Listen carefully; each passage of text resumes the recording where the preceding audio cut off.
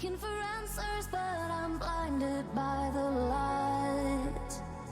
I'm lost in the music, can I stay here for the night? I promise I'll be gone in the morning, out of sight and out of mind.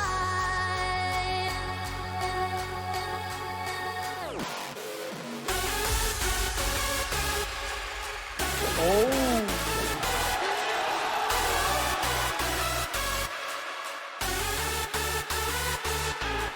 Too far down at the very least. Wow, oh my god, Finnish game, look at that!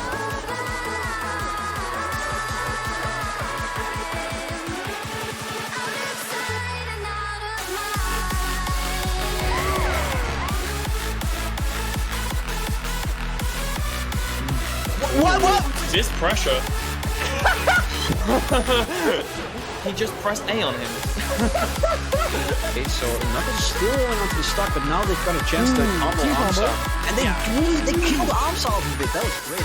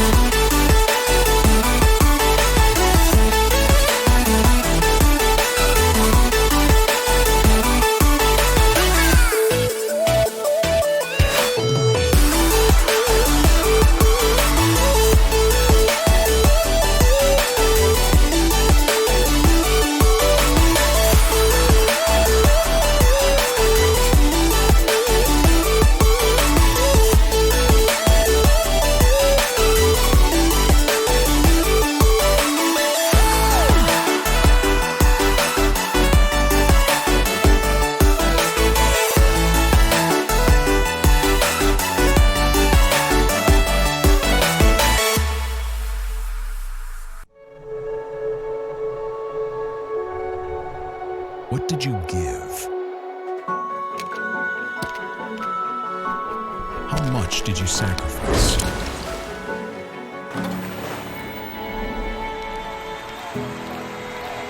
Was it worth it?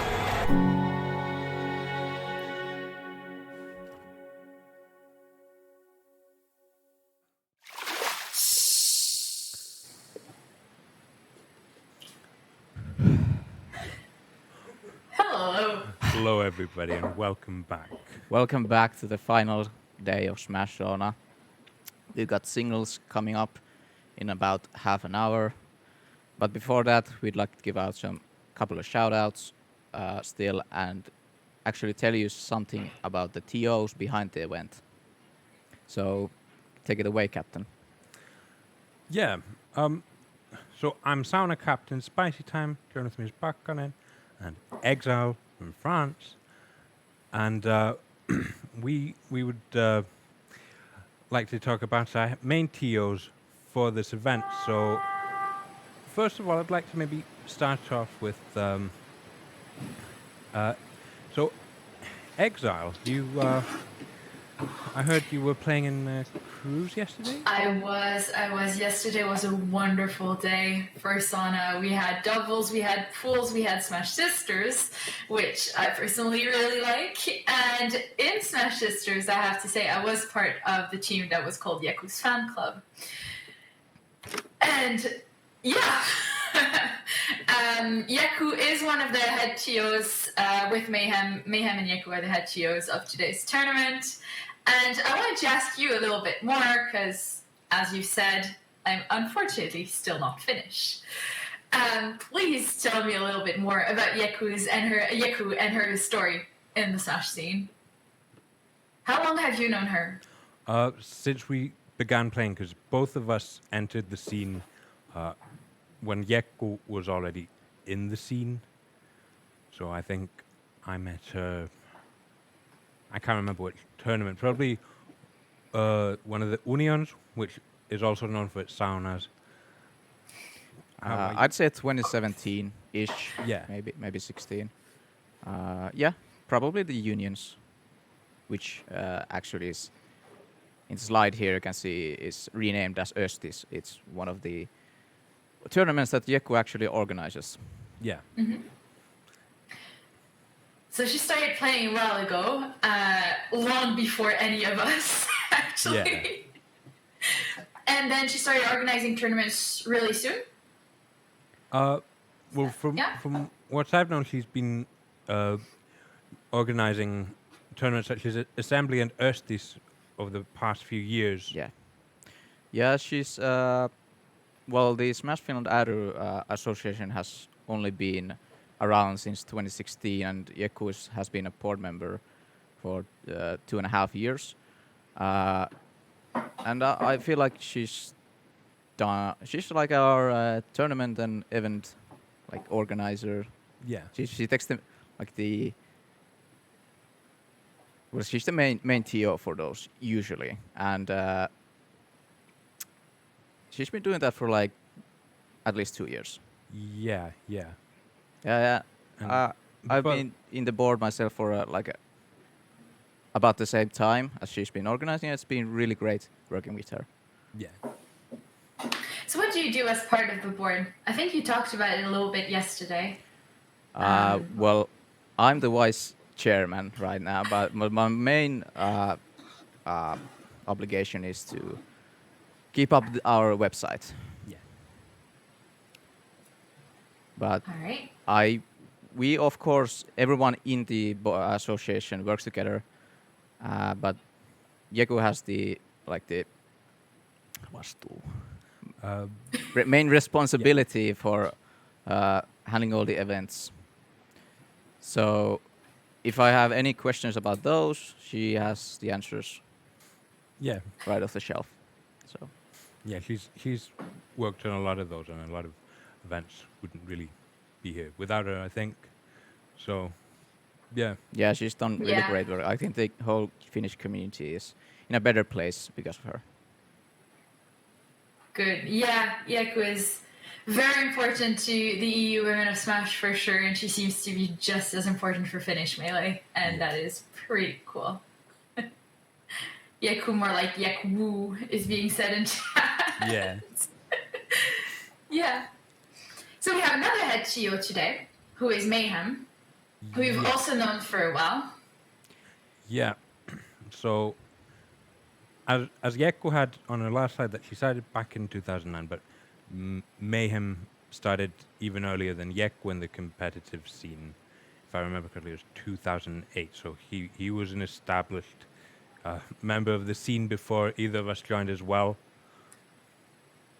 But yeah, I met Mayhem, I think, because I started out in the Scottish scene, and then when I moved to Finland, I met Mayhem at one of these Smash Fests, and I think I sat down to play him, and I think he four-stocked me for 20 games straight or something. It was a pretty good experience, I think, all in all. Yeah, I think I was four-stocked in the first set as well. So that's Okay, remind me never to play Mayhem then. It must be a nice experience being a new player in Finland and going to your first tournament and having your first gatekeeper. I mean, yeah. But Mayhem's been like PR number 1 for 5 years in Finland. He's been like top of the PR for like longer than that, like top 3. yeah. I think he only lost the spot back in 2018 to Paju. Yeah. And after that, it's been solo battle. Yeah. So Yeah, I think he started being first in the PR in 2013, which is before most of us even started playing the game, Yeah. which is just so much. And then, okay, so I see on the slides Yeah. that he is the head TO of Bob-omb Battlefields. Yes. Do you want to tell me more about that tournament? Because I have heard so much about it, and so many people telling me, oh, it's the big Finnish tournament that you need to know, etc. Yeah, it's a tournament. It's organized really close to where we're at the studio now. Actually, it's and it had the same like Trade Gamers and Smash Finland cooperation in it. Joined together, yeah. And we had Tekken 7, we had Smash Ultimate, and we had Smash Bros. Melee there with over 200 entrants, and it was quite a quite a lovely tournament. I can't remember how many setups there were, like 30, 40? There was a lot, and I think it was the record for the biggest Smash tournament in Finland. Yeah, I'm not quite sure. I think so, yeah. Yeah. Maybe. I think we're going to talk about that more this afternoon, though, Yeah. won't we? Yeah, we'll talk about that later today. Fair enough. So yeah, Mayhem, Yaku, what a wonderful duo. Those are two people that I really, really respect. Like, I don't know a lot about Finnish Melee, but when you tell me about Finland, I think, yep, Mayhem, Yaku. And that's pretty cool. They're amazing TOs. Well, as you've seen this weekend, they're pretty amazing TOs. They're doing something really great with Smash Sauna this weekend. Yeah. And that is so nice. Also, big shout outs to Mayhem's dogs, Kippari and Kirppu. You saw them on stream yesterday. They were running around here. And they also have their own Instagram account. I can't remember to plug the name of the Instagram account here, but Oh they no, do have we need an someone in chat to find the account and post the link in chat. Maybe Mayhem can tweet it out or something. Yeah. Yeah. Some real valuable Melee content here. This is why we're here. This But is yeah. why we're part of a community. Dog photos. Yes. Yeah. But yeah, I have to say that's one of the things I also admire about Mayhem and Yaku is their dedication. Yeah, dedication and honesty is like are really defining factors of them, at least like from what I've seen. Yeah, I have to agree. So, anything else you wanna ask about Mayhem, Exile? No. Yeah. Love them. Love this tournament. Personally, I have to say Yaku is one of my favorite people in the entire Smash scene. And when I say one of, it might be the favorite person. I also really like Mayhem, although he is not a woman of Smash. So, Yeah, fortunately. it is unfortunate, but we'll get by. We'll get by. Yeah. I'll tolerate you all. It's fine. Yeah. Oh yeah, and I'll quickly plug that Mayhem does stream on Twitch as well, and he usually streams his tournament runs and yeah. Yeah, they stream their doubles runs often with Bayu, actually, Yes. as well. So those are fun to watch. They're a pretty high-level team. Yeah, they definitely Europe at least, team together quite a bit. Yeah. But yeah, So do we Make have sure any? to follow them. Yeah. So do we have any shoutouts or donations coming our way? we could go through some sponsor slides. Yeah. Sponsors and partners.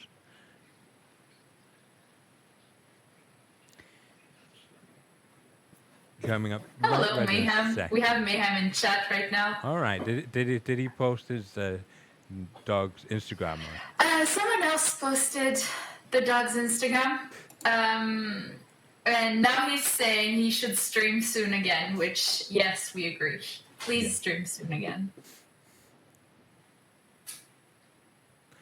All right. Sponsors. Well, okay. Well, I know the most about this, so yeah, Smash Finland Association dedicated to growing the Finnish scene and also growing a healthy community. One of the things I forgot to mention about Jekku was that she was one of the driving forces in establishing a non-toxic program for our association or our community. Yeah. Many board members participated in this non-toxic schooling program, where they were taught about ways how to improve the scene, lessen toxicity, which is very prevalent in a lot of unfortunately in a lot of gaming communities. Yeah. So shout outs to Yeko for that one. Yeah, And definitely. yeah, What a hero. Again. but other than that, we've got Treat Gamers. You can go ahead Yeah, and take this one. it's a student association, student-run community or like association. Runs a lot of different esports events. So there's like a sort of academic CS GO, and then there's League of Legends, and Smash Bros. And they have once the Corona stuff is all gone, we'll have weeklies again, hopefully through them as well. And as you can see, they also were in the organizing and production of Bob on Battlefield. So, shout outs. And then next up, we've got Kummit ry. A lot of people have been wondering how to pronounce this over the weekend, and I cannot blame them for getting it wrong. But it's Kummit ry. Yeah. And yeah. I'm not gonna try. Yeah. But yeah, all of your donations that are donated throughout the weekend go towards children's hospitals to make sure that the stay of patients at these hospitals is a little bit nicer and the experience is a bit better for them. So it makes their care better. So shout outs to everybody who's donated, and please donate. You Yeah, can shout see- outs for all the donations. It's super important. It's an amazing cause. It's a way that we can play Melee and also do good for the world, which is a good mix. So Yeah. definitely something we want to encourage. I personally really appreciate that we're doing a lot for for the community at large. When we organize those same tournaments, the past few editions have been charity tournaments, and that's amazing. So let's keep it up. Yeah. ! Donate in the chat. And the next up, We've got Same circuit. Heat Yes. online. Coming up, it's the next same circuit tournament. The last one to qualify, get points to qualify for the Smash Summit. yes. So that's really important. I know I was in the offline feed when it happened in 2018 or 19. And it was a great tournament. Great TO team. It ran really smoothly. There was like multiple brackets for different levels of players. So definitely check out the next same circuit tournament. Yes. I believe that Fate will also have several Minecraft side events, which is a very interesting way of approaching things.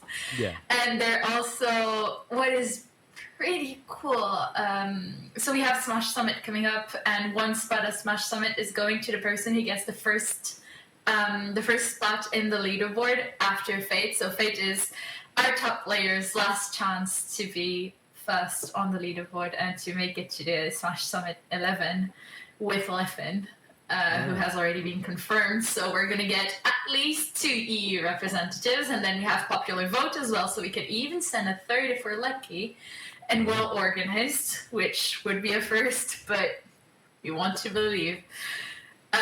So yeah, Fate is amazing. It's I haven't had the chance to go, unfortunately, last year, and it is one of my 2 years ago. It is one of my biggest regrets because everyone told me it was absolutely incredible. Right? And so we're gonna have singles, doubles, the whole tournament experience, but we're gonna have so much more around the tournament itself. It's gonna be pretty great. Yeah. Yeah. So does the captain know how to pronounce? No, isn't it a French word? Yeah, I think it is. Okay, that is a very good question. So I have the answer. I can let you try it. It's a French word. Okay. Fit. Okay. Except English people took the French word and they don't speak French. So I don't know how it's supposed to be pronounced because So you try. they're organizing. I mean, I'd say fate. But I believe it's Fiat. okay. I could be wrong though. It could be anything. It could be anything. In Finland we just call it fete. So Fete. Yeah. Fete is fun. Let's go on to the next slide. Yeah. So we've got the next tournaments coming up. Please mark the dates down, especially the next one for Yeah, that one. that one. Yep. And let's get and Gommel online. Get Gommel online. online. Yeah. So Gommel Canadian series, biggest tournament series in Canada, one of the largest in the world, of course, usually in Toronto. Except this year, well, we know what's going on. So last year they got cancelled pretty much last minute because it was supposed to be at the beginning of May. And it was cancelled at the end of March because COVID. Which really sucked. But this year, not only are they coming back online, but they're also coming back with a special EU bracket, which is amazing. It's free. We get to play at Gommel and get on my line this year, not get on my level as usual. Yeah. And that is such an amazing experience. I highly recommend signing up. I mean, it's free, so why would you not sign up? And just live the whole US major, well, not US, North America major tournament experience for once, even if just online. Yes. And next up, we'll have the big one by the team behind Rollback Rumble. Yeah, 6 days of Melee. They'll have it in many different continents. The EU one is July 9th till 11th. So please sign up to that as well. Rollback Rumble has been great to spectate. It looks like a great tournament, so please sign up for that. Yeah, it's a pretty busy calendar on those 2 coming months with, of course, the same events, but also those North American events that are being adapted for the EU. And that means that we get like 2 majors a month for quite a long time. Yeah, it's been a while since we had this much Melee. Yeah, we could get used to that.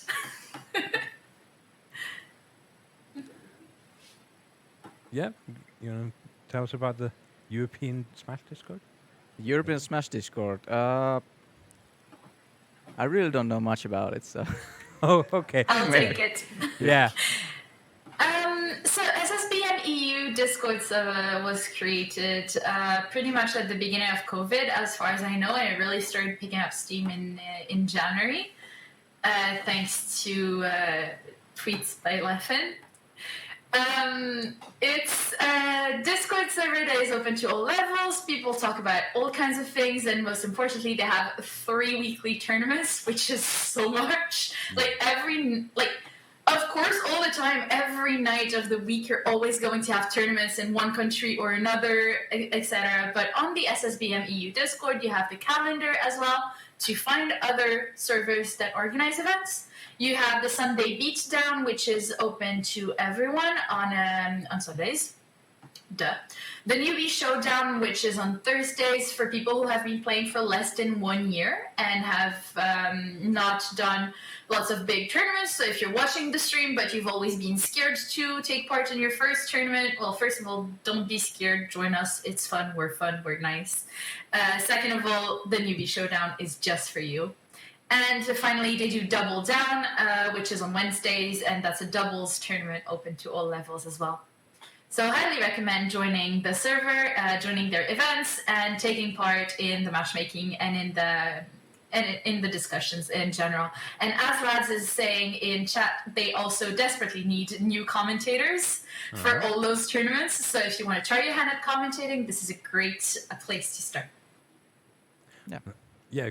We had some new commentators on the Sauna Online, so if any of the commentators are watching, please check this out. Yeah. And then Corner's Academy being talked about.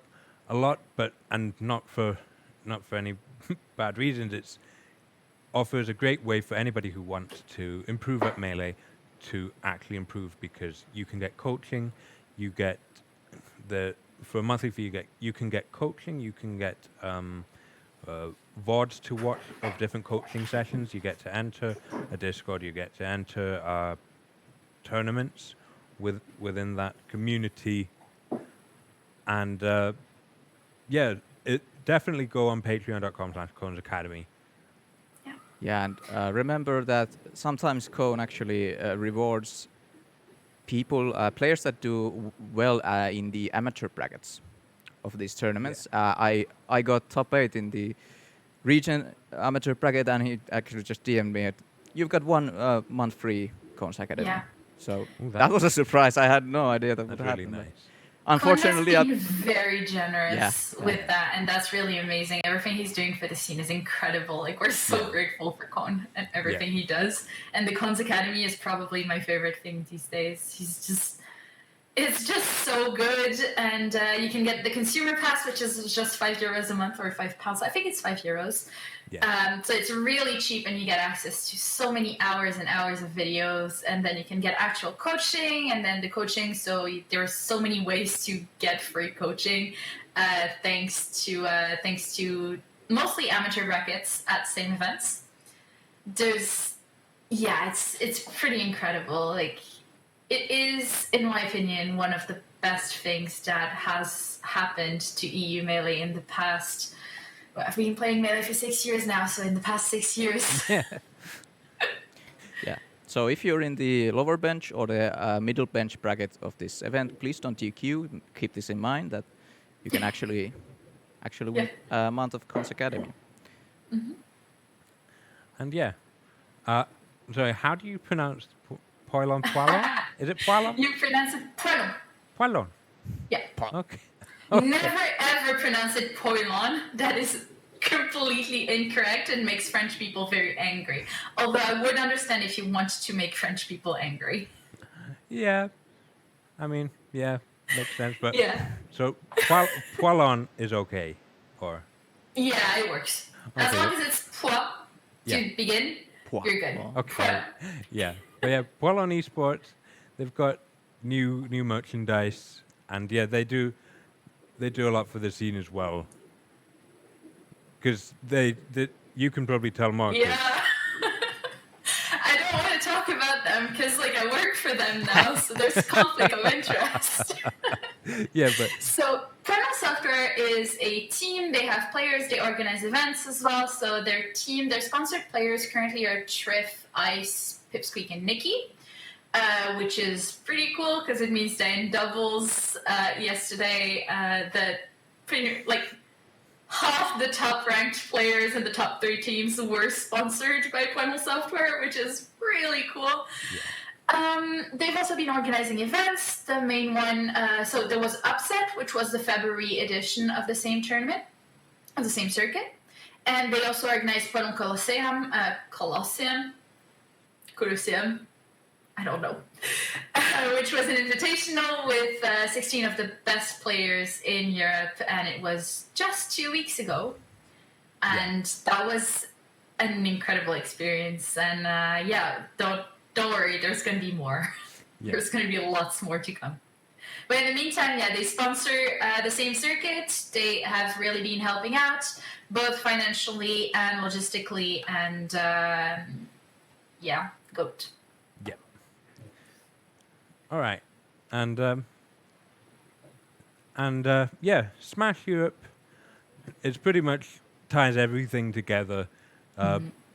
Please give them a follow on their social media. They've been just tweeting out all this stuff about this event. That it's just quite a bit of work that goes into this, and Huge shout outs to Jory again for maintaining all of the social medias for Smash Europe. What a legend. yeah. Yep, and that was it for those slides. All right, we got one tweet coming right up. So, Zorg. Ooh, hot take. do you want to read this out, or? Hot take. Captain Falcon is the lamest character in Melee. And if you think he's hype, you're stuck in the past. Well, what do we think about this one? So, you know that there's that meme where there's like the X-ray of the brain, Yeah. and it goes like this. Oh yeah, you get. There's like more levels big- where, Yeah. like the dimmest one is like, like Sheik is lame or something like that. Yeah. Where an easy character is hard to beat, or a more easier character to play at the beginning is hard to beat. So, and it goes down and down, down, and at the end there's Captain Falcon is lame. Yeah. Then you know you've reached the top level. Yeah. Then you don't even need to play in bracket. You know you're the Yeah. best. So Yeah. I guess this hot take takes its truth in the tech chasing Falcons that literally kill you off one grab. So I can imagine some top players being really, really irritated by that. So Yeah. Yeah, I think he's just jealous because he's not as cool as Falcon. Like, it's just that's true. Yeah, I think Falcon is just like it, like a lot of stuff you can like super flowchart, and it's like, and then it comes down to like, is the big fiery bird and the electric effects that cool? But I don't know. I used to think Falcon was kind of lame, but honestly, I think just for having those effects, Falcon is pretty cool. Helmet Man goes fast. But we offer freedom of speech, and if you want to share your hot takes, Yeah. then you can. We will just tell you you're wrong. I will say though, NTSC Gentleman is lame Okay. Okay. because it's harder to do. All right.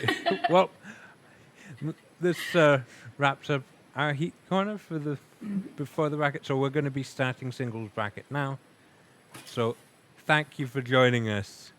Yeah. Thank you so much, and enjoy bracket. All right. Take us away, Captain. Play this record as frequently as possible. Then, as it becomes easier for you, play the record once a day or as needed.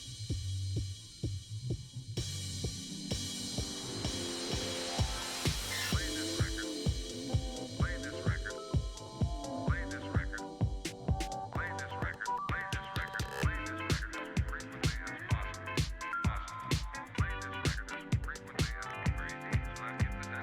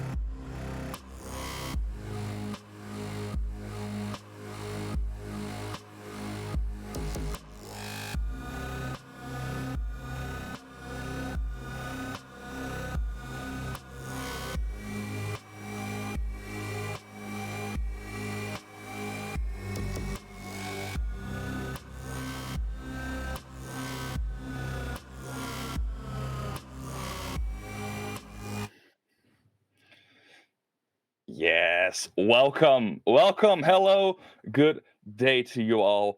Welcome to this final day of Smash Sauna Online, the Super Smash Bros. Melee tournament, the hottest one in the circuit. My name is Dagobert. I am joined by Chase, excuse me. Hello, everybody. Nice to see you again on the final day of Smash Sauna. Whew. It's a big one. I was looking at the bracket earlier, and there are still some pretty big killers out there today. And we're going to be your commentators for this upcoming block. I'm really excited to be here again on the stream, of course, and to commentate on this wonderful event for a wonderful cause. And if you haven't, or if you haven't seen it, I already saw a link in the chat earlier. This is, as I said, for a good cause, for the Finnish child hospital organization, Kumit Aru, as I believe it was pronounced. Yes, ! Donate in chat. Yeah. We'll drop you a link. Go to there. If you got a bit of spare money at the moment, it's a great cause. Just donate what you can. You know, support the tournament, support the charity. It's just a good thing to do. You know. Yeah, it's you get Melee, you get a good cause. What more do you want, man? What more do you want? Exactly. So I believe we are still setting up the first match, and it's going to be an interesting one. It's going to be Maxi versus Yogurt, which is going to be, if I believe so, Jigglypuff versus Marth. And it is quite of course, it's a common matchup. It's Jigglypuff March, but it's also, it seems to me that like it could be a pretty tricky matchup, or at least a tricky starting match. Yeah, so I think for years people have thought that Jigglypuff is like just far and away the best person in this match. Like, you know, Jigglypuff just wins. But Yeah. I mean, I you know, from the start, from my first, like when I first started playing Melee, I had this Marth main always tell me, "Now Marth has no losing matchups. He's the best." And you know what? He's right. Like, I think Marth, like, if the Marth knows what he's doing, there's some stuff. You know what I mean? Like, he can still style over him. Yeah, of course, it's still Jigglypuff, so one mistake can basically mean the end of your stock. But in my head, you should be able to at least keep her out a bit better than most characters, and really prevent that game from exploding into your face. yeah. I'd presume. It's kind of two characters with very heavy spacing options, right? Mm-hmm, So you're gonna get a lot of walling each other out, but then when they hit, it's explosive. it's boom, boom, boom. You know, it's big punish, and that's where like it's kind of the neutral's important, but converting off that neutral is where it's gonna lie. You know what I mean? Yeah, it's like finding that one opening, but tearing that opening, just ripping it apart. Like, you need to do that, or else your opponent is going to do that. So it's kind of, it would seem that it's going to be quite a as you said, a walling kind of neutral type of game. What kind of stage would you expect for the first pick? So I'm just trying to think. In this stage, you obviously got your kind of extremities. You've got your Puff probably doesn't want to go to Yoshi's, and your Marth probably doesn't want to go to Dreamland. I would say that FD is still very Marth favored, which kind of leaves us to like Fountain and Battlefield probably. I think Stadium is still very much probably Marth favored, right? Yeah. So I guess Battlefield's probably the most neutral, right? Like the only that just seems to make the most sense. But I also don't know what kind of player Yoga is. Yeah, so we'll see. Fair enough, especially since like Battlefield is basically the go-to starter for most people recently. It's the place to be for game number one. I also looked a bit at the players, and Maxi from the UK having a pretty solid record lately, having some really good results, and showing that he is out there. And Yogurt, he's actually been away for a while, right? Like we haven't seen him. He kind of like quit for a bit. But he came back pretty strong. I mean, to be expected, he's one of the best in like the region. Yeah, it was a long break, and then basically he came back with the upset. I believe he got just shy of top 32, like 33rd or something. So he did pretty well there, and still beating some pretty good players there. And then now he is in the winner's side of top 96, which is also a good accomplishment. That seems a lot. It sounds like kind of small, but it's still super hard seeing how many people are practicing Melee, how many good tools there are for improving at Melee. Like getting top 32 is insane. It is. It's insane. Like, seeing what kind of matches we have for winners round 1. You know, like not just for the qualifiers for top 32 or for top 8. No, just winners round You 1 like in we've top just woken 96. up, you know, like it's like Smashers. They didn't wake up till literally 10 minutes ago, right? They rolled out of bed, and now they got to play some of the best melee they ever played in their life. Round 1. Like, Yeah, you got to wake up. This first round's insane. It's a kind of slap in your face you need when you wake up. There currently are already some matches being played. Some ones I quickly want to shout out is I have Cali W versus Larstar, which is a interesting one that I want to keep on the background open. I also saw that Professor Pro already got in the upper bracket, or at least a match further because of a DQ, so he is still in there.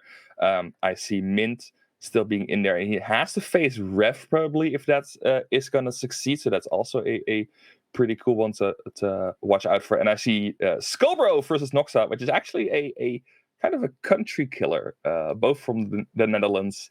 Both players really showing what they have gotten, especially Skullbro lately with a lot of good placements that are still some big names in the bracket. Yeah, he's really high up on the actual overall rankings at the moment. If you go to samecircuit.eu, there's like a table, and it just shows you where everyone's standing. I think Friends at the top of the moment, but Skullbro is like top 16, which is just not a name you'd expect that. It's crazy. He's just because he's had just really solid performances and really consistent ones, right? So he's been getting like maybe not top 8 every event, but he's been getting like top 13 or whatever every single event, and it's really just pushing his points up. Yeah, it's basically that every same circuit event he has entered, he has gotten either top 16 or barely out of that. You got 13th at Valhalla, you got 9th at Phoenix Blue, 17th at the upset though, but still that kind of performance, while not being the topper most player in the European scene, and with Dr. Mario. So that's an insane accomplishment to make, and that kind of shows you how variable some of these players can be, like how much of a difference they can sometimes make with the good practice and a good mindset. Yeah, for sure. And again, it rewards, like, you can see that the work that they've put in by entering every single one of these, and by just like the practice is going in, and the results are showing, right? We'll see how well they do today in the bracket as well, and I'm just getting the ranking up to see who else kind of on that list. It's kind of other people that you might like. Okay, look, Meaty's at 14th.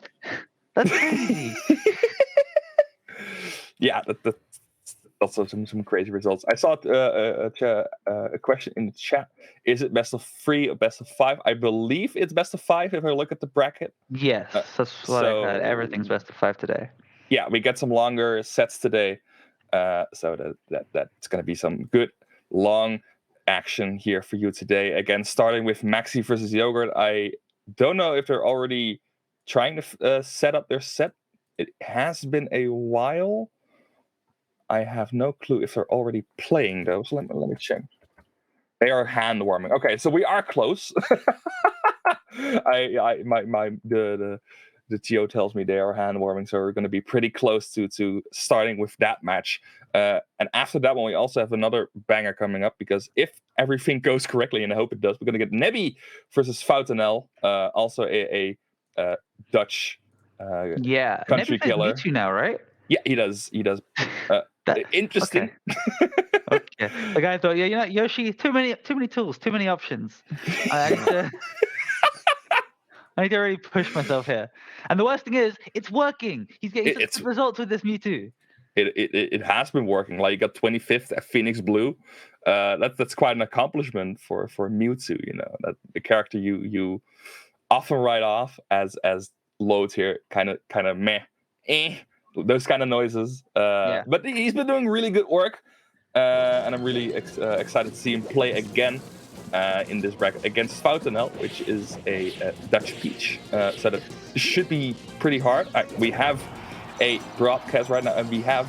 we're getting straight into it. And Maxi going for their Zelda instead of their... This is a legitimate character, by the way. Maxi's Zelda is so good. Okay, interesting. I think I've never seen this character in action. Yeah, I don't know why. But okay, so here's a big thing, right? And I know that you know how like every Moth main pretends they have a Roy? Yeah. Every Puff main pretends they have a Zelda. She is just bad Puff, but Yeah. Maxi isn't pretending. Like, look at this! Oh my god. He already lost the first stock, but that backer is going to make quick work. Ooh!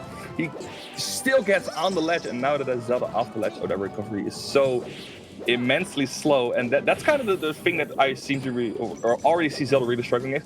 Zelda is, how do you say it nicely, really slow in the air and on the ground, and then Marth having a good dash speed, having a decent airspeed, and then having those large disjoints. It makes it really difficult for Zelda to get in. And your main tools seem to be those lightning kicks, that forward air and that back air. And if you can't really get in, then how are you going to land those kicks? You already see that. Yogurt is basically already lapping her in percentage. That forward smash, though, not going to do it still 162%. Yeah, this is actually pretty much recognized as one of Zelda's worst matchups. I don't know why I know that, but I do know that this is actually like her worst matchup. Yeah. And something Moth can do, which you shouldn't do, but if he literally stands still, Zelda has no... Like, he can just reaction swing in any direction to cover whatever she's doing. Yeah, basically. Yeah. It should be like a forward tilt or an up tilt away, but that forward air actually gonna take the first stock for Yogurt. Taking a deep breath here. I am not gonna lose to the Zelda, I guess. Yeah. Maybe Maxi's just trying to flex to the stream. If he gets 2 or 3 stocks, I'm expecting the path. Maybe, game 1 in a best of 5. Yeah, you can play with stuff. Yeah, it's like you get the stage kind of pick, and then you can just try to switch it up. Maybe this is some to just warm up your opponent. That up tilt barely gonna do it though. And now Maxi at his last stock on Battlefield here with the Zelda. Pretty rough spot. Yeah, it's kind of expected, as you said. This is her worst matchup. Oh, that's so slow. Nice like that. coverage though. Yeah, I don't know what he's trying to do with the side B, but everything else very solid. How is that gonna hit? How is that actually gonna hit? And tries to get some dash stacks in to keep him off the stage. That's basically where Maxi seems to be in the best position possible to get with those dash stacks, get him off stage, and try to then edgeguard Marth. But that forward smash is gonna say no. We're gonna take game number 1, get that Zelda out of there with a free stock actually. Yeah, so very strong start for Yoga, especially definitely the lower ranked player of the two, right? So this is a win that you definitely want under your belt if you can get it. And if you're getting it handed to you with a Zelda, then you take those. You take every single one of those. Hey, there's on Smash G it says you took a game, so you took a game. That's it. Numbers don't tell you the characters, right? A 3-0 is a 3-0. Nah, I don't care if it was 1 stocks or 4 stocks. A 3-0 is a 3-0, Yeah. We'll see if Maxi decides to commit to the Zelda or whether or not they go for the Puff. Maxi's Puff is insane. One of the craziest Puffs I've ever seen in my life. Incredibly aggro. So we'll see. But, if they're having fun with Zelda, they're having fun with Zelda. Yeah, if you're having fun, you can just try it out. But there is going to be one point where you need to realize, all right, I want to have fun, but I also have a bracket to win. I want to win at one point. So maybe getting the Puff out of there is a smart decision to make. That also makes it kind of difficult to predict what kind of stage we're going to see, because it could be either thing. If he just wants to mess around and take a bit of a gamble to get... I can take a reverse 3-0. If you want to take that gamble, then sure, take another spin with Zelda. Sure. But yeah, sure, why not, dude? Why not? But you saw that Yoed is I don't want to say prepared for that, because who prepares for Zelda? But he he is sort of ready for it. He is sort of ready for it. Yeah, which I'm pretty sure as a Moth player, to be ready for it, you just need to know how to play Moth, have some basic fundamentals and not SD. But, okay, we're going back in. We're staying Zelda. He is taking the gamble, my man, not scared. He is not scared to make a reverse 3-0. So, I mean, that is what it is.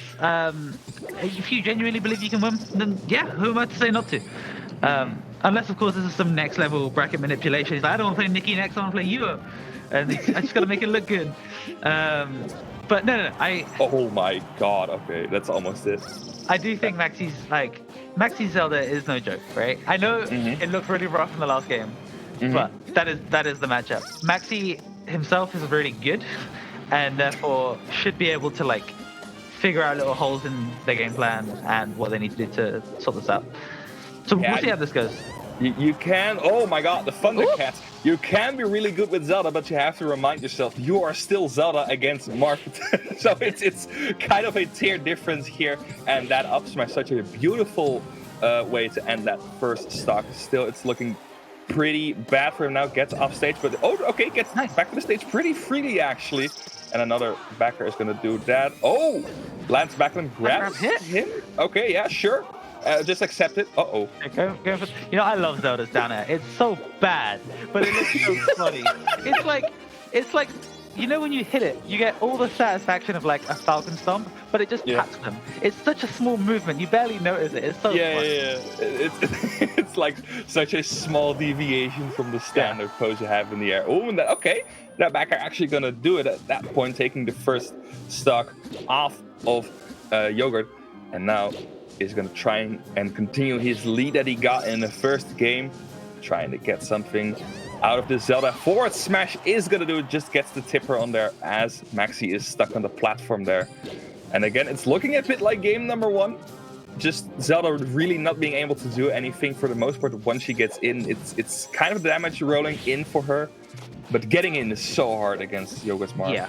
Yeah, and honestly, even once you're in, her combo game isn't great. She's mainly fishing for the stray hits on her forward air and back air, right? Or there's a few ways to set up for them, but there's not many, and it's kind of rough. Like, what do you do at this range, right? Like, I can get you. Like, it's still FOD, so it's basically the smallest way you have. Oh, actually, that saves him. Actually saves him, sends him back to the stage. Okay, then, Zelda. Okay, and that lightning kick is gonna do it. Already further, already closer to that win than game number 1, I guess. Yeah, so if Maxi gets like a big old, like a couple of good kicks right now, is honestly an even game. You know what I mean? Like, this isn't dead.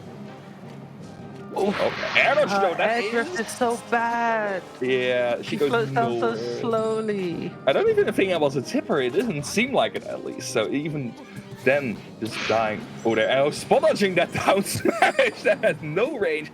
Getting the back throw in, though. Is she going to take the edge guard? No. She's going to grab herself instead. This is his final stock, though, so he has to watch out. That's another thing you're seeing from Maxi.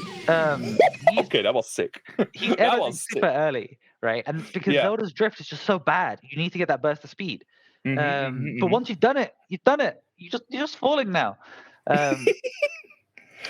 So 2-0 to Yogurt. Definitely an improvement over the first game. But you know, come on, Maxi, give us the puff. And it's not often you'll see me asking someone to play puff on stream. If anyone was ever gonna do it, I'm literally on my knees. Get the puff.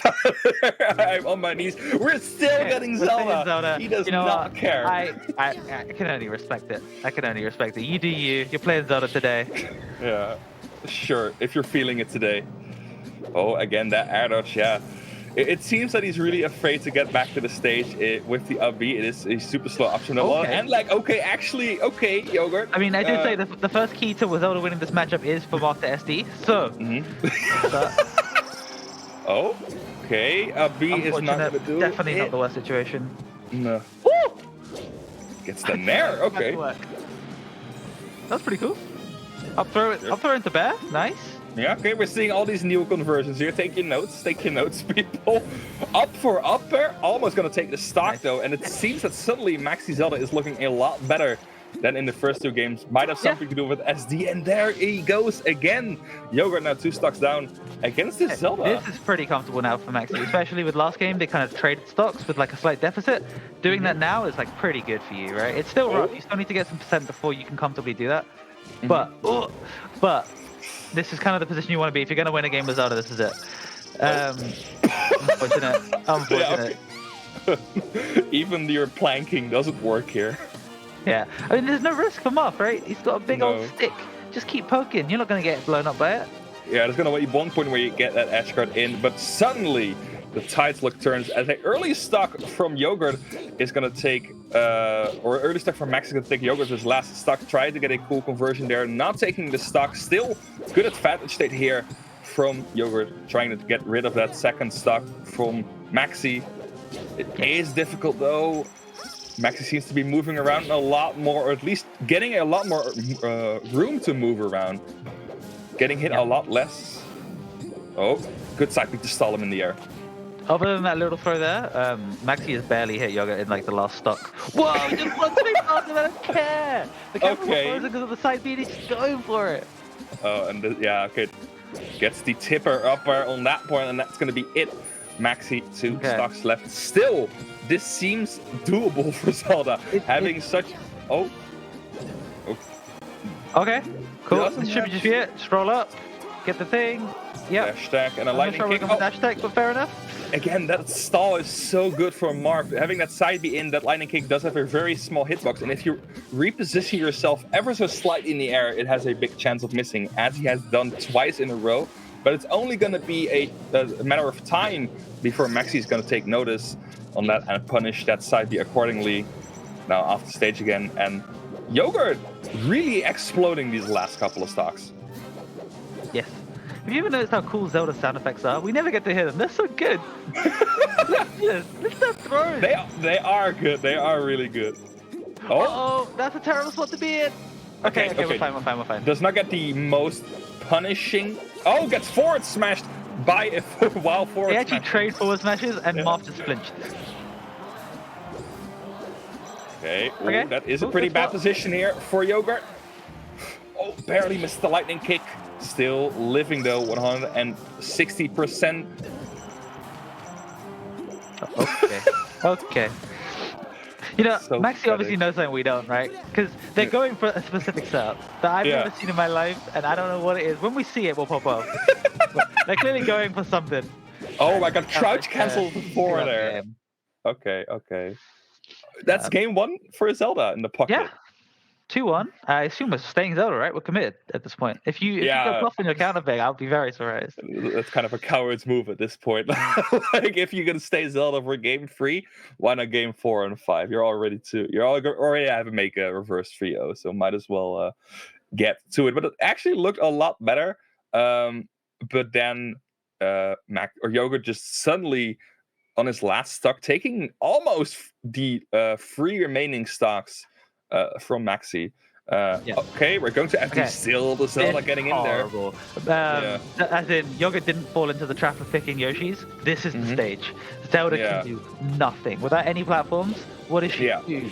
That thing I said about standing still, it amplifies so much. She has no way of maneuvering around you. She has no speed and no platforms. Like, just wall her out. It's such a good counter pick. Yeah, how is she gonna get off the ledge? If Marv plays optimally, how is she gonna get from a ledge? That's like the big question I have here. We saw her already in the begin, but then those lightning kicks just save her from a pretty awful ledge situation. Tries to get another way in. Forward smash, pulling him towards her. Okay. That's amazing. Forward smash setting up for the grab. I think I've never seen that in anything ever. But it works out, and he gets the first stock of it. This is ridiculous.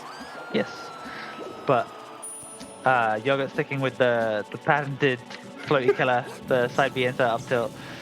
Big forward smash combo. Have you? Speaking of big forward smash, do you know what Zelda's up air actually looks like?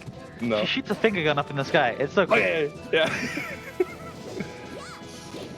Oh, but why? The side B is so pathetic. Why is he is setting up for something. There's definitely a setup that we've never seen in our lives, and it's gonna blow our minds.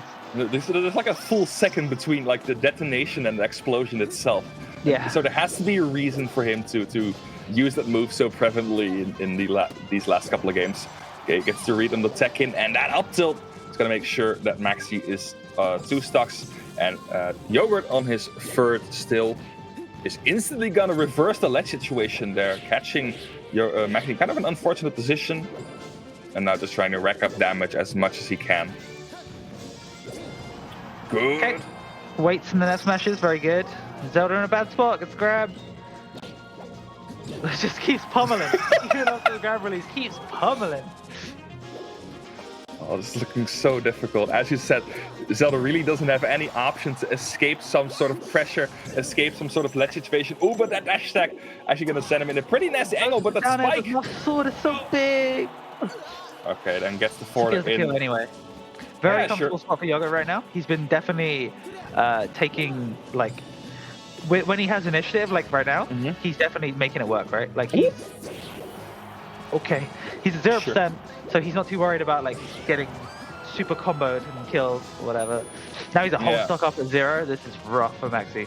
This is rough. I think I've seen Maxi do this game a lot. Is just forwarder and backer out of disadvantage to try and get some sneaky hits. And you really haven't got anything else, so you have to do something of that. And it has reversed a couple of situations before, but now it seems that Maxi is just taking a bit of a struggle to get in. Yogurt trying to pull this defensive wall off. Yeah, he's found 3 dash attacks in a row, and like they're not just like they're not like bad Peach main dash attacks. He's actually found the spot 4 in a row. He's found, like literally, he's whiff punishing Yogurt every single time. It's so good. If his character was slightly better, this would. Whew. Every time Yogurt wants to full hop and then falling aerial, he gets punished by that dash attack. The rising aerials get caught by that forwarder. Oh my god! Again, last stock situation for both Maxi players. has closed up a lot of the deficit, but it's still extremely rough. It's still Zelda. Yeah, it's still Zelda. You say 50%, but you're still at 100 and you're off stage on FD. Oh! Actually juking him there with the teleport, landing behind him instead of in front of him. Mixing him up so badly. Power shielding that forward there is not going to be enough to get him in a good situation. Forward smash is going to send him almost straight up. And that is a 3-1 for Yogurt. Despite the Zelda actually doing some pretty good work in the last couple of games. Yeah. Interesting. Yeah, I think Yogurt should be very happy with that. He beat, like, yes, it's a Zelda, but it's a very good Zelda. Like, it's a very good player playing, like, and it's an actual secondary too. It's not just a dumb troll character. So you gotta feel like you gotta feel pretty good about that. He's moving on to play Nikki next. Yeah, that is also going to be that's. Suddenly you go from Zelda to Fox, like it's a world of difference you have to play against. So he has to kind of mentally prepare for that, I presume. But still, good stuff from Yoga there, advancing through the bracket. We are probably going to. I think the match we were talking about next is already being played because we currently had, or originally had Nebby versus Foutanel on the schedule. That is already being played out. That is a free one for Foutanel, advancing through the bracket, having to face Tisk after solo battle DQ'd. So Tisk going to have to face the Peach main from the Netherlands there in the winners round 2. I am going to look and see which match we're going to have next. And it looks like it's going to be Rix versus Humpe. Yeah, which is kind of the polar opposite of what we just saw, right? Like, it's going to be way more fast-paced, way more like big punishes rather than straight hits. Very exciting to see. Very, bit of a switch up. Bit of a switch up, bit of a more common matchup as well. We don't have to kind of be surprised by every move Zelda does. So it's going to be the classic, I believe it's Fox Falco, the classic Spaceys matchup, and it should be a bit more aggressive, as you said, than the last time. And the winner of that has to face King in the winners round 2, winning 3-1 over Askafling. So there's going to be another Falco for Rix potentially, or we're going to have a Falco Ditto, which seems to be one of the most common online matchups for some reason. That's it. The Falco Ditto. But sure. So Rick's the favorite in this matchup for sure. He's like definitely solidified himself as like one of the top probably 16 in Europe easily, right? Maybe top 10 at this point. But Humpet is very good. I haven't seen so much of him lately. Do you have any insight on either of these players? I actually looked up Humpy a bit, and I haven't. He has been participating a bit, especially in the same circuit. He is participating a lot, entering Valhalla, Phoenix Blue, and now Smash Sauna. He has been doing really good in the circuit. He got 17th at Valhalla, actually getting 9th on Phoenix Blue. So he has some pretty good results under his belt. So he has been doing pretty good. There is a bit of a gap between tournaments, though. So it's kind of a recent return, I guess. So he has been making that work, has been doing some good work. But now he has to face against Rix. Oh. Okay, the voices in my head tell me that everything we just said, you can forget it. Don't worry about it. We can have Yappy versus Max first. Yappy, we've seen him a couple of times in the circuit. After a long break, he is back for the circuit. The Dutch Captain Falcon player, having some really good results for being away for such a long time, being inactive for like a couple of years. Yeah, he disappeared. Everybody he- got better, and then he came back at the same level. It was insane. He got like 13th on Valhalla, 9th at the upset, and 17th at Phoenix Blue. So also being in the upper part of the leaderboards as well. Now having to play Max in this winner's side of the bracket. So it's going to be a pretty interesting one. Of course, Yappy is always a pleasure to see. Yes, such an Max as well, outstanding- big up and comer at the moment. Mm-hmm. He's like not on the current UK PR, but obviously that's very out of date at the moment. Mm-hmm. So he's like one of the strongest players in the country right now. He is like, he's just winning or like placing top 3, top 5 in everything in the UK right now. Okay. So we'll be very interested to see how this works, especially with like Sheik Falcon. Typically a rough matchup for Falcon. I know they're figuring it out in the last few years. But yeah, it'd be really interesting to see. I know he's got a really solid win over Levinki recently. Mm-hmm. So he's definitely going into this feeling very confident. I know he's very like he's not adverse to making upsets. You know, he's done it before and he'll happily do it again. Yeah, a thing that I think I mentioned on an earlier tournament is that I've spoken to Yappy and he says that he is really comfortable in the Sheik matchup. As you said, it is considered a pretty difficult matchup for Falcon. But Yappy seems pretty confident in the matchup, having some good wins over top Sheik players, having a lot of Sheik experience as well. And that kind of can shake things up. Because if you have a Falcon that knows the match, like if you're playing Sheik and you play against like your local Falcons, you kind of get it in a sort of pattern where you can beat them down because it's still Sheik Falcon. But suddenly there's this one man who is understanding everything you do and knowing what you're gonna do. That is such a difficult switch to make because basically you have to deviate from what you usually can expect to do against a Captain Falcon and kind of reinvent the wheel during this set, I presume. And Yappy's such an explosive Falcon, right? Mm-hmm. Like getting hit by him is so tilting. Like you know, oh, I'm at 20%. Oh, I'm at 80. Oh, I'm neat. Okay, cool. Yeah, sure. It's ridiculous. I am dead now. I have exactly. disappeared. I have disappeared. And I don't want to do the classic and assume, but surely he has loads of like AMSA experience, right? They must have met each other in every tournament, like for years. Like he cannot be uncomfortable against Sheik at this point. Yeah, and especially with Sheik being a really common character in Europe. There should even the old guard. There has a lot of there were a lot of Sheiks back in the day when Yappy was fully active. So that matchup has been like aging like a wine, I presume. Just having so much experience over time. And we're getting into it. Just the thing you were saying, like a really weird thing is, I don't know, maybe I'm imagining this, but ever since we switched to NTSC, the Sheiks, where have they gone? You think they'll like flood out because they're so much better now? But yeah, I don't know. I can think of like 3. Yeah. they suddenly have vanished. There are still quite a few active, but as you said, since NTSC switched, there's been kind of a decline. The spaces have reigned supreme for the most part, I presume. Yeah. As we go into this first match. Oh, and Yappy already in a bit of trouble, actually, having a lot of trouble staying on the stage and having some good positions to punish Max for this great advantage. He gets the forward in, and that's the first stock already in the books for Max, and a great needle to grab. Yeah, really solid play by Max so far. He's just basically abusing all the tools he has in this matchup and using his movement and like buttons basically to keep Falcon in check. And Yappy basically doing the same thing, to be honest. It just comes down to like, oh, great nair.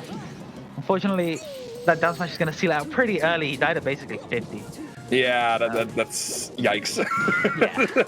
Especially since after you have so much trouble finding that first stock as Falcon, losing your second one so early is, that's a big yikes. Now gets the tech chase in. Back combo.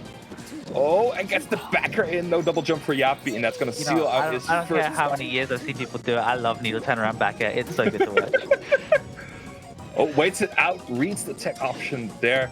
But sadly doesn't get anything out of it. Gets an up air though, but that basically has to force a reset to neutral. Stomp knee. Yeah, there we go. That was like the delay, right? He got on the platform, waited, then did it. Yeah, it was like the longest delay between a stomp I've seen in a while. Crouch canceling that Nair 1. Escaping that pressure. Oh, getting out of a tech chase situation. Very good. Good stuff. Oh, yo. So Platform that was the cancel. that was a shield drop bait. That's new tech Yeah. that we're like seeing kind of more recently. I'm gonna put it down to Professor Pro was the first one I saw doing it, and Max definitely have. I know he studied Prof, but yeah. We've kind of got into a weird thing with like the UCF and that everybody knows how to shield drop now, right? Yeah. So abuse it. Everyone's gonna just do it when you get up there, and just hit a button. Just expect that people are doing it. And now, suddenly, Yappy waking up. We're on the last stock. That's a good forward there. Great needle. From Max. Yep. Yeah, 4-4 there is going to close out the stocks, or close out this, the game. Still, Yappy kind of coming back in these last couple of stocks, having lost his first and second stock in a matter of seconds. Making it a final stock situation is pretty cool, as we're going to get into that replay. Beautiful game here from both players already. Yeah, look at this fat punish by Max. Yeah, Like, that was so sick. keep doing stuff like this, and you're gonna do really well. But you know what? Max from the present says no. Enough of that. I'm doing it again. Oh my god. Oh my Live god. action. Okay, great run off there. You see a lot of people do that. It's very Music King-esque, and people always mess it up and die. So it's nice to see him do it properly. Oh, messed up wave dash. Kind of an unpunished option there. Gets the Great down air. down Tries to get another one, but doesn't get it. Still Yappy in a lot of trouble. 151%. Is he going to make it back to stage? Oh, he is actually dropping that ledge hog there. Very tricky recovery. Nicely done. Now Yappy trying again to get out of the corner or get back into the game. No, that forwarder is going to make sure that he doesn't have 2 feet on the ground for the first minute of the match already. Yeah. Sheik's forwarder has so much venom in it. She slaps you with all of the hatred in her heart. You're gone. You did it badly. You go off at the dirtiest angles too. There's another fat punish. This is really what's making the difference. Like it doesn't matter that Yappy just started in a fresh stock, because suddenly he might be dead. Oh, gets a double jump there with the needles. And there Ridiculous. he goes. That was ridiculous. Already getting out of there with 2 stocks in the lead. Max making sure that Yappy does not have any rooms around it. Oh, that's a chain. That must be a misinput, and gets need for it. That's the first stock for Yappy here, but still Max looking so dominant with keeping Yappy on his toes and not really letting him play the game. Accidental forward smash. Doesn't matter because Yappy in the SDs. Oh no, this is looking so bad. Yappy trying desperately to keep Max in the corner. No, he's going to get reversed, actually. Getting thrown in the corner himself. Raptor boosting to get in. He's not going to get anything out of that. Okay, cool. Stump Big stop. knee. Oh, stump Doesn't quite nothing. finish it. That's fine. He's still part of the same combo. Kind of a deficit. It's pretty rough, especially because Max seems to be one-touch killing. But Yeah. Yappy, I know he's very capable of doing the same. Not if he gets grabbed first. Okay, rolls straight out. Double roll. He's holding shield and C-stick to the right. He's getting out of there as fast as he can. He has been doing a lot of rolls actually to just escape those tech chase situations or keep Max on his toes. Gets a good downer in. No, Yeah. Oh, the the upper is upper. going to beat him out. Okay, good stump. Gets in with the nipple hitbox. Tries to get a conversion out of it, but good tech there from Max saving his life. And now Yappy with a couple of good up airs. Is he going to make use of that? No. He's going to get 4 there. Now back at the ledge. Tries to get out of there with the Raptor boost. Still to no avail. Has to find one opening. Oh, but he gets open himself with that Nair. And it suddenly is going to be game 2 for Max there. And it looked like pretty even in the last stock situation. Like both players got their hand in. But this is the second game in a row where Max has been going off on this blazing start to already get rid of 2 Yappy stocks. It's a very dominant performance by Max right now.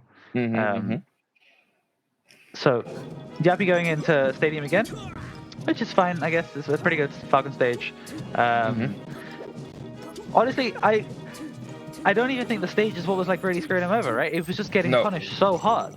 Yeah, it's like one mistake he makes, he just dies instantly. Or he just gets chain grabbed into tech chase so long that he doesn't really have anything to do with that. Good tech away there from Yappy, dodging that up smash. Uh-oh, but that up tilt grab is going to be it again. So tricky. Tech's in place twice in a row. That's going to be punished. There he goes for the up smash. Doesn't quite get it. Yappy escapes. But now he's back in the mix. Uh-oh, no double jump. Forward air needle. Forward there. Oh my god. Oh my god, that double jump getting caught by the needle so many times in this set. Burns him with the up B to get that grab in and again start to chase. Yapi only teching in place. Okay. Double jab. Interesting. Missing the up smash again. Doesn't really matter because he's still technically... Okay, we're back in neutral. Oh my god, Max just moving around the stage, not really having to pay any attention to what Yapi is doing, it seems. He can just play his own game for 90% of the time. Yes. Yapi stayed in shield that time on platform, so I'll be interested to see what that is now. Like, Yapi's clearly figured out that he's being hit every time he tries to shield drop, so we'll see if he continues to do so, and we'll see if Max noticed that too. Gets punished. He's off stage. This is such a rough situation to be in. Dodging needles. Yeah, getting on the ledge there. But getting out of that is the second part, and that dash attack upper is going to make sure that he does get out of the ledge, but into the upper blast zone. Now Yapi with 2 stocks left. Really desperate attempts there to try and get something in it, but it seems to be really grim at this point. Okay. Finally does something else instead of second place. Max doesn't care about your up tilt. He's here for his tech chain. Oh my god. Down smash. Forward air. No, does not get it. Yapi going high. Oh, beautiful conversion. Getting that. I think it was a down air. Into the up smash. And he's been grabbed. Uh-oh. Yeah, there it goes. Okay. Oh, gets the grab in return. 50%. Tries to get a read in on the tech in, but Max not giving him the solution that he wants. Now he's off stage. Clean this up here. There we go. Nice reverse knee. Closing out the stock. And now Yapi in a bad position gets grabbed again, and usually we see those grabs are going to lead to a lot of damage. They are not in this case, kind of missing the follow-up there, and again that second place from Yapi is going to get punished. Down air in the forward air. Oh, that's good, man. Maybe it's off. Oh, he's trying to do something cool. He wants another replay. I was expecting such an early up forward, trying to style in him, I guess. Yeah, I mean, you've got the whole stock. Yapi's at 130, and you've just been so dominant this whole game. He wants that smash Europe tweet right now. Crouch canceling the Falcon. That might be it. Oh, Yapi wanted to clip as well. Right. Final desperate attempt with that Falcon punch just to catch him off guard. And there he goes. Yapi getting out of the winner's side of the bracket with a quick 3-0 from Max. And that is exactly the kind of performance you want from Max, right? That's a good feeling. He was seated below Yapi to just 3-0 him and say, no, I'm amazing. And now he's going to go play Triff, which is going to be rough. Yeah. But if he keeps playing like this, he should have a decent chance. Yapi is no easy opponent to defeat as well. And he really looked flustered. Like he didn't really know anything, or he didn't really know what to do at that point. He just got so overwhelmed. Yeah. That's amazing. Such a good performance from Max right there. Yeah, it's crazy. He made Yapi look like any Falcon. You know what I mean? Yeah, that's a special ability, I guess. Yeah, it's insane. Okay, let's see. What you have up next. Skullbro versus Raul. We have the Dutch Dr. Mario facing Raul the Fox here. We are currently in winners round 2, so we already played the first part of the winner side of the bracket. Skullbro, as we talked a bit earlier, having some amazing results in these last couple of same circuit tournaments, really showing what he is made of. Getting to face against Raul in the winner side of the bracket is going to be a pretty big challenge. Raul also having some really good results, but also a lot of results. This man has been grinding his butt off. So many performances, so many good performances, and also making putting that work in to make sure that he is going to advance to the winner side of the bracket. But you never know. Okay, we are going to kind of mentally prepare for that. We're going to go having a bit of oxygen in our lungs yet. So we're going to go on a small break, but stay tuned for Skullbro versus Raul. We'll be back in a minute. Real quick, before you go, while you wait, go check out the ! Donate. Go help the cause that we're supporting here. Go check out everything we're doing, all the partners, all that stuff. Okay, and we'll see you in a few minutes with an excellent matchup.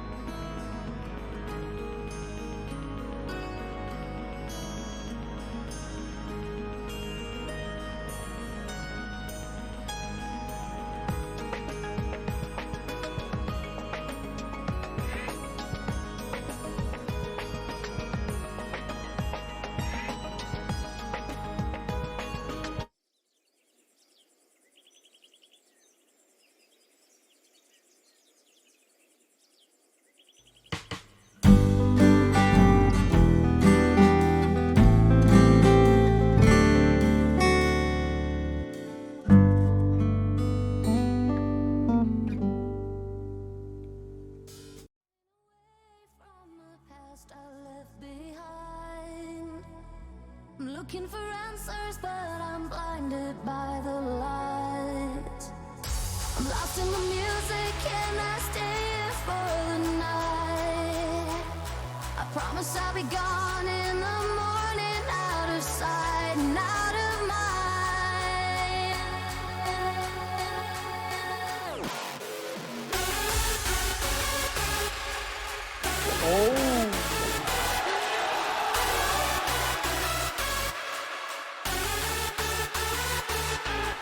Too far down at the very least. Wow, oh my god, Finnish game, look at that!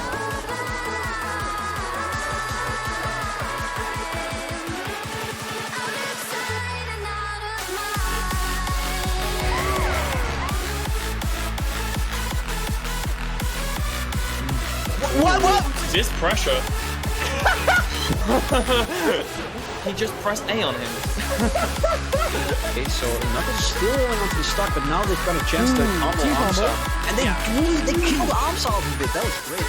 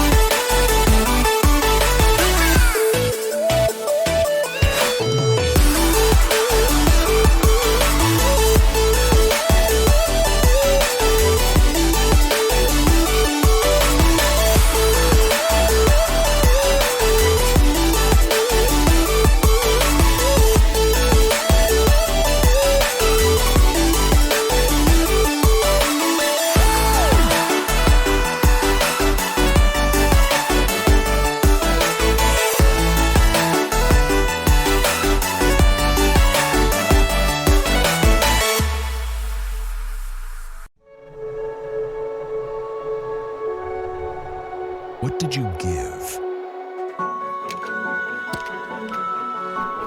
How much did you sacrifice?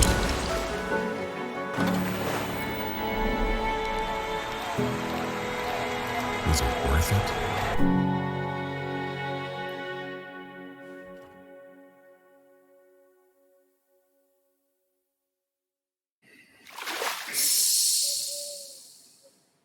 Yes, welcome back here at Smash Sauna Online, the hottest tournament of the same circuit here with Melee Online. I am, of course, still Dagobert, and I'm still joined by Chase. And before we get to the next match, which is going to be Skullbro versus Raul, we actually want to talk about a bit about the upcoming tournament in the same circuit. Maybe you can take it away from here. Yes. Okay. So as you know, same circuit, one big tournament every month. Next tournament very close to my heart, not because I'm on the team, because it's amazing. Fate Online, it's so good. You know, I'm definitely a shill. I got my Fate t-shirt. I got my secret unreleased Fate notepad. It's going to be such a good tournament. We've got the venue going. If you haven't seen the trailer, go check it out. It's on our Twitter. But yeah, it's the next stop. If you missed out signing up for this, if you're already eliminated, if you're having so much fun that you want to keep playing, just go sign up to the next event, smash.gg/fate. It's also for charity, though. You know, if you're feeling charitable this week, it's definitely !donate in chat, because this is the one for the week. And they also have for some reason they have a Minecraft side event, which yes. Why not? And another big thing is that it is the last tournament in the circuit, which gives you points for Smash Summit 11, getting the invite in your pocket. Currently, only Leffen is the European representative in that tournament. But the number one player on the leaderboard after Fate tournament is going to be invited as well to the event Smash Zone 11. So that means that at least 2 European players are going to be joined by the best of the world at Smash Zone 11. So make sure to sign up for that tournament. Huge thanks to like BTS for letting us do this, right? Do you remember how hard it was for us to get a European to any summit? For years we couldn't get one, and then we had to like all pull together to try and get one. I think like it took us so long to do it, and now we've got like obviously Leffen's there. We're getting an instant invite with whoever's the point leader now. We can still vote someone in after that. I'm pretty sure that's the system. Like Europe's getting his rep. Yeah, so suddenly Europe can get his rep in, and that's amazing. Getting a bit of a European representation on the biggest stage possible, basically. So make sure you keep all the tournaments in your head. And make sure to sign up for Fate as well.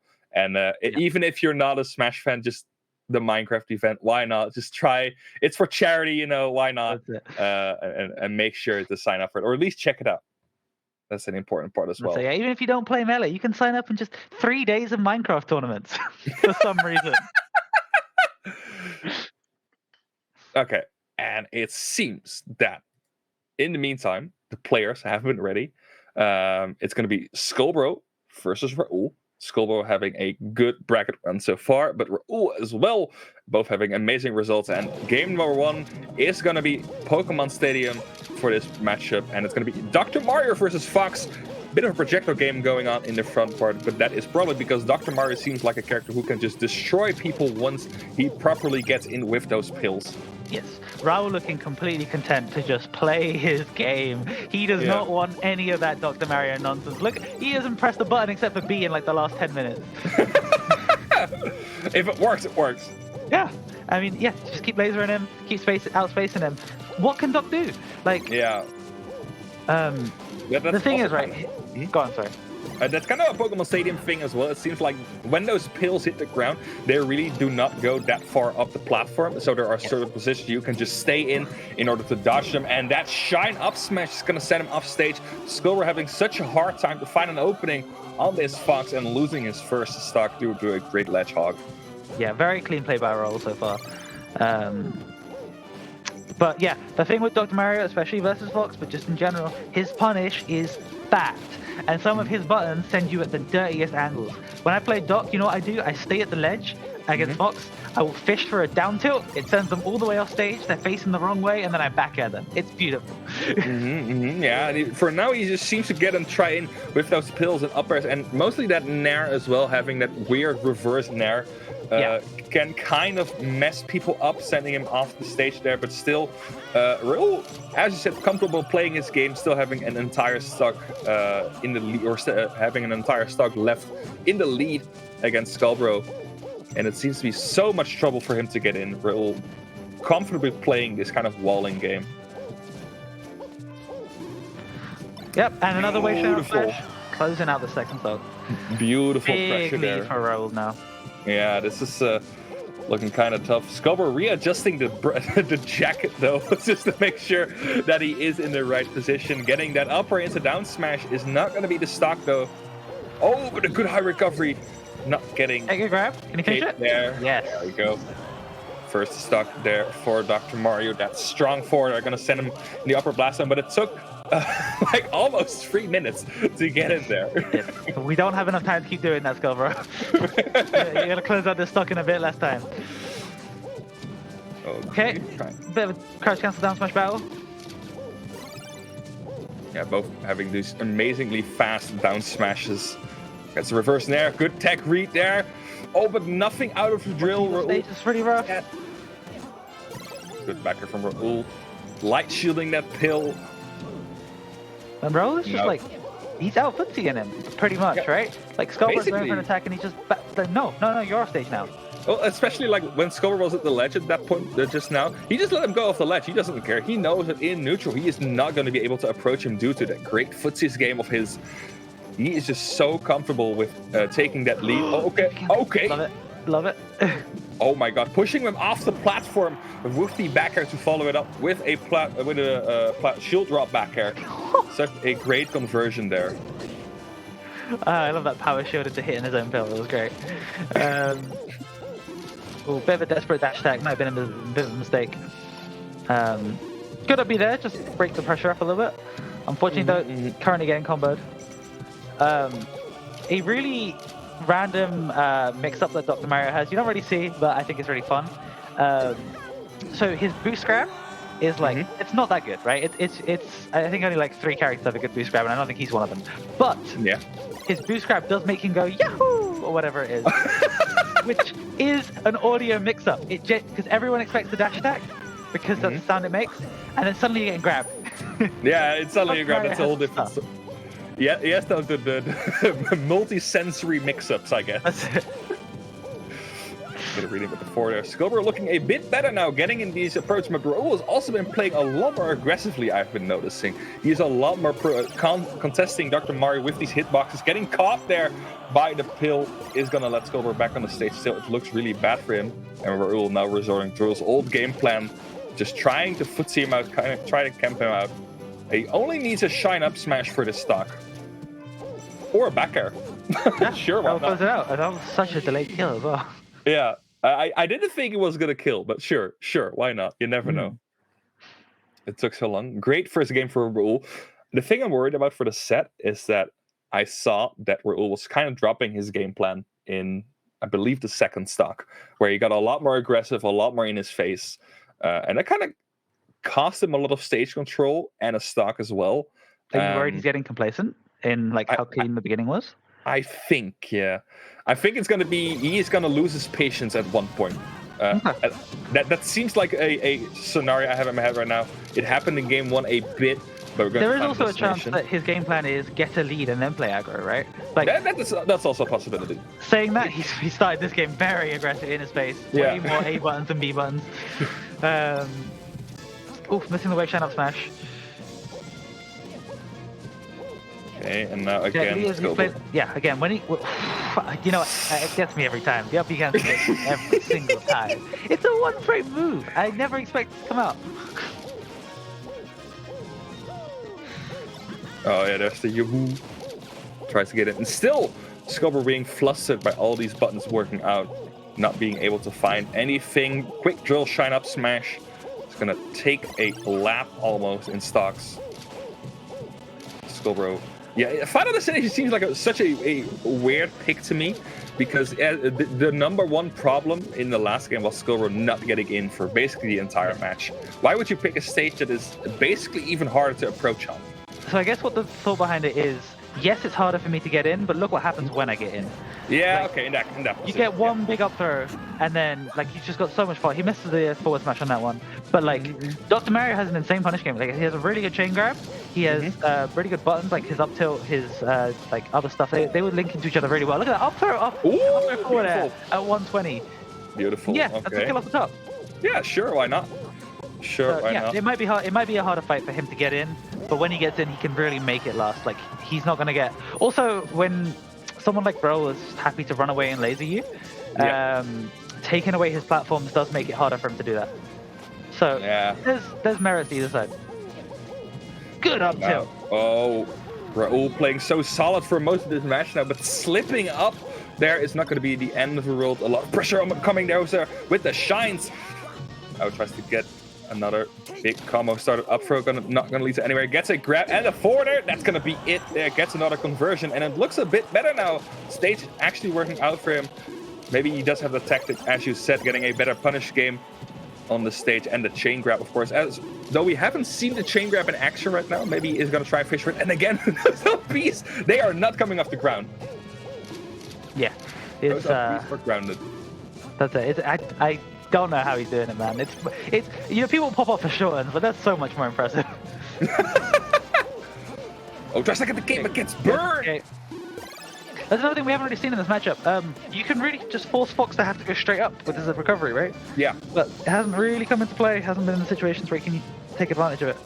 And is Scobro actually going to take the lead in a minute if he plays this carefully? Raul been playing this set so carefully for the most part, but he has been kind of slipping up here and there. Getting that down smash in is actually going to be it as the side beats in the blast time. He is not making that back, and Raul needs to first lead of the set. Yeah, but Raul needs to regain his composure. It looked so good in game 1 and the beginning of this game, but now it seems to be kind of lost. really having a lot of difficulties letting Scobro out of this, or having Scobro in disadvantage and keeping him there. He's going to try his best, but now it's Scobro's game basically. Yes, he's actually still alive. It's rough. Fox can definitely cover this, but he's got the big magnet hands. Raul knows though. Raul knows he can just grab ledge and abuse it. Yeah, have you seen the grab range? Like his ledge grab range? It's insane. Yeah, it's insane. You have to. You cancel on that one. He goes all the way up. And then if he goes all the way up, that's such an easy punish because that up he has so much landing lag, or at least lag after. There he goes, another cancellation. Gets to the ledge this time. No cape there. Gets the grab in. But Rule escapes. Tries to get in some. Oh! Okay. Excellent finish. Excellent finish. All right. That was actually really cool. Tries to get the backer in, but I don't know if it was the lean backer for the F smash catching him there, but he just barely missed it. Just barely. Yeah. So very, very good performance by Scobro, you know? Evens it up 1-1. Who cares now? We're playing a best of 3. Like even though it is best of 5, it feels like a best of 3, I guess. All right, going to Yoshi's. Let's go to a bit of a smaller stage, and instantly there goes Rule in his face, tries to have something different. Oh, good. Let's go, bro. Oh, nice pill. Unfortunately, doesn't get the cape on that. That would have been like the Dr. Mario, you know, like the kind of like bingo, right? He's hit every single thing in the everything.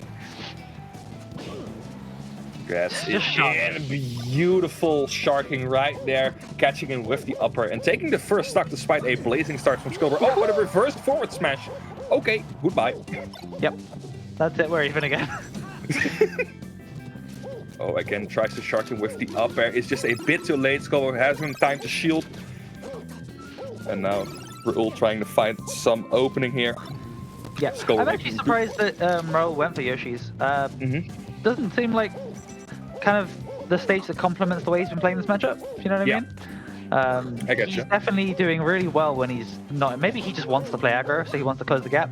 But like, Doc likes small space. Doc likes the easy kills. Yeah, I guess so. Maybe it's just like if you're playing defensively for those 2 games, you have you switch it up with. Yeah, oh my god, that was beautiful. Oh my god. Scobro making sure that the stock deficit is not going to be there for long. Oh, it gets actually put in the corner quite hard. Oh, up smash going to catch him. Not going to take the stock though. Raul still living this stock. Trying to stay on the platform. Oh, and that long-lasting reverse nair is going to take that stock. Did you see the SDR on that nair? It's ridiculous. Yeah. He like teleported behind, back in front. Woo! Oh, he wanted to cape to stall his momentum, but he got caught by Randall here to save the day. That's it. Scobro needs to get on my line advert right there in the middle of the game, taking effect.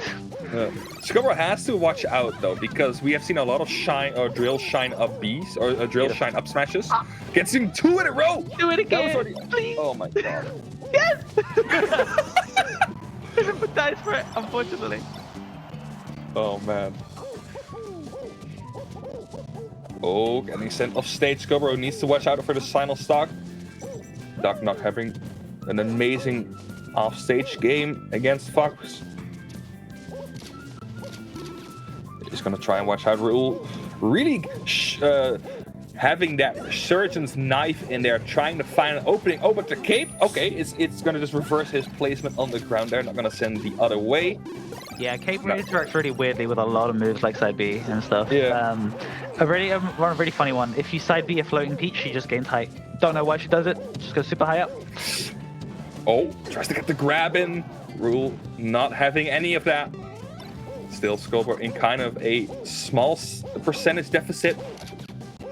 This is still a percentage where we saw that. Yeah, basically at this point, yeah, getting caught by a couple nairs.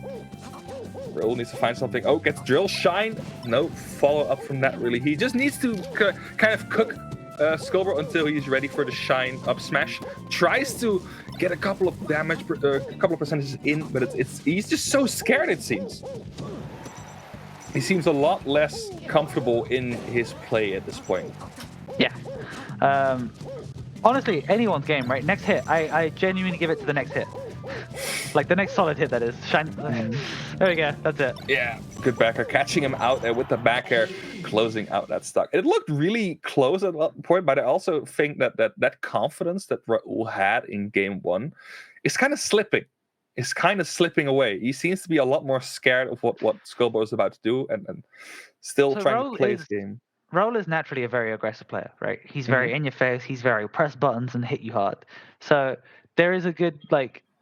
I can very much see it just being a Raul knows this is how he's supposed to play the matchup, but Raul knows this is how he wants to play the matchup, and he's doing all right. He's up 2-1.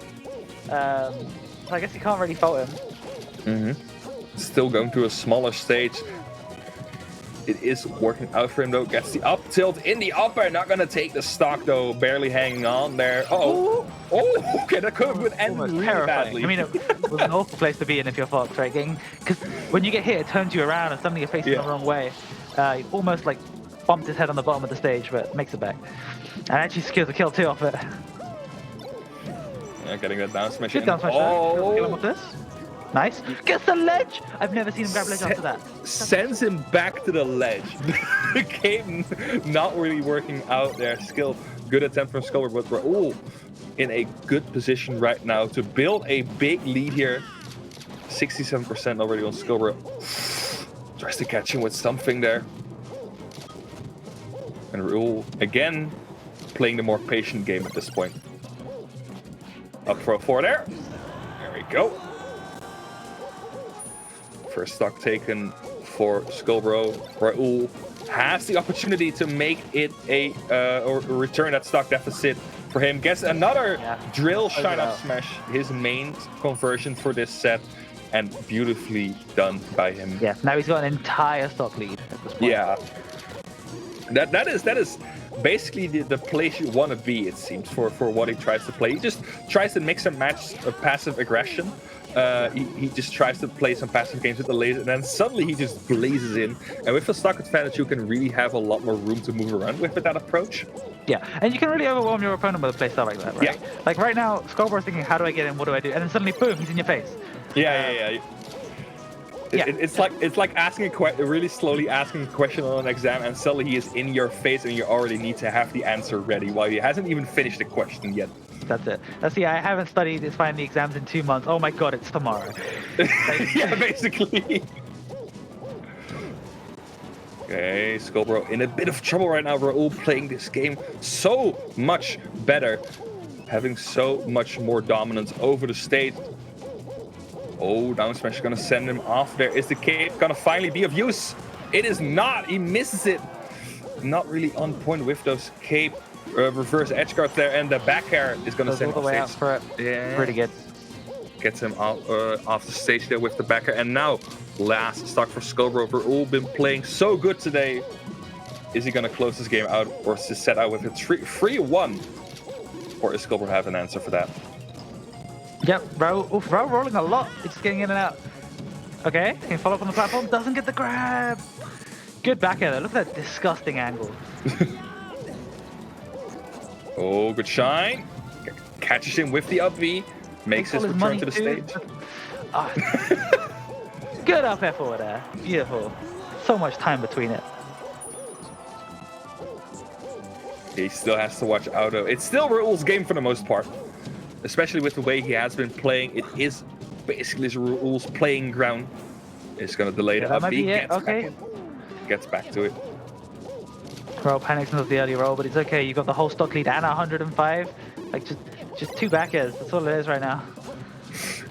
I've seen so many tech chase grabs from There's a second one. That might be it. Yeah. It's going to not even attempt that recovery. Beautiful stuff there from Raul. Taking it 3-1 over Skullbro after a very dominant game number 4 on Battlefield. Yeah, 3-1. Very good result. Skullbro, a very good player. Raul is one to watch. He's on that precipice of like he is an extremely good player. But I mean, like he's on that precipice of being like one of Europe's like finest. You know what I mean? Like he's on that tipping point where he could just when he breaks through, he's gonna fly through. Yeah. It's he is knocking on the door constantly. Yes. He is He was, knocking on. He wants in. From the last, so he got 9th at the last event. He was Mhm. this close to be invited to Colosseum, which he was TOing. So, like, yeah, no, he's definitely like the one. If you have to like invest in melee players now, Roll is the one. Like, he's gonna shoot up in value very quickly.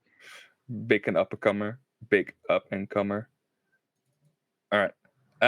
It seems that the next match we're going to have is going to move to the losers side of the bracket.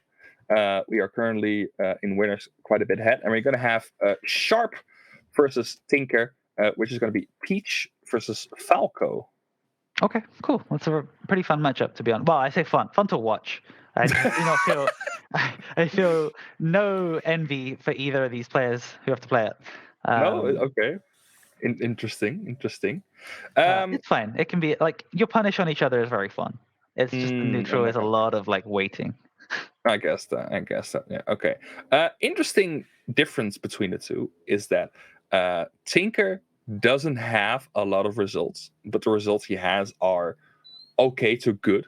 And then you look at Sharp, and this man is basically entering everything that he can. It seems having a lot of Sunday beatdowns under his belt, taking first place in a lot of these tournaments, doing pretty well at Phoenix Blue, getting 25th there.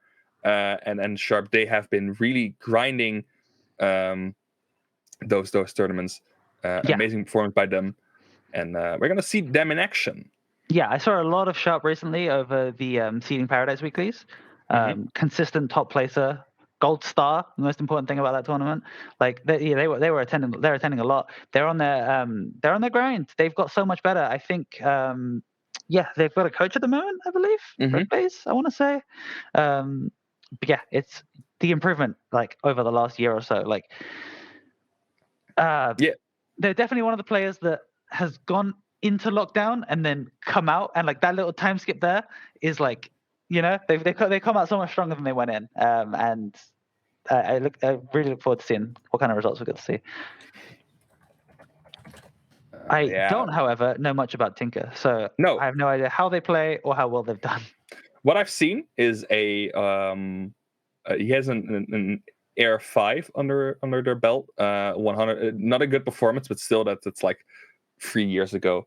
So that's kind of a start. Does have a 49th place at Valhalla Online, and is currently still doing good. If you are in the top 96 of this tournament, that's still pretty good. You're still beating some good players. So he is still they are still hanging in there. And it's always kind of interesting to see these players you've never really heard or seen or know much about, because they can just bring such a weird catalyst to a match. They can be such a weird, unexpected playstyle you can have in your match, especially with a character like Falco, which has a couple of good doors to open. You want to see which doors are going to be kicked open by them. Yeah, so I'm looking forward to seeing what we got. We're trying to see what kind of brackets we've had leading up to this point. So Sharp beating they beat Tauntmaster, the Fox. He's really good. So that's a very solid win. Then losing to Ice, which fair enough. Taking a game off Ice though, which is fair enough. Yeah. Okay. Still really good. I'll run with that game against Ice. Catch me very happy with that. And then Tinker and winner side losing to Max, who we saw on stream earlier, taking it 3-2, doing way better than Yappy did. So that's very, very cool. Yeah, and then beating Senex also 3-2, another Sheik. So he's at the Sheik Peach run. Very much dialed into floaty mindset right now. It seems like a pretty difficult wall to get through. Let me just check in the rest of the losers bracket if there are any more interesting things going on, because of course there are still a lot of players left in the bracket. Let me check. I saw that Pylon, not specifically in the losers bracket, but has been doing pretty good. I saw him have some good results. He actually is now in the winners round 3, facing against Professor Bro. Has been beating Pi and Jason to get to that point. A great result by him. I've seen Portland grind a lot, doing a lot of good work lately, and finally getting that result that they won. Yeah, that Jason win's actually really good. People might know him more as NJ or Johnny Turbo, like very solid Falcon player, and to 3-0 him is no small feat. Yeah, a 3-0 like in the best of 5, it's always like kind of difficult to it's kind of difficult to completely demolish your opponent, because at this point in the bracket, there is some sort of adaptation going on for both sides. And then still taking that 3-0, that means that not only were you dominant in that set, you were so dominant that your opponent really hadn't had any chance to figure out what to do next. And with a player like Jason 3-0ing him, that's a great accomplishment. It does, however, put him against Professor Pro, who I think has like a 55-3 set record with Frenzy. So yeah, okay, it's a different story there for him. Yeah, but still, the most important part of that sentence is the and 3. It's doable. It's doable. It is there. It is there. All right, so before we get into this match, we got a bit of time. Just quick shouts to everything we're repping here, right? So obviously, same circuit, samecircuit.eu. Go check it out. All the events, support them. You missed out on the last 5. It's cool. There's 6 more.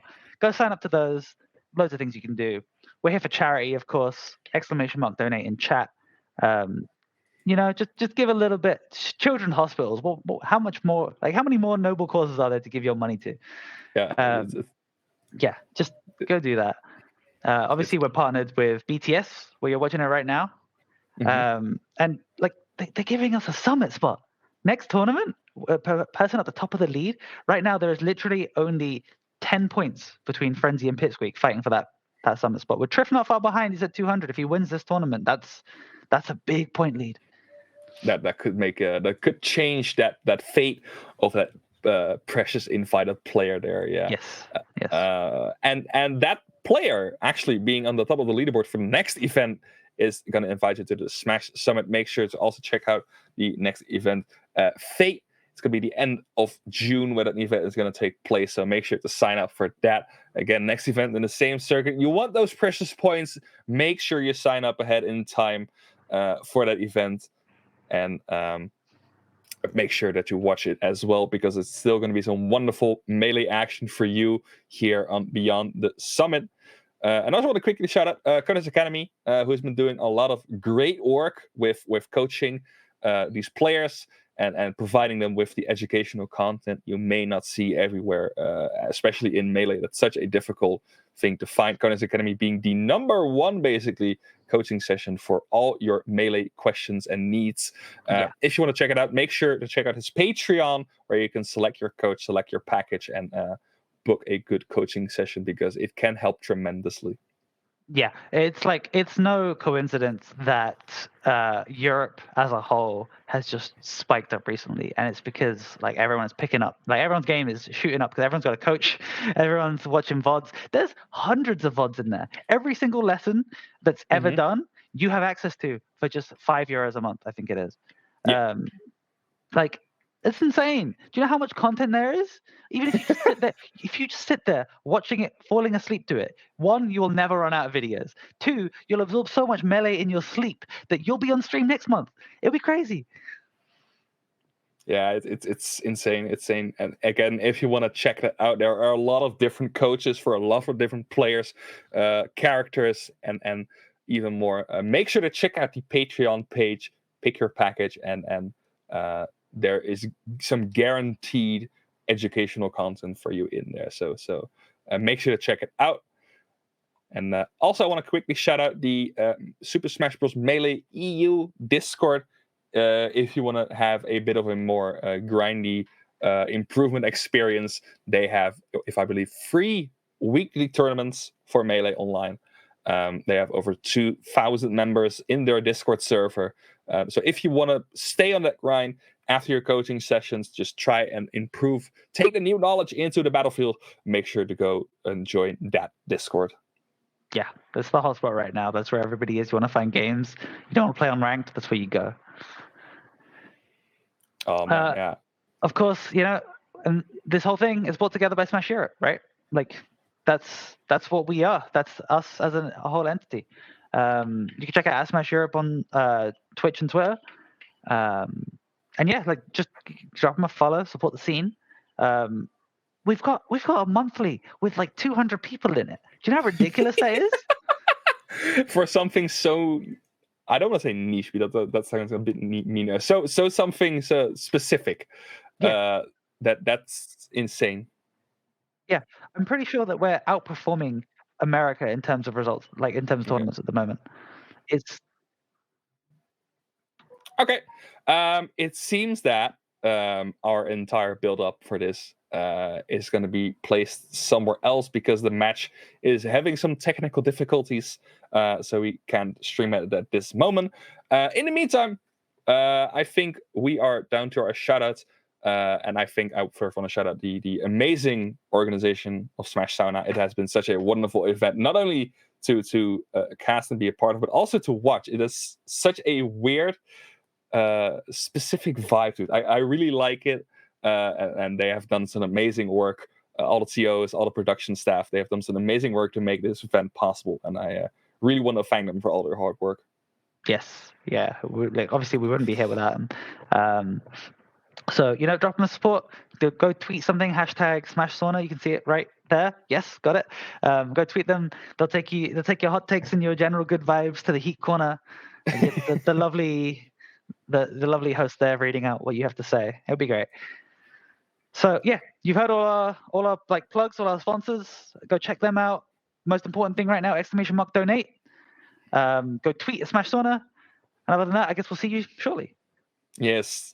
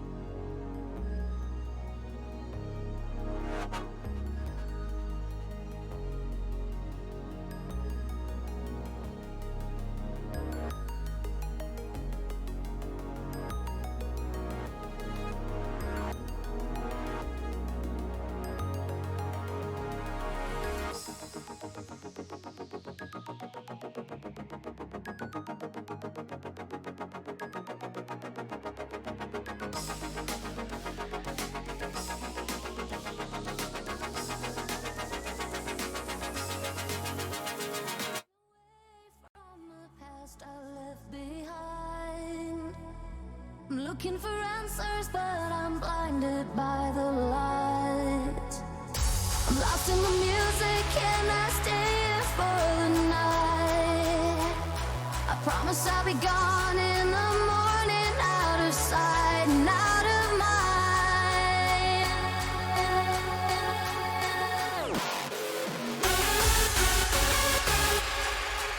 Oh.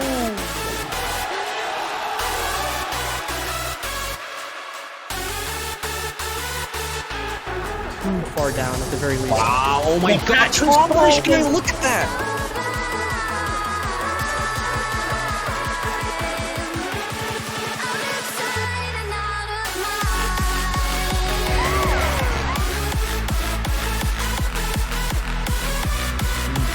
What? This pressure. He just pressed A on him. Okay, so Knuckles is still rolling onto the stock, but now they've got a chance to combo Amsa. And they killed Amsa off of it. That was great.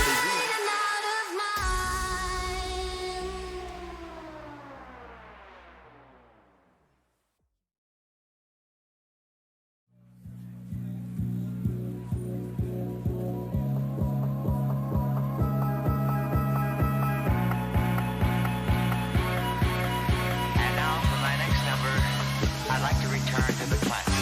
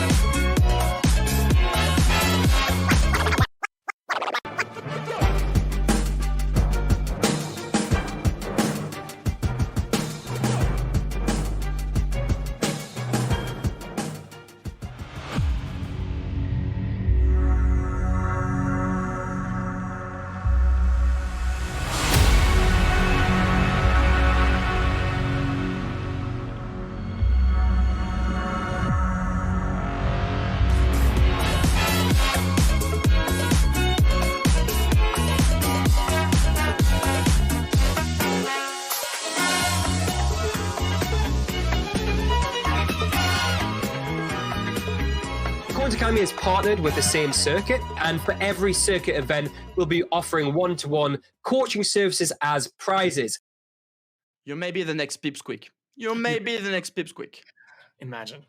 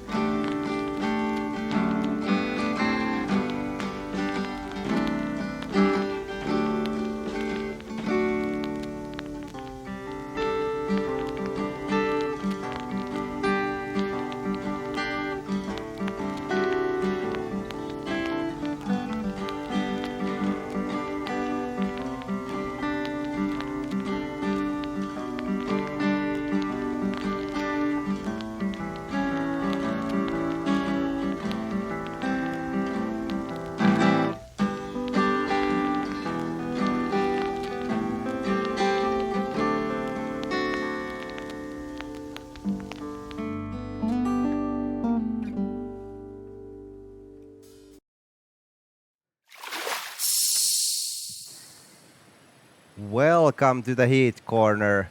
I'm here joined by our fellow captain and also Exile. Hello. Hello. I'm trying to fix my background. I forgot. That's Sunny day, sunny day. That's It's fine. a very sunny day, finally. Yeah. Yeah, it's really sunny out here also. Lovely. It's just great day to be outside. Yeah. Just chilling here. Yeah. Yeah. But okay, for this Heat Corner, we have the theme for this one is going to be that we're gonna give special shout outs for one particular person that we appreciate very much. Then Yes. we think that he has done so much for the EU Smash in general. Yeah, That's- he's so important to the melee scene. Yeah. Do you have anything more to tease before we show the slide? Jeez. Who So could he's it one be? of the people who have done the most for the European melee community, for the European Smash community in general, even not just melee. Yeah. He's been there for years and years. He has done so much. He's incredible, and nobody knows who he is. Yeah. I think we can start with that. Yeah. Exactly. He's not a huge player. We haven't seen him a lot. In brackets, at least in the past years. I don't know, but 15 years ago, maybe he was. I'm pretty sure he TO'd a couple tournaments in 2012 that I recently found. So he's been there a long time. He's been doing things, but do newcomers know who he is as much as they would know your regular TO, your regular player? Then no, I think not. Yeah, exactly.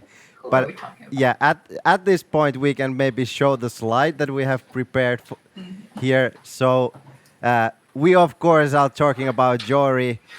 He's the guy behind Smash Europe that we have been talking about this weekend already, and he has done so much for the EU Smash scene. He's from Netherlands, and he entered his first tournament back in 2004. So that is old school if you go by my standards. He's been here forever by pretty much anyone's standards, Yeah. actually. Because And he's I done feel like a such new an school amazing- player.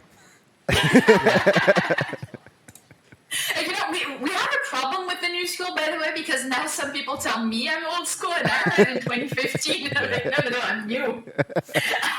I'm like beginner tournaments. Yeah. Yeah, Yeah, exactly. so he's been here forever. Exactly. And yeah, I think from 2004 to 2013, more or less, he was mostly a player and a TO, etc. And then from there, he's been doing so much more, because I think in 2013 he started reporting Yeah. on different tournaments. He started several blogs, so he started for Smash Netherlands. He soon upgraded to Smash Europe as we know it now. Yeah. The website, the social media, I mean, he's incredible. He does everything. He has done so many interviews, so many blog posts, the calendar, etc. Yeah. It is so much. He's done so much, especially since 2013. Yeah, and I think that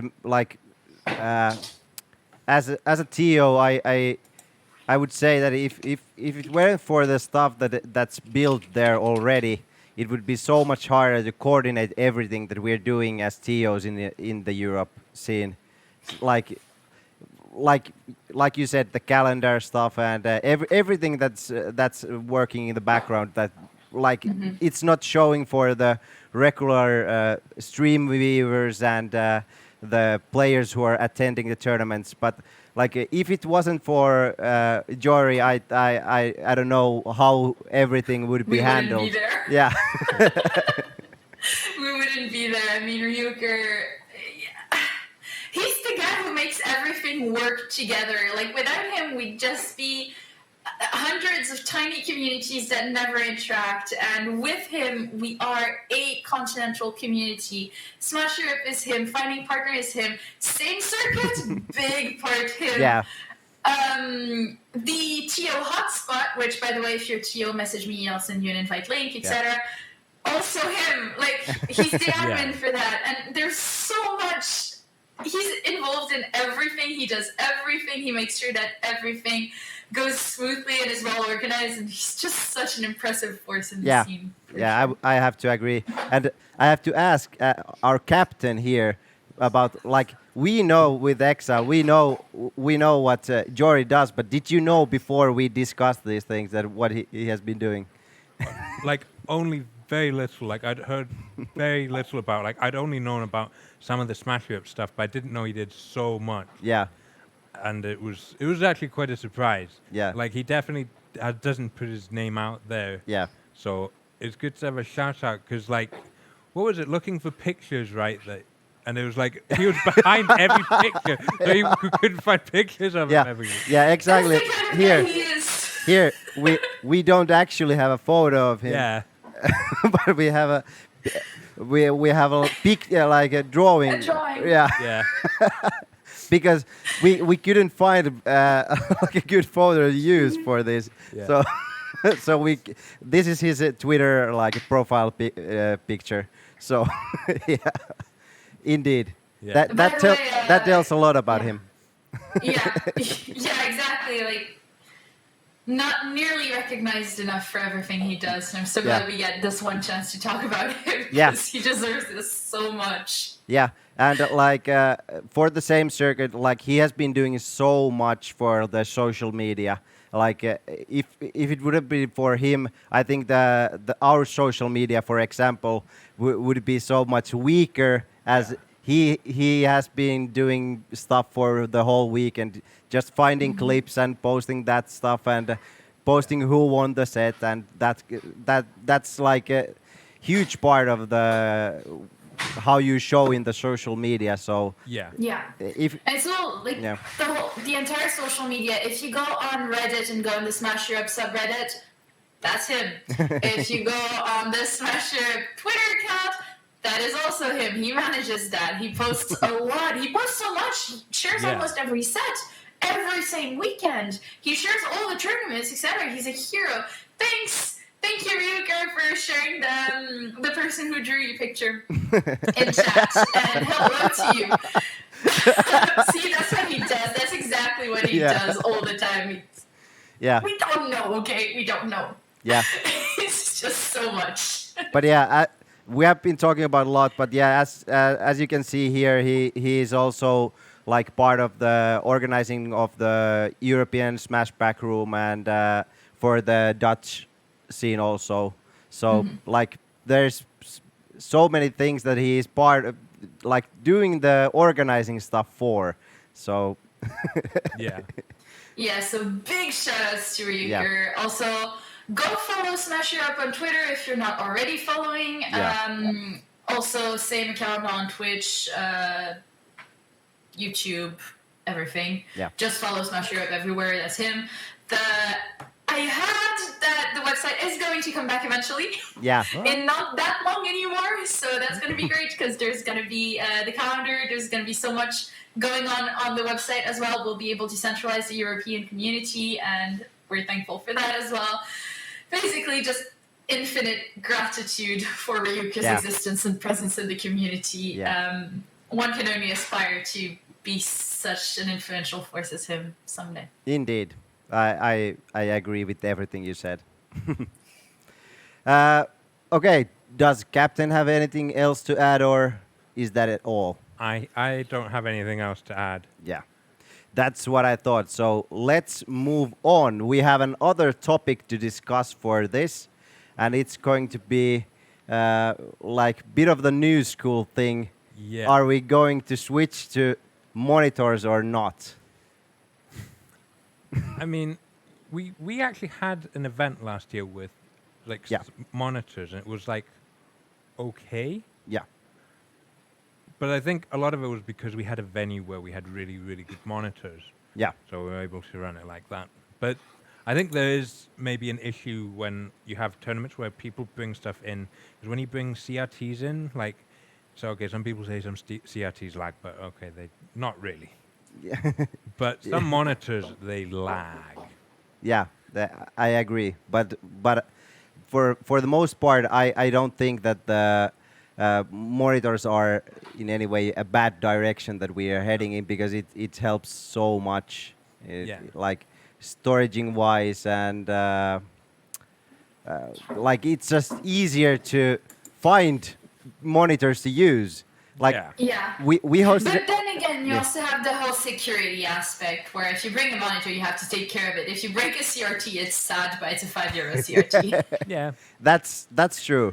The cost for those is Monitors yeah. are much more convenient for TOs. Yeah. But also, we need to ban people who throw controllers because this is going to cost a lot more. Yeah, that's actually true. But yeah, like I think that we hosted a tournament a while ago in Finland where we were at like it was, I think it was assembly or Landtrek. Either of those. I was organizing in both of those It was events. assembly where Yeah, the monitor. yeah. We got them. We tried to, like, we needed more like setups for the event, but of course the organizing party couldn't give us CRTs. Yeah. But they had like hundreds and hundreds of monitors that we could have taken. Yeah. So, but yeah, we went for a couple of monitors which we didn't have for that tournament yet. Like such a good technology behind it. It was a few years back, so then it wasn't as great as it now. I know that one Finnish player, Taukhan, Yeah. he has a lot to say about not using monitors in the, at least in like a IRL setup. Yeah, I really would need to read through more of his technical stuff, Yeah. because it's because he definitely knows what he's talking about. Like, that's for sure. Yeah, I actually you think have that he. some of those people that we don't know, but that are actually amazing technical experts. Yeah, he actually. Yeah. I think he actually replied to this tweet with the. Oh yeah, yeah.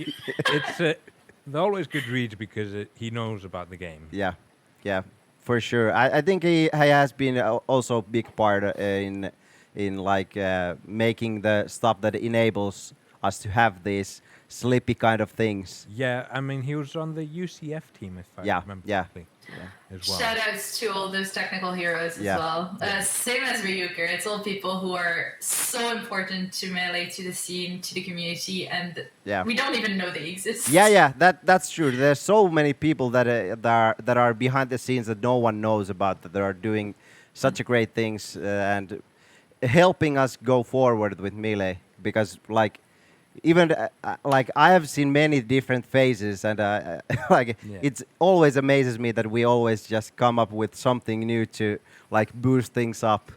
Yeah, something new. Yeah, An adaptation. Yeah. It's Melee. Yeah. Every time we think it's dying down, Yeah. something new comes in. Yeah, exactly.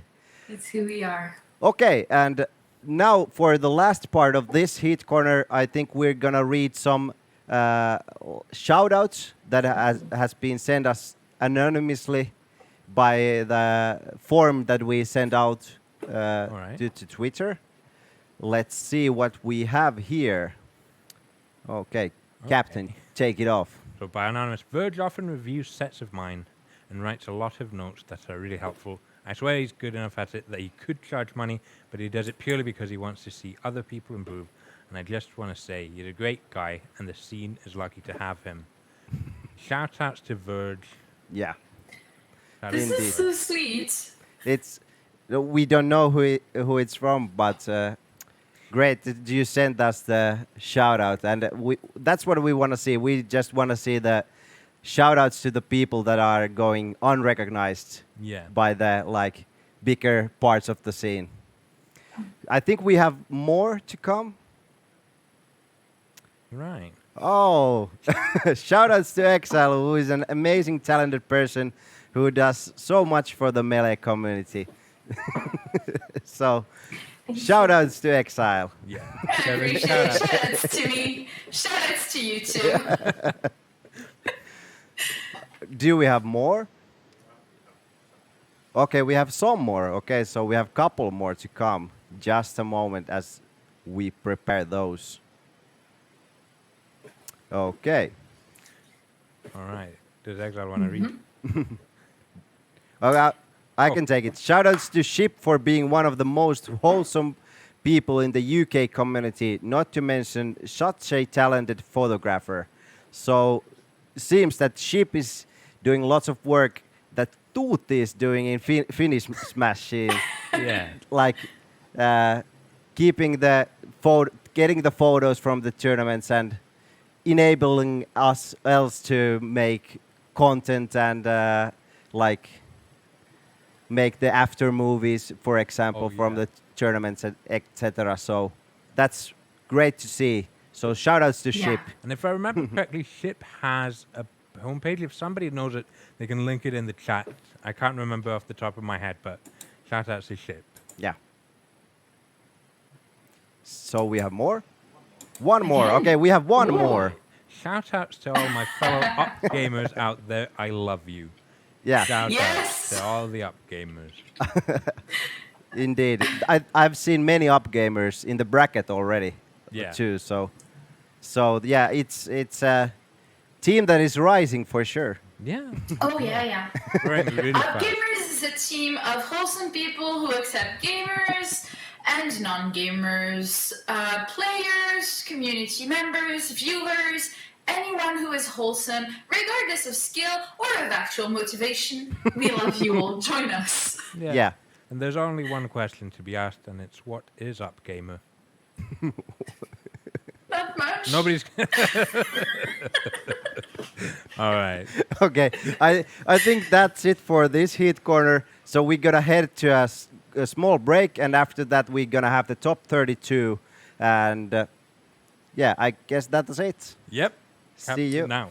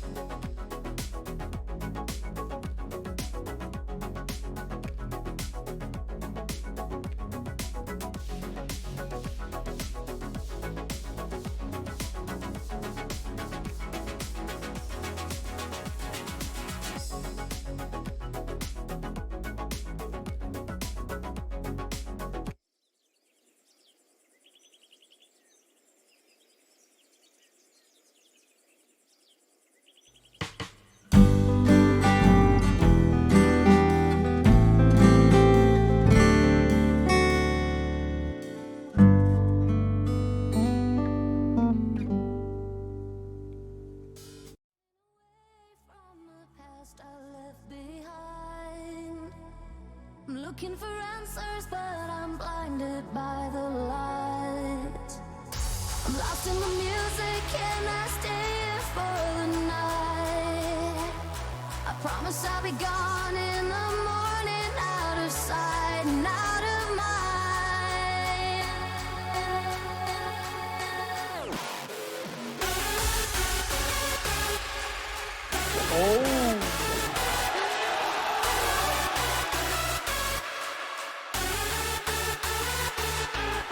Too far down at the very least. Wow, oh my god, Finnish game, look at that!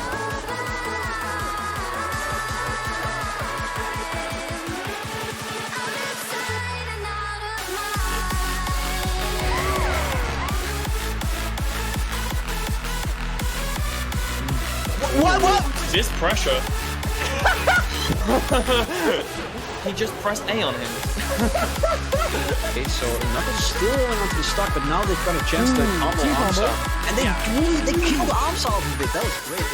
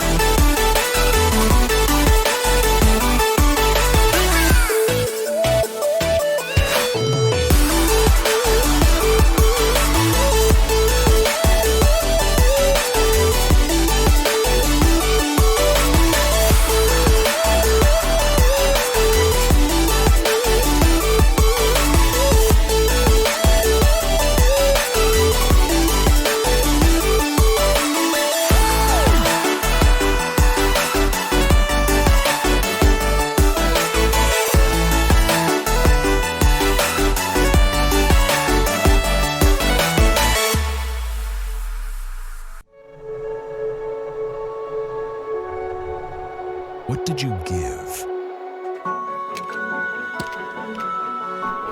How much did you sacrifice?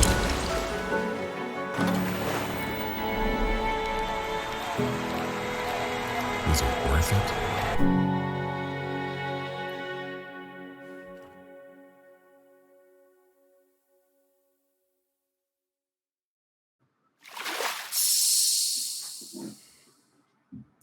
Welcome everyone to top 96 of this brag. I'm so excited, JD. We got some fire matches for Smash Sauna, of course, very fitting.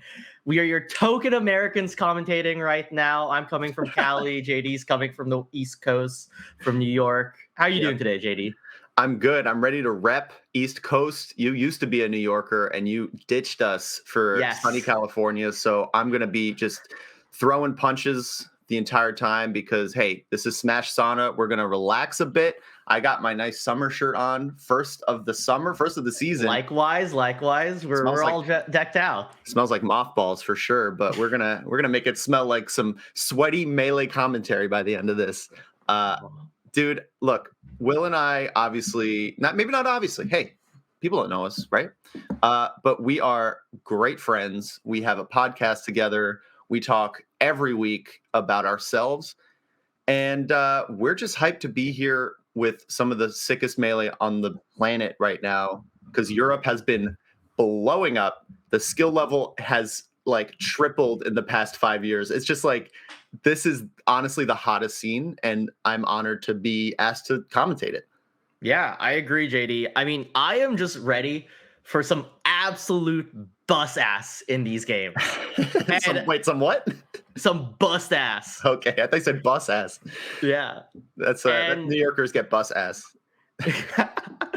and I was gonna say, I mean, we were asking around, like, trying to figure out what to look out for. Mhm. And one of the most interesting things, JD, that I heard for my initial research, dude, like, it makes sense. The pandemic obviously threw a lot of it in the wrench, and thankfully the god Slippy, came down from the heavens and provided us. That's why we can do these online events. Mhm. So shout outs, of course, to Slippy.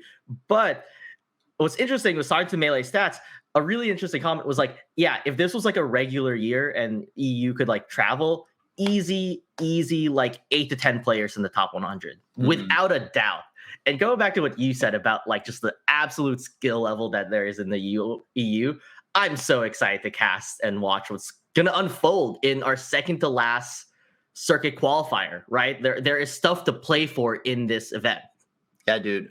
Just to put a little perspective, Will is it's 7 a.m. for him. It is. Okay. So he is not faking this energy. He has not. I don't think he had coffee this morning. I don't drink coffee, JD. But he's also a soccer fan, so I think he's used to waking up and just getting hype for some sort of sporting event. So props to you, man. But yeah, I honestly, every time we commentate, I go, I cannot wait to wake up and start my day with some European Fox players just like running gauntlet, because just to get into it a little bit, a lot of what's interesting about Europe right now is that the Foxes and in some cases the Falcos are leading the charge. Obviously, you got Triff in the mix, Sharp, we've been watching a lot, solo battle. It's not just Fox, but you got to know that when you're tuning into a top 96 Europe tournament, you're going to get Fox on Fox, and they are some of the premier. I mean, we're both Fox mains, so we know. I think that's kind of generating a lot of our excitement. We're looking at some of these top matches, not to spoil anything. We got Ice in there, we got Mint, we got Nikki. It's like, bro, we're here and we're gonna learn. Like, me and you are gonna learn through just watching this, and hopefully viewers can learn through us, because we're not experts, right? These players are they're top notch. They're better than us, and it's going to be exciting to see what they bring and what we could take from it. Yeah, no, I agree. I mean, you mentioned this, like, obviously the Spaceys leading the chart, but there's so many other players also that are coming out of the woodwork, and I feel like it is going to be a real renaissance to see just who's going to make it, right? And talking about two Spaceys, right? Like, two of the biggest, it's two Spaceys and a floaty, actually. Sounds like a sitcom, JD. But we got to talk about, again, the qualifiers, right? The winner, the leaderboard, whoever's in the leaderboard at the end of the next event, which is next month, Vet Online, will go to Smash Summit, JD. And right now we're looking at Frenzy and Pipsqueak. Frenzy with a 10-point margin lead, but Triff just behind. Wow. At 200 points. And which is 60 points away from the top. So an easy victory for Triff as well could put him in prime position to take the summit spot. And that is the golden ticket. That is Willy Wonka's golden ticket, right? Oh, yeah. I mean, look, shout outs to Same Circuit. I will shout out that this organization every single opportunity I get, because we've been talking, the entire community has been talking about a circuit for so long. Just do one, Slippy made it happen. EU has one. They have one. They have one. And they're just bringing the fire every single week, every single month. There's a new, like, huge regional or huge major, whatever you want to call online major, I might even want to call them, where, and the stakes are huge. Smash Summit is appropriately named the Summit right now. It's where you really can prove yourself, can really launch a career. And for European players, especially anyone not in the centralized, Smash is centralized in the United States as of now, that opportunity to play all the other players, to really not just get your name out there for people who know the Smash scene and are following Melee, but to get the attention of sponsorships and to like launch a career. That's the stakes we're playing with right now. So yes, Smash Sauna isn't the same as Smash Summit, but we are looking at a qualifier. That's kind of where we're at. And I just love how close it is right now. And frankly, every player that's in the running deserves to go. It's just only if you can, it's crazy. I'm getting nervous secondhand. It's nuts. No, I know, JD, and the crazy thing is, right, is that not only is the winner of this like matters, but also the placings. Every placing matters. There, you get more points. Bigger number, better person, right? As they say. But what I want to point out though is that, like you mentioned, like yes, Summit, it's the Summit. It has all the best players there, but it might be, and most likely is, going to be the first offline big event for Melee. Yeah. Not only are you getting the very standard, like we've seen it for all the other summits, for all other 10 summits, maybe minus like the last online one, a super big level up from every player that goes to it. Like the summit level up is real. We know about it. But this is also the first big online event. And I am so excited because it means so much more. Everyone just wants to be together, can play on CRTs and just be and have a good fun and also get that amazing practice. Yeah, I mean, shit. We're all looking forward to our Hot Girl Summer, but I think the Smash scene is especially. We have our first match. What do you want to say about this? We are just straight up in there. Yeah, I mean, we've talked about this when we commentated Regen, but we see Triff going Marth, which is really interesting. His Marth can move. We know he also has a Fox. I'm really excited to see also what Max will bring as a Sheik, right? It's interesting that Triff opted to go Marth in the Sheik matchup, and so I'm just curious on what he will bring to the table. Yeah, I mean, as I'm making sure my output is synced here, it definitely is Sheik Marth. I think it's the mature Melee player's favorite matchup. Obviously, as Spacey players, we love the Dittos, we love the Spaceys, but when you step outside of Spaceys, this is kind of the Turing test for if you're a real Melee fan or not, because there's just so much to dig in there. I have certain things I'm looking out for. Obviously, when it's not a primary, it's interesting to see the choices. Triff, we've seen Triff secondaries before, to, I was going to say various levels of success, but almost not really, because, I mean, it's Triff, right? Like, arguably top 2, top 3 in Europe. And so, right now, what we're seeing is maybe not the exact results you'd want to see the first 2 stocks. Max, someone I actually am not too familiar with. I would love to see more of this player and get to know them a bit more, but pretty big lead starting off. Yeah, no, I agree. And I mean, that's why people are switching to Sheik in this March matchup, right? I think what I love that I'm seeing already is the shield usage, right? Sheik is at a high percent.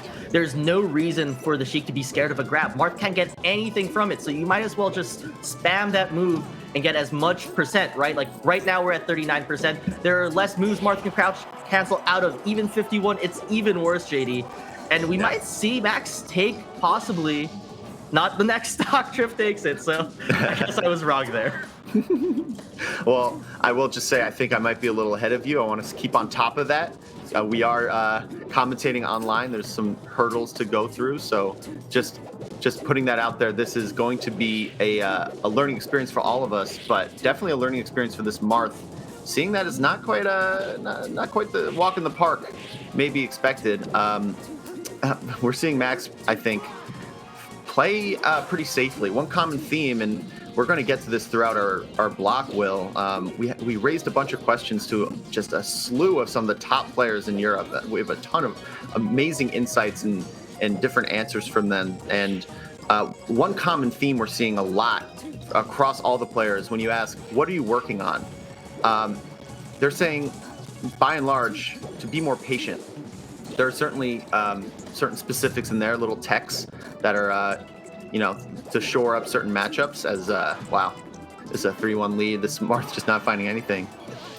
Patience is just one thing that a lot of European players seem to be focusing on as their next step.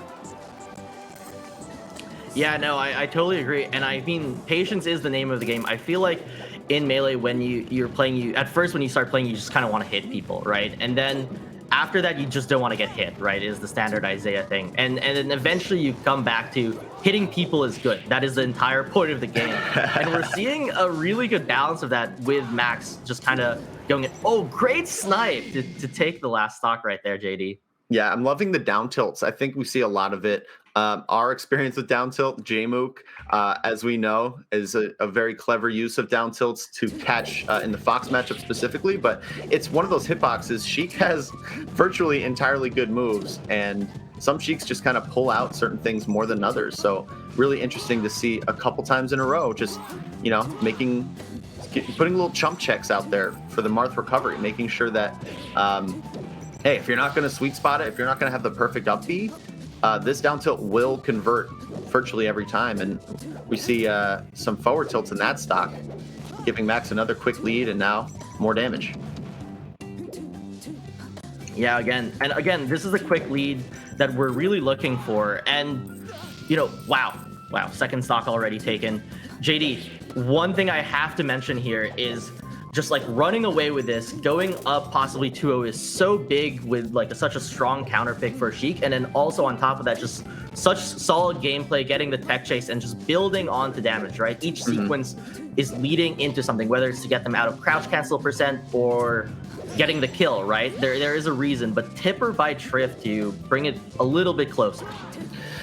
Yeah, I mean, the Tipper doesn't feel that great when it's almost unnecessary. Those higher percents, you know, it doesn't feel as good as it could. Although here, some trickiness, not capitalizing as much as maybe Triff would like. So I'm definitely interested in where Triff goes, and I haven't been following maybe Triff stream or Twitter, trying to just be a little more aware of the decision making.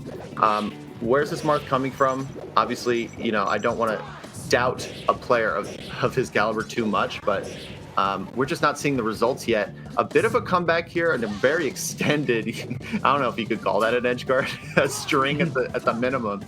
And it's in there. So maybe, hold on, just a darn sec. Yeah, the thing with Sheik though is people say Sheik's easy to recover, but Sheik, especially at low percents, gets to recover on stage practically free. It's only at the high percents can you just do the you know, cycle dryer, you know, cycle rinse, right? Yeah, exactly. Perm press, you know, delicates maybe, you know, if it's a lazy Sunday, who knows? Well, we're definitely seeing the colors separated from the whites here as Sheik takes the lead again, and I think Triff is finding obviously a bit of flow, especially with that. I mean, holy crap, we definitely don't want to count this Marth out too quick. We are in the last stock.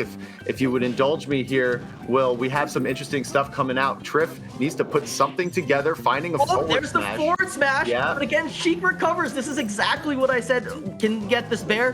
Great fade back by Triff. JD, I am clenched right now.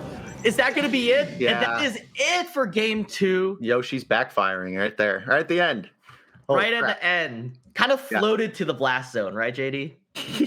Yeah, I mean, shoot, I wanted to see a bit of a Marth comeback, and speaking of comeback, we have come back to Yoshi's, but definitely not the type that Triff wanted there. I see a bit of comfort coming out, letting these forward smashes rip is an interesting choice, and really, I think that game came down to Max not quite finding the edge guards that he was in the first game, and Triff kind of taking advantage. So again, there's a lot to look out for here. I'm interested to see if this Marth can pull it out, and I also want to check Twitter because the stakes are so high here.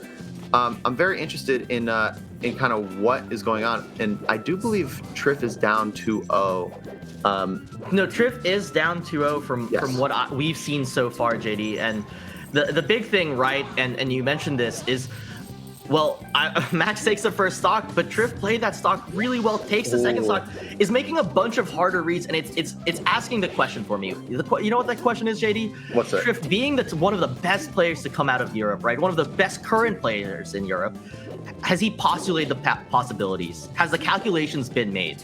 And has adaptation, is planned, right? And is that what we're going to see? It might be a little bit too late, and that's why a 2-0 lead is so crucial, JD. But I'm getting a little worried for Max. You are. I kind of understand where you're coming from. certainly by the numbers, still a small lead. And again, that down tilt. Oh, maybe not at all. Yeah, I mean, if that stock didn't close out, I would definitely hear what you're saying. And again, this is Triff's counter pick.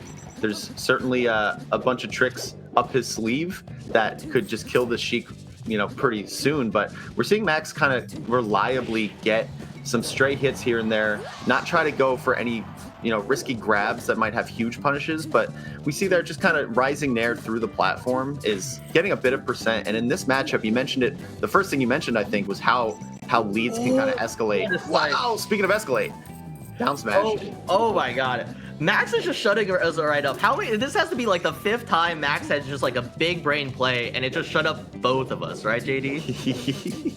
Yeah, I mean, we're talking about fear for the player in the lead up to Great couch cancel. Dude, Triff is gonna soon be out of crouch cancel percent. Oh, and the quit out. Wow.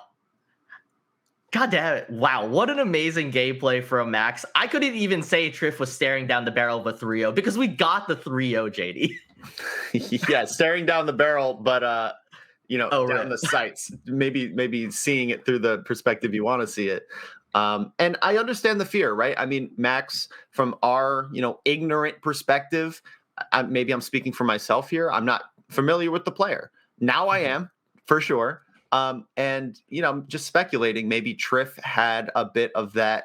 Again, we don't know why Triff is playing secondaries in this tournament or in that set. There's probably people. I'm not looking at Twitch chat. It's a bad practice. Some people do it. I don't. Probably someone's screaming in Twitch chat right now why Triff is playing Marth, and I'm just looking like an idiot speculating. But basically, that is the downside. It's just not the character you put all these hours into. And a player like Max, who's just so tight and not superfluous in any combos, really just putting out, I guess you could say, bread and butter, came out with the dub, I mean, the foundational gameplay for Max was crazy. And I mean, what a set one to like wake us up, right? Again, no coffee. It's 7:20 a.m. here for me. I have my blinds closed from trying to block the sunlight because I'm still trying to wake up. But I am up right now, JD. Yeah. Because of Max's gameplay. And to go to Triff a little bit, I know we were like, oh, where's the peach? Where's the peach? Where's the peach? But the thing is like, I think there is a movement, especially with Europe, with Leffen leading the charge, of dual maining, right? Like we see Pipsqueak using Falcon for Marth even, right? And that's the other. And we've seen Triff's Marth a few times now. And I feel like it's well thought out. And I want to give the player like the benefit of the doubt. And it's planning for something big. And I think the era of dual mains is something that we're going to see a lot more often moving into 2021. I think it makes sense, especially also for a character like Peach.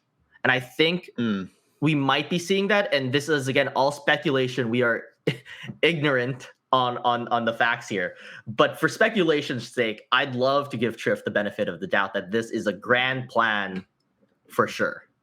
Yeah, I try to make a practice of having good faith interpretations of new characters or new strategies. And you're absolutely right. This era of, I mean, obviously we're still in the Slippy era. That's still in that kind of whatever we're going to call it in 5 years, platinum plus or platinum minus. I don't know. The benefits of that are you can really grind out secondaries much more often. I mean, from the bottom up, if you have a brand new secondary, I'll tease you a bit. Like if you're on the box, so your secondary's got Thanos snapped. No, I have no secondaries. Yeah. I only have tertiaries. You needed the Soul Stone, and you put 25 characters over that cliff. And then a purple fox just rose from the grave, and you took it with a tear in your eye. Poor Dave, Pikachu Dave. But, I think right now, if you have no secondary practice, you just hop on unranked and you get to play real people. Yeah. Then you get to do direct. Then you get to do Uncle Punch because that's still, popping off for solo practice. So, and the final stage of getting secondaries for tournament is tournament. And so I think it's totally viable to maybe some people would give you crap. I think it's certainly a brave choice for any player with expectations such as Triff. People will look at Triff as a front runner for the entire event. And I think we're harping on it so much and we're talking about it because we opened up by talking about the stakes, the things at play here, what we're playing for. And so there's certainly a trade-off in giving these characters the tournament experience. You need to, trial by fire any secondary that's going to be a reliable pocket pick. But, at what cost, at what cost?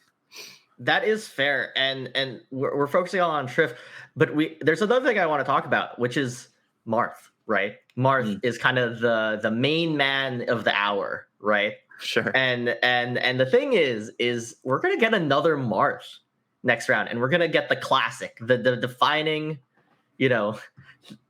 matchup for what seems to have been at least a few years. Yep. And that's Marth Fox, right? We're gonna see Ice versus Meaty. And I'm really, really excited to see that. And Meaty, one of like the most upcoming Marths coming out of EU, very quick rising, gets the Edwin Budding seal of approval, who's both a Marth fanboy, but also very critical as a melee stats person. So I am excited for that. And of course, the veteran Ice. And what I'm really looking forward to this match is obviously Ice's dash dance movement options that he's going to just, do as we're, and I'm giddy for it being an Ice fan myself. But, from matchup basis, I'm actually curious to see Ice's usage of crouch cancels, because I feel like that's becoming an ASDI down, because that's becoming more evident actually on both sides, right? Zayn has very much popularized ASDI downing and crouch canceling Fox's bear, especially around the platforms.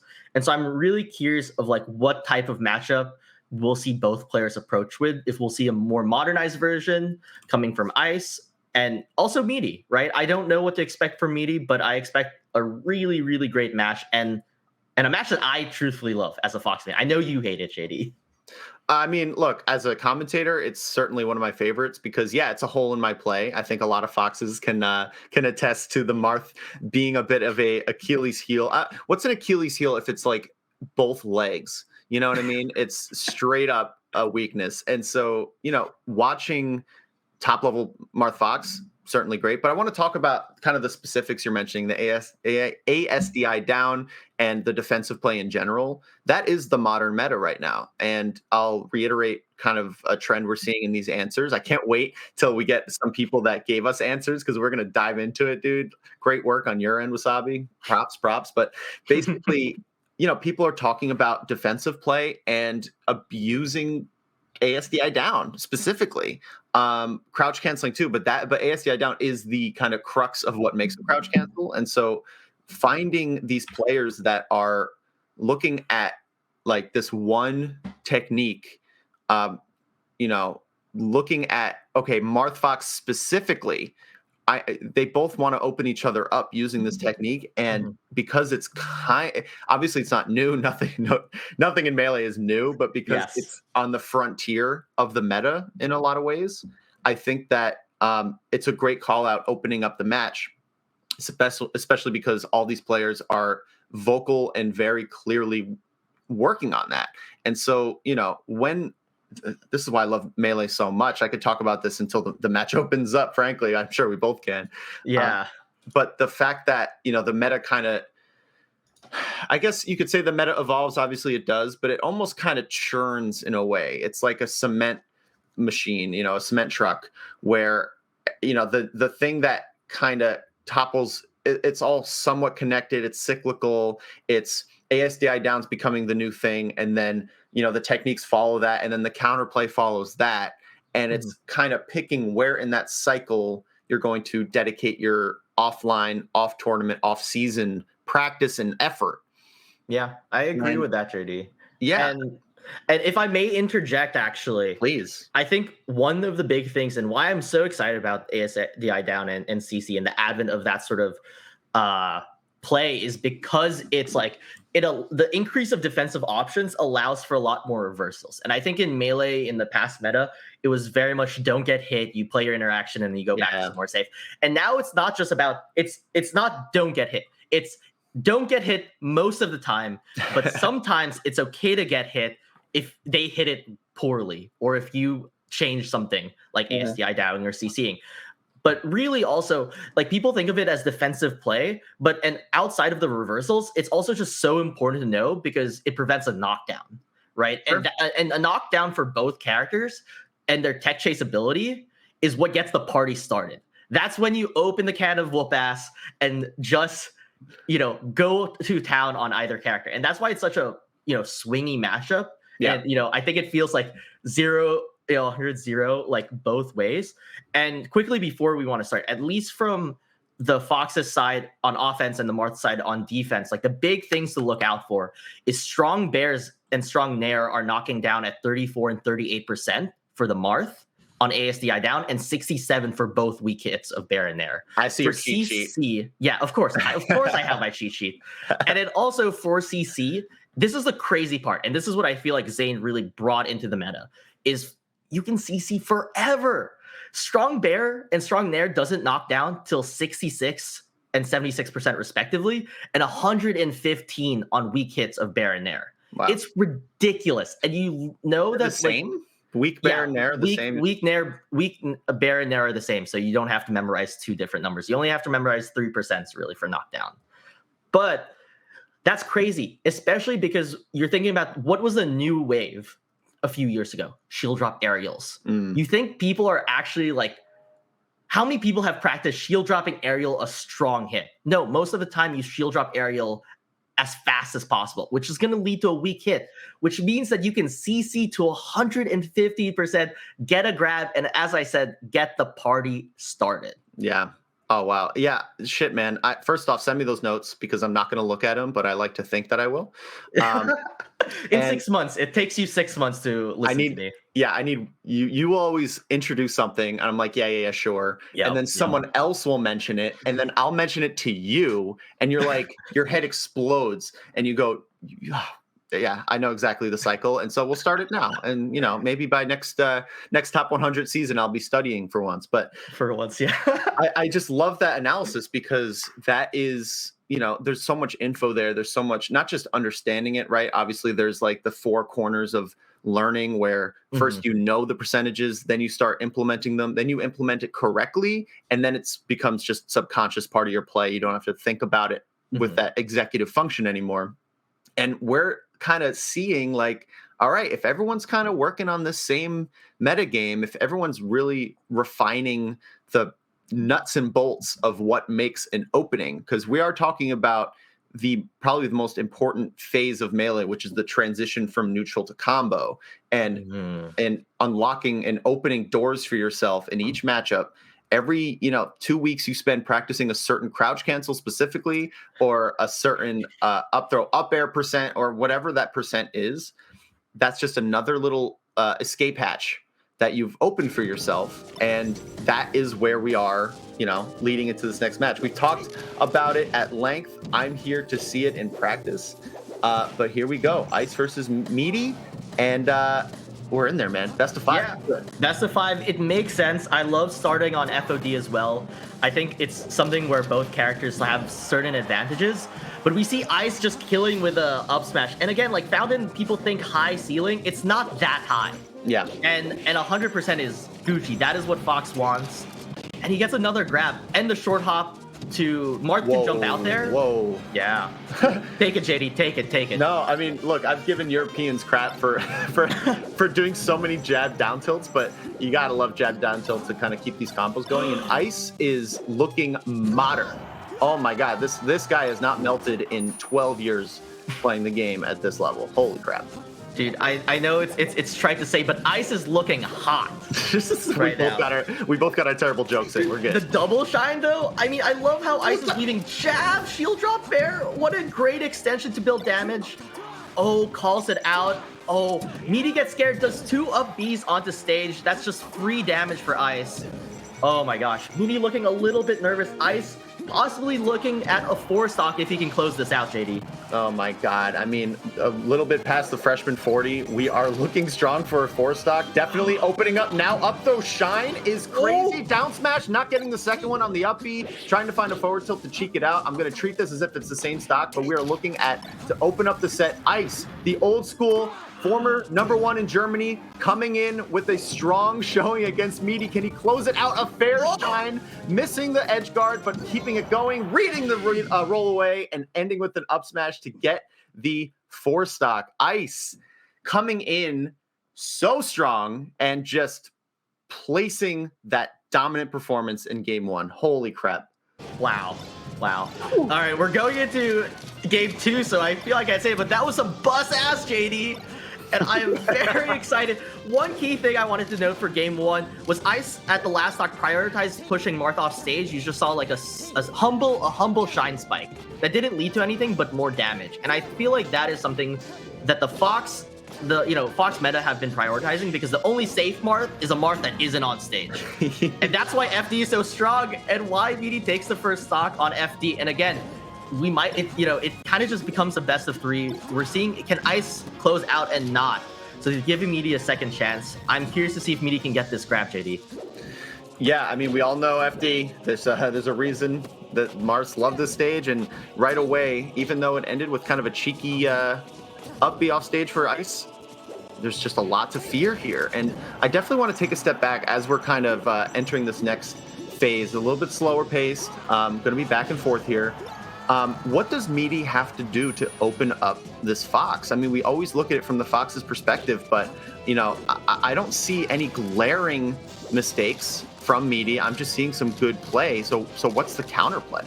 Yeah, from my perspective, right, and this is coming from the god booth of commentary, right, because we feel no pressure, no fear right now, as these two players are. Nothing on the line for us. But one thing I really want to see Meaty, on top of like just the standard punish game edgeguard thing, is that like in fighting games, including Melee, there are really a few types of things you can do. You can be reactive or you can be proactive, right? Mm-hmm. And I'm not seeing Meaty do either. It feels like he's kind of in the middle of both.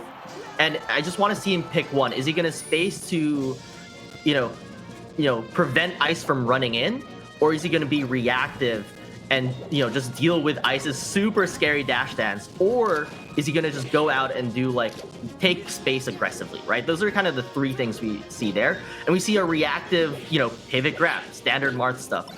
But we just need to see more of that, and for him to finish his food, of course.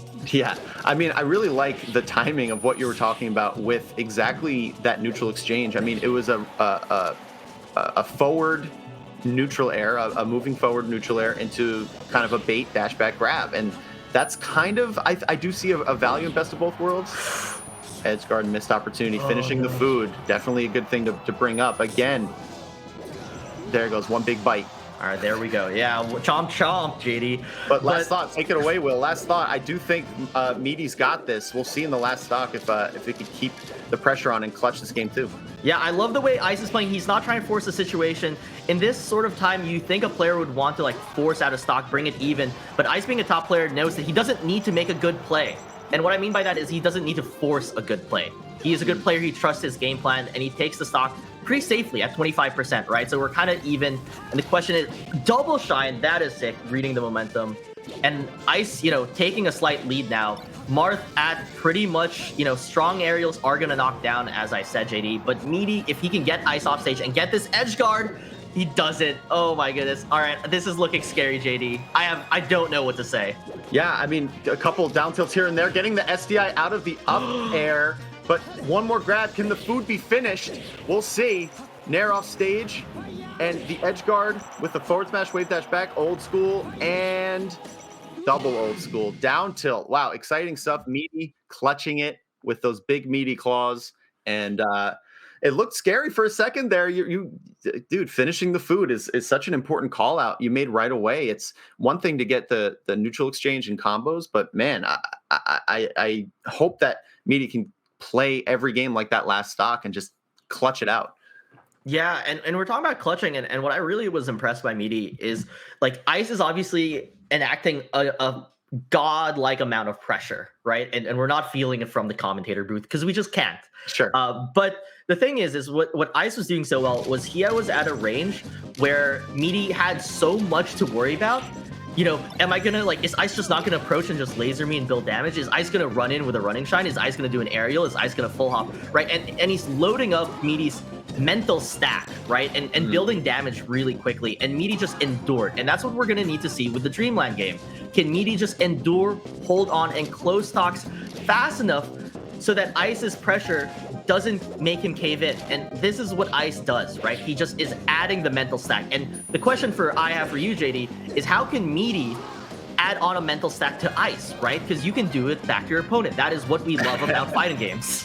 I feel like this is almost a pre-recorded thing because your timing on these notes is impeccable. As soon as you're saying, what can Meaty do? We get a down air to close out that first stock. And I think it comes down to just having a lead, to holding onto a lead. Enduring is another great choice of words here because Fox, a bit more execution heavy. I don't think it's a big deal. Ice knows how to not tire out his hands and to continue executing throughout a game. But if you're Meaty here, you want to see that whenever you are putting on pressure, that it's building up throughout the course of the set. And here we go, a pretty cheeky little exchange leads to another little lead, and can they turn it into a kill?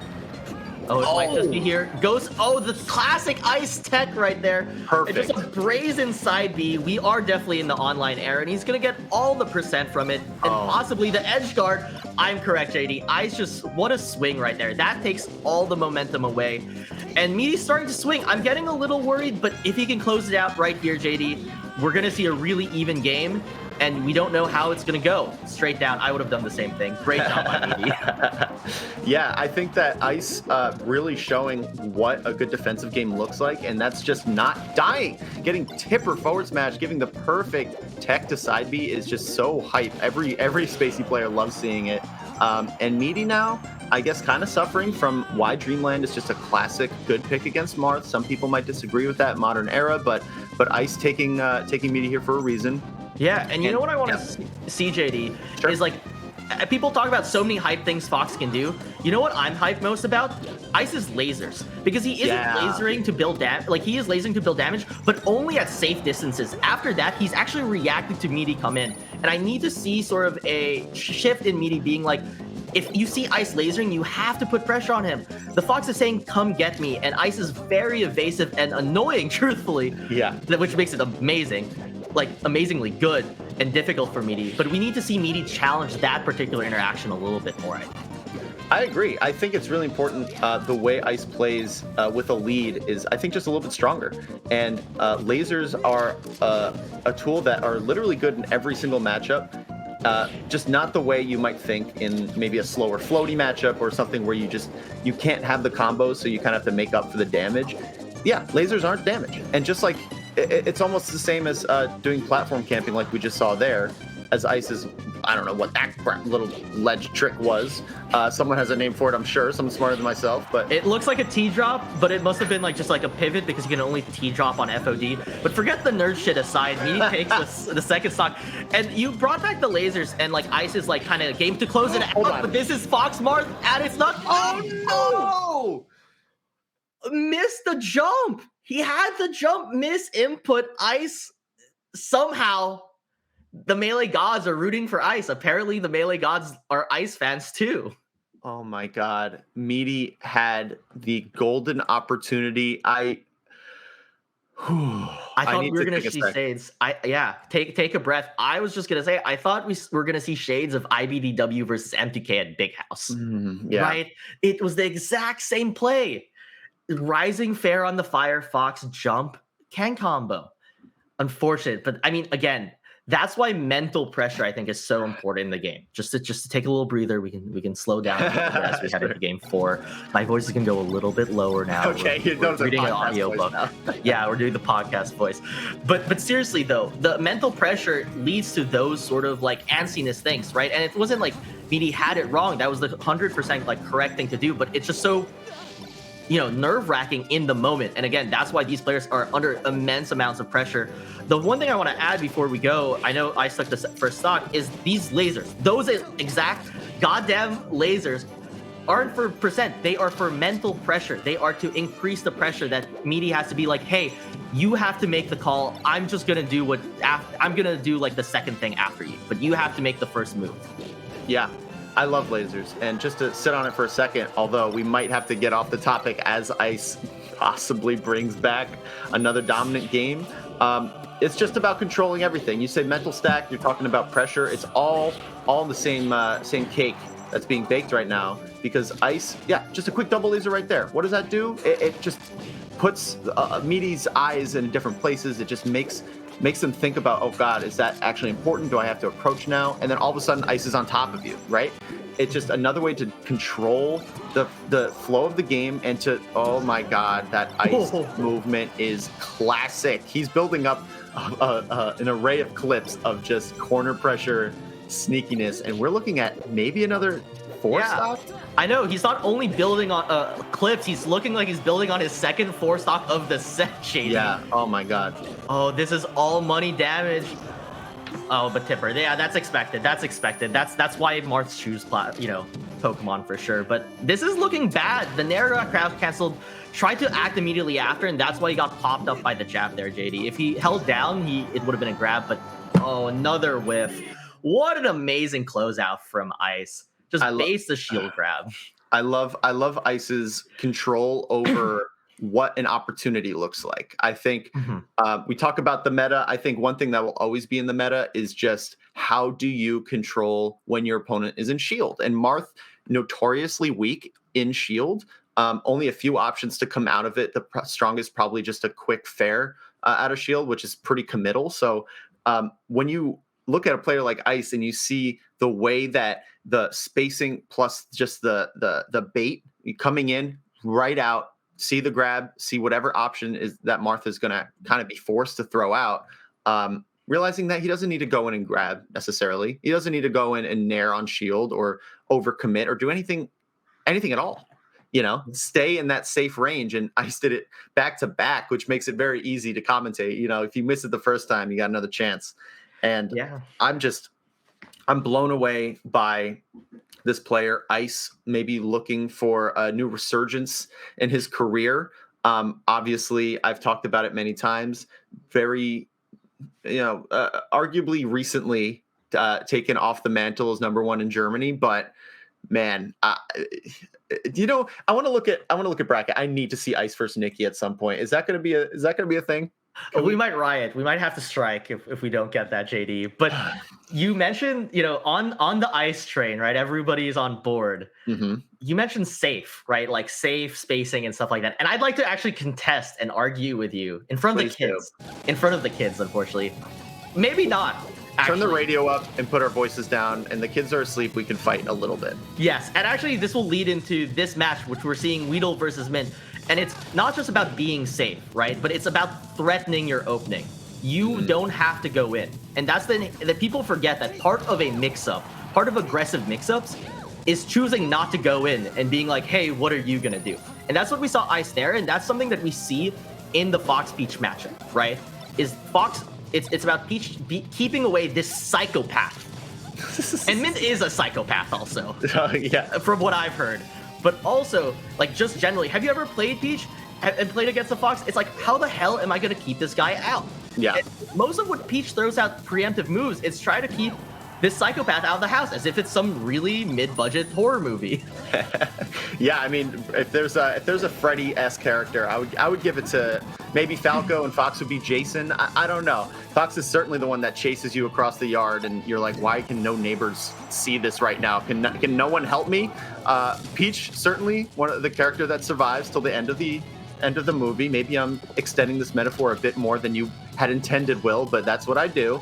And but she could kind of hang in there. She can grab a pot from the stove and smash at the last second. Maybe grab a golf club or a tennis racket, just throwing some random objects that Peach might want to use for no reason. And let's get back to the match, though. I mean, huge lead for Mint, and I understand the contesting the safe, quote unquote. I think safe aggression might be the best way to really hone in on what we're both talking about, which is, pressure, but being smart. Up smash on shield, not smart, not safe, but if it'll end in a stock, he's fine with it. I agree, and I think as we're seeing this edge guard, we're mentioning, wow, great call out there, just a stare down, both of them just staring at each other. I love those sort of moments in Melee. But we're talking about safe pressure here, and the big thing, right? And this is kind of coming from one of the lords of analysis, Lord Fiction, right? Oh, okay. Is that, Peach, what makes Peach a good player on top of her just damage output and recovery and survivability is that if she wants to set up shop and is given space to set up shop defensively, she's a wall. She's a brick wall, right? A brick house, one might even say. and the thing is up to the Fox's job to make sure that she cannot fully build it, right? For all you Fortnite kids, building yada yada yada. I don't play that game, but I'm losing my thought here, JD. So save me after this next sentence. You gotta ride this out, brother. All right, shit. Okay. What about Fortnite? Anyway, what I'm trying to say is the Peach needs time to set it up, and Mint is not giving Weedle any time for it. And that's why safe pressure is so crucial in this matchup and why Mint took the first stock. Yeah. It's because Peach just didn't have time. Every time Peach was trying to build something in Melee, the big thing is that the Fox comes in and says, hey, you gotta deal with me. And that stare down that we saw, oh my days, that was so cool. Yeah. I mean, it's a 50-50 there, but it was so good. I mean, it's so scary for the Fox, right, JD? Hold on. Whoa, we just saw a 0 to death, and I'm here for it. Yeah, I mean, shit, there's so much I want to dive into with what you're talking about. First off, love the Fortnite reference, super modern. Really connecting all the kids. With the younger generation. We need more people in the scene, but this is your matchup. We forgot to mention this. This is your bread and butter. So indulge me, JD, please. Yes. So I think one thing, as we're kind of keeping on topic here with what Fox does to control Peach's options, right? It's again the use of lasers, but not the use of lasers that you might think of the maybe the one side of the spectrum, the Mewtwo King lasers, right? Where you just go double laser, double laser, double laser, get approached, and then find something out of the corner, right? It's a very nuanced use of maybe making Peach go for a transition and then catching out of transitions. We're seeing where the real damage comes in that little 4 or 5 piece combo. Fox loves to get combos on this character. I mean, you open it up with so many different options. Shine gives you combos. Up tilt gives you combos. Down tilt gives you a kill confirm. And this is Peach's counter pick. We have not seen a single grab actually utilize the FD. Mint is looking like a 4-stocking ice right now, but not with that little edge guard. I mean, it's going to take the last stock, but I mean, I feel like FD is such a polarizing stage because Fox is so evasive. And what Mint is doing that I really love that you do as well in this matchup, JD. Oh, is that going to be it? That is not it. Is doing these different jump trajectories, right? Mint is both naring when Peach is in transition, as you said, and I love that you brought that up, and also doing jump arcs that land behind Peach so Peach can't, set up a grab. And that's why we haven't seen a lot of grabs in FD, and Mint takes it with a 3 stock at 9%. Yeah, and we're right back into it. Oh my God. I just got a report, a bomb. That was a bomb that got pulled right away and got reflected into a non-explosion. The replay might capture it. It was nutty.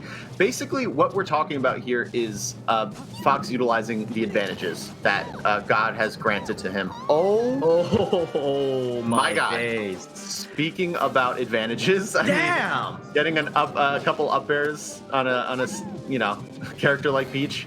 She, as you said, she's a brick house. She is a fatty, but she does float pretty slow. And whew, we're here. I want to talk. I want to analyze for at least a second. I know, you're a better analyst than me, but give me a little practice. For God's sake, this is the one matchup I can do. To finish the thought before I hand it back, Will, basically, Mint is doing a freaking amazing job of not letting Whittle get any sort of idea of the neutral that he wants to play, right? I mean, anytime you think that, okay, this Fox is starting to laser and the Peach maybe might come in or maybe, pull a turnip sometimes, it's, no, now I'm on top of you. Maybe you think the Fox is going to come in and you go in with a dash tech like we just see here, and then you just shield it, Keeping the Peach guessing is Fox's greatest asset. More than, up tilt, more than shine, more than lasers. It's the ability to do any and all options, and the Peach has to adapt. And wow, maybe Shine is one of the bigger assets.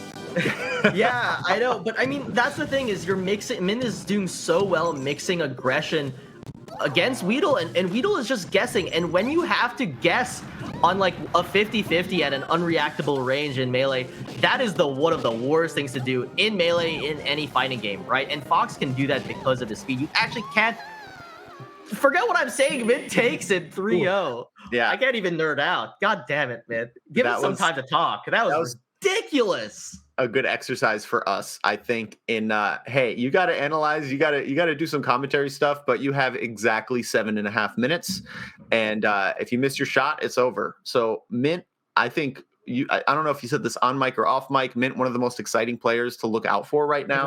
Everyone talks about Mint. I asked around. People talk about Mint. People have been talking about Mint. And is it his time? Is it the Mint run that we're looking for, right? Edwin Buddin even said, the Sunsei of Europe. Who doesn't love Sunsei, right? And in EU, it's who doesn't love Mint? And I love Mint right now. That was amazing gameplay, JD. Yeah, that was honestly incredible. Hold on. I'm getting a call from my mother. You know, you got to take that. Will, I trust you to hold down while I this is the second call she's given me in the past half hour. You know, JD, let me interrupt you because we're actually going to take a little bit of a small break before we get into the next matches. So let's take a breather. Everyone get water and let's run into our next break. Hi, Mom. Yeah.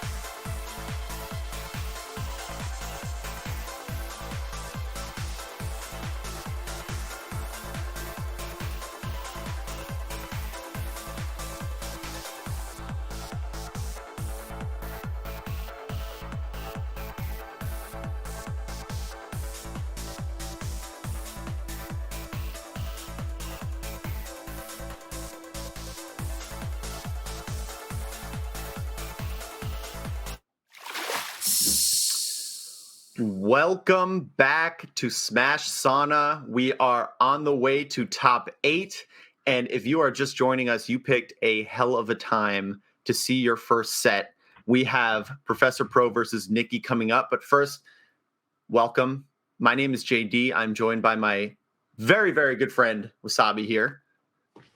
What's good, everyone? Dude, I am so excited. We are getting Nikki versus Professor Pro, JD.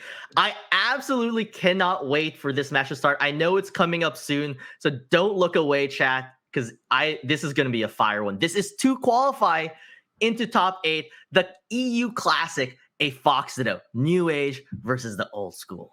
Yeah. What are we excited to see, JD?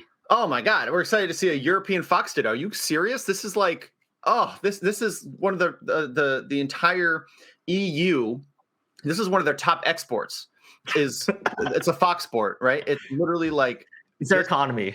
It's a cornerstone of the economy. It's like Russia and oil. It's literally insane. Like, we are seeing two of not just the best Foxes in Europe, obviously, two of the best Foxes just kind of shaping and pushing the meta forward with all the new things that they bring to the table. I mean, we're Fox mains. We're not going to harp too much. I'm sure we could geek out about the minutia of what we're about to see, but let's be honest. Nikki is working on some insane stuff. We have some questions that we threw his way that I'm sure we're going to be referring to. Will, you did your research. Yeah. So we got I know, and while we have some time, we don't have some time. It's the start of the match.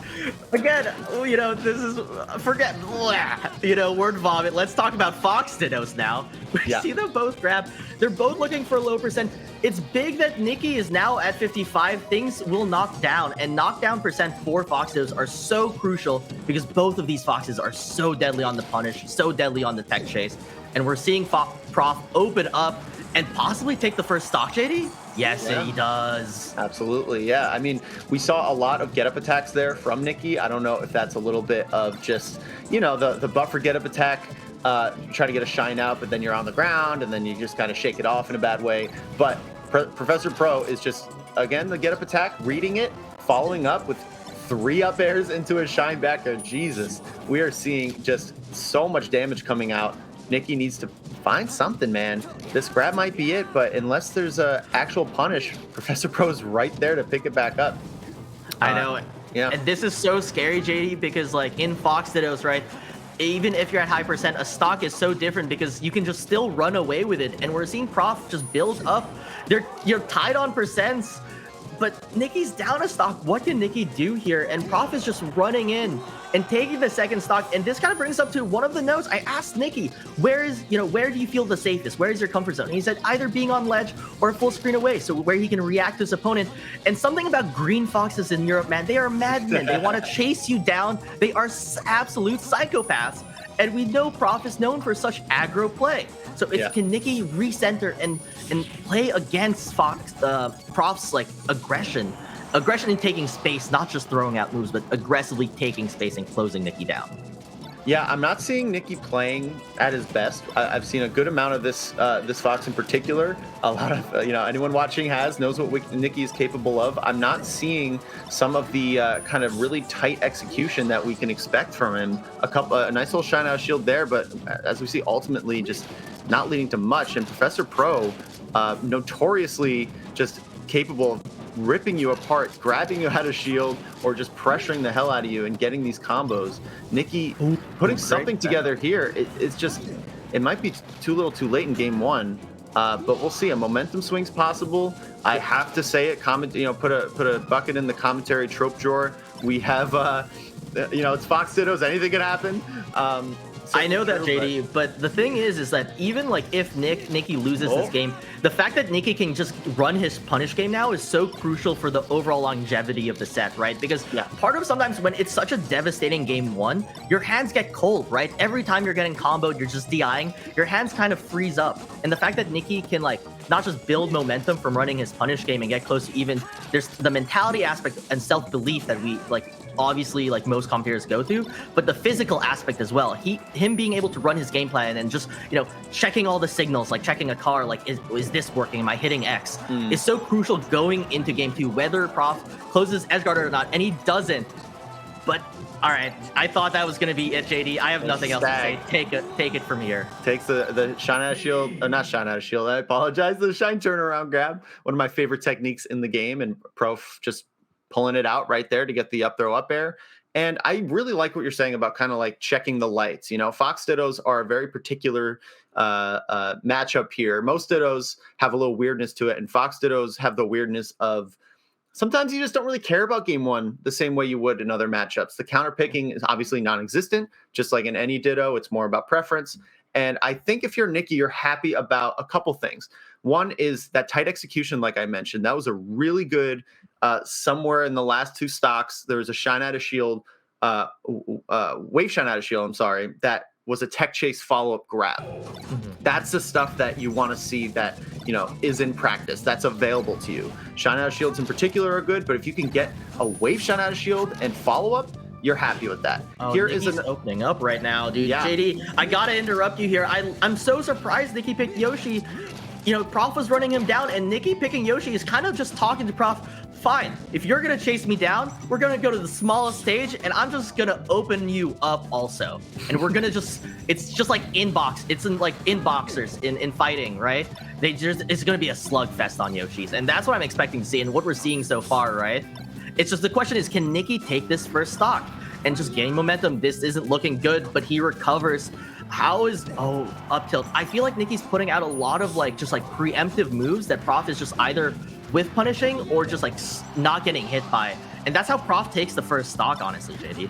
Yeah, I think Yoshi's, just to comment real quick, I really understand why Nikki would like Yoshi's. In the Fox Ditto, you're ending up on ledge a lot because a majority of shines, if you're past center stage, are just putting you on ledge. And so if Nikki thinks that the ledge game is going to be favorable to him, that's what is going to happen most of the time. We're evened up on stocks here.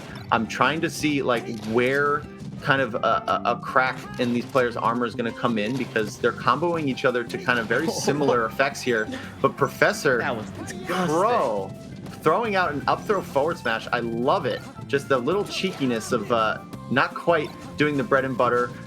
Nikki with an opportunity. We'll see where this can go, but both in above crouch canceling percents, I think it's going to be important that that we find it. And I'm not sure what's going on right now. We did lose a little bit of connection. I'm going to talk through the match as if we're still available. Will, what do you? Yeah, I mean, while we kind of lost a little bit of things, of course, some technical difficulties with the online era, but I think it gives us time to talk about the Fox Ditto a lot, right? We're seeing Prof just running down Nikki. And we're slowly seeing Nikki warm up. And again, you brought up ledge as well on Yoshi's, right? It leads to changing how does the Fox combo on that specific stage. You need to end combos a little bit faster, just because you don't have the longevity and you can just DI out. Well, right, let's take a sec. Let's take a sec to just. I'm not sure if everyone captured the full thought you gave. So let's give a quick reset here. From our perspective, obviously, we're facing more difficult challenges in this era. Things happen. We'll breeze right past it. Funny enough, I'm seeing the gameplay on my right, and it's still as fire as it will be. But until we see it in the playback, I'm not going to comment on it. Will, look, we are here as Fox mains. We freaking are so excited about what's happening. I'm going to ask you real quick, who do you have winning this set? I know it's kind of a whack answer, but a whack question. I have to ask you, who do you got here and why? I think it's really, really tough to say, dude. Nikki collects Pokemon cards. He's my boy. I got to root for him. I really do think Nikki can bring it back. I really do have faith that Nikki can do it. He was looking good at Yoshi's before the stream froze, and he was looking good, honestly, at the end of game one.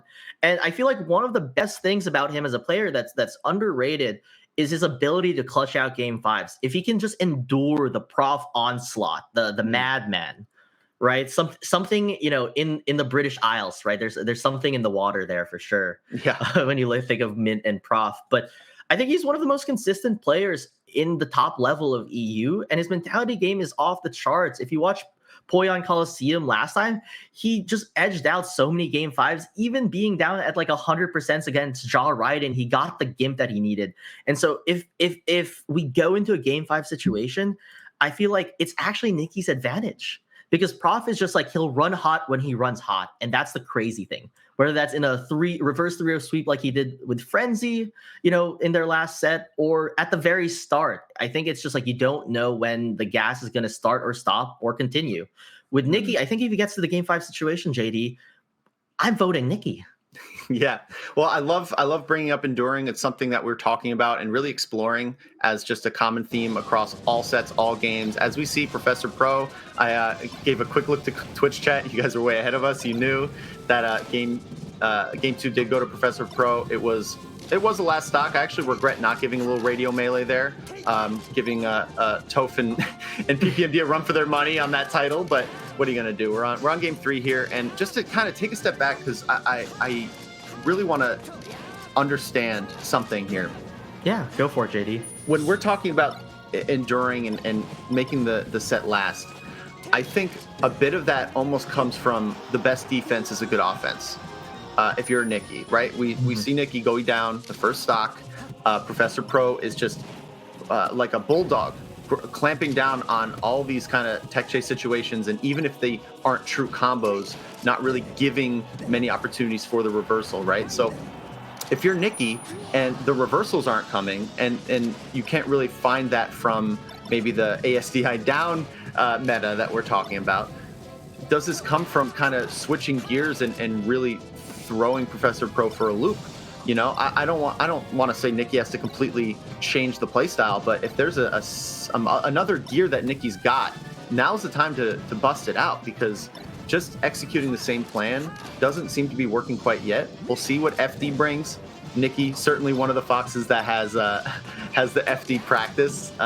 Nicky notoriously good, but we're talking about FD practice though. But we saw Prof with a really, really cheeky fair into up smash there. Honestly, I'm so impressed with Prof's combos on FD. Of course he's good in FD, of course. Yeah, look at this. But what I'm most impressed with, if we're just talking about like a little nerd shit here, is Prof is just really playing outside of Nicky's range, and like at this with the percent lead, like is forcing Nicky to come in, right? And again, we're talking about Prof as a madman. I've set that sort of storyline, but again, Prof is such a good player because he's picking and choosing when he goes in. And again, that's the overall theme that we've seen in our sets so far. It's when you play a mix-up, when you're being aggressive, when you're aggressively taking space, sometimes not taking that space and letting your opponent hang themselves is part of the mix-up. And Prof is playing the full mix-up right now. He's getting the full English breakfast, JD. Oh my God, yeah. I mean, bring some bangers and mash to the table. It's definitely looking like a UK special. And I think that if we're looking at what Nicky can do, obviously some of these combos have not been going the same way. We saw Prof break out of an up air with a shine. I mean, if it's just about cleaning it up, there's very little time for Nicky to do so. I think if there's a way to take it to game 5, it would be with a comeback here. Angle, not enough. Living still. Professor Pro needs one little hit here, and Nicky needs a lot more. It starts with that up throw, second hit up air. We're here in the last stock. Will, indulge me as I try to point out what Nicky can do, finding some comfort on the ledge, trying to find a shine. Well, the grab is the best way to start. Yeah. And I was going to say, I don't want to see Nicky retreat too much. You have to contest Professor Pro being aggressive here and get something started. Is Nicky going to just continue the tech chase? He gets the grab. This might be it. It is. Great thing. Prof doing the best DI possible, slight DI behind away, but Nicky ready, knowing that he needs to do a dash back there or a pivot up smash, pivot shield up smash. Sorry, forgive. I'm just too excited, JD. But, good, man. That's what Nicky needed. Look, it was staring down the barrel, as you're saying, enduring that last game and finding just the one opening and proving why FD was like the pick. Because if Nicky feels confident in that punish, obviously Prof has it too. I think that's one way to bring back the momentum. You have a little 0 to death action, Prof missing an opportunity or two, and that's kind of where we're at. A bit of momentum. Nicky is fairly confident in the tightness. You said that game 5 situations, if it comes to that, we might look at a reverse 3-0, but there's a game in between there. Pokemon Stadium, again, counterpicks mean practically nothing in Dittos, but here we are. What can Nikki do to kind of keep momentum, and what can Prof do to kind of be a bulwark against this young fox? Yeah, I mean, I feel like Prof is just going to do his Prof thing, right? Like, it's working really well, and he lost on FD, which is, like, the most, like, swingy stage, I feel like, of the matchup, right? I feel like Nikki, again, like, as he took the last stock of FD, we need to see him contest Prof more, contest him taking space, put in sometimes even a few more pre-active aerials, but actually intercepting it, not, like, retreating. He needs to intercept Prof coming in transition. It hasn't been working so far. Prof really, really good at whiff punishing, and the dude has amazing reactions, JD. We forgot to mention that, but you know, Prof and all his aggression is playing reactively, and it makes it so difficult for Nikki to, like, how do you beat someone who's watching you constantly, right? Yeah. I love the kind of cornerstone of Professor Pro's play. I think there are certain techniques that are a little more unconscious that he's just honed over the years, and he kind of selects a mode, and it's just there's a bunch of techniques that he could throw out, but really what he's thinking is, am I going to bait this player to come in? And we saw it just there. It didn't quite work, but coming in, trying to get the grab, we see there with an up tilt, right? These little tiny fox techniques, little movement things, 3-piece of maybe it's like a waveland plus a shine plus a ba. Here's the technique though. Getting that down tilt into a grab follow-up. Nikki bringing this back little by little. Still a good lead for Professor Pro, but I think when it comes down to what Nikki can do, it's to kind of get a read on, okay, maybe not knowing exactly what Professor Pro is going to do, but like recognizing when a technique is to get a hit and when it's to kind of fade back, do a dash back into a grab. And so if Nikki can kind of counterbait, or at least understand that he's trying to, you know, Professor Pro's trying to play him a bit. Wow, speaking of playing him, clean edge guard. Professor Pro is up 3 stocks to 1. This is looking rough. Nikki had the opportunity maybe once or twice, but the punish game is really making the difference here. JD, I am lost for words here. This is amazing play by Prof. Prof weaving in and out every time. I'm getting schmixed just by watching Prof. I'm getting schmixed just as much as Nikki, unfortunately, for my Pokemon friend. But JD, I have no words. I am mesmerized. Please take it from me. Yeah, man. So I mean, Nikki has a bit of a combo under his belt this second to last stock. Professor Pro, I think, just trying to weigh it out, not maybe get an advantage for the last stock or not be caught off guard here. Couple shines into an edge guard, not following up on the platform though, and so Nikki still needs to find some sort of kill. Yep, everyone saw that coming. Just get up there, wait for the roll, whatever it's going to be, an up smash. We are in last stock of game 4. Nikki down 2-1. Professor Pro had the lead all game, 3 stocks to 1 at one point. So Nikki's grinding this back now in an edge guard situation, coming in with the shine, getting shield, not going to be available for him. Still looking for an opening. Professor Pro at 2%. Forward throw, messing it up, coming back, saying, no, I'm at this one. 2 up smashes in a row. Can the edge guard come? Very extended edge guard here. Tied percent. Nikki actually small lead.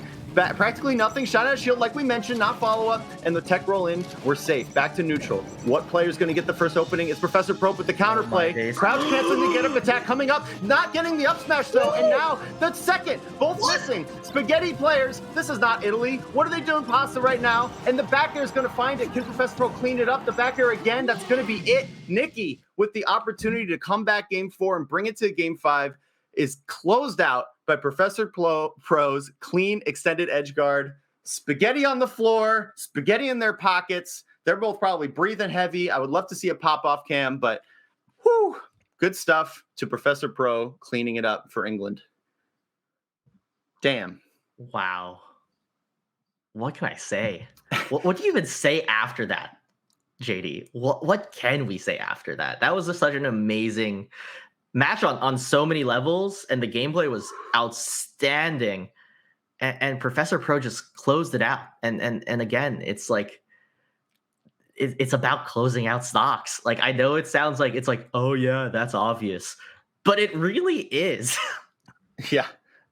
I mean, you gotta be there, and for those moments, both of them missed an up smash that would have killed and ended the game on the same platform.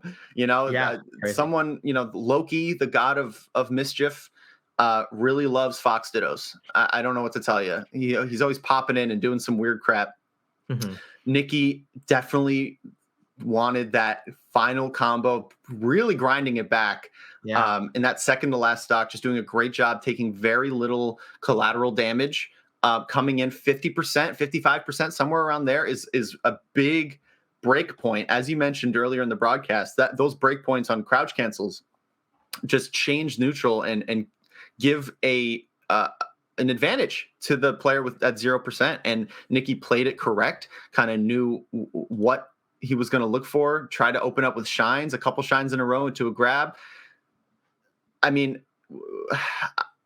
I'm replaying in my head. It's like, how do you stay calm? How do you finish there? It's so difficult. It's so tough. I feel like what we saw there, JD, honestly, now that I've taken a little bit of a breath, it is really like I was so impressed by Nikki's like knowing of like the situation. Like the minute that something happened, he knew exactly what he wanted. There was even a point in time where we're talking so much about crouch cancel percent. There was a part where he couldn't crouch cancel. He was just above it. Around 90% is where Fox can crouch cancel get up attack, and he was at 100, and he just shielded the get up attack, and that's kind of what got the party started at some point in Pokemon.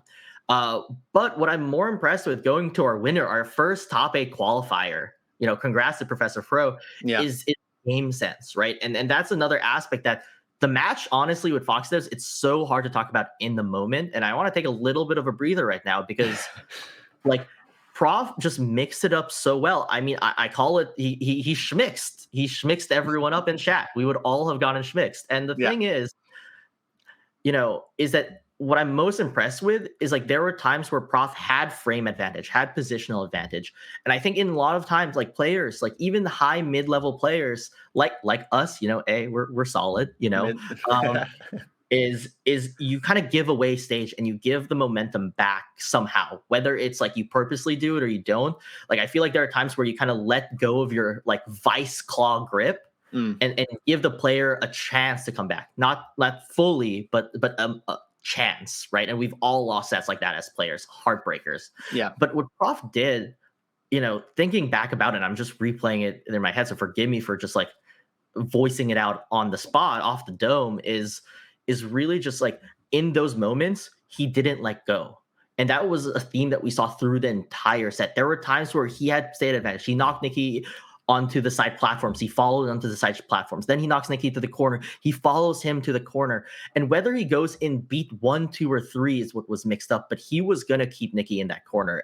And I think that was interesting. And there was a point where he went like beat 1, beat 1, beat 1, and on the right side of Pokemon. And I was just astounded because it's just like, who wouldn't get hit by one of those 3 nairs, if not all of them? Sure. Yeah, I like to think of it kind of like, look, Haikyuu. I've actually been playing rec volleyball because that freaking anime. How are you the first person out of us to mention anime? Because there's a reason for it. And basically, I like to think of stage control as an opportunity to kind of put an attack in, right? And so you kind of get to do different tempo options, right? The 0 tempo is literally like what you think of just like naring into the corner, right? And you kind of, over the course of that anime, and I hope Twitch chat's with me right now because I'm locking in. You realize that the 0 tempo, which started off as the strongest attack, became readable and stopped being effective, right? We're going to see a lot of corner pressure in the Sheik Falco matchup, so hopefully some of these things I'm mentioning persist. But when we're talking about opportunities in stage control, Kinso showing what that can look like, you have different options available to you to what your attack is going to look like. And sometimes the last thing you want to do is just bump the ball over and give it back to them, which is essentially giving them center stage. So, I mean, with that being said, volleyball is the exact same thing as Melee, as we all know. And we're into it, man. Sheik Falco, Kinso, Max. We saw Max earlier. Kinso, we actually have some, I believe we have some info on. So let me hop in on this. I mean, again, we saw Max earlier, so let's paint a little picture as we're starting out. Max with the lead, but Kinso, really, really impressive player. Box Falco, which I love to see. We don't see too many of them yet. So, been on the box for a little bit. What I love about Kinso, again, like in this order, is his punish game, then his pressuring, and then his recovery. right? And I think he's a Falco that is willing to play the mix-ups. There are times where he goes for stuff that isn't a true combo, but if it read correctly, if he has a good read on the player, can lead to a much greater result. And this kind of brings to the theme of risk and reward in Melee, right? Melee is inherently we're gamblers. We are filthy gamblers, and we love gambling. And it's all about weighing risk and reward. And good characters can do low-risk stuff for high rewards. And Kinso is trying to hit a jackpot every time. And the question is, what will Max do as Sheik, inherently who has to play a little bit more on the back foot, but not right now? What will Max do against this spacey, right? We've been talking about Fox, but Falco is a madman, and we see a DBZ, JD. Wow. And we're going... It's even Stevens right now, JD. We have a fresh start, so lead us in, please. Oh my God, I'm so happy that we get to do a little analysis and come in 2 stocks to 2. That's the commentator's dream, right? It's like, let me finish my thought and then get back to it, and then it's a hype set right away. I mean, shit. What I saw from Max, really just to point out, is the spacing on shield. Kinso, everyone's talking about Kinso's out of shield game. Wow. And ledge game too, apparently clutching that stock with a really low percent. You hate to see it if you're a Sheik main. But this is the important stuff. So what she can do outside of shield, obviously abuse range, and Max is doing a good job of doing that. Now we're on the last stock here. We're gonna really tighten it up, see what's going on. Kinso looking for some of that extra damage to lead in, maybe even a stock. But Max clipping with a nice little back air, bringing it even, 32%, not really that bad, but with the invincibilities coming in, up tilt, bringing those combos in, taking a huge percent lead. Now Sheik's in danger. 78's not very safe, not finding much either. Falco at 0, crouch cancel on the table, so this is all tough. This is all difficult. We're going to need to see a grab or maybe a few just lucky aerials. Grab there, miss. Now we're on the ledge. My playback is a half second behind. Hold tab. Now we're good. Looking at the stocks again. This is so hard for Sheik. Needs something here. Not getting anything. Going for a whiff grab, and we're there. Thanks for letting me shoutcast that. You know I'm working on it. No, that was brilliant, JD. You did a great job. Let's put ones in chat while we lead into the next match for JD. One thing I want to talk about quickly, as we're on low percent, is just the fact that this is a mini game.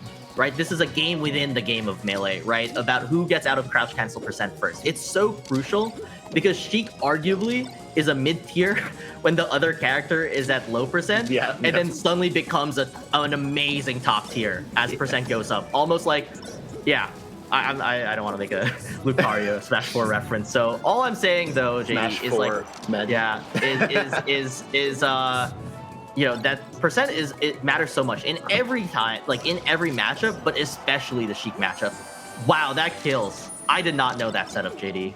Yeah, Falco up throw. I know there's a legendary thread on Twitter about the up throw on Falco setups. I'm not gonna touch it with a Sheik back air long stick. But we're here back to even. I think Max really pulling a lot of smart, just gameplay macro strategy here. We talk about defensive play. I'm seeing just a good mix. I'm seeing a really fluid Sheik. Not trying to be obvious with where the openings are coming from, allowing kind of those stray hits to come to him when they're available. Some Sheiks, they realize that crouch cancel percent's really bad. They try to find, the grab right away. And Falcos know how to not get grabbed nowadays, especially someone like Kinso.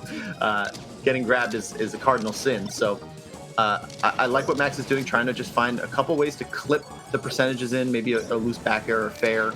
But this stock, full control for Kinso, loving the lasers, being safe, trying to just close it out. But we'll see. We'll see if he's able. Yeah, I mean, Falco right now almost out of knockdown percent, so this might be almost the party starter for Sheik. Even if Max loses this stock like he does, this is where Sheik starts the party. We are partying now, possibly.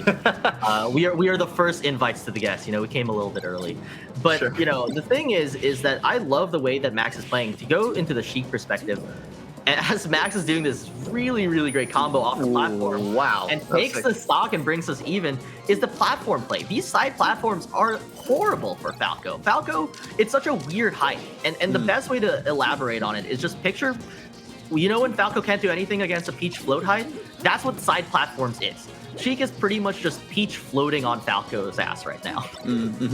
And Max is just moving so good. And I think the real, Plub is the one who really showed us how strong platform play is with all of his characters, but it's so good with Sheik, and it allows for this especially low percent build, right? Again, even if this stock is lost, this percent is vital for Max, but Kinso takes the next stock, man. Yeah, it's actually hilarious how much the first 20, 30, 40% on Falco is, how important that is for Sheik. It's kind of insane. It's almost, you can think of it as how Puffs need that early percent for rest to kill. It's as important. And we see just what an opening can look like when that little bit of softening happens. Max taking a lot of softening himself. I mean, this is still really tough. Have another stock to go through. Nice edge guard to clean it up. Will. This is the scary part, JD. Can he build the percent? This is the mini game. Look, Falco's at the end game and Sheik is playing a mini game. That is what's so dangerous right now. For Max right now, can Kinzo close it out, or will we see Sheik just steal it? And it looks like Kinzo, we're going to Zelda. This is the last bit. This might be it. It isn't, JD. Oh, but it is. What a flub. Yeah, interesting stuff there. You hate to see flubs, but if there's a time to screw up some ledge play, it's when you're Zelda at high percent against a 30% Falco. So definitely tough for Max, down 2-0, but still looking strong. I'm still very much impressed with Max's play. I still think that just understanding what options are available at any time has been the through line. I think just a very well educated player. You see some Amsatech action there. No longer in the meta, according to Smash Lessons, or I'm sorry, whatever the hell that channel's called. No worries, JD. But let's forget about Sheik for a little bit. Let's talk about the character of the hour, the character that's up 2-0, Kinzo, right? What is he doing well? What do we like? And the first thing I like to mention here is the fact that he's playing so close to Sheik, and normally you wouldn't expect the Falco to do this. Sheik's has better mobility, and Falco is a slow man, right? He's a slow bird man. And the thing is that he has trouble getting in. But the thing with Kinzo is he is purposefully trying to play at this close, scramble, chaotic range to force Sheik and Max out of his comfort zone. And arguably that might lead to some mistakes and flubs like we saw how he took game 2 with a Zelda. But right now, we're seeing it in the form of just building up so much damage, getting Sheik out of that crouch cancel percent so that he can just take it with a stray aerial like that Nair. And that was perfect. I think that Kinzo obviously just showing the goods and keeping it close is it's tough to execute. It's I hate to say high risk, high reward. It's kind of just the top ceiling style in this matchup. You've got to make sure Sheik's uncomfortable. That was disgusting. Yeah, almost the sickest little ledge hog I've ever seen against Sheik, and we see again just a really high percent. And it's not over yet. So to give as much props to Kinzo as we can before the seemingly inevitable 3-0 coming in from this game 3, I think Kinzo is just executing on the strategy of, okay, I'm going to be close. All I need to worry about is not getting hit from the out of shield options. If it's grab, if it's nair, Sheik has a few, but if you're making Sheik uncomfortable, both of those are quite committal. And that's what we're seeing constantly. You see right there, that dare on shield, perfect. Just not, clip a little bit of the space, and eventually one of those dairs will hit. And that was crazy, JD. I gotta interrupt you quickly. We're talking about taking advantage, and even if Max he doesn't close this out, Kinzo's not changing his game plan. He has the lead, and he's building the lead by doing the same game plan that he was doing since day 1 of this set, right? And that's what I really love to see. That's the mark of a good top player, right? Is that they're like, hey, I have this lead. I'm not going to play scared. I'm just going to double down on what I'm doing, right? And now Sheik's out of crouch cancel percent, stuff will knock down. And as you said, JD, it's looking like the inevitable. Unless we see a miracle here for Max, Kinzo could close it out. What are you thinking about? How does Kinzo close it out? Possibly, maybe. I don't know anymore. Things open up now. I'm looking at the stock. I'm looking at the percent, kind of reminiscent of game 1. But that grab comes out and then reminiscent of game 2. What's the common denominator between game 1 and game 2 is they were losses for this Sheik. Max putting out a great performance, just outside of top 8, bit of a heartbreaker. But Kinzo, let's talk about Kinzo with students of his own and in university. This Falco is showing why this is his tournament, showing up hard with a 3-0. And Will, as you kind of give your thoughts here, I'm going to finish up this little demonstration. I showed you I have a pen and I have a marker here, and we got I a think, little visual thing going here. Take it, JD. Well, I think this is pretty important because sometimes you can't really visualize like why Falco and Sheik is such a good matchup for Falco sometimes, and I think I demonstrated it pretty well here. So basically, that is why. So Falco is is a bird with big arms and a gun, and this is why I wanted to finish, because it would have been a whole cascading kind of Leonardo da Vinci-esque finish if I had just a few more minutes. But basically, you see the gun, you see the big arms, you see the scary face. If you're Sheik, I don't know what you really do to contest that. It's tough. It's I'm sure tough.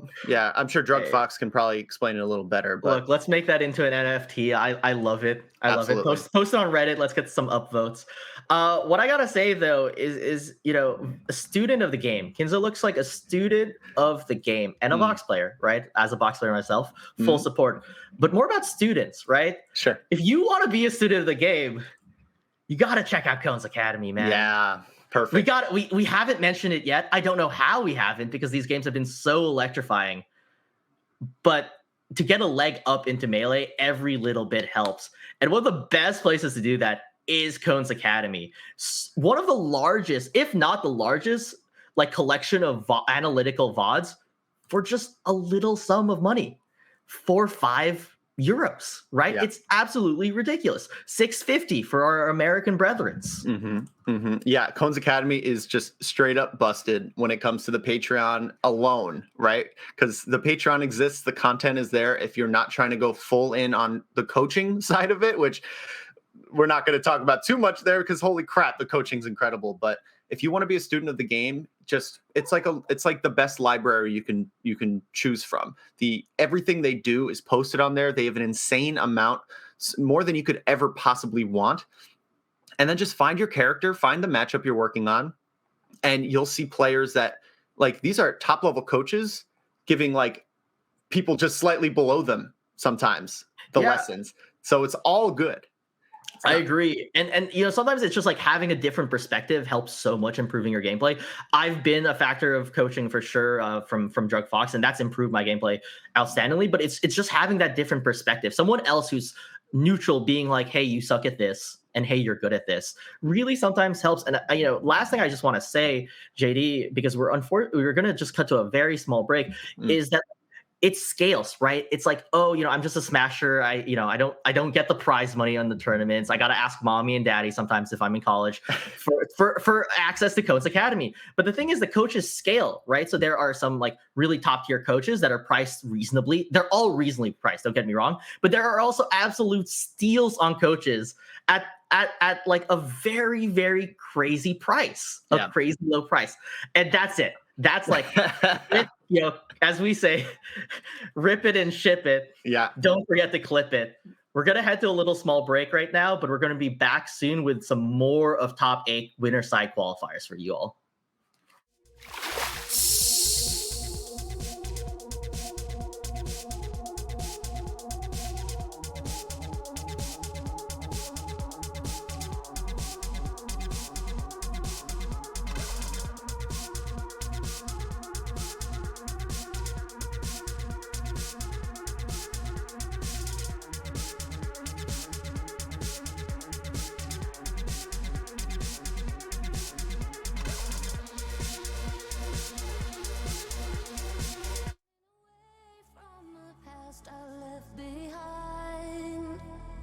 I'm looking for answers, but I'm blinded by the light. I'm lost in the music, and I stay here for the night. I promise I'll be gone in the morning, out of sight and out of mind.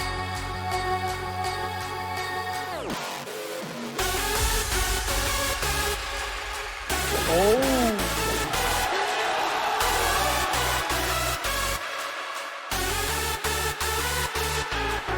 Too far far down at the very least. Wow, oh my god, Finnish game, look at that!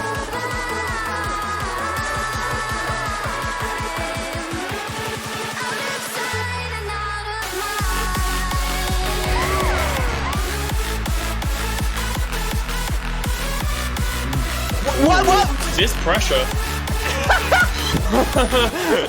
He just pressed A on him. Okay, so Knuckles still going onto the stock, but now they've got a chance to combo Amsa. And they killed Amsa off of it. That was great.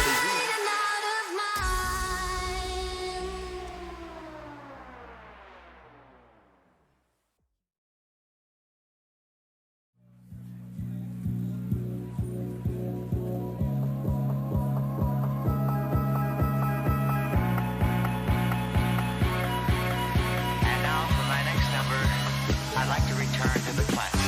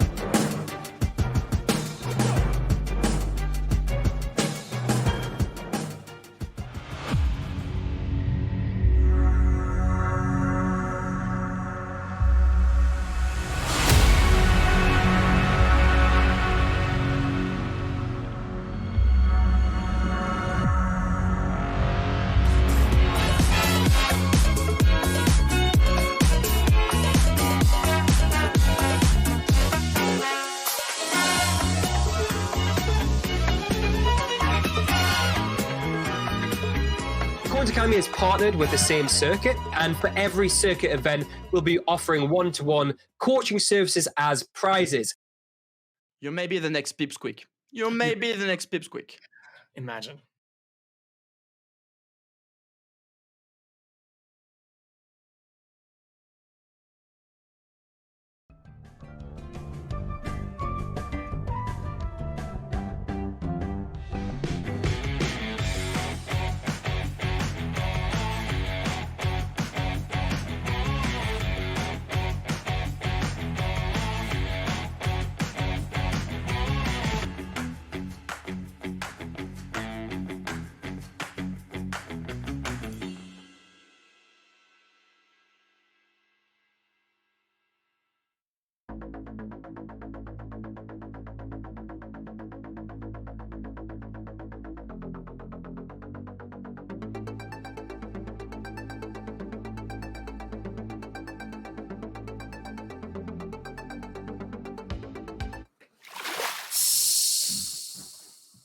And pretty much those Jordans really complete the matchup. All right, we are back.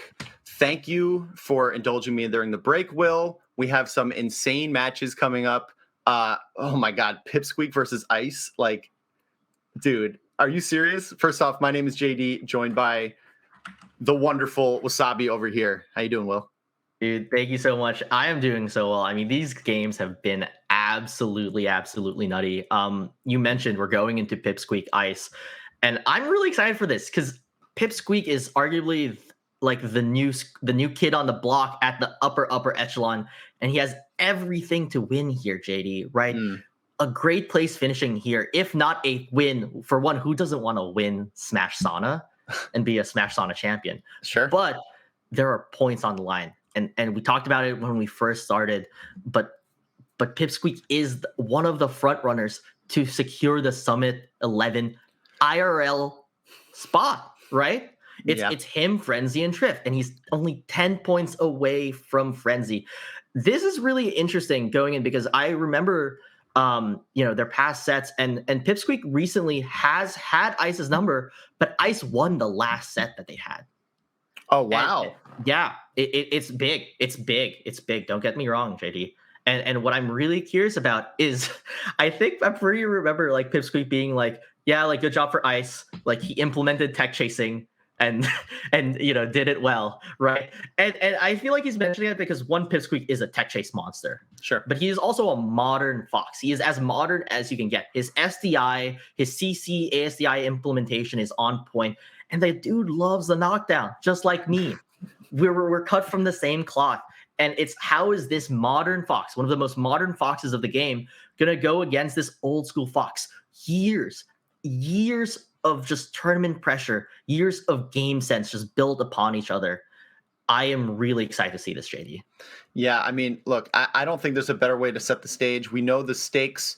We know the differences in perhaps play style or perhaps just kind of the soul of these guys. And we're going to just get right into it with the Yoshi's game one. Will, I think I'm just going to say this now. We are both like kids on Christmas morning. I know how you're feeling. We are Fox mains, and we are seeing two of the most exciting players doing it right now, going head to head. And so, I mean, quick lead for Ice. We'll see how this unfolds. Man, just quick things. What else are you looking for? What call outs are you trying to see? Yeah. So I think the big thing here is Fox knows, can be sometimes like a game of chicken, right? It's who's going to commit first. And I feel like when people hear that, they're like, okay, I'm a Fox main, I'm not going to commit at all. And that is 100% false. You have to take risks in this. It's just that Fox is such a cracked character that you can take little to medium risk and get high reward for both. So it's how do they balance the risk and reward in the Ditto?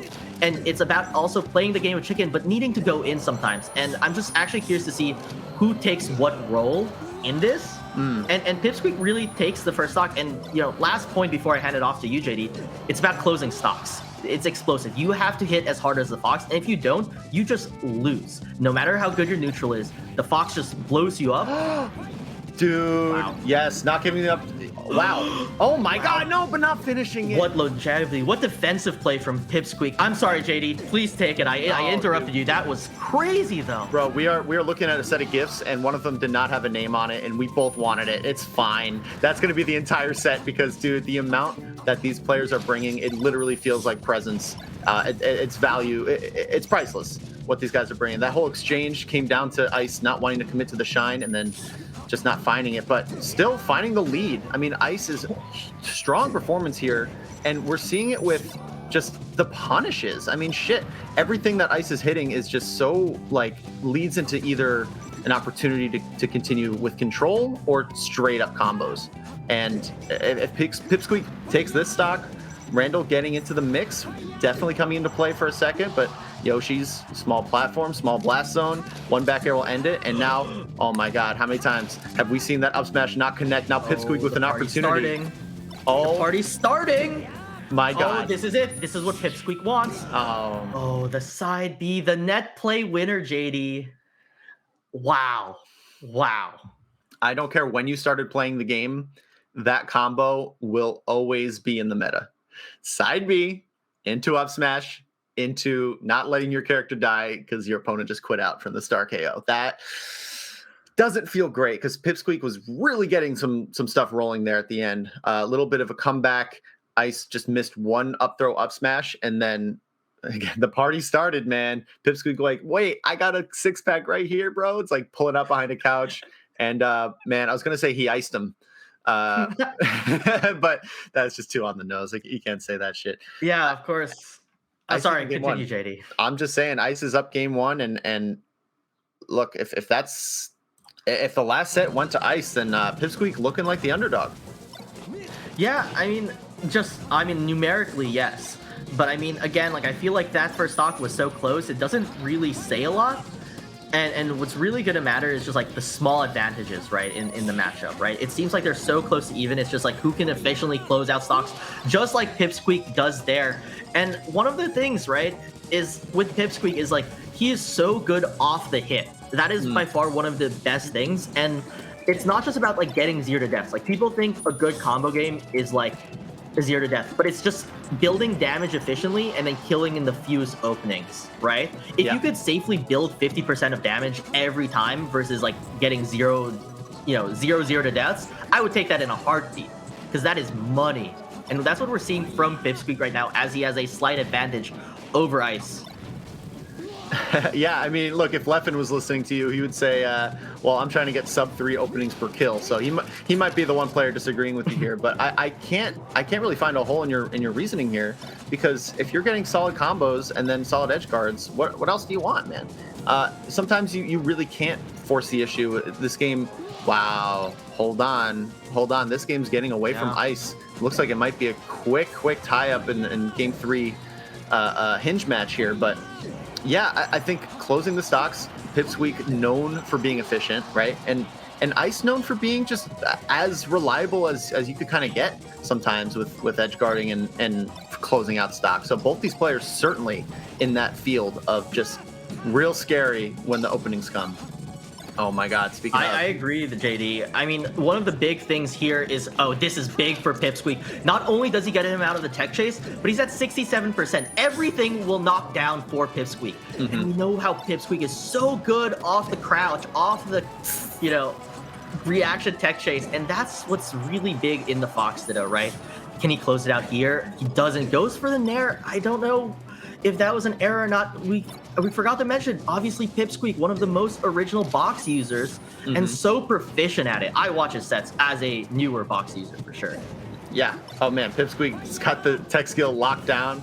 The work ethic, certainly one of the best in the world, Pipsqueak is, and showing what that proficiency can turn into. Really tight defense. Not dropping too many things, a little spaghetti at the end, both players trying to find their bearings, but you're seeing some really sick, move choice. Yeah, absolutely. Like the up smash out of shield to just instantly end it. I feel like a lot of Foxes would just grab there or shine out of shield, but Pipsqueak knew, no, I'm just going to up smash out of shield. GG's on game 2. We're going into game 3. Now it's a best of 3.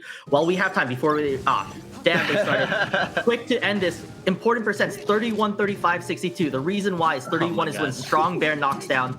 35 is when Strong Nair knocks down, and 62 is when both weak hits of both aerials knock down. Man. It's really crucial in this match. Shout out to Cones Academy, because my boy's pulling out the flashcards. We're here to learn. But yeah, I'm sure these players have, if not the perfect idea of what those percentages are, they know when to switch it up. Ice not wanting to go for a lot of these shines. Pipsqueak putting himself in the position to get the techs off the wall, but Ice cleaning it up. I love the drill. That's a good habit for all the Fox players out there that keep getting their shines teched. Just come up with drill, and the SDI up on that Thunders. That is crucial at low percents. That's not super free. That's something you got to work on, and Pipsqueak showing why those little minutiae, the little defense, ended the stock there instead of a huge combo for Ice, and now a lead for Pipsqueak. Yeah. Oh my gosh. A stare down. I love when nothing happens in the game. We just got a good old fashioned standoff right there. Oh, yeah. Who's going to do it first? Who's going to cave? Dude, it's so even. Ice is just bringing it up. We're even, but not really, because Ice has an edge guard situation. Pipsqueak chooses ledge.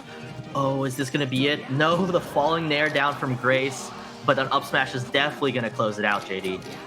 Yeah, I would love to see Ice, again, giving the commentator's perspective. We are not in the same pressure cooker. I would like to see Ice give maybe a quarter second, even like a 10-frame kind of leniency to himself and trust the reactions a bit more. I'm seeing some reads come out that might not necessarily need to be necessary. We saw that in the kind of up smash reading a no tech, right? When I think classic top of the of Ice's career, being a little, that, you know what? I take it back. That read was insane, and that led to a stock. I take it all back. JD, we talk about game sense there, and a really small thing was Ice reading the slide off with a jab up tilt, and then also calling out the double jump to escape to close out that stock. Ice now in the lead, but Pipsqueak brings it back. It's a slobber knocker, JD. They're going toe for toe. What are we going to expect going into game 1? What are we going to see? What do you see, JD? I see two Foxes very scared. And if they're not playing scared, they definitely feel scared, because this is the deciding game 3. Who gets the counter pick going into game 5, perhaps? And Pipsqueak showing that patience, having center stage, putting up back airs, putting up tilts, and closing it out. That was an extended edge guard by the book. New school is doing things correctly, and Pipsqueak came in hot on that last stock. That's just textbook stuff. Cover the options, don't overcommit, keep center stage, rinse and repeat. Good stuff by Pipsqueak, up 2-1. Yeah, I suspect Pipsqueak has to be on Wasapi. He looked like he reacted to that audio cue on both side Bs back there. Big fan of that. We're going back to FOD. We got the run back, which is really going to be interesting. Ice then must believe that his gameplay was good enough, and I believe in that too. Are we going to see a game 5? I'm not really sure. One of the things I'd like to mention before everything gets crazy and out of hand, JD, okay. is Pipsqueak's willingness to play at close range. I'm really impressed with that because reactive players tend to play farther so they have more time to react to things. But the best reactive players play close because that allows them to cause scrambles and then get what they want, which is the knockdown, which that's Pipsqueak's comfort zone, his bread and butter. Yeah. And I one quick call out too, get a little specific here. When Ice is going through a lot of these Thunders combos, he's learned to not pursue it and to just trust that, all right, I'm not getting a grab out of this Thunders, no jab reset here, which is interesting. I think it's a little bit of a habit. Ice, my one piece of advice coming from someone way worse than you, replace that jab with the down tilt. Now we're into the match because Ice showing why he doesn't need my dumbass's advice. Up a clean stock and a lot of percent. This could actually go, Pipsqueak brings it back stock-wise, but with invincibility, Ice is finding the nair into clean back air. We are up a full stock game 4. Pipsqueak, obviously doesn't want to lose this game, but has game 5 in the back end. And Ice is just keeping up the pressure, finding hit after hit. I know, and we talked about Ice's confidence going back to the same stage, saying, "Nah, my game plan was good, bro. Like, you just got lucky." Yeah. And it's really looking like that, JD. Great walling out. I feel like this is where Ice shines, right? Ice, I feel like, is such a great switch player, right? He can do all. He can do everything. The man is incredible. But where he, I think, shines the most, and I consider it being like Ice time, kind of, is where he can play off of the lead. And because that really abuses his switch style of play, and he can play the full mix-up. This is a theme we've been talking about all game. As Ice brings Pipsqueak possibly going into a game 5, it's still kind of early to call, but I'll just finish my thought. Ice just switches between offense and defense so quickly and keeps Pipsqueak guessing. He can build on this percent, and double up smash kind of brings it here. Is this going to be it? It isn't, JD. Pipsqueak takes it. I mean, what are you seeing? What do you think about Ice's switch style and what we're going to see as a closer? I think it's a phenomenal call out. I couldn't agree more because that's kind of what you develop, I think, over time, understanding the game to its fundamentals as Ice takes game 4. We're going to game 5. I love the call out on switch, and I want to elaborate with you on that thought. We have a few seconds, so give us the rundown. We have literally like microseconds here. Ice will certainly be able to kind of bring it to one thing to another, from one style into the back pocket style, the ABC tier list here. Pipsqueak, honestly, very similar. I think they both have that quality, but the back throw, oh my God, Long Island, where are you at? We have a huge lead coming out within 5 seconds.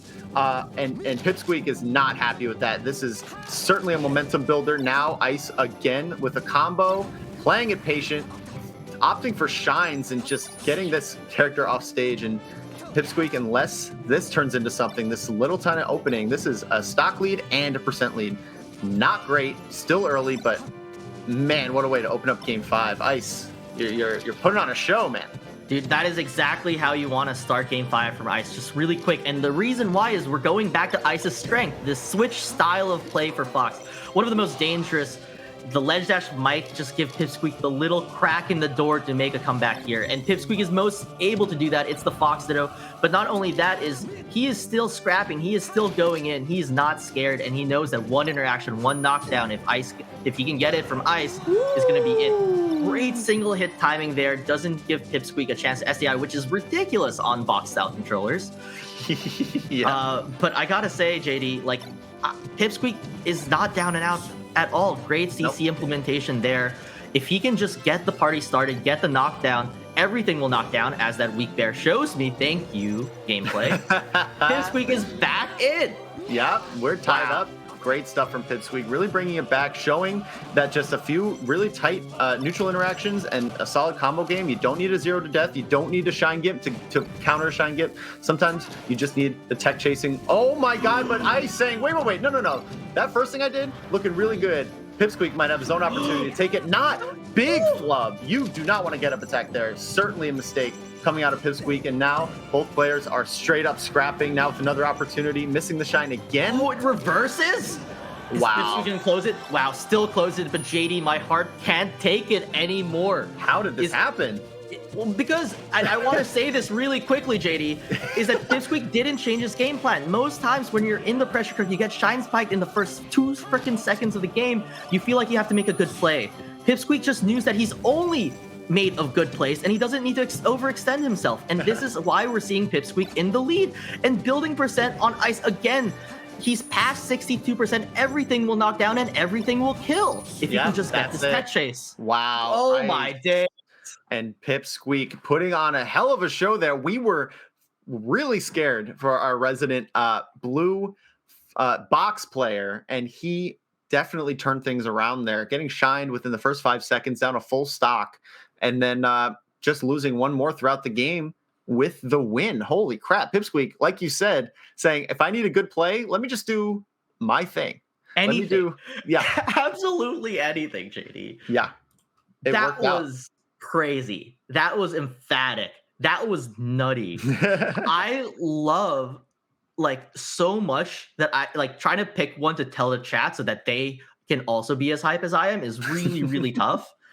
But I think going back to what we were saying, and this has been a theme that we've been talking about this whole cast, right? Is the need to not overextend yourself. The need to believe it's not just that I can believe I need to make a comeback, that I can make a comeback, but it's the belief that what you can do, what you have trained for, what you have practiced is good enough to just safely make that comeback.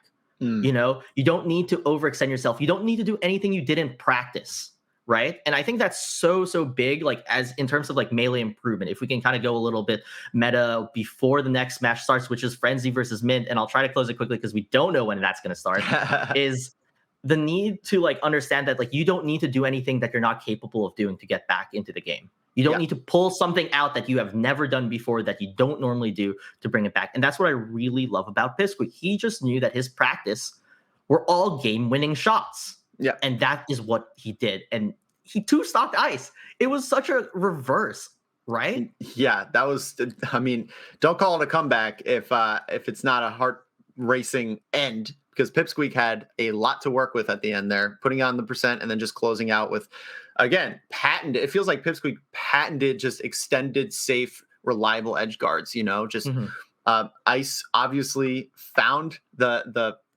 weak spot in the Fox Ditto, probably the only Shine Gip I can think of in the whole set even. But I love what you're saying about Pipsqueak's style being reliable in the things he knows what to do, not being predictable, not being repetitive, but being confident in the things that you are comfortable doing. Will, you and I talk about kind of the main game plan and when do you have to fall back, when do you have to change and adapt. And I think what we saw from Pipsqueak was not kind of a small decision. Do I need to change? Do I need to completely adapt a game plan, or do I take what's working, what's good for me, and make slight tweaks to find the openings and to actually win? And that's a sign of relative to Ice, a newer player, but the sign of a mature player, the sign of a competitor who knows how to win and how to clutch sets, is someone who knows that maybe it's not time to bust out the B, C tier play style. Yeah. Do what He didn't works. need any cheese at all. And this brings me to a point that I feel like I really want to mention, JD, before we go into Frenzy and Mint. And it's sometimes I feel like the way that Pipsqueak plays, he's not even playing against anybody but himself. And the reason why I do this is, I reached out, I said hey, I got a few questions. We're doing this sick block for Smash Sauna, and we thank the TO scheduling for this. But he said he wants to perfect the game and push it further than anyone has before. And there's always something to improve, and no one has come close to that perfection. And so I feel like what we saw there a little bit was like, yes, he was playing ice, but he was also kind of just playing himself.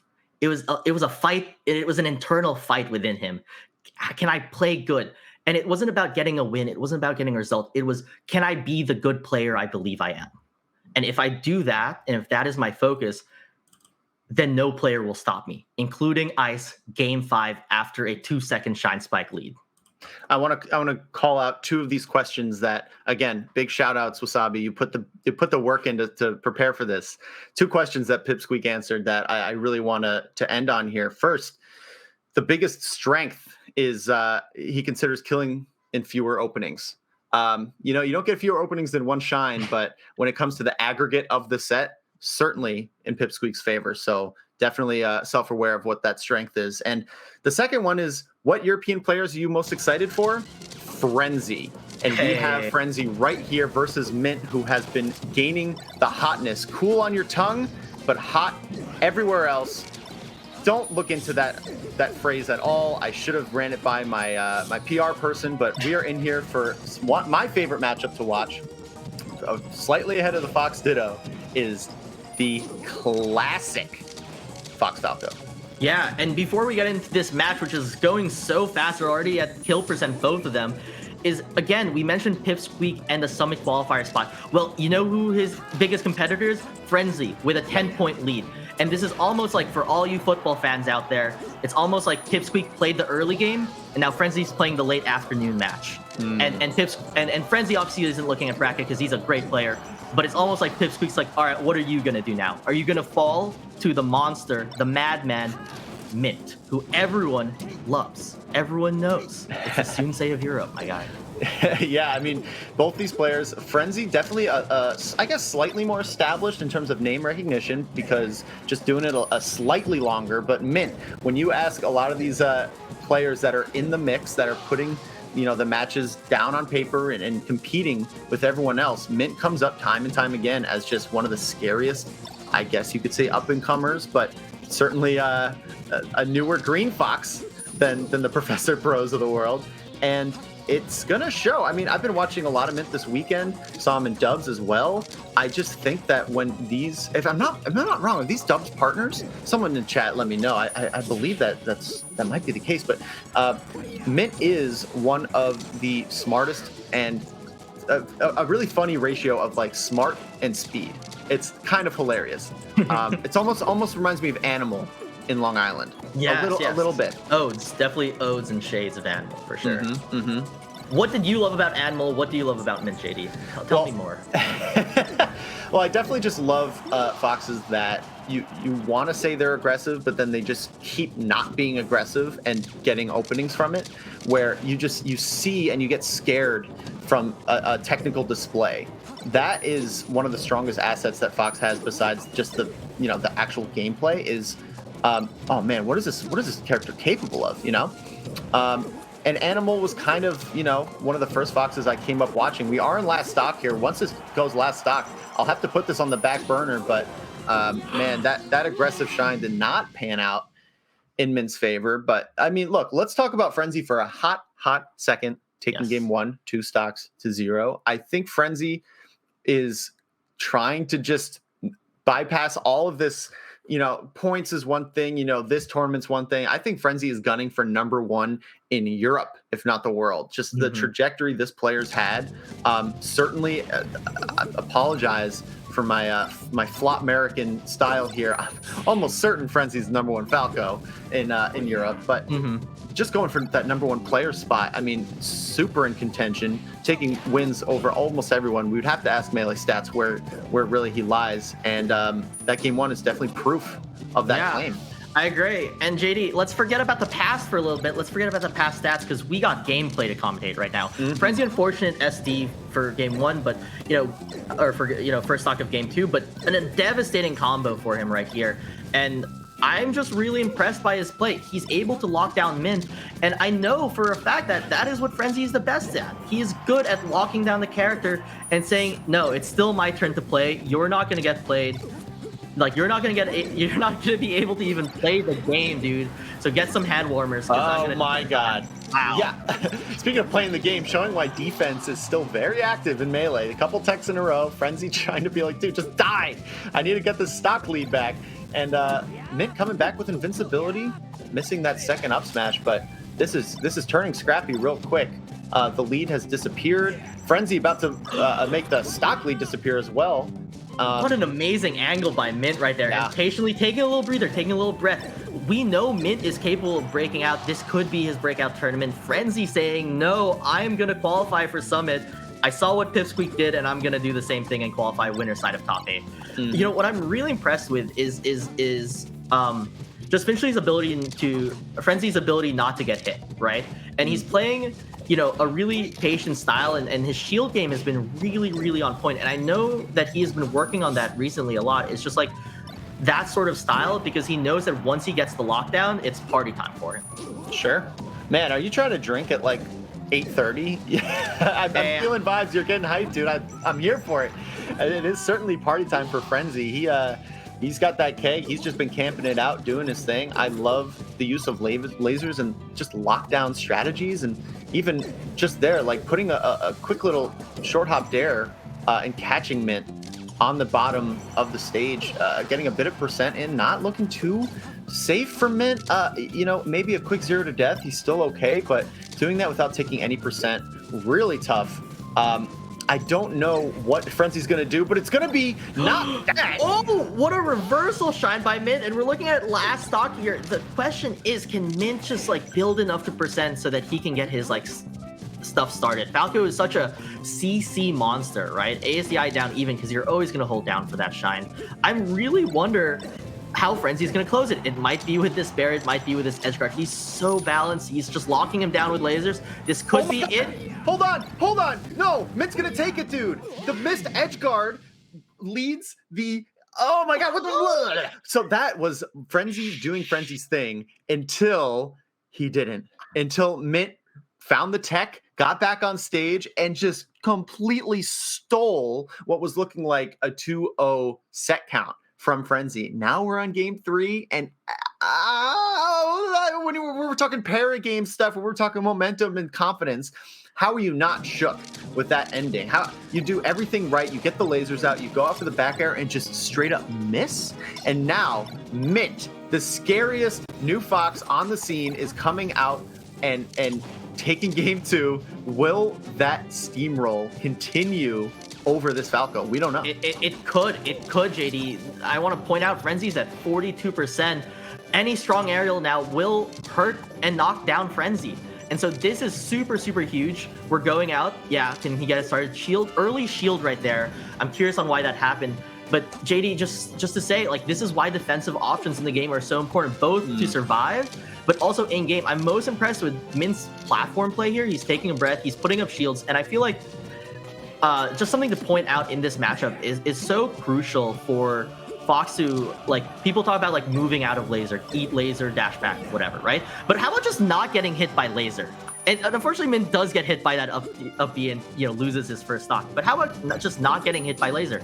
And that's what I'm really impressed by with Mint, and he's just kind of enduring it. And it's up to Frenzy to be like, no, I'm gonna still rush you down with lasers.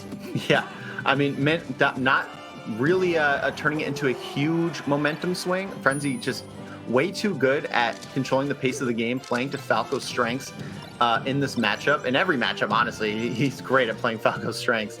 And so I think that really puts an impediment to what Mint might want to look for in terms of throwing Frenzy on the back foot. That back foot has not come yet, but clipping with the up B. That is rough. Oh my gosh. That was almost a big reversal for Mint, and now Mint is staring down the barrel of a high percent bear, most likely to kill him. Oh, gets the up smash interrupt. That's big percent. Again, things will knock down now. Can he just do this tech chase? Can he do his punish? And I know Mint is a punish game monster, but Frenzy chooses the low side beat the ledge, JD. Oh my god. Yeah, Mint really turning it up across the board. I love the pressure. DBZ not going to kill either player somehow. Oh my days, JD. Wow. Both players are just trying to survive. The shield game from both of these players are crazy. There was a time where Mint just opted for a light shield so that you wouldn't get poked, and both of these players, that's what's on their minds. Can I just not get poked? Can I not get hit by a stray thing and get edge guarded? Great recovery option by Frenzy. JD, this is ridiculous defensive play from both of them. I know. This is Pokemon game Spacey Ditto, where it's 3 minutes and only one stock has been taken. Still living somehow. Time and time again, both players. Frenzy's like, hold on, I need a fresh stock. This is just not working for me. SD's. Don't let that ledge dash mint. Oh, he's a god at ledge dashing, JD.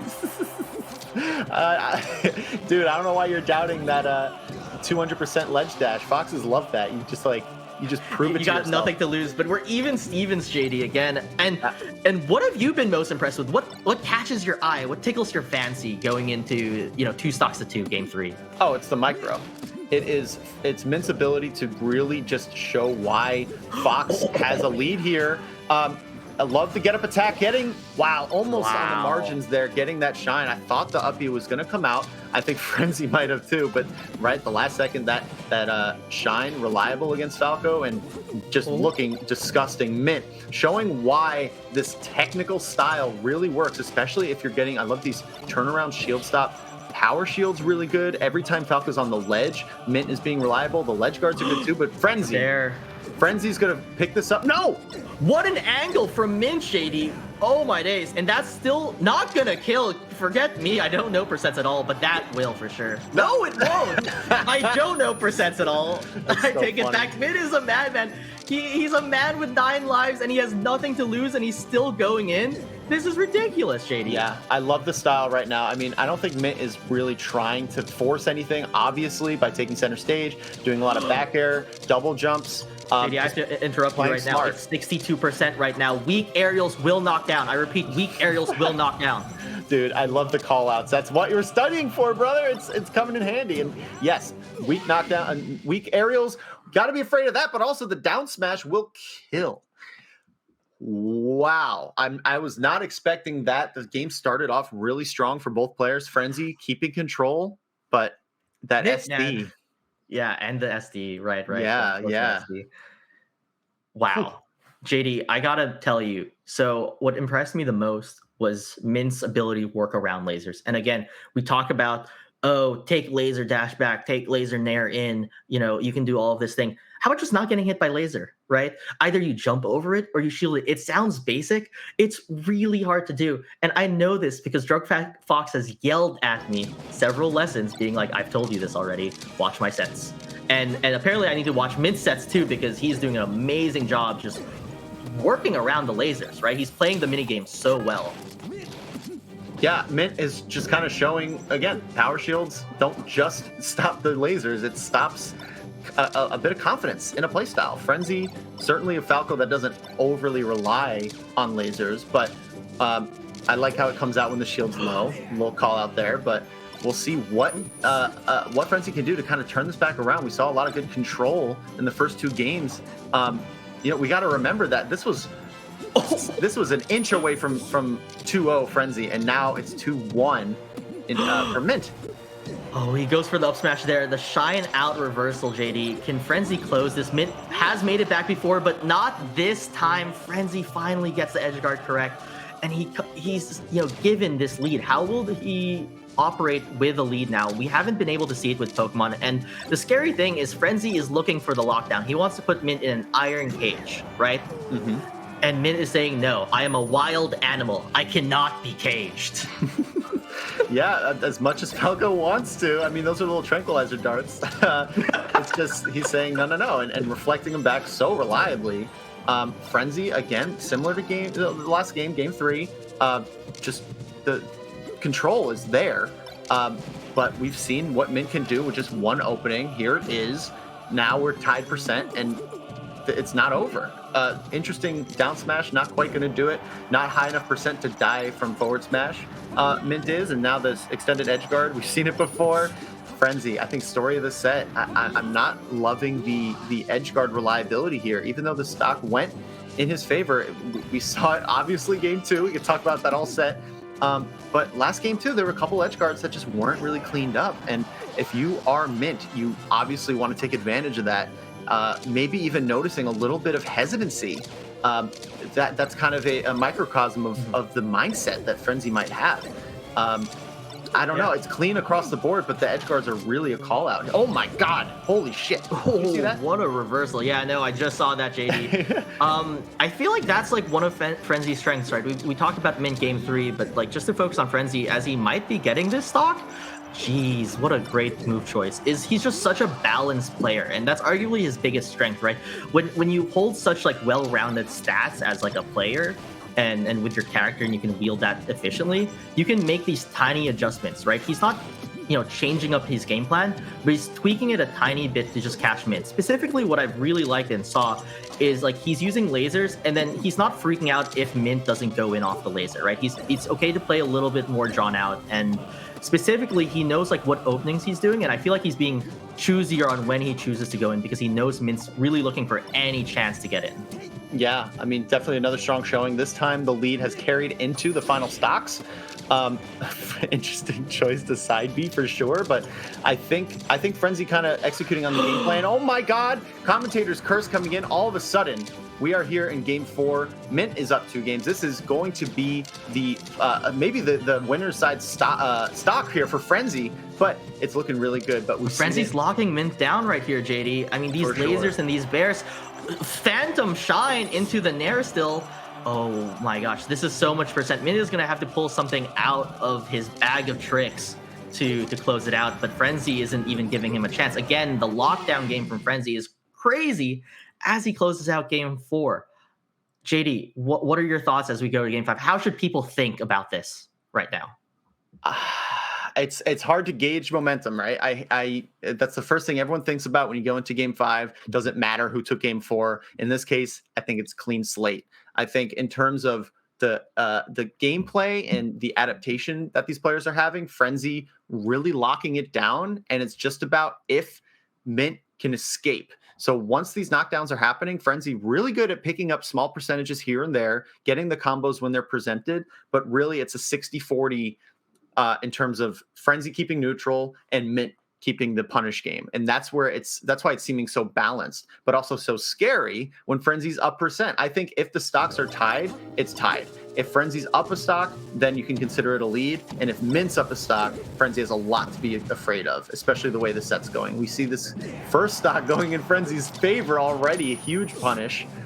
Just not exactly into the kill. And this is when, Mint could come in.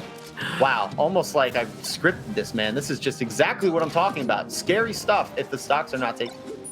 Yeah, I mean, the big thing here, I feel like, going into Game 5 is how quickly can Frenzy close out these stocks? Because Mint takes the first one, and I feel like the story that we've seen in every game is Frenzy opens up. He gets an opener, he builds like 80% damage, ridiculous combo game, but doesn't close it, right? And then it gives Mint the chance to just come back and take the stock suddenly, and then suddenly they're even again, right? So I feel like Mint is enduring a little bit harder than Frenzy, but Mint's openings and punishes just have been way more efficient when you factor in edge guarding as well.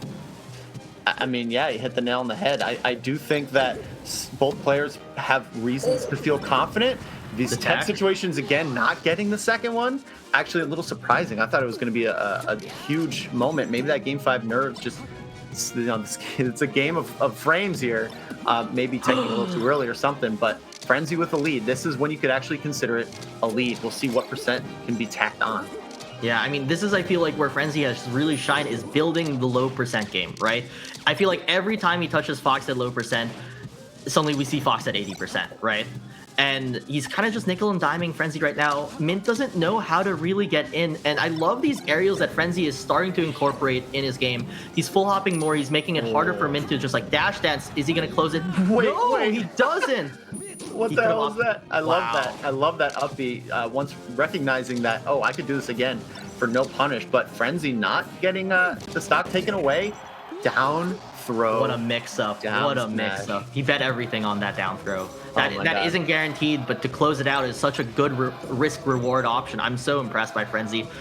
It looks like his nerves are, he's less shaken from Game 2, and he has such a big lead. I mean, obviously it's a big lead, JD, but the gameplay around it is what's most impressing for me. Yeah. Frenzy, as we said, I mean, when the stocks are tied, Mint has shown time and time again how scary he could be with one opening, but Frenzy, wow, and just like that, a get-up attack from ledge, perfectly timed almost. The frames on that seem to be really tight. Great way to close out the game because Mint was just showing time and time again, never safe from this uncaged animal. And fortunately for Frenzy, for his points, for his standings, also comes in and clutches out top 8 winner side.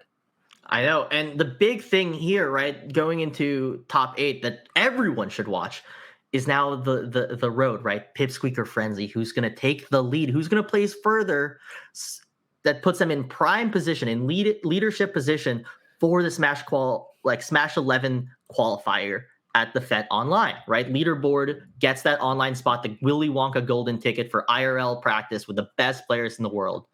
And I asked this question as we went into the set, will Frenzy, knowing that Pipsqueak, is on winner's side, will Frenzy do the same? And they are in the exact same position. And that is one of the best things to look out for going into top 8. But because we are going to top 8, that also means one sad news, which unfortunately is our time to go. It is done for our block. We have commentated such amazing games. Thank you to the TO staff. Thank you to all of chat for listening to us. JD, what do you have to say as a goodbye? Give the plug. Give the plug. Where can people find us? We're a duo. We're good friends. New York best friends. We have a podcast. Are you writing? Are you drawing?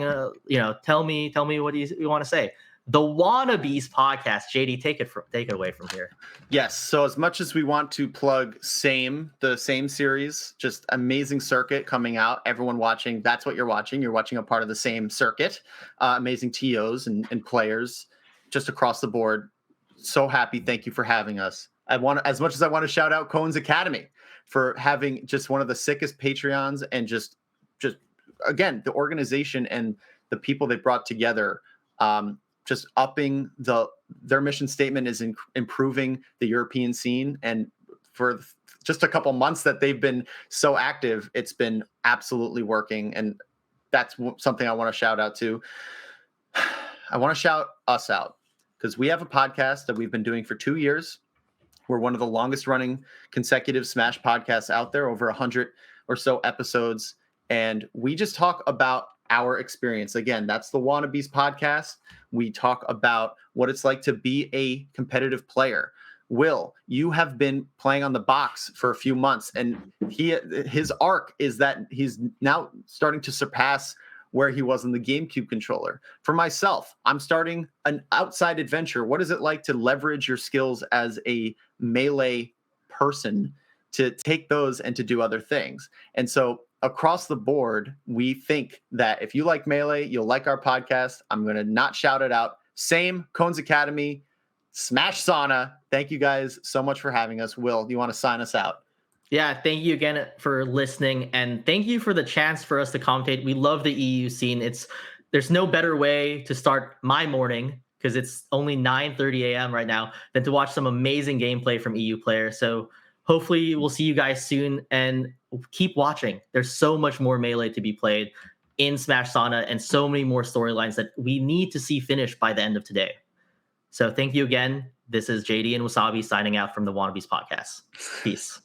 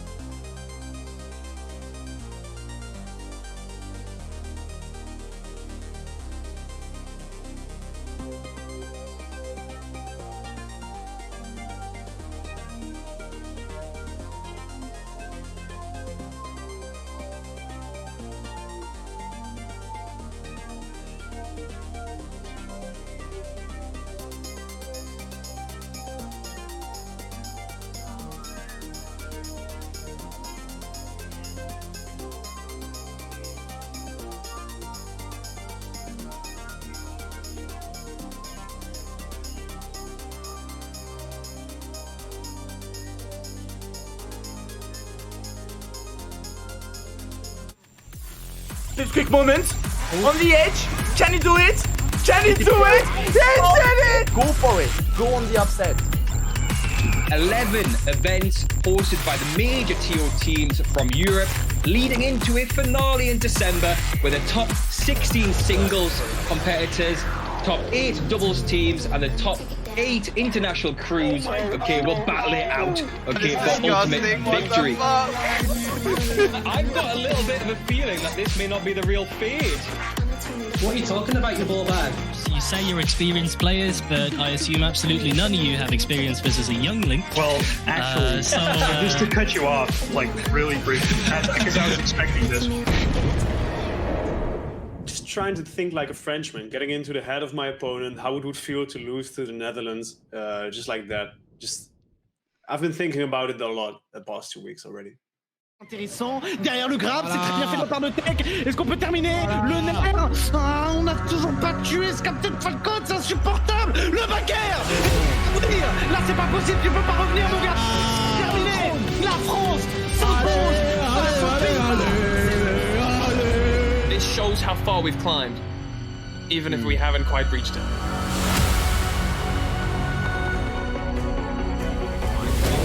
Okay, Jakku lives. That's got it. And this is some really scary stuff. Catch gets the wow charge up smash and picks it up there. The scoop with the forward tilt there. Team combo starting. Oh my and there god. He's off stage, he has no jump. There's no way he's making it back. Now they're gonna send in Frenzy. Oh, Shine. Oh, Shine! My god, Mickey! Oh. Okay, but it's okay. You ready? Everybody ready? Alright. Rock, paper, scissors, shoot. Alright, who beat me? This is gonna be very, very rough for Mint. Oh! And the boomerang is actually just walling there. They don't want to get too antsy. Give Ice any opportunity, and there's the dive off Bear again. Vanity Angel. This should be a pretty easy edge guard, right? No. Even if we do move to another game. One grab is dead, one jab is dead. Oh, and that's it. Yeah, I had to go on the chain grab up. Oh my god! Maybe. Nicholas! Oh. No, not like this! Back here! 127%! That's not a good start! Oh, but Kono doesn't go out there for it. I guess, just making sure you don't put yourself in a bad spot and just waiting for the opportunity. He wants to win this crew battle. Oh, a Stitch! Oh, and the Stitch to the end! to bring this back. But I think it's over. Solo battle gives him space and right repositions. Oh god, that back was so scary. Oh my god, that's gonna do it. Do have pretty similar styles, just in this like they can use the character's full potential, but also they're not afraid to slow down the pace of the game. Oh. Yeah, that's the thing with Solo Battle. It is like his punish game is just insanely good. Look at those! Look at those! On the previous game, he needs to not give any opening to Mint, and he just stole that edge, and that's it! And that's it! Just the reverse 3-0. He does not want to let that stock away. It's like, nah, mate, nah. I didn't work that hard to get into a 2-2 situation to lose now. There's no way. Oh? No. Can Solo Battle make it? Or can Frenzy be the king? And he will be the king this time at Regen Online! Finally! Frenzy taking the crown. He's taking it home. He popped off. Nice.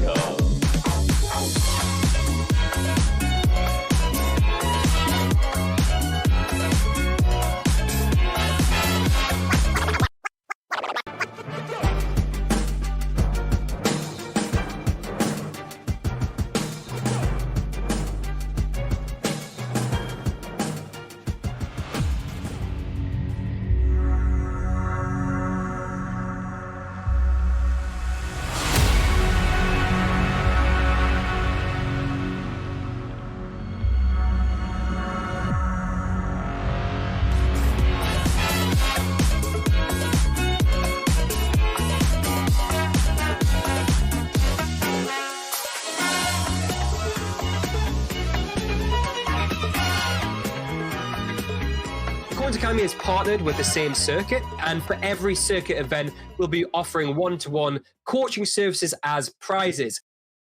You may be the next Pipsqueak. You may be the next Pipsqueak. Imagine.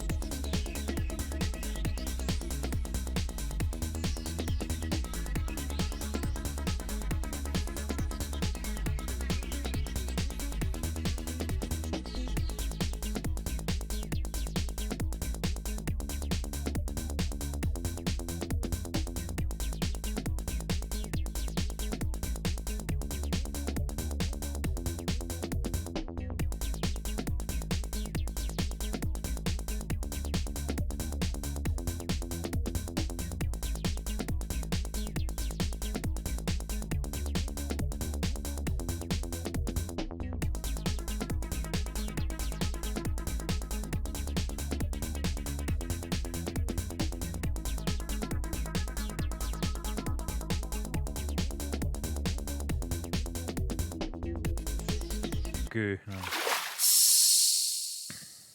Hello and welcome to the last heat corner of the tournament. So I'm of course Mayhem. Right by me is Captain. Yes, Captain Spicy Time for now. And I'm Exile. yeah.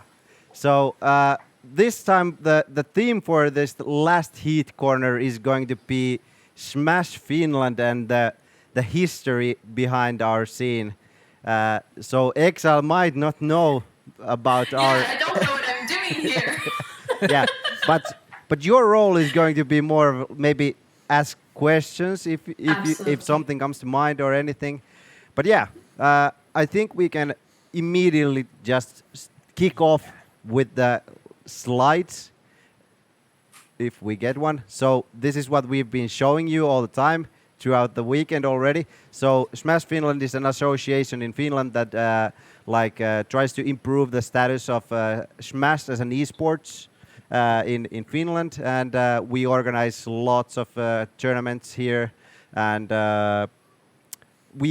our Discord server has, I think, is it 800? Something like 800 people there. Yeah, so it's pretty nice size when you compare it to like how known we are or how active we are perceived as. Yeah.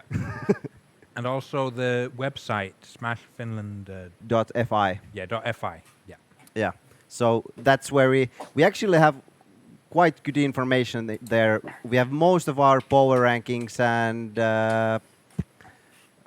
our board members and stuff like that there. And forums, how to get in touch. Yeah. Like if there's anything you want to know about Smash Finland. Yeah, but of course our website is for the Finnish people mostly, so the text are in Finnish. So unless you're looking for the power rankings, those you can. How convenient. Yeah, the power rankings are pretty straightforward, even if you don't speak Finnish. But yeah, yeah. But okay, I think we can go to the our other slide that we have prepared, which has the timeline of the history of Finnish Smash. Yeah. Do you want to start by telling me a little bit who the very first players in Finland were and what the first events were? Yeah. Well, the one person that I got most of the information from was WMK. Yeah. Which is a really old school player from Finland, and I think that most really old school players that know him very well that have been around back in the days in 2004 and 5, those years, because they were the first players to travel to other countries from Finland as well. Yeah, in Scotland, the really old school players there, the first thing they asked was, do I know WMK? Yeah. Like that's what they asked. Yeah. So he is the guy that we got the information from the past. That I'm the new school player also, so I don't have the information from 2002. So we had to ask from him. So now we can probably go into the timeline. Yeah. Of this. Yeah, you need to scoot a bit. I'll scoot. Yep. So. No, do that way. This way. This is speed man. Yeah. Just get out of the screen. It's fine. Yeah, Captain, get out of here. Yeah. So our history actually in the Smash Finland starts even back in 2002. In 2002 there was a tournament called Game World, and as we have been saying that the Bobon Battlefield that is marked right here, 2019, we have been saying that it's the largest Smash event that has been in Finland ever, but that is actually not true. Yeah. Because we got insight that in 2002, Nintendo has hosted a tournament in Finland that has had over 230 entrants. So good old times where Nintendo actually cared about us. Yeah. Yeah. So that's pretty wild because after that one tournament in 2002 until I would say maybe 2010 2013 or so, we never broke 100 entrants anywhere. I think even later. I think 2015 was the second time we broke 100 entrants at any tournament. Yeah. So, and they had in 2002 they had their 230. they had 230 entrants. So Wow. yeah, Impressive. and The early times. And I actually have more information about the tournament here. I needed to write it down to my phone as I didn't remember all of this because it's this is pretty wild tournament. They had at first they had 4-player 2-minute free-for-all matches with items on and random stages, which the winner of that round went forward, and in the round 2 they played coin matches and they gathered the number with the amount coins everyone grabbed in their match, and the players who grabbed most coins, they like it didn't matter in the one specific match didn't matter. There could be all 4 could go forward if they grabbed enough, but the players who grabbed most coins, 8 of those went to the final bracket. And the final bracket was 2 4-player free-for-alls, of course. Yeah. Which were played only Game & Watch on Flat Zone. All right. I mean, that is a tournament of culture. Yeah. We were actually... To be honest, I would watch a tournament like this in 2021. We were actually thinking about like hosting a side event with this rule set, but we decided not to, as it might be a bit much. But yeah. That's unfortunate. We would have loved that. Yeah, and Slippy actually doesn't let us do this. I think it doesn't let us do coin matches and stuff. So Don't you whip out faster melee? Yeah. But okay, and the finals, from the 2 free-for-alls, they went to finals, and it was 1 versus 1, a normal stock match. Okay. So, and the winner of the tournament was RZA, and WMK said to me that the guy came back 3.5 years later and got totally wrecked. He didn't beat anyone after when he came back. Sanovitz is in chat and says that you might have skipped one very important detail. Okay. Which is that there was one setup. Oh, I didn't have that information, or at so least he I says did. there was one setup for 230 players.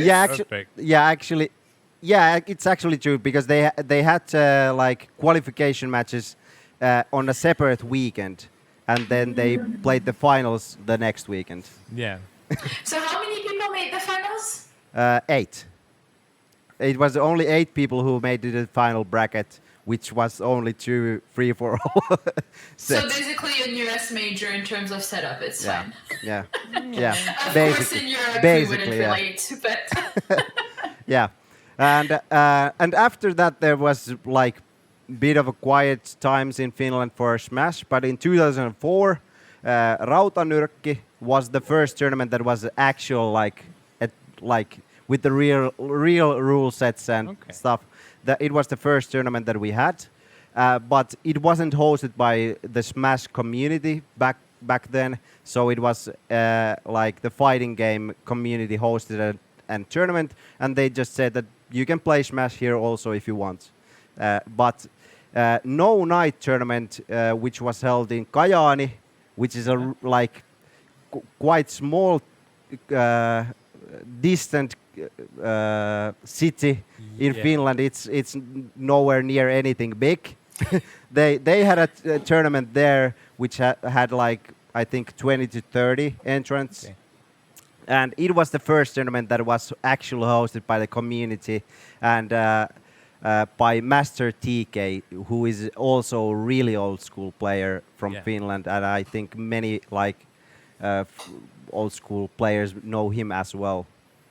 And in 2006 there was also our first PR, which we will go through the ranked player stuff later.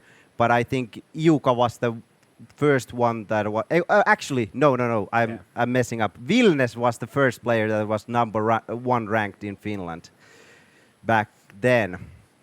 I'm going to let you talk a bit more about stuff later, but I don't think that you know I don't know about this stuff, so I'm just rambling on now. Yeah. I'm actually wondering, is there anywhere where we have information that is written or a video or anything that we can refer to later? Or is this the first time that you do a history? This is pretty much the first time that we do a history kind of thing, but we have, I think there should be a video about the No Night tournament. I couldn't find it. I know that there is montage about the tournament, but I couldn't find it now. I was just looking for it, but unfortunately couldn't find it. But I will post it somewhere when I find it.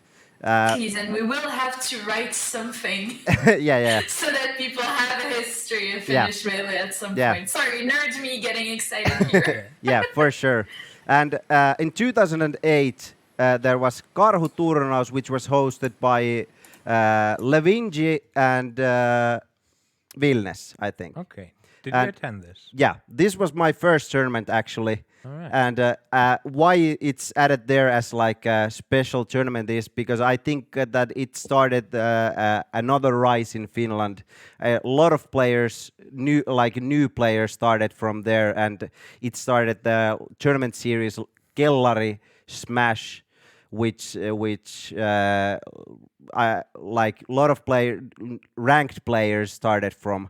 I know Paju went to one of those Kellari tournaments that in the series, and which was his first tournament, and Jekku was of course one of her first tournament as well, and I think Salavits also, Nami, many people from back in the day. So those. I love when that happens, like Yeah. names that we still know today, but that we saw like 10 years ago. Yeah. Also, my sound should be better. Thank you for the person in chat who told me that I had the wrong mic on. Yeah, it's so nice to see people who are still playing today or who are still known today and who were already in the community like 10 years ago or more. Yeah. Or Salavits, who started in 2004. Yeah, but I think Salavits started actually like playing, I think, earlier than me in somewhat, but I don't think that he went to a like real tournament before like 2009, I think. Okay. Yeah, but Salavits can correct me if I'm wrong. Oh yeah, he's in chats. Yeah. All right. But yeah, next we have PK-seudun Triweeklit, which were a tri-weekly series hosted by Jekku in 2011. And why it's really important is that I think that in those days it was starting to like slowly going down a bit, and there were not many tournaments, and I think many players would have stopped competing if it weren't for the tri-weeklies to attend. Those were hosted in Järvenpää, which is also quite small. Yeah. But it was relatively good place to hold tournaments, as it's close to Helsinki, of course, but it's not so far from Tampere. So a lot of players drive there like 150 kilometers to play for the weekend. Well, that's what we do. We're melee players. If we have to drive for hours, we will. Yeah. It's our game. Yeah, and those were hosted at Jekku's home, so there it was quite small. So the venue. So we had like, I think the biggest one had like somewhere around 20, maybe a bit less. I don't know. Somewhere around that, but they were quite small, but they were really important to keep the competition alive. And then we had like a bit separation between the southern parts of Finland and northern parts, and we never competed against each other pretty much for a year, like a whole year then. But we kept improving in southern parts of Finland because of tri-weeklies. Nice. Yeah. So still being able to count on super regular tournaments in all the history. Yeah. Yeah. Yeah. Okay, but then 2011 also had one bit unfortunate event, Case Forum, which is pretty much it separated our scene for a bit, and we had a bit of heated discussions, and in one forum like thread, where it all pretty much exploded, and we were torn apart for some years, but now everything is fine again, Yeah. and we are all one big happy community with no like we have buried the axe. Yeah. Yeah. But it's part of our history, so that's why It it's is there. important. Yeah. It's not always good times either. Yeah. Yeah, But and yeah, but it's better to learn from the history than to like try to keep it down and bury the bad stuff. You can always learn from stuff. And in 2014, that's when we I think hit the next like level. It started to really heat things up. 2014 had the comeback tournament, and then we also had like players like Armada and Leffen joining our tournaments. Then they had also been here before in Tampere, in Tampora was the tournament name. Oh yeah. But the comeback was the biggest one, and I think it started like the rise of the tournaments. It had like 80 entrants, and after that they were slowly but surely getting bigger and bigger and bigger. And then, oh, do you have something to ask? no, I was Okay. gonna say that does mark a new era Yeah. in Finnish Melee, where you go from those dark times to living again and making a new mark on Europe. Yeah, yeah. Then we before like 2014, most of the tournaments were hosted at someone's home or like that. But then we started to have bigger venues and like More professional. Yeah, more professional for sure. Yeah. And in 2016, we registered an association, Smash Finland. We had used the name long time before that already. Shout outs to Novi for that. I think he was the one to like use the Smash Finland name everywhere, and like he had the YouTube channel already for years, and he was generous enough to give the association access to the YouTube channel and gave the rights to us for those. So that was really helpful, as the channel already had like lots of subscribers and stuff like that. Yeah, and that's pretty much when I like joined the Finnish scene. It's like that's when I joined. It's been quite amazing to see how the structure like has grown, that how people work together, and we've been able to create bigger and like better events and just make everything a lot nicer for everybody participating in things here. Yeah, for sure. And for the 2016 and through the 2019, I haven't marked anything. There has been lots of stuff that we have been doing, but I couldn't. I tried to think to pinpoint something that would like stand out from there, but I just couldn't find any.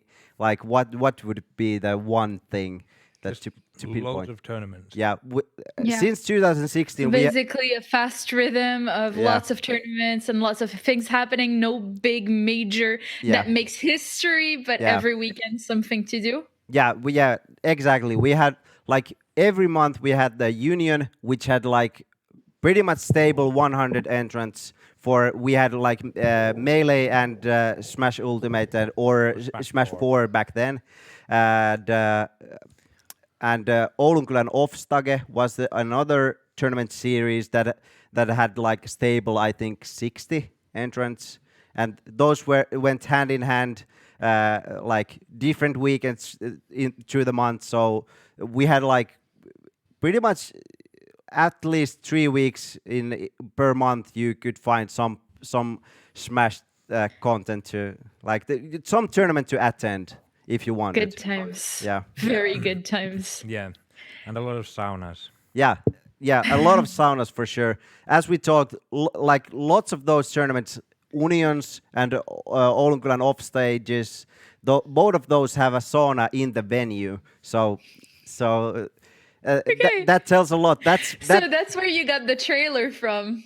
No, that was a different tournament, but Oh, yeah. There was another tournament where everyone was just wearing towels. Okay. Yeah, it was a poravaunu. Yeah, that was Poravaunu, but it's we had like before the actual tournament, we had like a get together. Yeah, get together before the tournament, and it was at a sauna. So yeah, of course, why would we get together to just play Smash? Of course, we want to go to sauna as also well. get in your underwear and get into a sauna. Why wouldn't you? Yeah, of course.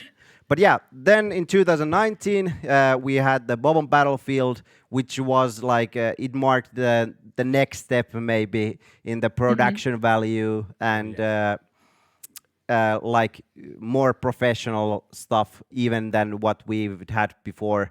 Like lots of sponsors and partners that helped us to do the tournament and we had like since 2000 there was almost 20 years that we hit almost the mark that was there at the game world, but not enough yet.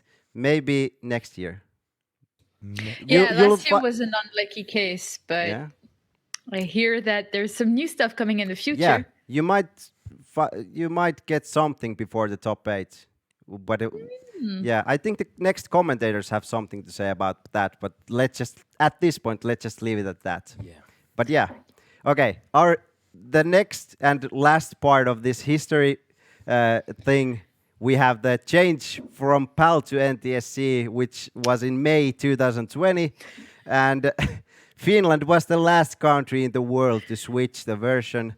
Sadly, we switched. We're stubborn, but it is for the best. Yeah, and we actually have quite strict bureaucracy even in the Smash Finland. We went for months to like settle on the way that we will vote about. Oh, yeah, that took ages. Yeah, we had months to settle on just to settle on the way that we will vote. Yeah, about this. I remember that, and then you did your trial period, which was so long because every other country was voting, and you were always like, "No, we're doing our trial. We can't vote. We can't tell you."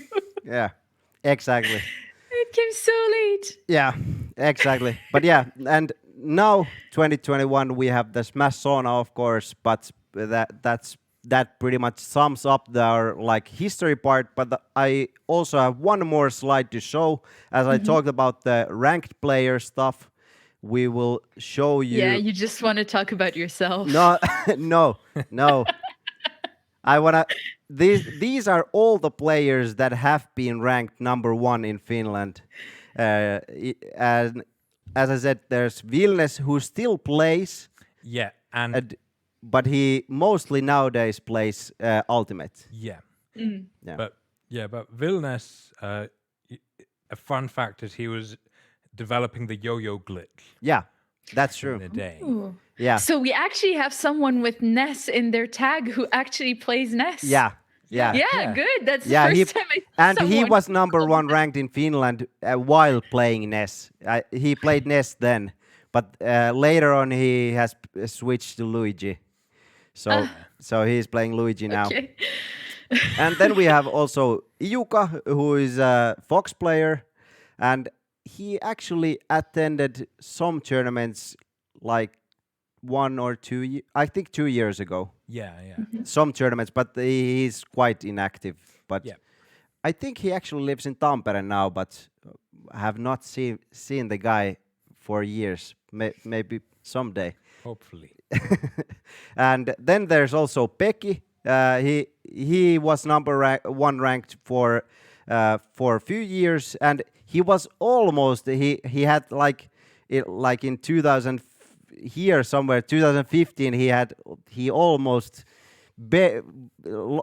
made it to number 1, but barely didn't. I managed to. Of course. Yeah. We also have Levinji, which I think everyone knows now. He has climbed the ranks in EU now later years, but he was number 1 ranked here in Finland for 2010 and 11. And and it's funny that these days he's getting suddenly we're all talking about him, and he was actually already first in the country 10 years ago. Yeah. And now we're like, oh, Levinji is so good. Well, yeah, of course. Yeah, and it's fun that he hosted the first tournament that I attended. So wow, really old school. Yeah, exactly. And then we also have Paju, which I think that is also a pretty known name. Then me and Solo Battle. Yeah. So I think I think we first can give few you names. A special shout out for being first in 5 years in a row. Yeah. And I feel like you did not spend enough time on yourself right now.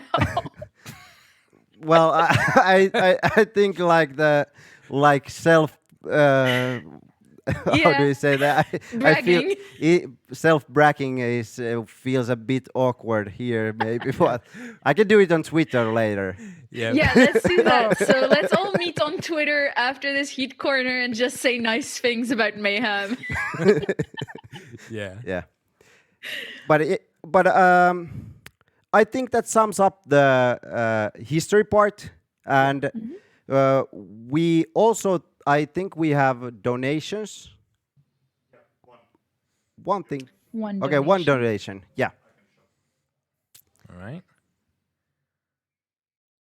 All right. GF has donated 50 euros. Great event, great cause. Thank you so much. He's a Finnish ultimate player and has been doing stuff for Smash Finland also. He's a great guy as well, and thank you so much. 50 euros is a hefty donation. We really appreciate that, and it goes to a great cause, of course. Yeah, it makes a real difference. Thank you so much. Yeah, and don't forget to donate. Save State has posted the link. Well, the bot comments, so that the bot has posted the link in chat. So feel free to go there, donate any amount you want. You know, it's for a good cause. It's important. Do it. Yeah. I'll just want to run down what we have. Do we have the information who got through from the Mahi Mint set? I don't know. I've been here rambling about Finnish. Maya beat Mint, I believe. All right. Ooh. So I'll just run through the sets real quick that we have for the top 8. We have Frenzy versus Pipsqueak, Kinso versus Professor Pro. Those are in winners. And then in losers, we have Ice versus Mahi and Max versus Nikki.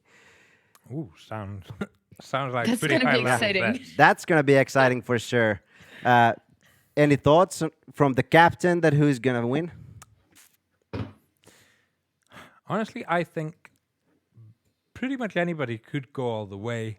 I'm actually quite happy to see Max do really well because he's been on the rise. He's been doing extremely well, though I think my heart tells me Professor Pro. Yeah. Exile, what's your thoughts? I mean, I'm gonna say that Prof Pro is the safe choice, but then again, you know, my heart is very invested in many players. I'm so impressed with Max's performance today. I'm obviously all with Maya because France, Puanol Software, let's go Nikki, let's go Ice. You know, there's just so many people that I'm rooting for today. It doesn't make sense for me to hope for anyone right now. Yeah, but you need to predict, of course. Okay, I'm going to predict. Listen, I want to be bold today and I don't want to say Prof Pro, so I'm going to say Nikki. Okay. So your prediction is Nikki. Just for the sake of it. But I'm going to stand by my seeding. So I'm going to say Frenzy is going to win this tournament and is going to be our next Sauna Majuri. All right. But we're going to see that soon. Very bold. I like it. Did we have anything else planned or was this it? Okay, we have more donations. We're gonna. Ooh. That's lovely. Lancelot, PogChamp. 9 Oh. euros. PogChamp. Big shout out to Lancelot. Yeah. Our Finnish ultimate slash melee player. Yeah. I think he's like 12 or what? 13 now. No, he's actually not so that young. We also we like to a bit tease him about his. But we love Lancelot. Yeah, we love Thank him. You very Yeah, much. thank you very Thank much. You very much. And we have one more donation. Survivor of the Flames, 30 euros. When I was a kid, I fell off the sauna stove and burned myself. Shout outs to the hospitals for fixing me up. Paying it back, I see. Yeah. Congratulations, Survivor of the Flames. So here you see that this goes for a great cause. So thanks for the donations. But yeah. Okay, we have one more. These keep on coming. People are too generous. We're never going to end the segment. Yeah.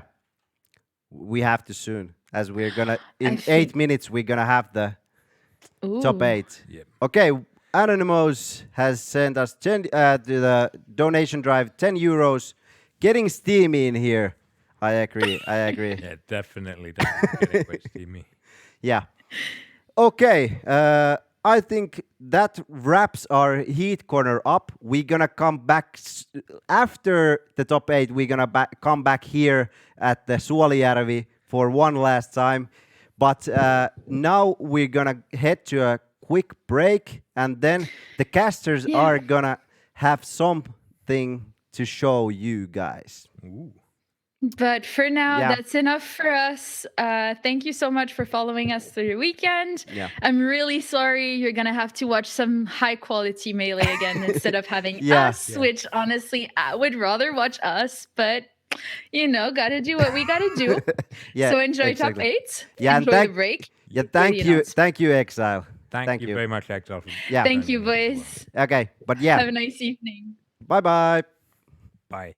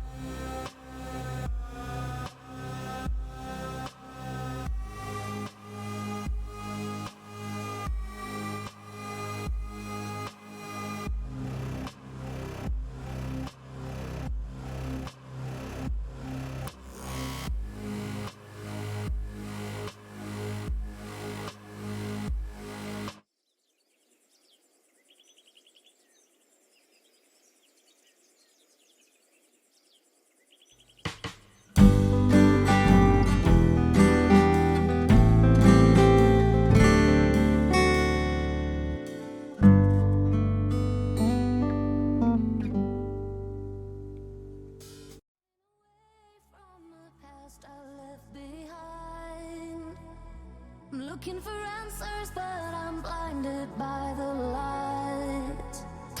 I'm lost in the music, and I stay here for the night. I promise I'll be gone in the morning, out of sight and out of mind.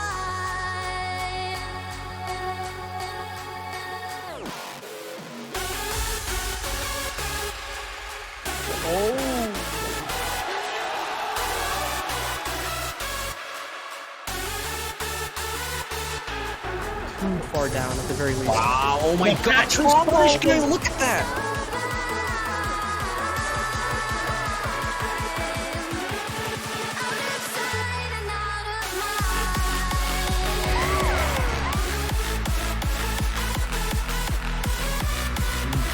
What? This pressure.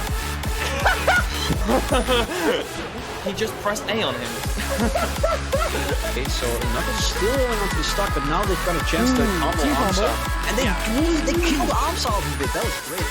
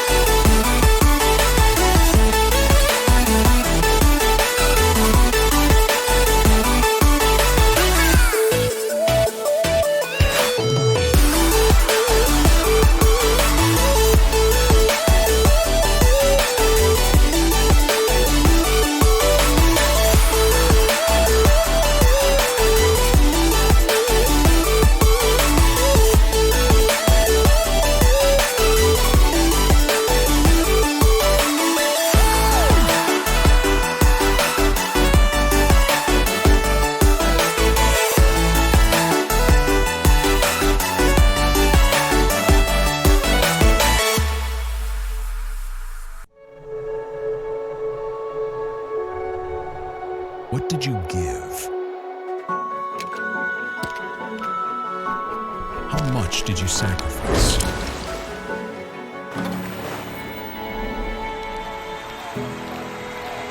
Was it worth it?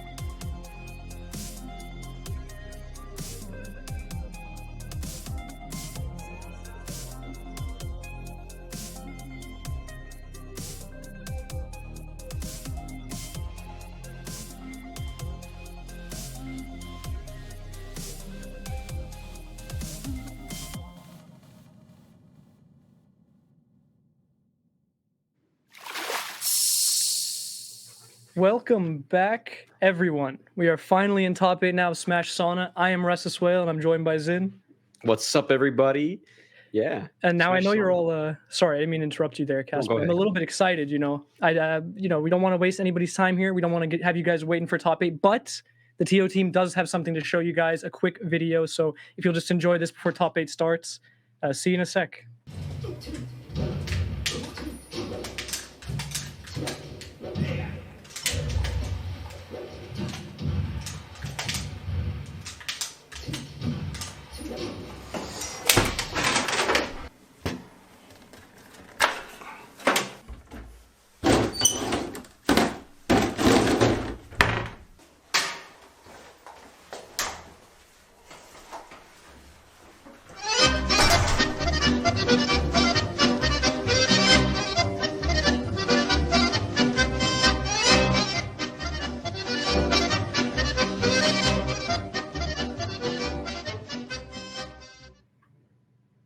Well, there you have it. It's going to be a tournament next year, 2022.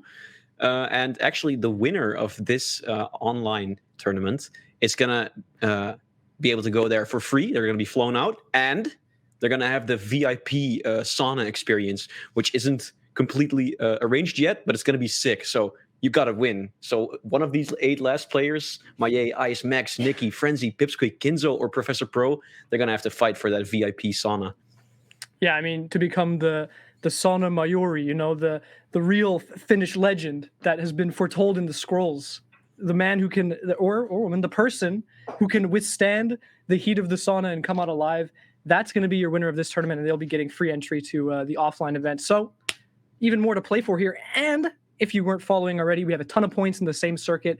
The points leading up to eventually different prizes, and one of them at the end of the next tournament, FET Online, will be entry to Smash Summit 11. So pretty wild stuff that these guys are competing for here today, and I'm sure they're all going to be just cutthroat about it, trying to get those points, trying to get those wins.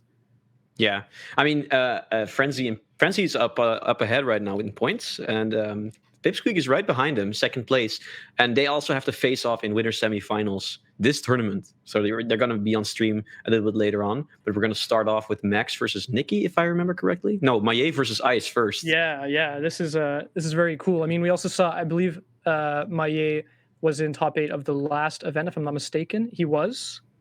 He made it in top 8 and ended up getting 5th. So we'll see him make another run here. And of course, we had Hwaeong Coliseum, where Maye also did pretty well, made it to losers round 2 there in a pretty stacked tournament, which is just absolutely insane. So great showing from him. And of course, Ice, everybody knows Ice the legend. Unfortunately, wasn't able to make it to Hwaeong Coliseum, but still really showed up in a lot of the other events he came to. Also placed 5th last same event. So these guys are fighting it out now. One of them will be put in 7th this time, which is not so great for them. Although I can definitely imagine Ice not being able to perform very well in this high heat. He might just melt, in the sauna. So hey, Maye might make it to 5th place again if he can abuse that fact.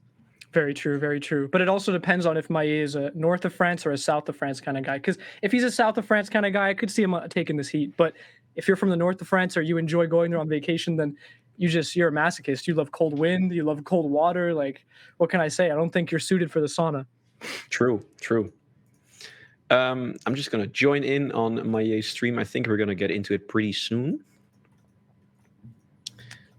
Yeah, I'm not seeing the stream on Slippy. Maybe just reopen real quick. Yeah, I mean, Maye getting into top 8 again, I think it makes sense. Yeah, it was a hard bracket, though. He beat Mint to make it into this top 8. That's rough. Just insane. Also, Ice probably has to watch out there because having beaten Mint coming into this, clearly Maye is ready for a Fox matchup again.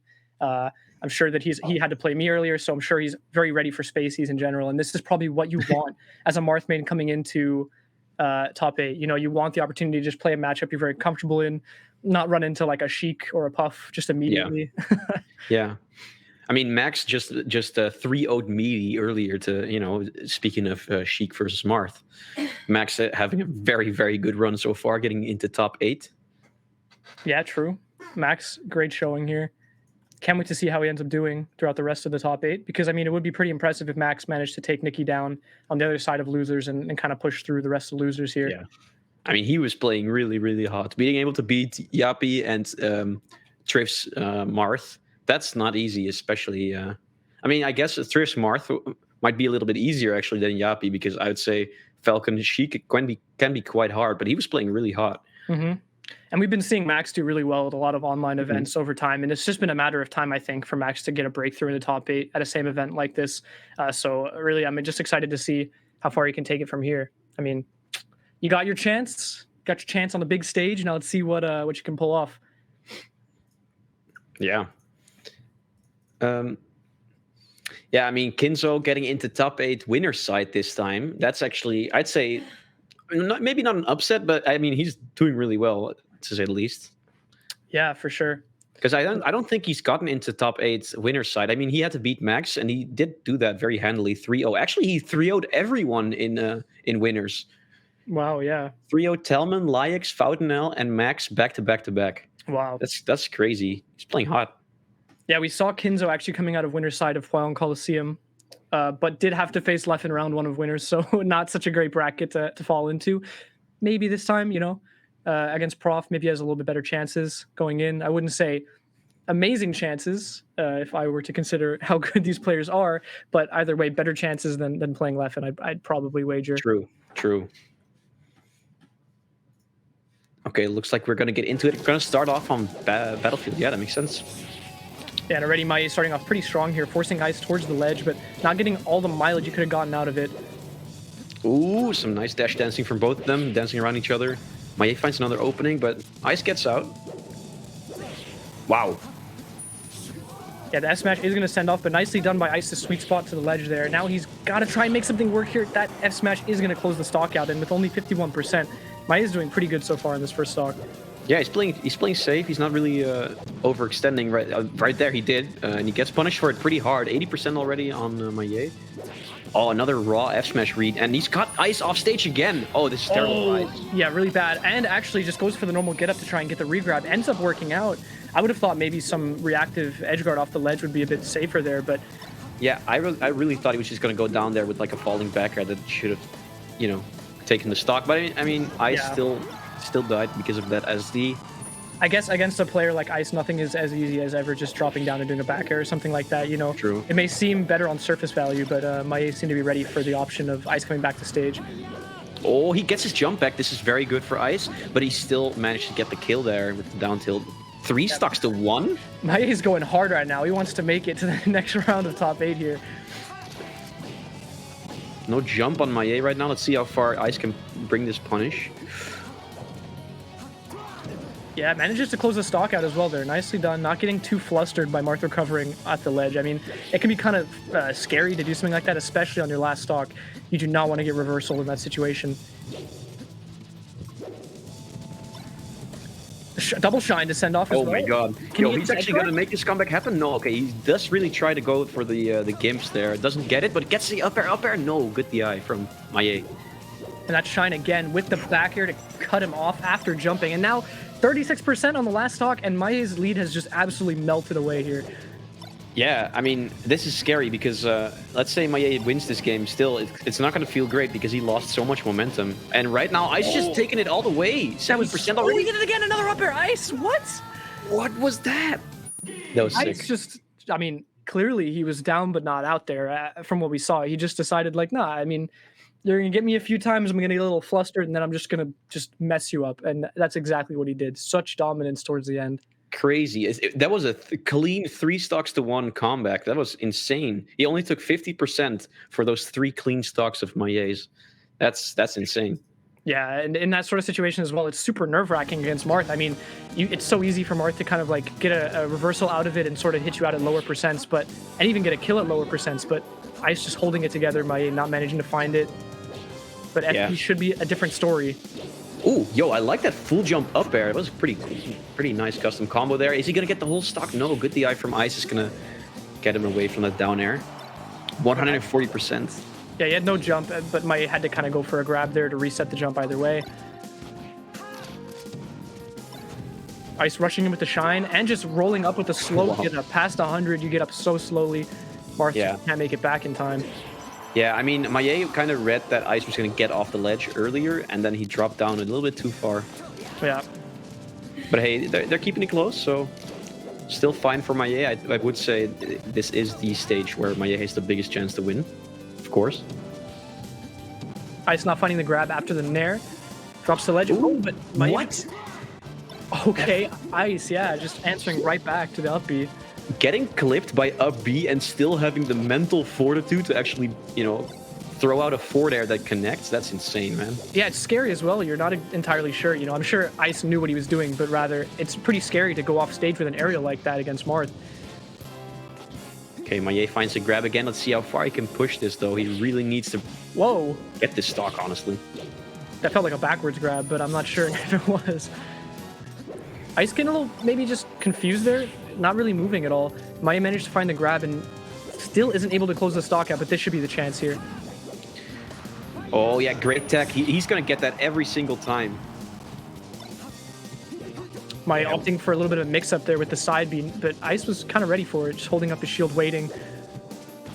Yo, Ice moving a little bit. Yeah, he was dancing around him. Ooh, that was a very smooth as well. Shine turnaround back air. Gets back to stage. Oh, this is terrible for Maye. He's not finding the kills. And yeah, Ice this time dropping down with the back air to just clip Marth way too far away to make it back. Yeah, that can be pretty scary sometimes, but I mean, Ice was invincible, so he knew what he was doing. But, I mean, Ice is not dying at all. 200%, the earlier stock was at like 150. That's a very bad average for FD, for Marth. Yeah, and it's just a factor of, I think, how Ice is playing. He's letting himself get to these higher percents. Naturally, also my kind of missing a few of these easier ways to close out the stocks. But then at Ice at higher percents, he's just like getting this insurmountable lead, you know? Can't really be touched. Whoa, okay. In a little too Whoa! What was that? What? Just as I said, he's getting a little bit too ahead of himself. He just sinks right back up and Yeah, hits he crazy got ahead of Maillet right there, and you just messed him up, man. Yeah, it's funny to see Ice play because Ice just does such like he does something in that movement kind of lane, and you're like, is it gonna work? Is it not gonna work? It seems like he's just kind of moving around for the sake of moving around, but he ends up placing himself just beautifully at the end of it all. Wow, 50% already on Maillet. He's not finding any openings, and Ice is taking it all the way to the bank. No jump. But now Maillet maybe going to take it all the way to the bank. Couldn't get the regrab, manages to find the tech chase regrab, and now it's just going to be about getting this punish because, as you said, I mean, Ice should not be living at such high percents, and if Ice keeps punishing this hard, Maillet has to answer back, especially on a stage like this. Yeah, I don't know. This is looking like a very, very quick 3-0 for Ice. I mean, he's playing really well, and Maillet's just not finding the kills. And as I say that, he finally gets a tipper, but it's not going to kill. Great DI from Ice. Yeah, not quite. Maillet is really good at getting those either up throw tippers or up throw weak up air tippers. He's, I'm sure it's how he fishes for, not even fishes really, because it works so well. And there, the crouch cancel as well, really nicely placed to find the F smash. Yeah, actually using the pushback from tanking that get up attack for perfect spacing. Very nice. Oh, a little bit antsy there with the counter. I think it was a good idea, but it was a little bit too early. Oh, and dropped no so jump. low. Yeah, I don't think he knew he didn't have a jump there either. It looked like he kind of anticipated having a jump. Oh, actually going for the early tipper. I'm not sure if I agree with this because Ice might just get back to stage now. Yeah, and you burn the opportunity to pull the punish as far as you can, right? The moment you tipper out of it. Although he did pull, punish him all the way to death. So you know what? Maillet did the right thing, I guess. I think. I'm not entirely. Yeah. I guess. Oh, and now maybe he's gonna do another right thing. Gets another grab and maybe another 0 to death here. Come on, Maillet, do the right thing. Oh, and that is the right thing, I have to say. Yeah. He found it. He found it. That's a classic. Yeah, you don't want to DI that up throw off the stage as Fox. But great back air from Ice, and another one is going to seal the deal. Back to 1 stocks apiece. Yeah, now it's super dangerous. If we assume that Ice is just going to get an opening here and kind of run away with it, this could be a 3-0, but Maillet's been cleaning up his stocks here. Wow, I like that down air coming down on Ice there. The shine to get off from Ice was really important. It looked like Maillet was going for the regrab, and that could have been it for the set. And even then, now, I mean, Ice is at a very big disadvantage. Uh-oh, this is bad for Maillet. Getting up aired like that, 3 in a row. Oh, and the slip. He gave him the slip with the forward air. Nice sweet spot by Ice. Oh, unfortunate send-off there with the fair going the wrong way, and now Maillet's in the corner, and he's going to be put in the corner again. He does have his jump back. Let's see if he can recover, and he can. Yeah, Ice at such high percent is going to be very difficult to kill for Maillet. You see these forward airs, up airs are not doing enough, and he's not able to find a kill confirm out of them either, so it's definitely purgatory. Yeah. Oh my god, again. Is Ice going to clutch this one out as well? The grab from the dash attack. How many openings has Maillet found so far? And he's just not getting this kill. 197% right now. What is this? Ice wants to clean it up right now. 3-0. Oh, that nair is going to send off. It's not enough, though. Oh my god, no, the Sakurai combo, and he gets it! Oh my good, nicely done by Ice to clean that one out. As soon as the up air did not connect the second hit, I figured this is over now. Maillet has a chance to counter hit, but Ice immediately back in with the strong bear and just closing it out 3-0. Yeah, man, I don't know, man. That didn't feel right. That did not feel right. I feel like Maillet found enough openings to seal the deal there, but he couldn't do it. I mean, it just goes to show how difficult it is that a Marth of this caliber as well. Also, not to discredit Ice's defensive game in that sense too. Ice clearly knew what he was doing at the end to keep himself alive, but at higher percents, it becomes very difficult for Marth to really confirm and get much off of it. So Maillet just struggling at the end to close that out was just very indicative of how the matchup goes at those percents. Yeah, I mean, Ice, of course. I think Ice, his recovery game is one of the best in Europe, I would say. Maybe the best. Yeah, and just alongside that, the punish to boot and the movement we saw, it's a deadly package that Ice is transporting here. And he's transporting it into losers quarterfinals now. He's secured himself at least 5th place. Maya going out at 7th. Still definitely not a bad showing at all by any stretch of the imagination. I mean, losing to Ice is extremely respectable. Like, I don't know what else to say about that. Exactly. I mean, all of these players who made it into top 8 now are very respectable EU players. And I'd say as long as you made it into top 8, you should definitely be proud of yourself. You lose to somebody in the early stage of bracket, brush yourself off, come back next time. Study up a little bit, maybe check out Cones Academy, patreon.com/Cones Academy. See if there's somebody there that can help you out, give you some tips, Very quick plug. Nice, very nice. I like it. Yeah, you find your moments. I just saw Cohen PayPal me $100, so I just had to throw that one up there. Yeah, you wish. Oh, I wish. I definitely wish. I guess we're just gonna get into Max Nikki next up. I would say Nikki is the favorite to win this versus Max, but I mean Max is playing really hot today, so anything can happen, man. Yeah, and we saw from this bracket actually Max getting knocked into losers by Kinzo and Nikki getting knocked into losers by Professor Pro. So both not terrible losses at all to get knocked into losers, and now they have to face each other at the start of top 8. So pretty rough for both of them, but we'll see how it goes. Yeah, I mean, I want to see Max play well again, man. I mean, I only saw him play against Yapi. That was when I was watching, and he was playing really hot. He really had Yapi in the corner. Yapi really didn't find his footing, and Max really forced his hand right there. So if he can do that to Nikki, that would be insane. But I mean, I would say Nikki is a little bit more tough of an opponent to beat. Yeah, for sure. Fully agreed there. I mean, you're facing a Fox that is definitely, as we've seen from just other showings and in general, very technical, very smart in neutral, like not willing to give up space for no reason. I mean, Nikki is one of those people that will very firmly criticize you if you're doing kind of dumb stuff in neutral, let's say, because at that point with Fox, you can really just abuse most characters messing around, trying to wall, things like that. You're just so quick. So if Max is not careful and doesn't abuse Sheik's stronger points in this matchup, ergo tech chasing, things like that, edge guarding, Nikki could just run away with this completely. Yeah. I mean, Nikki is such a dominant player. He's so calm at all times, I feel like. Yeah. I mean, he can get shook, of course. Everybody can get shook, but I feel like Nikki is just a very much in control kind of player. And I do feel like Max also does have that. So would be interesting to see them duke it out here. Yeah, and I have to point out Nikki's mental fortitude earlier in bracket. I mean, I checked in at one point while I was playing, and he was down 2-0 against Yogurt, I think. Brought it back, reverse 3-0'd, cleaned that one up. And that's rough. That is very rough. I mean, against Marth especially, 2 games on FD and closing it out both times, you have to have some sort of patience for that. So I would not put it past Nikki here to play this matchup very calmly. You really have to make sure Sheik does not get too many openings.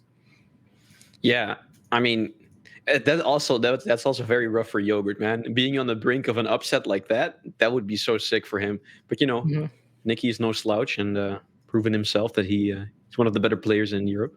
Yeah. Also, not to detract from it, but I saw a Nikki tweet afterwards that was saying that he thought that Stream was the one that was kind of messing him up a little bit because he was streaming the matches at the same time, on his own stream. And I can see how that's a factor as well. You're kind of in the entertainment sort of mode. You're not so much hyper focused on the game. And then he said as soon as he turned stream off, that was when he kind of reverse 3-0'd, brought it back. So, right. Maybe it's a factor of how Nikki's playing or whatever. But either way, I think both players on even playing field here. I'm not sure if either of them are streaming this. Yeah. I mean, I personally have streamed some of my tournament sets before as well. And it is definitely different. I feel like I actually play better because I'm just messing around a little bit more and it makes me more calm or something for some reason. But I can definitely see it also affecting your gameplay negatively. For sure. Oh, looks like we're getting started. Yeah, first game Battlefield, pretty decent pick here. I mean, a lot of Sheiks like the stage, but again, a lot of people in general like the stage. It's pretty neutral by most accounts. Yeah. I would say a lot of people actually do ban Battlefield versus Sheik.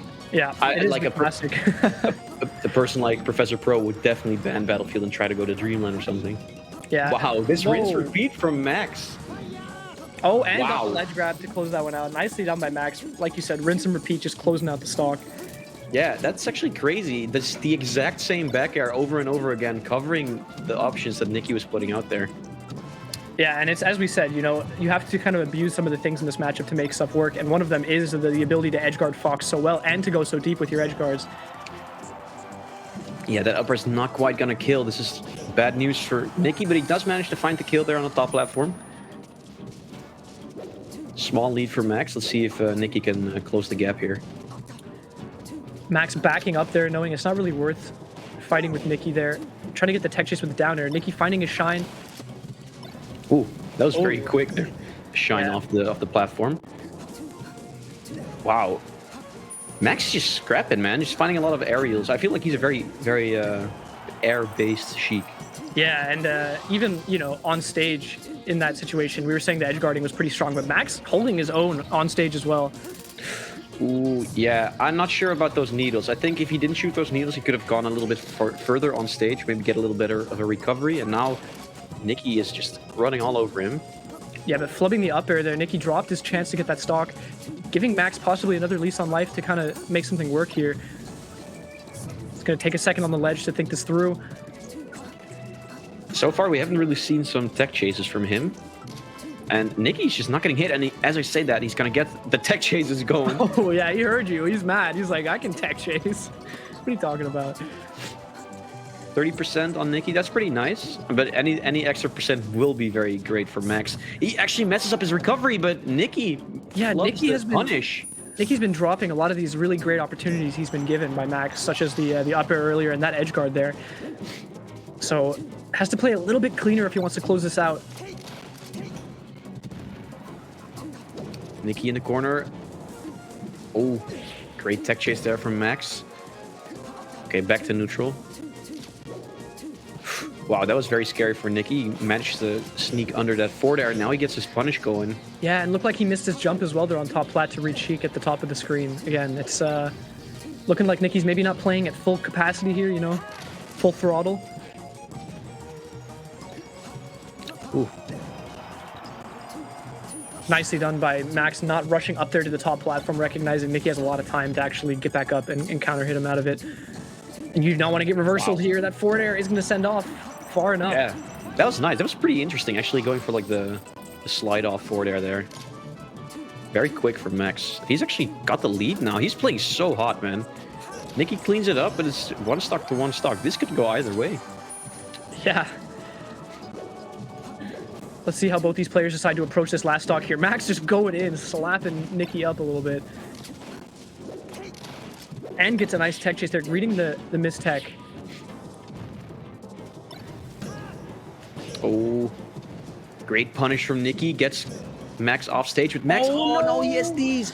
That's so unfortunate. Oh man, you hate to see it. Yeah, that is really unfortunate after how strong he started out there and how not even just how strong he started out, but just the ability to hold that lead until the bitter end, getting to that last stock, you know, maybe a little bit disheartening, but holding a lead for that long against Nikki is nothing to sneeze at for sure. Yeah.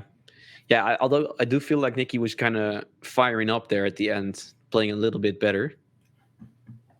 Yeah, definitely starting to pick it up. And like I was saying, it looked like Nikki was kind of dropping some stuff, but in that last stock, I don't think he dropped anything. He was full throttle there. All right, back to Battlefield. I think this makes sense. Yeah, agreed. I mean, you know, you started out so strong, you might as well give it another shot, see what you can do from the start, and starting off with a tech chase as well. A different kind of approach we see here. Yeah. I feel like Max is just not very grab heavy in general, so he's not really getting a lot of tech. Oh man.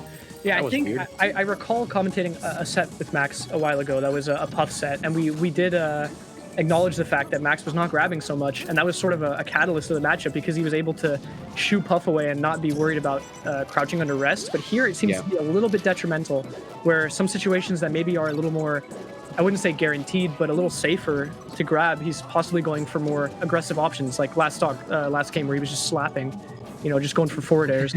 Hey, he was slapping, bro. I mean, how can she slap? Just like that. Apparently so. Ooh, I like that. Actually going for huge mix-up there with the needles on shield. Interesting not to needle there. I figured maybe needling would have been a safer option. You know, Fox is lined up with you across off stage. That's unfortunate. A little bit of a tech flop there. He probably wanted to ledge hop back air there. Nikki going in with the jab and just dashing back. That's a pretty interesting approach. Just make your opponent kind of feel worried about what's coming. Ooh, I like that DI mix-up with the back air. Gets the kill. Max in the lead again. He's actually just outplaying Nikki in general. Nikki dropping with the shine, though. Nicely timed and back to even.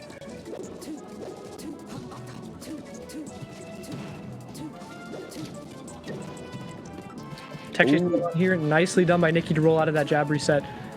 Yeah, that's actually quite surprising. Max actually followed up on that because that's hard. Yeah.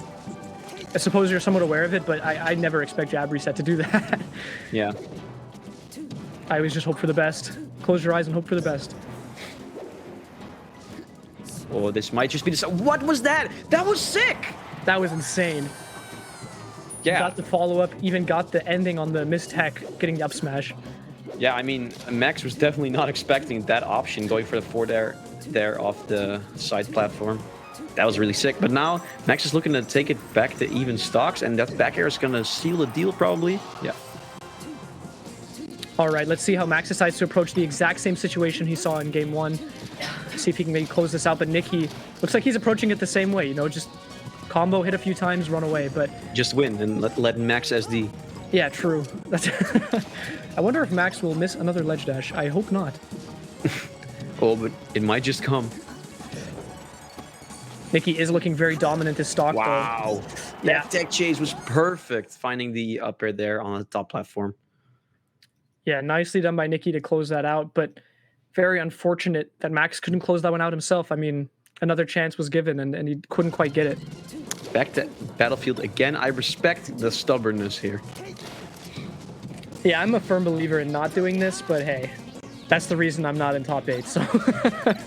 Because you believe in things. Yeah, true. Wow. Oh, man, that follow-up. Yeah, I don't know what to say, man. Nikki's looking very hot right now. He's steaming. Max going in for the grab, though, recognizing Nikki's going back to shoot some lasers and just capitalizing off it. Not quite getting a full tech chase off it, though, but it does bode well that maybe Max is going to get a read on something here. Open up. And as I say that, good power shield as well to get the... Yeah, this tech chase is nuts. He's just all up and over again on the tech in place. I mean, it is quite nice to like try and execution test the opponent, right? Yeah, I mean, or make them think you're gonna do another tech in place, and then they're just gonna try and read it instead of react to it. Yeah, for sure. Ooh, great grab! Finding the up tilt there. That's a great anti-air at low percents, I would say. Max is one solid edge guard away from closing this or keeping this back to another lead here. Oh, wow. Nikki, good patience holding the ledge. Oh, the crouch cancel. And he goes, no, he missed up. Good recognition to go to the platform, though. I would have definitely upbeat to ledge. I mean, and just instantly died, but Max was like, I see it. I see how it is. Yeah. That was really nice. We need to see Max hit more stuff like that to bring this back to a win, but Nikki just playing way too solid here, picking that up with an upper as well. Yeah, I feel like Max is just flubbing some of these punishes. Like, there was another forward air that could have sealed the deal, and earlier as well. I don't know, man. He's playing really hot in neutral, and then he finds the opening, and he doesn't manage to get the last hit in. Up air is not going to kill. Yeah, we're just not seeing enough Max Mustaman combos. It's just kind of unfortunate, but Nikki, you know, not making it to ledge there. Now Max has another opportunity to maybe get an edge guard here and grab the lead.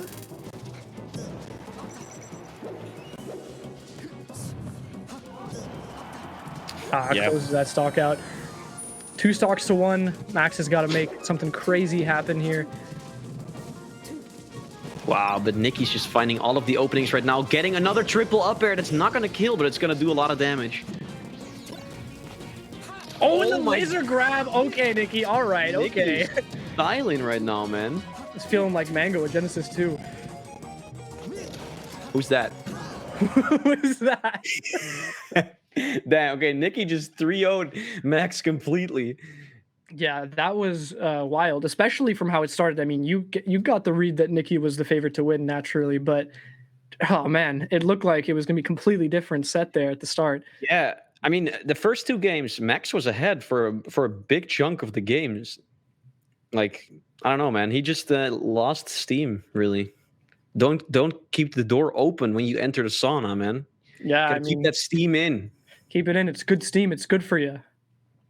Yeah, no, good stuff to Nikki beating Max 3-0, going into losers quarters finals up against the loser of Frenzy versus Pipsqueak, which we're going to see later on.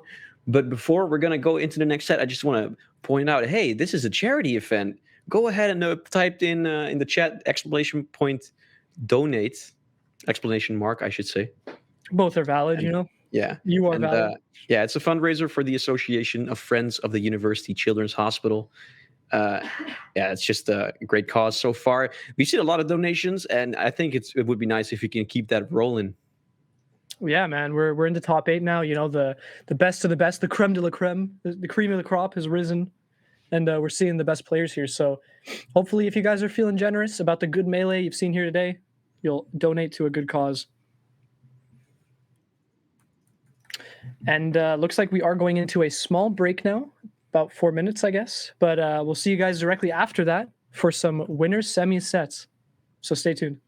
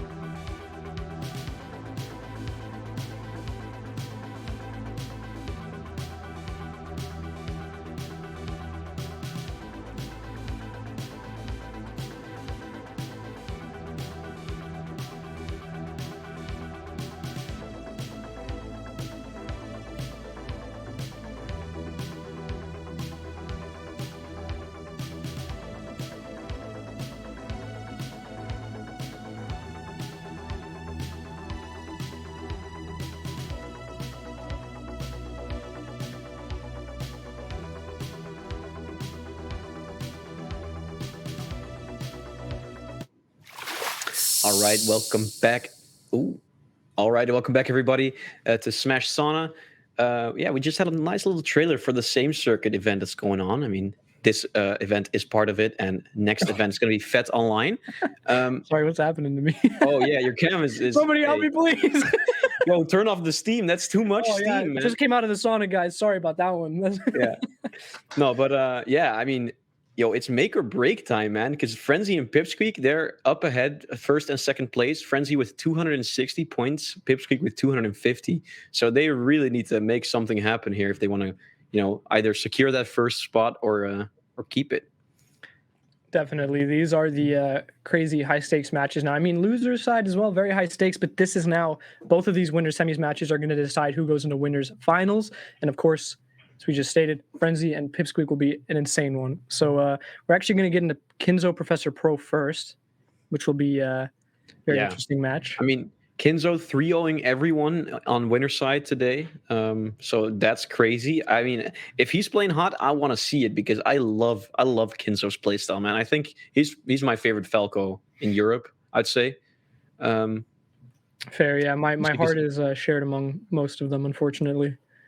Your favorite Falco is all of the Falcos. I have to say, like Frenzy, Lavingi, Kinzo probably shared third for favorite Falcos. Really? To be honest, That's interesting, I guess. What can I say?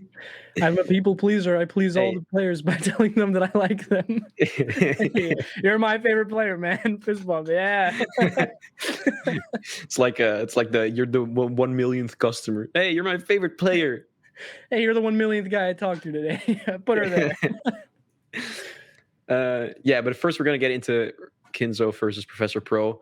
I haven't actually. When was the last time we saw this? Not entirely sure. We can have a quick check. Shout outs to PG Stats. Super helpful for this sort of stuff.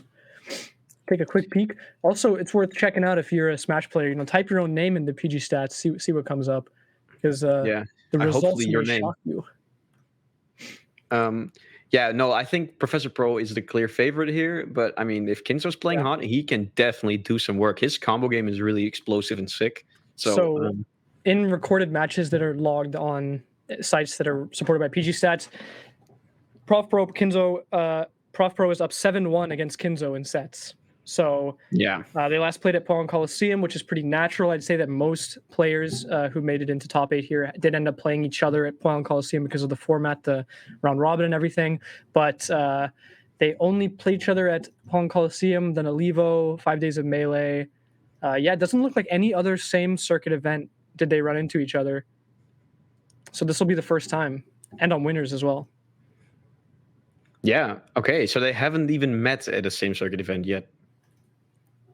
I don't think so, not according to PG Stats. And I believe since it's Smash GG supported, it should be up there if it is. Yeah, that's insane, man. I really would have thought that they would have played by now this year, but I guess not. Or maybe not different tournaments they might have.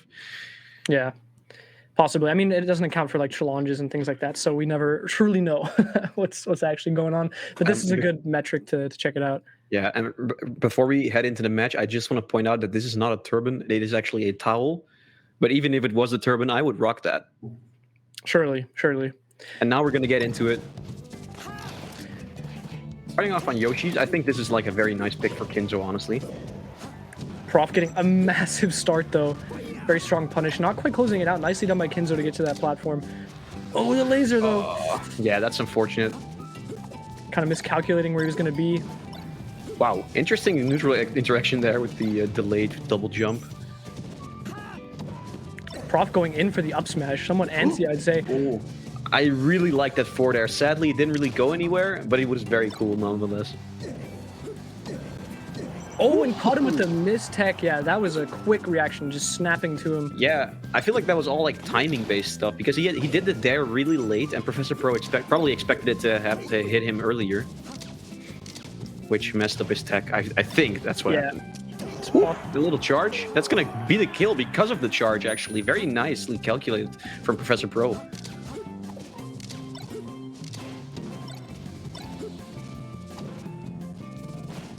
Oh, offstage with a shine, and yeah, another one. That's the problem with a being like that, because Falco's up, you having no hitbox, it's pretty trivial for Fox to just go down there and shine you. And your only hope is really to tech Professor Pro. Okay, he tries to go for the triple shine. I mean, he messed it up, but I respect it. Trying to go for an early kill again.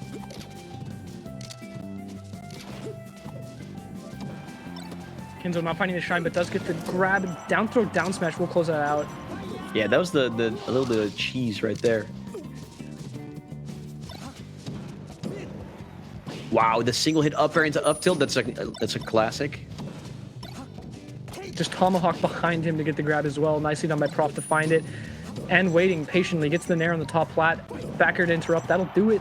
That was a very strong showing from Prof that whole game. Wow, that was very, very quick. I mean, it's expected from Prof versus Kinzo, right? I feel like I've never seen a long set from Kinzo. Yeah, I mean, it's bound to be a slobber knocker as well. Both these players, very quick. We saw Prof just rattling off that triple shine like it was nothing, just casually. Let's see if Kinzo can make something work on this stage now rather than Yoshi's. I know a lot of Foxes that will attest to the fact that Yoshi's is pretty good for Fox in the matchup, although a lot of Falcos may say otherwise. I'd say it's pretty preference-based. Yeah. Oh, great grab there from Kinzo, but now he's going to get punished. Yeah, the up air strings are going to go out. He finds the tech chase. Oh, no jump on Kinzo. That should be the stock, and Professor Pro takes the first stock.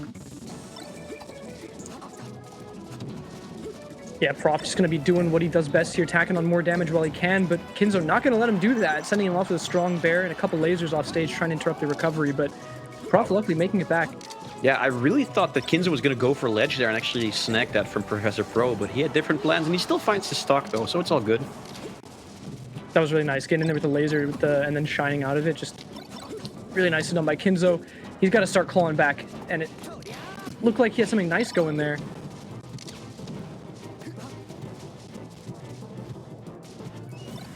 Nice get off me shine from Prof, just sending him back. But Kinzo gets his own slide off shine there. Oh, that was a great trade for Professor Pro, honestly. Yeah. It would have been a very bad spot for him.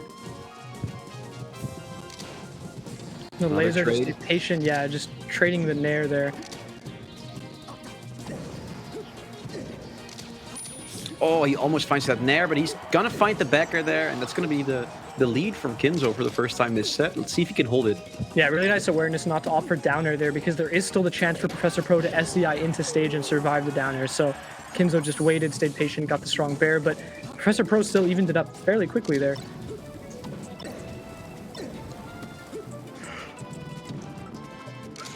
Grab off stage. Let's see what Kinzo can do with this. Strong bear to send off. Ooh, he's extending. Yeah, baits the straight angle out by going out there to pretend he's going to ledge.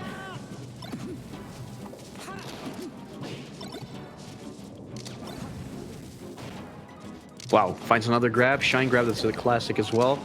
Oh, yeah. Doesn't manage to find the backer there. This is not great for Kinzo. You're struggling to find this kill right now. That's going to do it, though. Yeah, that was nicely done. Also, just a little side note, that down throw, Kinzo opting for the forward tilt there. I guess maybe afraid that Prof had adapted to the down throw down smash and that it would be too committal. Yeah. And then just throwing away the stock, you know, so nicely done doing the forward tilt instead. Oh, that's barely going to kill. All right.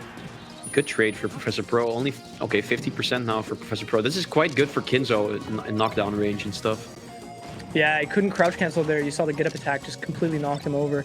I think he just stopped crouch canceling. Oh, really? I do think I think it should work at around 80 or something. Well, fair enough. Then Prof just misplayed that, but Kinzo misplayed it even further by messing up the recovery there, and now he's down 2-0. That's so unfortunate. Rather. That's so unfortunate for Kinzo. I mean, he was looking really tight, though. I think he can definitely take a game here off of Professor Pro, but Professor Pro is no slouch, of course. Yeah, if you give Professor Pro an inch, he's going to take a mile, and you saw it at the end of the game there. I mean, Kinzo looked pretty dominant for the whole game, at least keeping up, throwing punches and staying in the zone, but at the very end, just fell apart, kind of, and that final side B was just the nail in the coffin. Yeah. I mean, I think Kinzo is definitely capable of bringing this back, though. Like, don't count him out. Of course, he's done it before. Although it hasn't happened often, he's done it before. So yeah, of course, there's a chance. There's a chance. There's always a chance. Prof getting a juggle going, but just backing off. Not sure if it was intentionally backing off or rather just a kind of movement flub. Oh, I really thought he was going to go for another falling up air there, but he actually went for a nair, and now he's going to get deck chase situation. Kenzo not finding that shine, but luck getting back. Oh yeah, nice up B there, getting back to ledge. Yeah, he knew the angle. I mean, the box calculates it for you if you press the right buttons, so...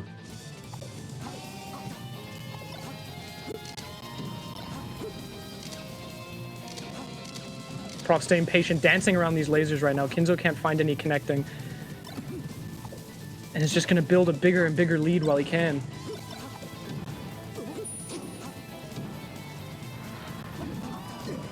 Oh my god. Wow, he finds the shine back air, but sends the wrong way, unfortunately. Let's see if he can get this edge guard. He does get this edge guard. That was actually a really nice up B for Professor Pro, evading that first back air. But it left enough time for Kenzo to react and find another one. Yeah, and that was a really nice shine to get Prof away. Prof trying to get that grab, probably going to close up the stock as well. Oh, he goes up deep. He needed it. He knew he needed it as well. He's like, I have to go out there. I respect it so much. I feel like it was very close to actually hitting, but Professor Pro just reacted to what Kenzo was doing. Yeah, and just the slightest preparedness for something like that can net you the stock. Oh, and trying to get the shine as well on the air dodge up. Not quite finding it, though. Oh, yo, he finds the double jump read there. It's going to be back to 2 stocks apiece, but 50% on Kenzo. He's looking to lose here. Oh, and Professor Pro, he's looking to lose, man. He's looking to lose here, clearly. No, I think he's fighting. But Prof just so solid right now. Like I said, you can't give Prof a lead like this. He's just going to hold it and play super sound. Oh, he finds the grab. He's not going to get the up air, but... Oh, great smash DI from Kenzo, immediately firing back with a back air of his own. Yeah, definitely needed it. But that strong bear will do it, and now Kenzo's got to make something work with his invincibility here to have the strongest chance of taking a game. Oh my god. Oh, he went for down air. Yeah, okay, Prof. Yeah. Nicely done. I think he realized that he wasn't very much in position for another shine, so he just went for a double jump down air. I like it. Yeah, I like it too. I mean, you'd rather not work too hard for it, and if you're a stock up, it's not such a big deal. Even back air would have been acceptable, I think. Just throw him under stage. There's no way he's making it back. Yeah, so far, we've only had 3 O's, man. Yeah, this has been an intense top 8. They are like, you know what? We've got a schedule to attend to. No messing around, only 3 O's. And this was a very, very quick set from Kenzo and Professor Pro. They were like, is it in Whaler commentating? We got to get him off the mic as soon as possible. Yeah, ASAP. Get him off. Time is ticking, boys. All right, well, that is your first winners finals spot claimed by Professor Pro. Kenzo moves in. He will be playing against Ice. So we got a German losers quarters. That's rough. That is very having to play Professor Pro in winners and then immediately have to play against Ice in losers. That's really rough. Oh, it looks like the sauna is steaming again. Oh, you're back. You're back. Oh yeah, sorry. Just every once in a while, you got to throw some water on those rocks, man. I don't know what to tell you. True. Got to keep it fresh. But now we are getting into probably the most exciting winner semis match. And yeah, this one's very, very important. Yeah, I mean, we got both these players at the top of the same circuit right now in terms of points. Frenzy is actually at the top, and Pipsqueak just following behind. So, in theory, if Frenzy wins this, he will be very poised to take the Smash Summit spot. Or rather, just hold his lead continuing into the next tournament. So, we'll see how that goes. It's 260 to 250 right now, so it's neck and neck. Yeah, it is neck and neck. I mean, this match might just be like a huge one for the outcome of the same circuit. It's all been leading up to this, guys. So far, it's been leading up to this. This isn't the end either. So these points are only just starting to show their worth. Yeah. Although I do feel like Pipsqueak and Frenzy, they both definitely deserve that Smash Summit 11 spot, man. Yeah, for sure. We saw Pipsqueak at the last Smash Summit, I believe. No, am I mistaken? Or was I? No, that was the EU Summit thing run by Point. They had the EU event, and Pipsqueak won that bracket, I believe, if I remember correctly. Yeah, that's what I'm remembering. So yeah, for sure, I think Pipsqueak will be very happy to take that spot, but Frenzy equally so. Mm-hmm. Definitely. Quite a nice prize. All right, I think we're just gonna get into it right now. Yeah, we're gonna start off on Pokemon, and Pipsqueak's actually gonna be aggressive right off the bat. Ooh, I like that down tilt so much. That was so nice from Pipsqueak finding that down tilt there. Placing yourself just far enough that the edge of the down tilt connects, but your opponent can't really do much to kind of counter it or fight back, besides completely moving away, you know? But there was no more stage to move away from. True. You're in the corner. When you're in the corner against Pipsqueak, you gotta watch out. Oh my god. Finds the up smash into up air. Yeah, Frenzy actually crouch canceling the up smash. But at that percent, it's still gonna knock you up. Yeah, that should be the stock. Okay, yeah. Clean stuff from the Frenzy. Nicely cleaned up there, even at that percent. Doesn't look so doable when you look just percentage-wise, but Falco, of course, can get those pretty quick stocks. Yeah, the spike can be very, very nasty at like mid-percents. Yeah, and on stages where the lower exit bound, I guess, blast zone is sort of closer than the normal. Like Yoshi's story specifically. I mean, that's also very brutal. He dies so early to down air there. Wow. Yeah. Pipsqueak finding the tech chase on the side platform there. Very nice up throw into up smash. Keeping it solid. Frenzy also just keeping it solid here, getting some lasers in and continuing this tech chase with the laser grab in Pipsqueak's face as well. Yeah, they're just kind of messing each other up right now. Like, one moment Pipsqueak is in control, and then the next, Frenzy is in complete control, actually getting the shine backer out of shield. Ooh, I thought he was going to mess up the edge guard, but he still found the down smash. Yeah, that was scary.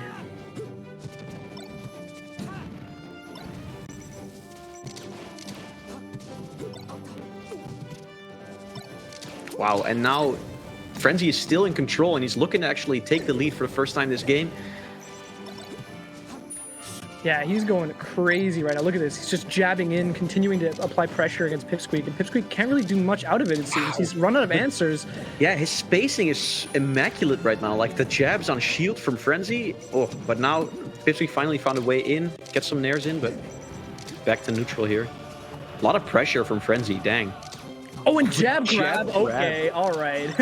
Just scoops him up. Yeah. Takes that stock. But again, back and forth. We could very well see Pipsqueak another up smash up air or something to that effect. Although I'm sure Frenzy is not looking for that. He wants to take this stock fast and clean. Found the shine. Oh. Yo, those follow-ups are so nice from Frenzy right now. He's playing really hot. That ledge dash not looking so clean. Pipsqueak takes advantage, up tilting him out of it, but wasn't quite able to time the up tilt on the up B, and now at 80%, it's looking fairly rough, man. Oh, he really went for the down air there. I think it might have connected. I think he might have been a little bit too high, but I like the idea there. Yeah, the forward air is very unfortunate. And now you see Frenzy just not going anywhere near ledge. He knows exactly what's waiting for him there, finds the strong man and closes it out. Because, I mean, you go close to Pipsqueak there at the ledge at low percent and he's a high percent.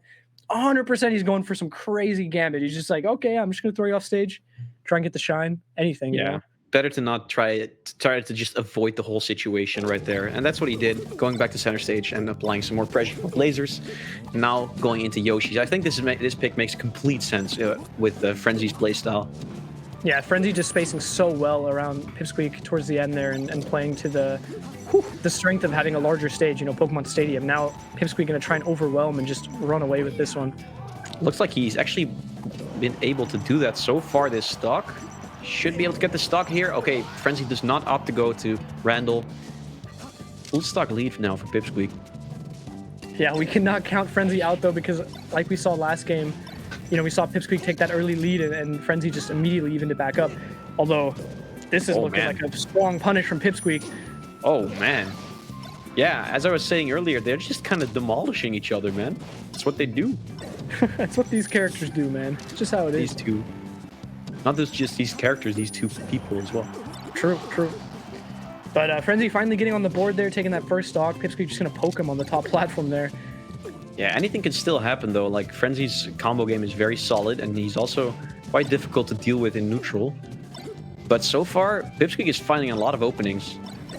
Yeah, it looked like that stock Pipsqueak wasn't quite closing out the openings like he was earlier. It seemed like he was dropping a lot of opportunities, but still commanding lead, I mean, either way. Ooh.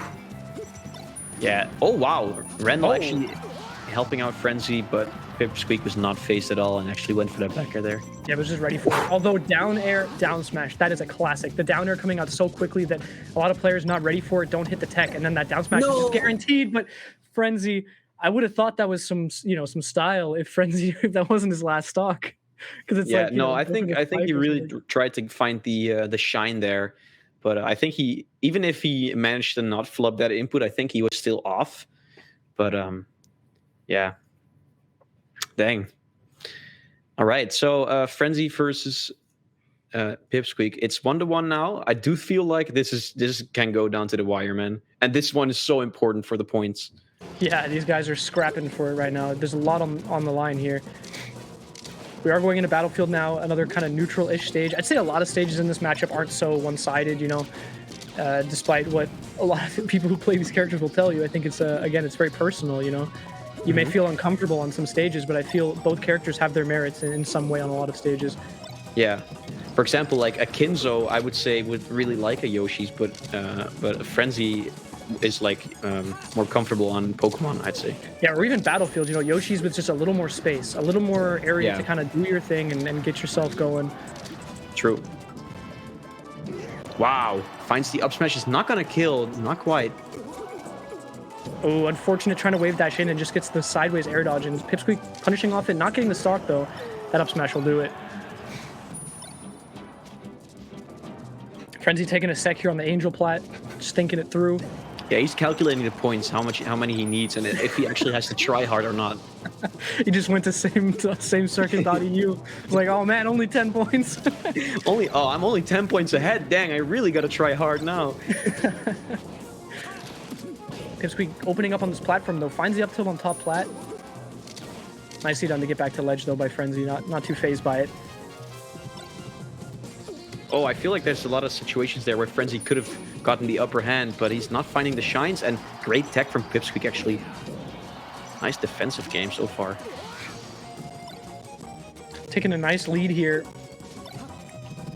Frenzy not quite finding the space he needs now to work. Even then, he seems to be putting out a few more anti-aerials, like that downer just gave him a clean 40. Yeah, although I do feel like Pipsqueak's spacing there was just insanely good. Like, he was right outside the hitbox there.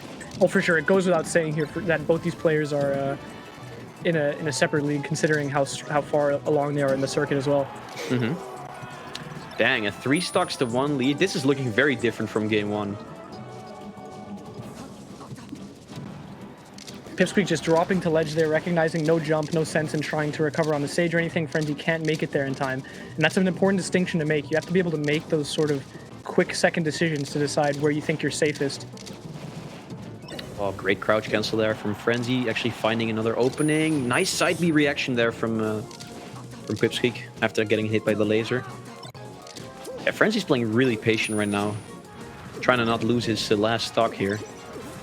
Yeah, and definitely down but not out, if there was a set to say that. Because, I mean, to be fair, we saw that as well earlier with my ice. But here we might see Frenzy pull this back if he can get a nice explosive punish going. Yeah, just like that with the Nair down tilt, popping him up right away. Okay, this is looking very rough for Frenzy. Is he going to be able to get back from this? He's back to stage, but he needs to get a big combo going if he wants to stay in this game. Makes it to top plat with that shine. Oh, and this might just be what he needs. Oh, yeah, this is definitely what he needs. Okay, so now he's just looking for some crazy stuff. Either a huge punish or a quick gimp off the side with down air. Yeah, or just go back to the neutral bit, like you slow down the game a bit. Did you see the Phantom? Yeah, the Either Phantom. way. Didn't matter. Yeah, good spacing, man, from Pipsqueak. I'm very impressed with Pipsqueak's spacing right now. Yeah, that was definitely cleanup crew from game 1. We saw Frenzy kind of running all over Pipsqueak with the spacing, and Pipsqueak answering right back, saying, I can do it too. I can just put myself here, and you'll put out a downer that against any other player, you're going to hit him and you're going to get the punish. But against me, you're just going to fall in front of me, and I'm just going to grab you, man. What are you going to do? And, I'm going to give you the hands. Way too strong. And up 2-1, Yeah, I mean, I think Frenzy can still, turn the tides very, very quickly. Especially with the showing we saw at that last stock. I mean, it looked like Frenzy was turning it up. Oh. Professor Pro style greasing it up, but he will need to bring that from the beginning of this game to stand a chance. He can't just be whipping it out at the end when he's at a deficit. Yeah, although he's staying alive here. He's in very bad. He's been in very bad spots, but he's still living.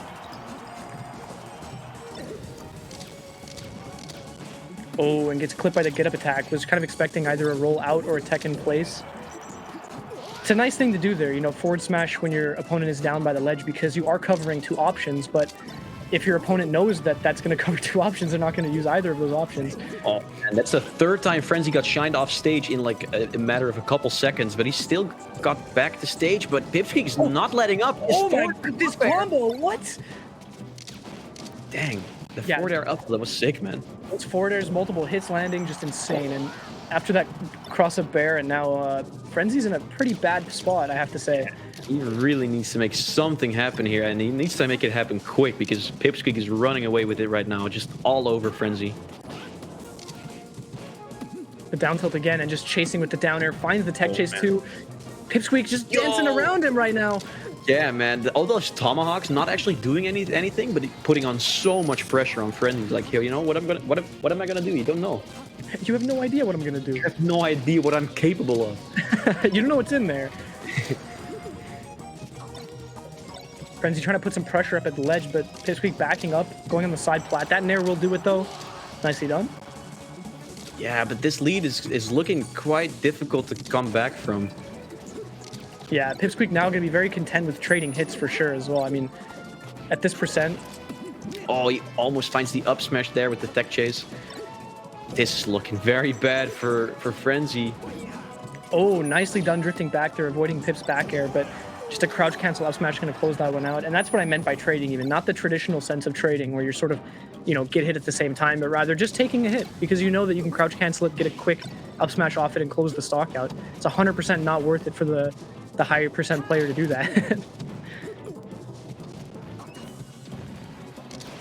Oh man, Frenzy already at 80% actually crouch canceling some stuff, but I don't know if he can actually afford doing that with the deficit being this big. Yeah, you just build up too much damage, and yeah, that, if not that one, let's say, you know, for however he V-canceled it or something, he survived, even then, it was a very insurmountable lead. So, well done to Pipsqueak, defeating the circuit leader right now. Moving into winners finals, we'll go to play against Professor Pro. Yeah, that's very good for Pipsqueak, man. He's looking to actually overtake Frenzy right now in points if he keeps this up. Frenzy, of course, still has a chance in losers, having to face off against Nikki next up in losers quarterfinals. But good stuff. Also, very big disclaimer. Just because Frenzy lost to Pipsqueak now in this winner semis match does not mean that Pipsqueak is the leader in points.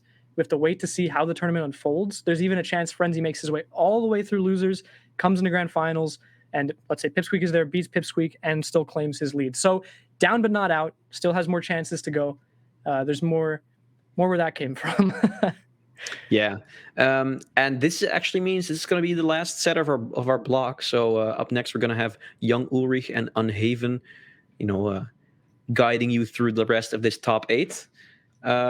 Yeah, big shout outs to Smash Sauna getting us on here on top 8. It was fun. Yep. Don't forget to check out Twitter at Smash Sauna. Go drop them a follow. Go check them out. You guys saw the trailer for Smash Sauna Offline in 2022. That's going to be awesome. Don't forget to hit !donate in the chat to get that link and donate to a worthy cause. If you're enjoying some Melee right now, maybe give some back, you know? So, yeah, that's all we have, I think. Yeah, and don't forget to follow @RestlessWhale and @Sanithi on Twitter.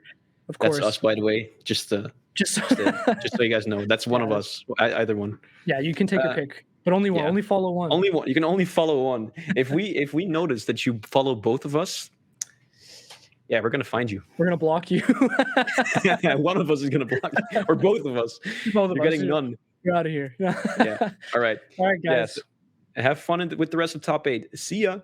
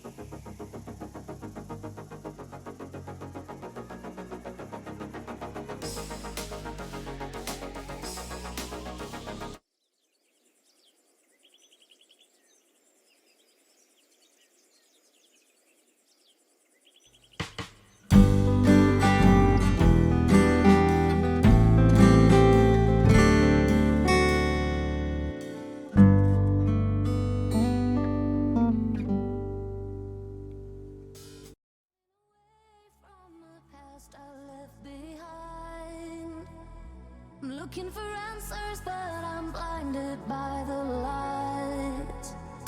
I'm lost in the music, can I stay here for the night? I promise I'll be gone in the morning, out of sight and out of mind.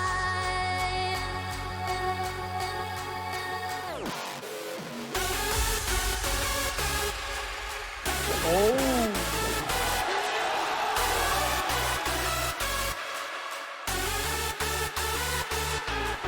Too far down at the very least. Wow, oh my god, Finnish game, look at that!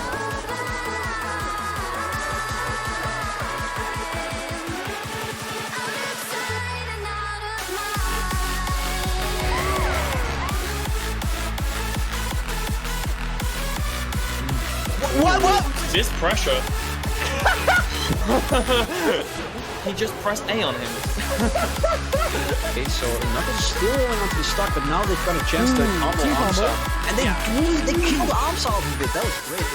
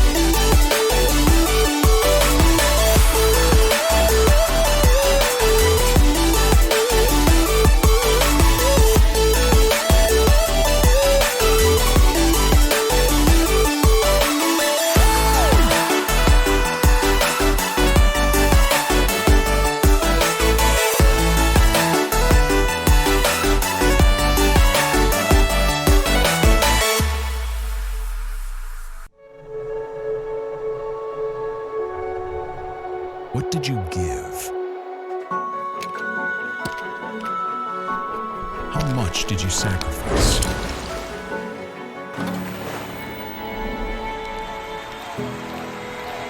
Was it worth it?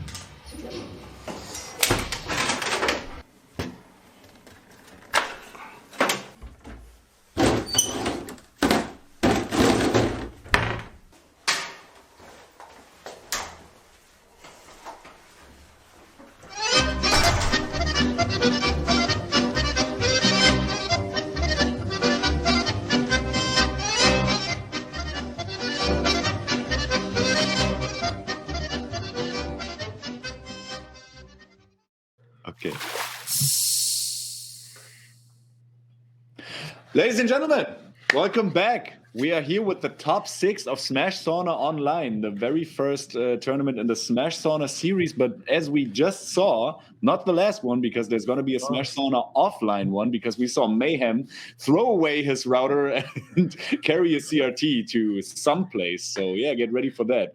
And also get ready for my man Unhaven. He's over there, yes, who is going to bring you the amazing top 6 matches of Smash Sauna Online alongside yours truly, Young Ulrich. What do we have up next, Unhaven? I believe that we are starting with Kinzo and Ice.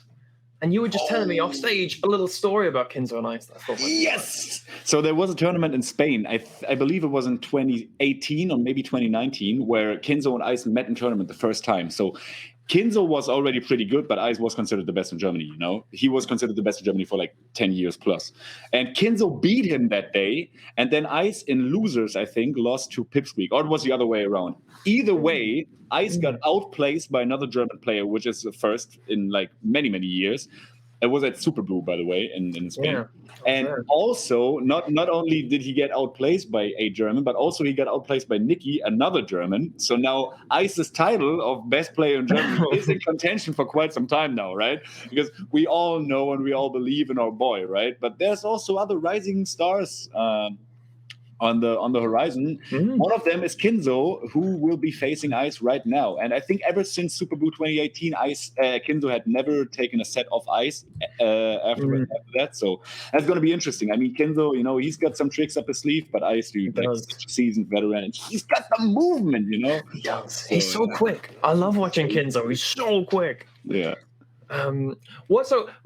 As someone from the area, what is like the consensus? How do you feel about, like, you know, Kinzo and Nicky rising up? Because like from the UK side, we're pretty like, yeah, all these guys are cool, but you know, Prof he still owns our heart. I wonder if the same way about Ice. we mostly agree on the fact that Ice is still generally the best player in Germany. But, you know, this one season where Nicky got ranked above Ice, we just couldn't, like, the backroom couldn't, like, justify putting Ice above everyone else, even though everybody was thinking, like, yeah, I mean, he's the best player here, but the results just, you know, don't justify that section. But yeah, generally, I think everybody agrees that Ice is the best player in Germany. And it's so and so, you know, like Kinzo comes from southern Germany. Always already going. Okay, so I don't want to get into the lore, because we started with a match, Kinzo versus Ice, game 1, and they start on Yoshi's story. What an aggressive start to the series. Yeah, I was gonna say, like, as expected from Kinzo, immediately charges in. On his like favorite stage, I've noticed. Yeah, Ice is more of a battlefield type guy, but he also feels very comfortable on Yoshi's. So both these guys definitely, you know, the fact that they agreed on, you know, playing on Yoshi's for game 1, it's getting more common these days. But, you know, I think maybe it's the fact that Kinzo doesn't want to give Ice the benefit of playing Battlefield, his favorite stage in the first game or something like that, and leave that up for a counter pick and play his his favorite stage rather. But God, what a shite spike! Ice is just, you know, penetrating that armor that Kinzo has built around himself. Over really is. Ice just isn't even giving him a chance to breathe. Oh man. Okay, Kinzo makes it back with a very, very weird angle there, but you know, this dude, we're on pace for 4-stock right here, so Ice is showing that this one set 3 years ago was maybe, just maybe, you know? Maybe we should stop talking about that one set. Ice is tired of hearing about it. He was tired of hearing about it right away. Like, he never liked the fact that, you know, he's like, come on. It was a one-time thing, and we're like, yeah, you know, but he's good. He's like, yeah, he's good, but, you know. He's good, but, like, you know, I'm still gonna 4-stock him. All right, so Kinzo on his way to a comeback here. He was looking down the barrel of 4-stock right here, but, you know, he made another very, very promising stock here. So I don't know, maybe Ice overwhelmed him a little bit in the beginning, but this, you know, the momentum swung kind of. So yeah, I'm looking forward to seeing more than 3 games in this set, let's say. For sure. That tells you almost nothing. Like, the way they play, they're both so explosive. Like Ice is so, like, well known for his movement as well, that once he gets a read on you, suddenly he can tear you apart. And I think that's what we saw initially. Yeah, I feel like this is like almost like on all levels of play. When you play against Ice, either like no matter if you're like a super noob, like just started playing, or if you're like a middle-level player, or if you are like a top player, like Kinzo is, he makes you feel dumb. You know, he baits out options that you never thought of, you know, you would be, you know, punished for, and then, you know, he just rolls with it because his movement is so ambiguous that you, I don't know. He always, it feels like he makes you play the game he wants you to play. Yes. Yeah, like he understands like the finer details of how movement affects your character, and you find yourself in these like really terrible positions. Like, why did I run into this spot? This is an awful place to be, but it was all because of the subtle movements from Ice. Yeah, exactly. And he was always like that. You know, I started playing with him, like we both started alongside each other. We're from the same area, from the same town, Berlin, and we started playing in like 06, 07 era. And like I noticed right away, I was like, this dude's about movement, you know? Yes. Some people have that signature straight away. It's like, oh, I get what you're about. I know what you want to do. Exactly. All right, but we were saying in the first game that, you know, Ice likes Battlefield very much, but it's Kinzo's counterpick here, so, you know, maybe that was not the thought process that went into the striking here. But yeah.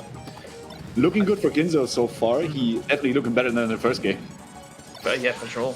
I think it's very important not to really factor in the other player's preference. Like, factor in your own, but when you're like getting psyched out from a stage because you think your opponent likes it, I think it's a sort of slippery slope to go down. Yeah, I think so as well. It could be a stock. Oh, what a good angle! He just straight up there. Kinzo was not ready for that. He was, you know, imagining Ice, you know, being able to get a very, very convoluted angle going, but Ice was like, nah, straight up, dude. I know what you're trying to cover here. That's all you have to do. Can be that simple. And that's going to be the stock finally. But there was a lot of extra damage done there by Ice, so yeah, good stuff. Yeah. It's like we're seeing, you know, a Kinzo that's playing better than the first game, but it still feels like Ice has that edge, right? It's still like there's like a couple of interactions where Ice just feels a little more comfortable.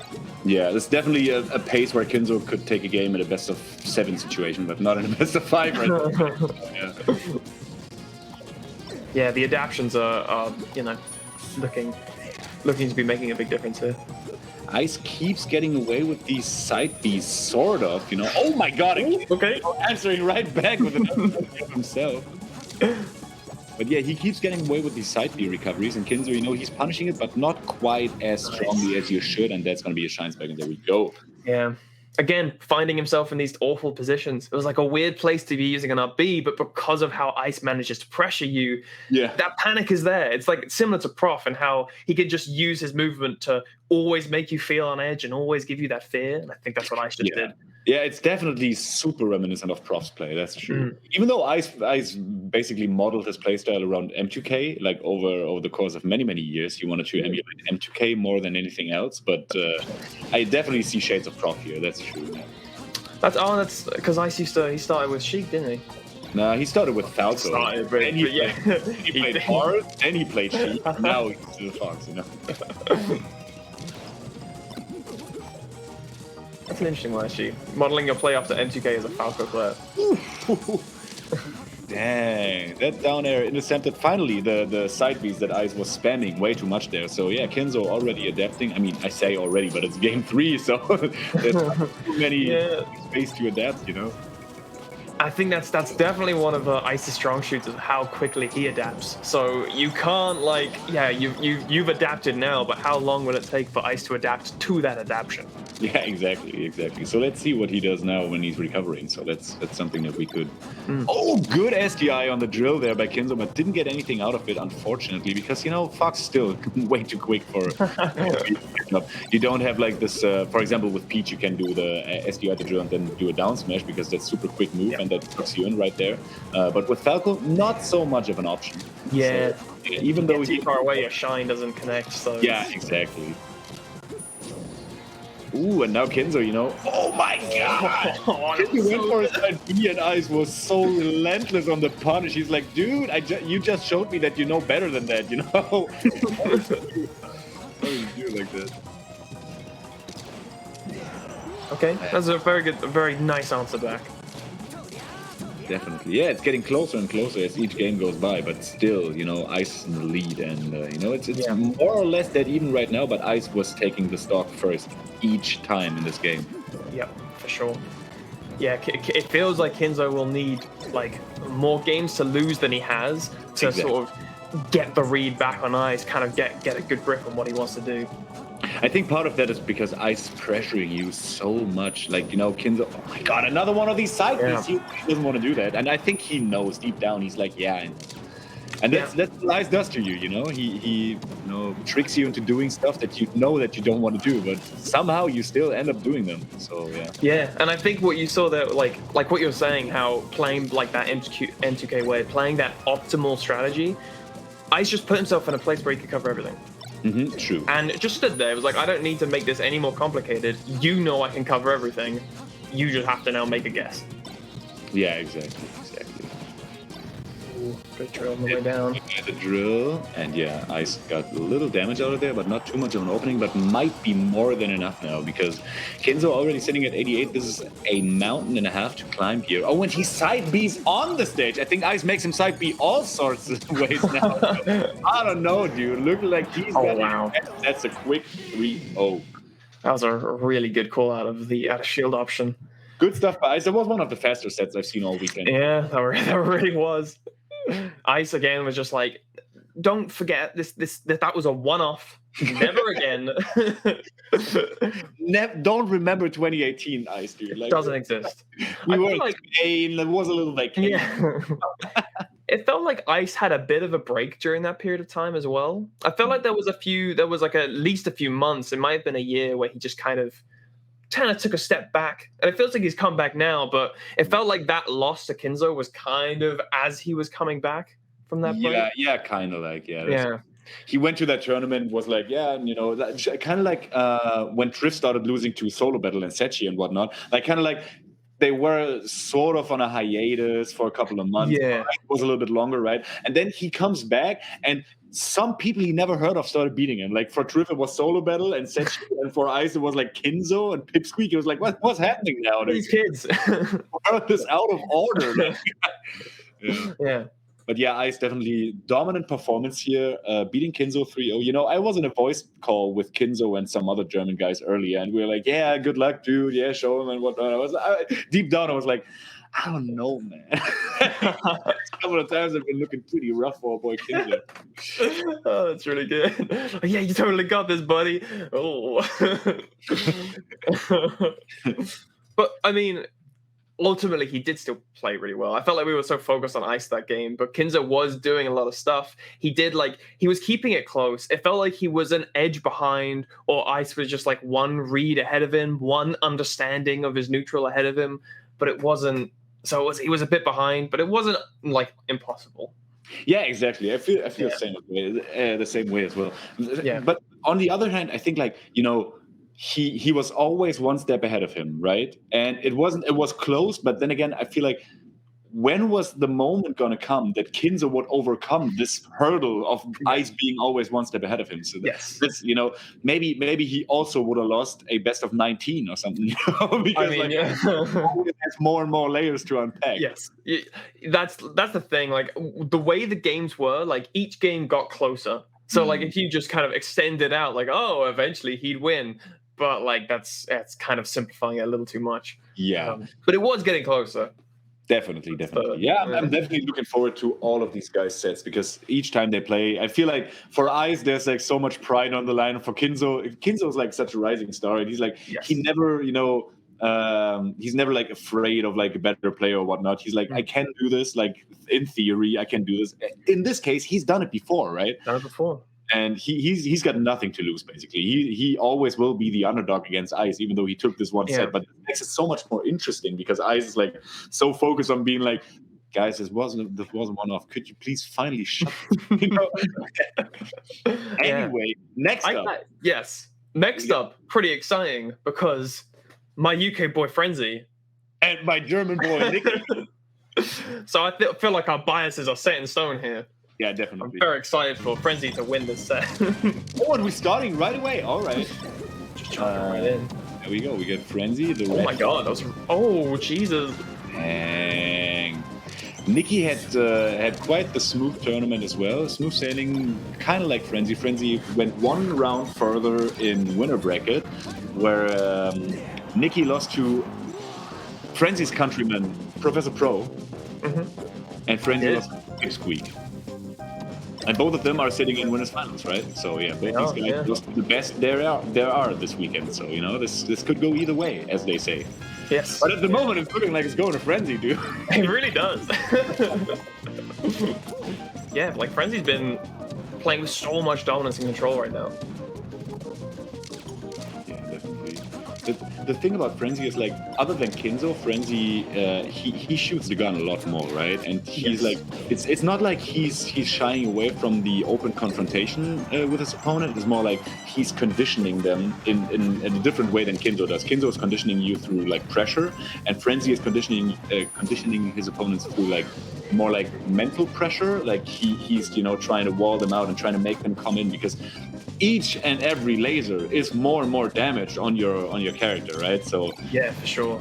I definitely agree. I feel like I don't think that Frenzy plays much of the mental game. To me, it's like, is it optimal for me to be shooting lasers here? Can I extend this combo as far as it'll go? Like, it's not a case of, whereas Kinzo's like, I'm gonna apply so much pressure on you that it kind of freaks you out. Frenzy's just, if I hit you here, then I can get a combo and beat you. Yeah, exactly. Ooh, we got a little delay on the stream. Did they desync? Yeah, I saw the play. Looks like they desynced, yeah. That tends to happen with Frenzy sets. I don't know. Yeah. I've seen it more often with Frenzy than with anyone else, so possibly there's a problem on his end. I don't know. I think it's the I've noticed the German to England connection. We've been having this problem a lot. I'm not exactly sure what's going on with that, because I remember like Ice was having a lot of problems with the UK players. Yeah, I noticed that Ice had a problem with Frenzy last time, but also with Pipsqueak. So I think in this case, it might be on Ice's end. But then again, I'm living in the same city as Ice, and my internet is amazing. So I don't know. There's no excuses. He could come to your house and play. Yeah, he should. But my net play setup sucks though. Like, I play with a laptop, I have like 59 FPS and whatnot. So all right, first game went to somebody, or is this like a lag test, or what's happening? Because we're on a different stage. Yeah, the stage has changed. Frenzy's camera's gone. I think it was probably for trying to restore the connection. Okay. Oh, Mayhem is saying it keeps on desyncing because it's NTSC. We should play PAL. Not the point here. Okay. I won't disagree with the TO of this tournament, you know. I won't disagree with them directly, but no, as a Peach player, I take every PAL excuse I can get, you know. Hey man, I'm an Ice user. I'm in the same boat. You're sitting in the same boat, yeah. But still, I'm happy to see PAL gone. So it almost just having like just watching a Fox go a bit further when I'm watching Americans, and then I play someone in my local region, and then a Fox doesn't go as far, and it mixes me up. I just want my small brain cannot take it all. I want the Fox not to go as far, you know, because he's got a good recovery already as there is. So. Anyway, this didn't make it far enough though for the first start, because Frenzy. This has panned out exactly the same way before the True. So I'm actually like a huge Nikki fan as well. For the culture, I have to be 100% Frenzy, but I love Nikki. Yeah, me too. I love Nikki. The thing about Nikki that I love, like he makes it look so simple. I love these types of players, you know, where like Nikki is not the flashiest player. He turns it up when he needs to, but he is definitely a very like simple player. He dumbs the game down to its like basic components, and that's always interesting to watch for me. Same thing with like Swedish Delight or something. Like, I love to watch these types of guys, you know? They're the best players to learn from as well. Like, if you want to get better at the game, you can develop your own style and do your own things, but it's worth watching a player like Nikki and sort of going, oh, why did he do this thing? Because it's probably for a good reason. Yeah, exactly. Yeah, like everything that he chooses to do is like, as you say, it's for like a more simplified reason. He's not trying to like play 4D chess with you. He's just he goes in there with a purpose, and you know it. But you know, when it hits you, you're like, yeah, okay, yeah, I get it. Yeah. Whereas when Ice, moves around you and like does like walk dash dancing, and you're like, okay. Ice is 100% playing 40 chess with you. Exactly, yeah. You're not supposed to know what Ice is doing. Exactly, it's a mythical thing. Yes. Whereas with Nikki, it looks like the optimal way, like sort of like. Which is definitely cool to have both players in your country. For sure. Yeah. Whereas you only have, friends in problems. What do we go? But like Nikki's actually really pulled this back. Yeah, definitely. This seems to be like a trend with obviously from what we've seen of the decent game in this game is that Frenzy is starting off really strong, getting to 0 to deaths, but then Nikki's consistency just sort of brings it back. Yeah, I think it's like both these players don't have like too strong punches on each other because they are so good defensively that I feel like even though Falco has this very, very solid laser gun of his, Nikki is actually outplaying Frenzy in neutral mostly. He gets so many more openings, or like he gets more damage out of his openings, but not like real combos because like lasers don't hit as hard as an aerial from Fox does. Oh my god.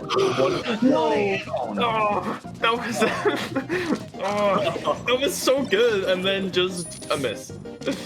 And messed up his short there. Alright, so both these guys threw away their second to last stocks, and now we're sitting on the last stock. Even Steven's situation, I don't know what Frenzy was going for there. Must have just been like a shine continuation, right? But yeah.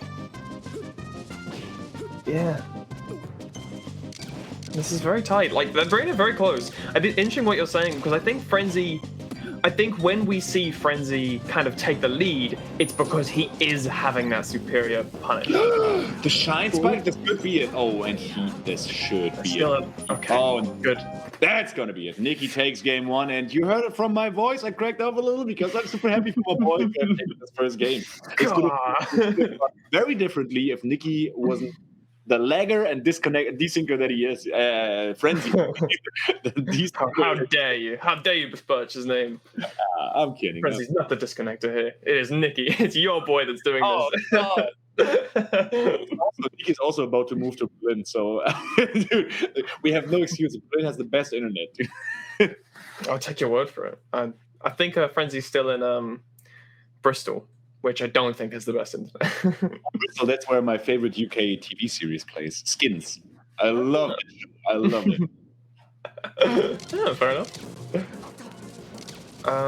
Okay, next game. Just like Kinzo, Frenzy is taking the Fox to Battlefield. So there must be something with this, the highest top platform in the game that makes the Falcons feel comfortable here. Yes, yeah, it's true.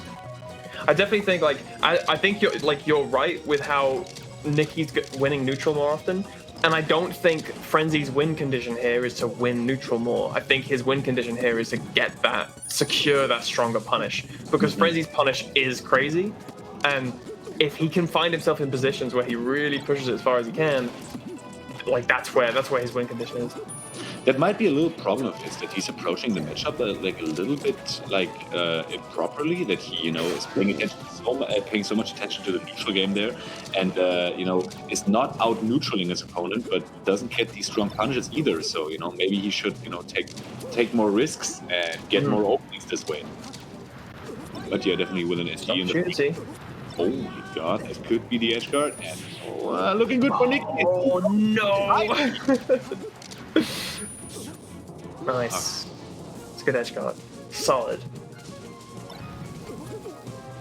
So yeah, as I said, maybe Frenzy should take more risks, but then he's there and I'm here, so I don't know. It's played worked out fine so far, but he's ahead one game, and that's because he had was outplaying Frenzy on his strong neutral game. So. And this huge string, he was just at 0 a second ago. Mm-hmm. When Frenzy can get his punish game going, then it gets he really heats up. Nikki is also shielding a lot of these lasers instead of trying to eat them and then run out of them, Maybe, I don't know, I didn't really recognize this pattern in the first game. Maybe Nikki was conditioned by Frenzy in sort of a way that he, doesn't want to dash out of the lasers too much. Oh my god. That's true. But he's trying to power shield, doesn't really get those power shields, and yeah, Nikki trying to move through the platforms, not being affected by the lasers as much. But dude, Frenzy's keeping him out so well. As soon as he goes to the platform, there's no more room to run for him, and then Frenzy can just wall him out. So yeah, both these guys are trying to play around with the perimeters of the stage very much, and it's working out for Frenzy so much better this game. Oh my God. Yeah, for sure. Like Frenzy, that corner pressure is incredibly strong from Frenzy. And Nikki actually did whiff a second shortened side B.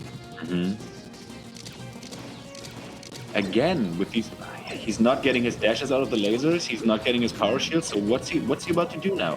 Frenzy closed the space between both these guys when still shooting his lasers, and now Nikki is a little bit flustered. He gets hit by the lasers, but shield. So finally he gets power shield, but yeah, he gets the punish out of it. So that's exactly what he was looking for, as it seems. Great grab. God, and that's not going to be it. He could have upsmacked. Yeah. But opted not to. Maybe it's a percentage thing that he couldn't. Oh wow! I always instinctively. How do you know? Tell me you're British without telling me you're British. I watch a set of Frenzy and panic when he goes for a down B off stage, down air off stage. We have one player in Germany who does the same thing, and he always has these there. That's like a meme. It's become a meme because of the years. Unfortunately, our boy Stevo, he never got as good as Frenzy is, but he's a very solid player. But you can guarantee, there's one thing guaranteed, that Stevo will suicide down air there, and he will die first. And Frenzy still had one more stock to give, so it wasn't as difficult for him to. I didn't have all of me in my chest. Just my heart. Just my heart. It's fine. All right, and Nikki chooses for even less room to run around from Frenzy. Maybe Frenzy not being able to laser as effectively here because there's not too much space. But he showed in the Battlefield game that close quarters didn't hinder him from using these lasers to open up Nikki. So I don't know about this stage pick. Yeah, I'm I feel like the consensus leans towards it being Fox favored now. Ooh. Oh, okay. That was pretty good, actually. That was just some high-level play. Yeah, definitely. I definitely would have died 3 exchanges earlier. Oh yeah, of course. It goes without saying for every that these guys are some sort of shitters. These guys. Definitely. Yeah, so I feel like we're seeing Nikki really take control of the center as well. It's now perhaps less meaningful on this stage just because it's so small, or more meaningful because it's having that middle ground. Immediately your opponent is close to the edge. Maybe it's more meaningful because there's more center. Yeah. Right? Maybe. Oh, the shine spike, that could be enough in this. Yeah, that's a one huge swing for Nikki. 1 second too early. Randall was right around the corner, but Frenzy couldn't shine stall there. Also, it's really good recognition.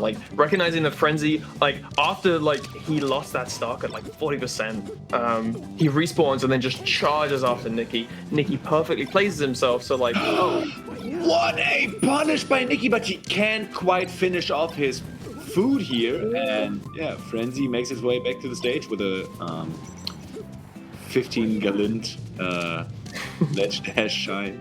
Ooh, forward air? Yeah. Wow, that forward air was what sent him off there and was enough to, Nikki was quick at the ledge. I think Frenzy needs to slow down a bit here. He's playing into Nikki's hands. Nikki was just really just catching him, just kind of playing patiently, watching him run in. It's interesting. We were just talking about that I thought that on Battlefield, Frenzy should take more of an aggressive here, right? And now Nikki utilizes that. Frenzy tried to do that and successfully did so. And that's what the Battlefield game was. And he was okay. And now on Yoshi's, Nikki has adapted to that, so to speak, and plays his mix-ups well around what Frenzy was trying to do in the Battlefield game. That doesn't work anymore, apparently, and that's going to be another stock. No, it's not. All right, Nikki with a slow get-up, messing up his ledge dash. It's stock, and it is. These cameras are unbelievably out of sync. I thought this game ended ages ago. was thinking like, oh man, Frenzy took a sip. Like he must be about to die. Oh, he just took the sock. Wait, what?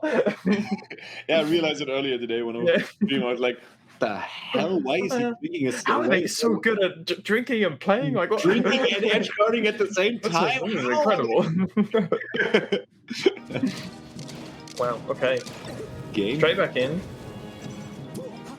Game 4, Pokemon Stadium. I think these guys at this point have played so much that, they go straight back in. They know what to expect. They know which stages. Yeah, they've got like a flowchart all figured out. Definitely. Like as you're saying about Nicky being a player who's like quite strategic in how he plays. He kind of breaks down his playstyle to its like most simple elements. I think Frenzy, there's like an ounce of that in him as well. Perhaps like I think with Frenzy he kind of ups the level of technical play. Like he does incredibly technical things, but again, like Frenzy, it's again like Nicky, it's still like a simplified. I'm doing the things that work. So when you see these two playing, they both have a flowchart. They both have a strategy. They know what stages they want to go to. Yeah, definitely. Oh, and that's going to be an up air, and he doesn't hit. Sakurai combo failing our boy, but now he takes stock anyway with a what was it? Dash attack weak reverse first bear. That must be a very rare side here. Yeah, Nicky on the punish again. Okay. We were earlier today. We were watching Parsec sets. I think he played against Color W, so same matchup. And we were counting.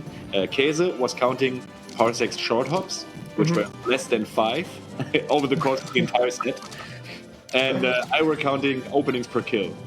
So I think it's really interesting to see how far the players take the punishes, right? And how it affects the outcome of the game, and especially the outcome of the specific stocks, So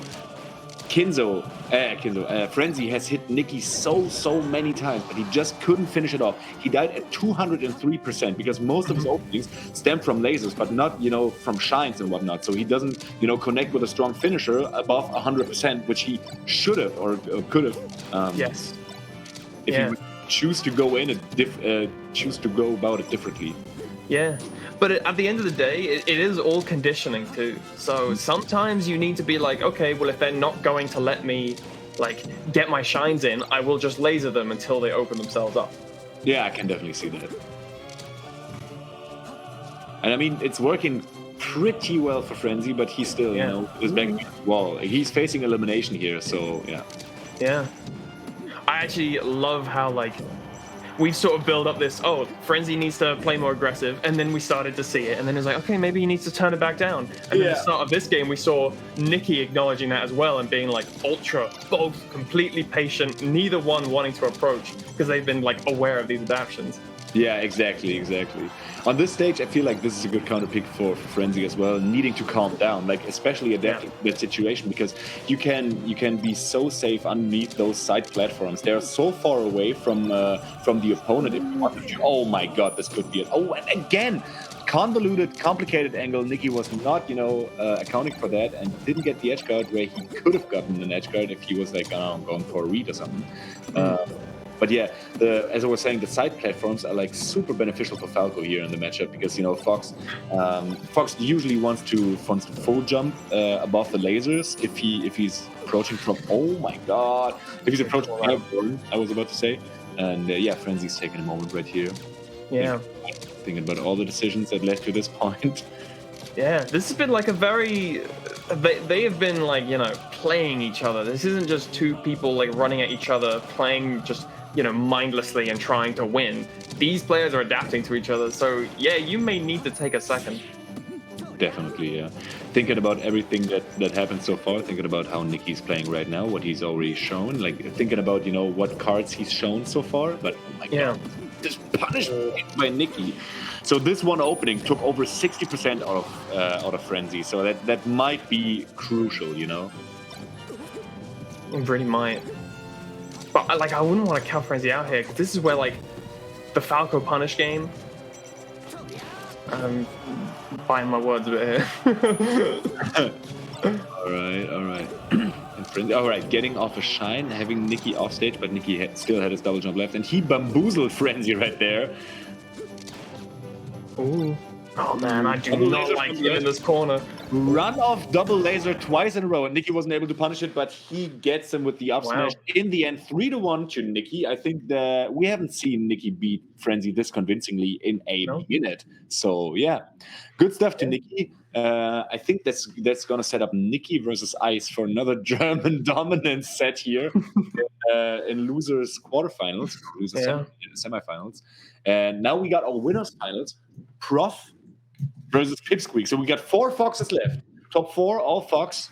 That's what you get for, shilling for NTSC.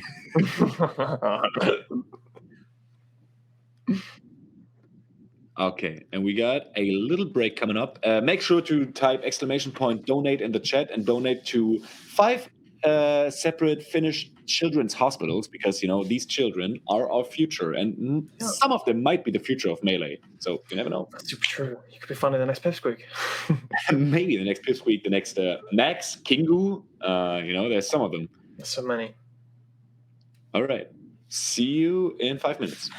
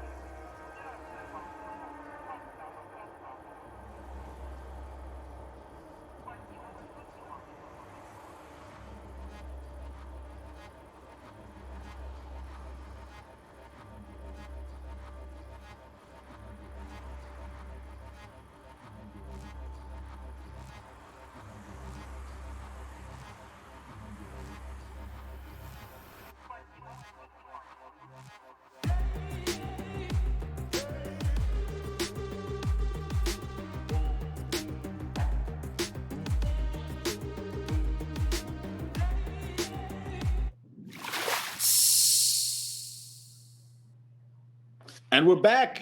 I came straight from the sauna. I got my towel. I'm super sweaty right now. Those were some quite some hot games. Definitely some sweaty melee. We got 4 Foxes left. We got winners finals versus Prof and Pipsqueak coming up right now. Pipsqueak, the rising star, Prof, the veteran who never ceases to amaze. With all the years under his belt, he's definitely the more experienced player. But Pipsqueak, my man, he has been on a rise and on a tear in Europe recently. It is almost ridiculous. Ever since he switched to a box-style controller, it's even worse for all the other European players because, dude, he is so consistent now. Yeah, he really is. He's kind of like... It feels like there's the new kids of Frenzy, Nikki, and Pipsqueak. And currently Pipsqueak he's been kind of like, showing up a bit more. He's been a bit more flashy. Yeah. At least in terms of like his results. I think more eyes are on him at the moment. Yeah, I mean, he beat Leffen on frame 1, so, that's something. The only one who beat Leffen in years, so, yeah. That is true. And I mean, there were plenty of other people at that tournament that could have beat Leffen while he was playing on the frame 1, and they didn't. Yeah, exactly. Yeah. I'm like super grateful with chat, by the way, because some of the chatters are using emotes from my channel. That's so nice. Oh, yeah.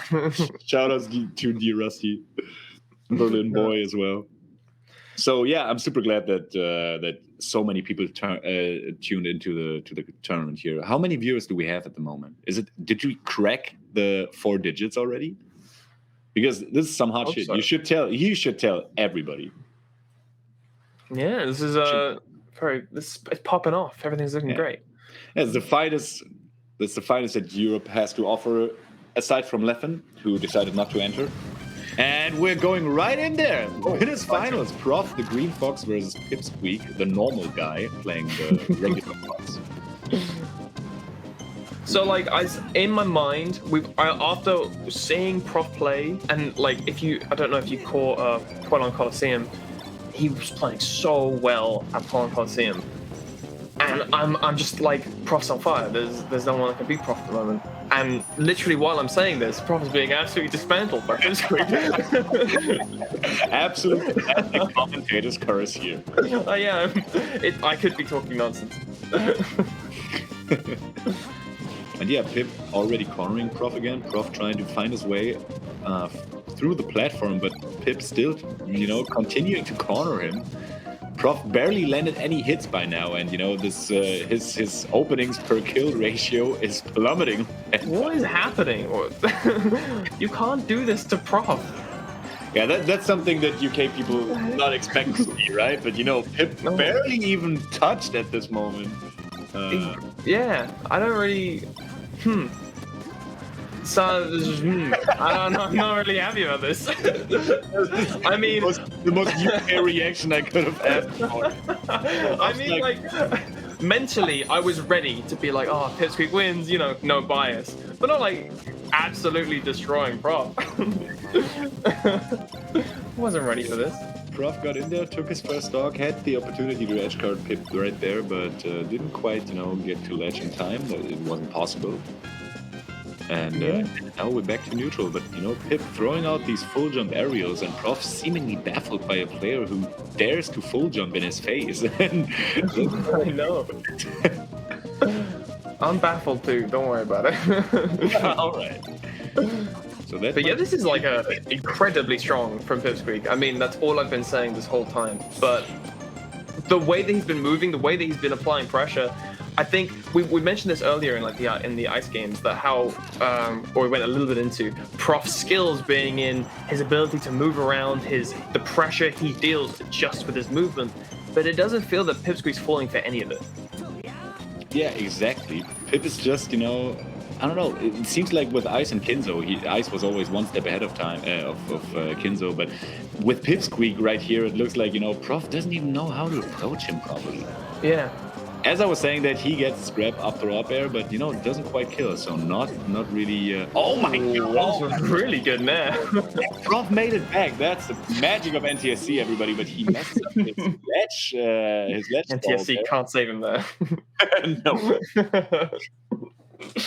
All right, so yeah, game one pretty convincingly goes to Pipsqueak here, and yeah, I was about to say we're in for a treat here, but this is on pace for a 3-0. This doesn't taste like a treat.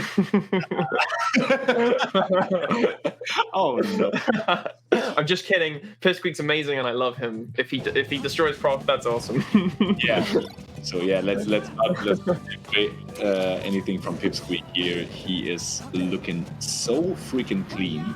But yeah, it's ridiculous, right? We watched Prof at Poland Coliseum, I think it was last week or 2 weeks ago, and he destroyed everybody in his pool. He even beat Triss Peach, which is something, you know, that's something that not everybody can say about themselves. Yeah. Triss Peach pretty convincingly. It's a very, very few number of European players that managed to do it. Exactly. Oh my god. I mean, I struggle versus Triss Mark, you know. When I meet him on Project, he gets like a tag like, you know, Smash 4 or Melee Sucks. That's like Triss tags unranked. Melee Sucks. Ultimate Forever. Brawl. I think his name was Brawl for today. But right now, he's bringing it back. I think Prof, he's found his footing a little bit. That's it. That was the problem. He didn't find his footing. It was not that Pipsqueak really good. Oh my god, Pipsqueak side being onto Randall there. That's a rare side. But Prof still, you know, picks up the edge guard just fine. And a full stock ahead, you know, as they say, a stock is not a lead, but, you know, Pipsqueak took that one stock lead from earlier in the first game to the bank, and a stock might very well be a lead if you play it like that. I mean, that's the thing. I feel like the stock is not a lead is more, the thing that's trying to be spoken is more, when you reach this level of play, the difference between a one stock lead from your, like, you know, two local players is very different from a one stock lead from two top players. That gap can be closed immediately. Yeah, just like Pip did here. Just like Pip did, and just like how Province reversed it. Yeah, crouch cancel Shine there on the ledge, being sure that Pipsqueak was not able to sweet spot the ledge there, and Prof knew about it, punished it accordingly, and took Pip's stock at seemingly no percent. So yeah, this one stock lead that Prof had still continues to be the running theme of this game. Yeah. That was some really good recovering by Prof. I was very nervous the whole time, but he seemed to hit the right angles. It was just ambiguous enough, but Pipsqueak didn't cover everything. Prof goes for the platform tech chase and almost takes the stock of Pipsqueak, but not quite, not covering for the sweet spot side B out of the magnifying glass. Okay, try to go for some cheeky stuff there. You know, he's still got some more leeway here. Pip is ready for you missing your ledge dash, of course. Yep. It doesn't matter how amazing your recovery is if you're just gonna miss your ledge dash. That goes to show how difficult Melee has become, you know, to be good at. Oh my god, and Pip gets another Lisa life. I thought that Prof had this in his bag, but... Yeah. Alright, Pip going for a very, very cheeky nair to up smash there, but Prof wisely chose to, I think he crouch cancel or ASDI down. I'm not too sure which of these it was, but close for game 2, and it looked so much dominated. Collectively in the UK, take a deep breath. That was more what we were expecting to see. Whatever the result now, I'm fine with it. Prof has shown his true colors. That was just some good play by Prof. Like, that was what I wanted to see. That's what I'm used to seeing, is Prof using his movement to make his decision-making ambiguous. Whereas we didn't see that at all in the first game. It was literally just Pipsqueak was always one step ahead, always knowing what he wanted to do. Exactly. It seems like, you know, Prof with like close quarters on Yoshi's story seemed to be a lot more able to, you know, make something out of his movement, because he is so good at, you know, having like those micro spacing situations where you force your opponent into making errors that they, just as we said with Ice, that they don't expect to make, but they still make it away because you moving so ambiguously that the opponent doesn't know what to do and throwing out some mix-ups that Prof is already ready for. Now Pipsqueak took Battlefield, a stage that is much larger in size and in platform size and in platform height and whatnot, so much more difficult for Prof to apply the pressure that he did in the previous game, and that's exactly why it took him here. Alright. And Prof back airing Pipsqueak off stage, but not being able to close out the edge guard. That's the second time, yeah. Commanding lead here, being up 2 stocks. Yeah. That's melee. Melee's all half the time it's about stopping the bleeding. And like Prof had his opportunity to close the gap and to like bring it back, but missing those edge guards. Suddenly now Pipsqueak's like a solid 2 stocks up. It's such a beautiful way to think about it. I never thought about it this way. Like most of the time, it's about stopping the bleeding. And yeah, punishers have gotten so crazy that most of the time it is about that. That's why defensive play is, gets you so far these days. Yeah. And that's the thing as well, like, a lot of... I'm definitely don't want to speak in authority on other fighting games, because I am not. But in a lot of other fighting games that don't have mechanics like DI, there are elements where, like, you're getting punished, and there's going to be a point where that punish has leeway that you can get out. In Melee, there is always something you can do at every point. So there's no breaks, there's no time to think about it. Or to regain your mentality, except for when you've lost the stock. Or except when Falcon up airs a floaty. Yeah, I guess so. Situation. No, I'm just kidding, of course.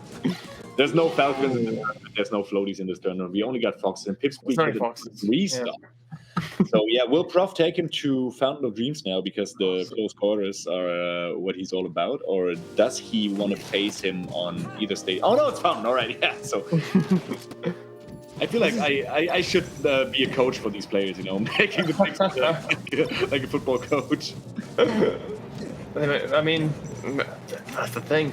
It's such a difficult game that I think anyone can actually kind of use the help. Yeah, exactly. Yeah, I want to see more coaches in Melee. Like I want to see it like with American football where they they coach them from the sidelines and throwing and whatnot. I want to see that in Melee as well. That would be so cool. That would be very cool. That would be very cool. I guess that's maybe something Cones Academy can look into sponsoring a sideline coach tournament, a mid-set coaching tournament. Yeah, that would be so cool. Also, very, very quick Ledgehog there by Prof. Finishing Pipsqueak's stock much earlier than he would have anticipated, but Pip is all over him again. Oh my god. This 109% came from one opening and he is still going, and now finally Prof found his footing again in the game. They're playing neutral here. Clanked with reverse up smashes on the back side of each other. This is so ridiculous, dude. This is, yeah. It just feels like every time that Pipsqueak gets a hit, it converts like insanely. But Prof's just been kind of just like poking. He hasn't really got, he's not found anything just yet. Alright, and Prof. Yeah, he tries. Oh my god, Pipsqueak is baiting him into going to the top platform and going for the grab, and just like that, full jumps out of the shield and knows exactly what Prof was about because he baited him into doing that, which is something that we attributed to Prof earlier. But Pip, no slouch either, and knowing the tricks of his opponent as well, utilized for himself. Yeah, Pipsqueak's like also so good at kind of holding that space, applying that pressure just by his like closeness to you. Yeah, I think it was during Rest as well in Zin's commentary they were saying how Pipsqueak is so good at playing this very reactive style, but he doesn't force himself to do that from a distance. He's very comfortable playing his reactive style right up close, which is incidentally where it's best. Yeah, exactly. Just appears to be, happens to be amazing when you do it like that. Oh yeah, Prof doesn't get the edge guard there. I think he got caught by the platform, so his counter pick, bites him in the back here. But this could be the stock. Oh, he torches him unfortunately. That's gotta be it.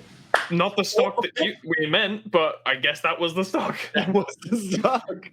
Dang. All right. So that was a quick 3-1. The one game the Prof won was not quite as dominant as the 3 games that Pip won, but Prof definitely showed that there's some fight in him, and he is ready to face whatever Fox that awaits him, either Nikki or Ice, which are the losers semifinal contestants that we are meeting in the next round. So Nikki versus Ice. We heard about Nikki versus Kinzo before, Ice versus Kinzo before. The contention for the best player in Germany was, the entire debate only got brought up because Kinzo beat Ice in one tournament 3 years ago. But now, which Ice would like us not to mention anymore. So sorry, dude. It happened, Now we have Nikki, who is at the moment as of officially with offline rankings, considered to be the best player in Germany, one step ahead of Ice. I think Nikki has never beaten Ice before, but Nikki had just better results in general in that ranking period. And I think they played after that ranking, and I think Ice beat him.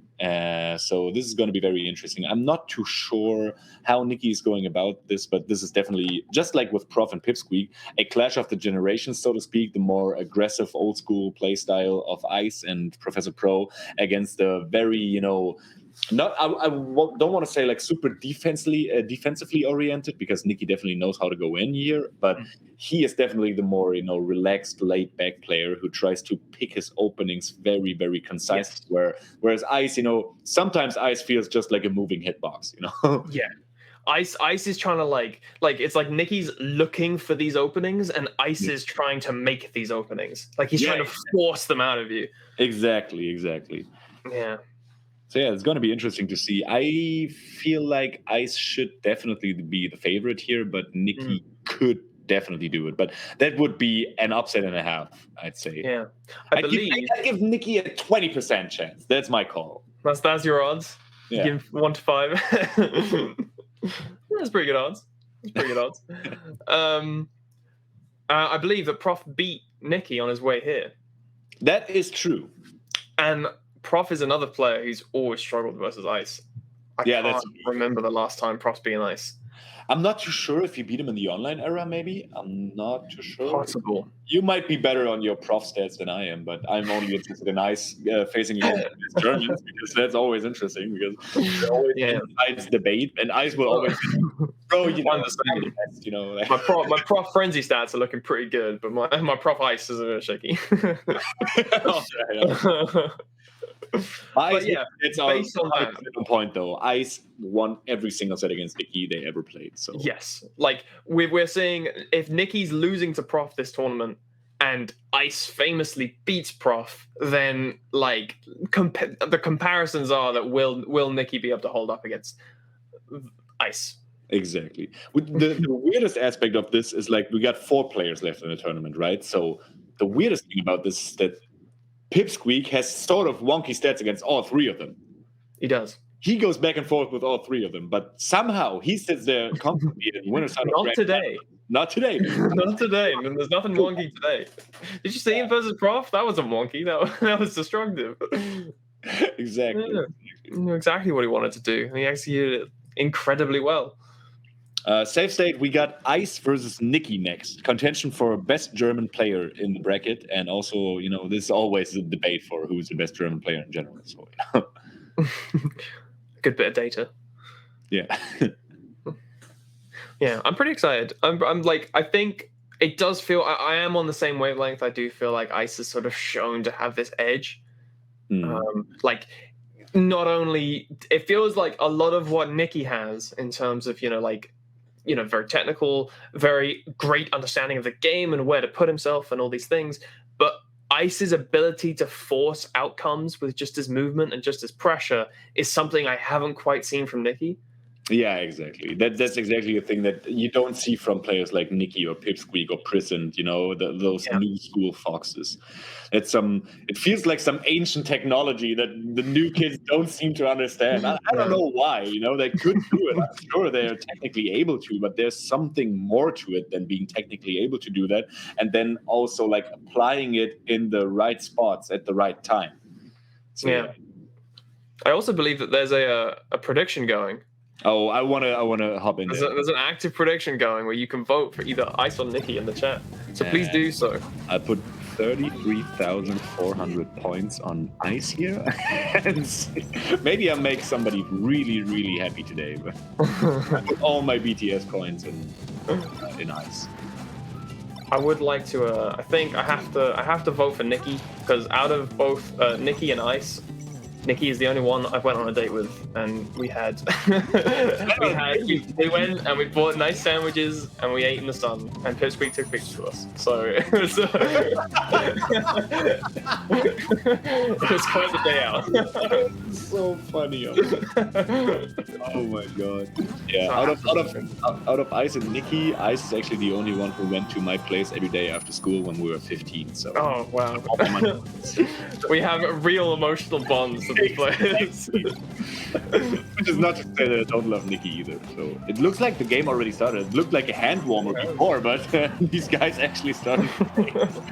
And yeah, both first stocks already gone here. Ice taking care of Nikki. Nikki opting for a straight angle there. Not quite being able to. Very even to begin with. Yeah, exactly.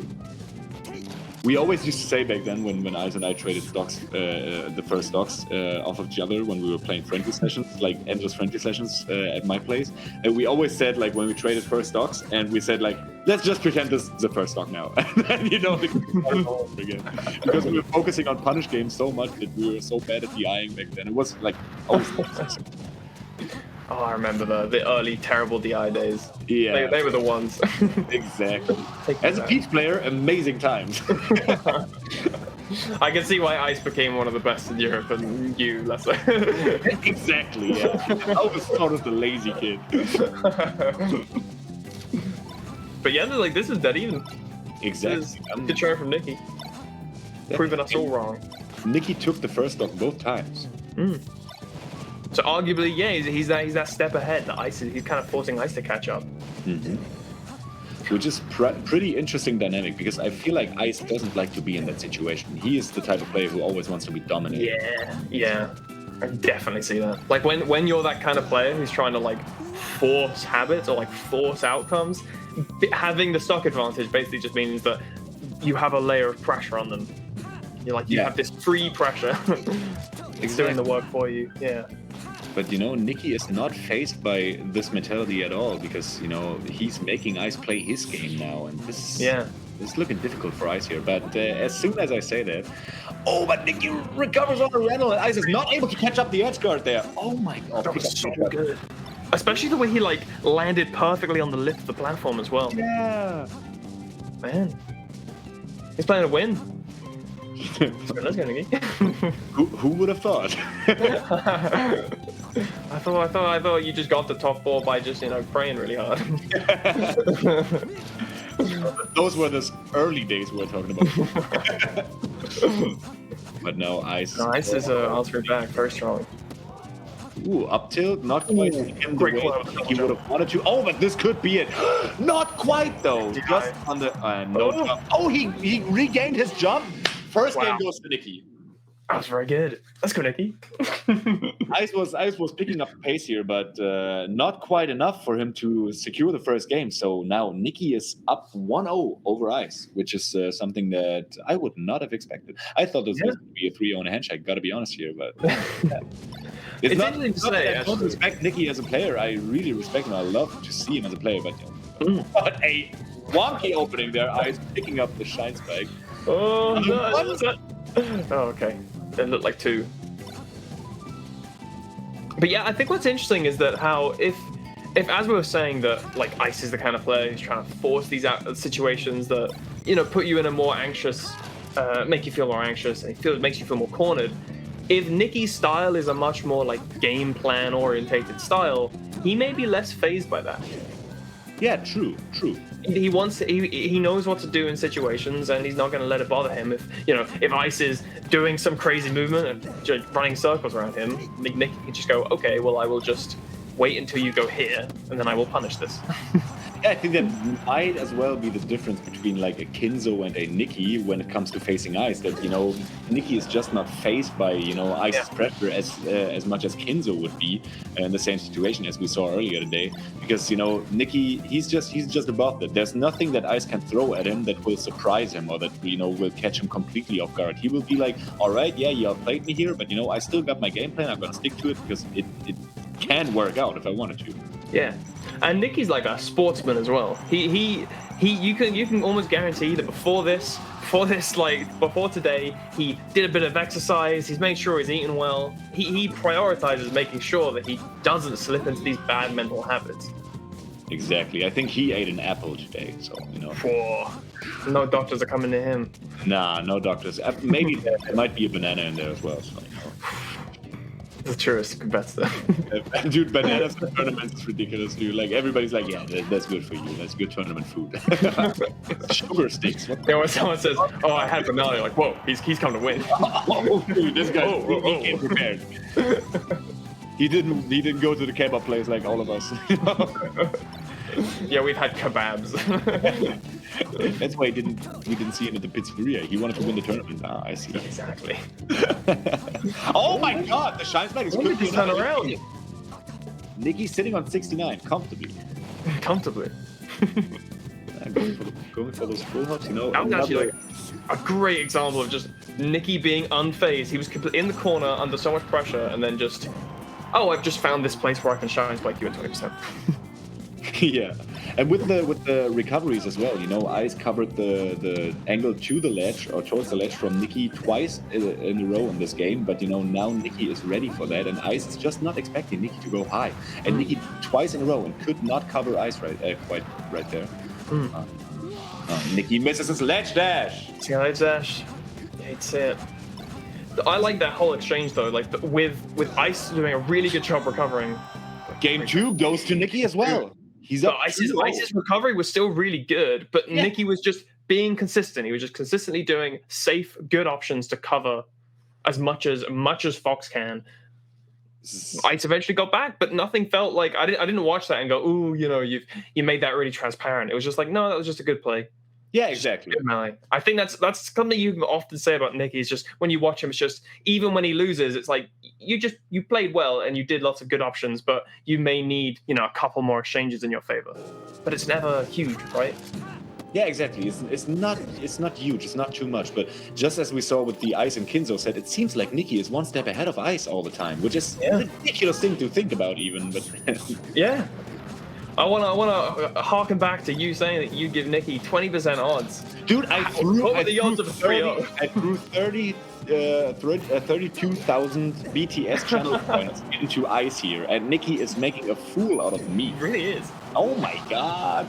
And yeah, Ice, Ice being down 0-2 is, I think, the worst spot that he can be in, because as we already established earlier, he's a player that loves and thrives in dominance, and he is not able to dominate Ice quite as Nicky quite as he would like to, and yeah, it shows. I think this game looks even worse than the first two. Especially the second game looked pretty good for Ice until Nicky picked up the pace. We're saying this though, but this is a solid edge guard. Immediately jinxed it. Yeah, Nicky goes in there with a double jump, falling nair, and Ice not ready for it. Finally picks up the first stock here. Yeah. Man. But yeah, this is wild. I definitely would not a 3-0 is a huge ask of Nicky, but that's incredible that he's actually taken it to this point. It's kind of looking like it. This is not going to be not quite enough. Actually, got super good spacing by Ice on the recovery there. Nicky was just right outside of this the hurt box of Ice.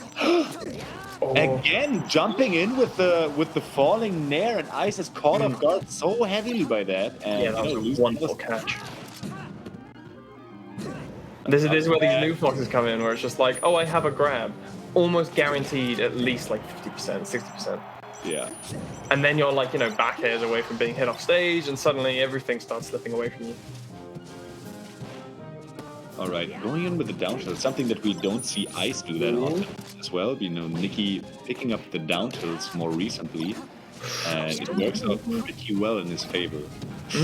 Shine out a shield. That's a Nicky classic. Nicky always. Oh my God! Goes for the weak Baron to Baron. This could be it. No, it's not. All right. Not quite. Dude, I'm so molded by. I'm so molded by Pal that I always Fox coming from the magnifying glass cannot make it back on Fountain. But he's done, and then he comes back and like, what the? Oh no! Still haven't managed to pick up the pace. That's okay. Well, that's why I'm here. I'm here for the screaming, here for the corrections. Yeah, the corrections. I'm just like an asterisk over your commentary. I think this is at the same time the sweetest and the meanest thing that anyone's ever said to me. And Ice finally on the board wins game 3 on his counter pick, Fountain of Dreams, a stage that I would have not expected to come out of Ice in the first place. But yeah, he did it. And it was, he kind of just picked it up towards the end. There wasn't this like huge swing where Ice did this amazing series of death. It was just like, just slowly but consistently outpacing him in the neutral, and he just kind of just brought it back. Yeah. Nicky not being able to get the edge guard, but again, you know, he had Ice pressured in the corner from the very get-go of the match, and this is something. Ice is not the one being pressured usually, right? Very weird circumstance. It's a different age. Yeah, people can do it to him now. Are we sure that we got the colors correct here? And Ice picking up the first stock of Nicky here, finishing the edge guard on his end.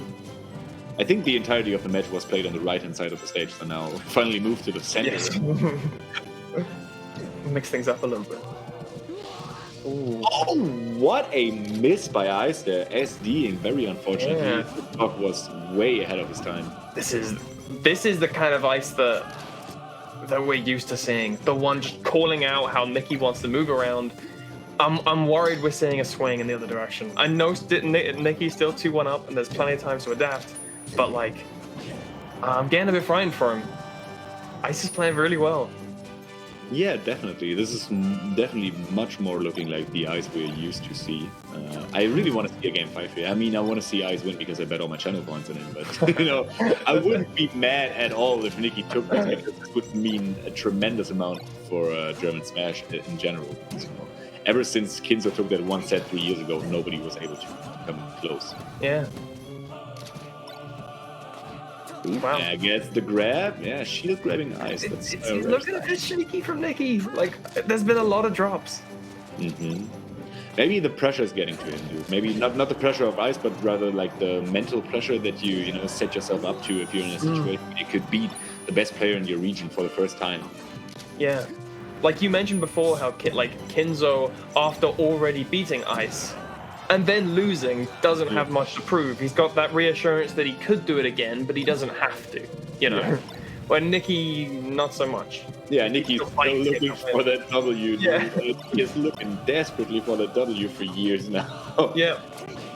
And now it just seems like it's slipping away from him. He tried to go for the back throw shine the way that he got into air top 8 against Prisoner like 2 years back. Yeah. And like you're saying, like, Ice is a shark in the water. If you don't give him anything, if there's no blood coming out of you, then Ice doesn't have anything. But as soon as he can see, like, oh, you want this win a little too much, then it's all over. Yeah, exactly. And now Ice, being ambiguous, mixing in wavelands in his neutral game. So, Nicky is whiffing stuff, and it was just enough for Ice to take this to game 5. Also, yeah, we saw a back throw up smash by Nicky, which was super weird. That must be some, DI mix-up it's a one-time trick. That never works again, I can guarantee you. It's one of those things that it's when you're feeling nervous, suddenly you get hit by back throw up smash, and you're like, what's going on? Yeah, and then it just adds to that layer of stress, and it's like, what's happening? Yeah. All right, and we go to FD for the final game. Dude, taking Ice to FD seems like a really, really bad idea, and we see why at the moment. Yeah. This is I was kind of on the other side that, like, if Nicky can get the game to be as simple as possible, that might work out in his favor. I mean, it's not looking like it. Nah, definitely not. And another opening for Ice, and he goes for the back throw shine. Oh my god, back throw shine! He hits him with the Nicky. He hits him with the Parsec. He hits him with all the new school Fox techniques that these guys have picked up over the years. And now Ice is like, nah, I've been watching you kids. It's all right. I covered your technique. It feels so disrespectful, back throw shine.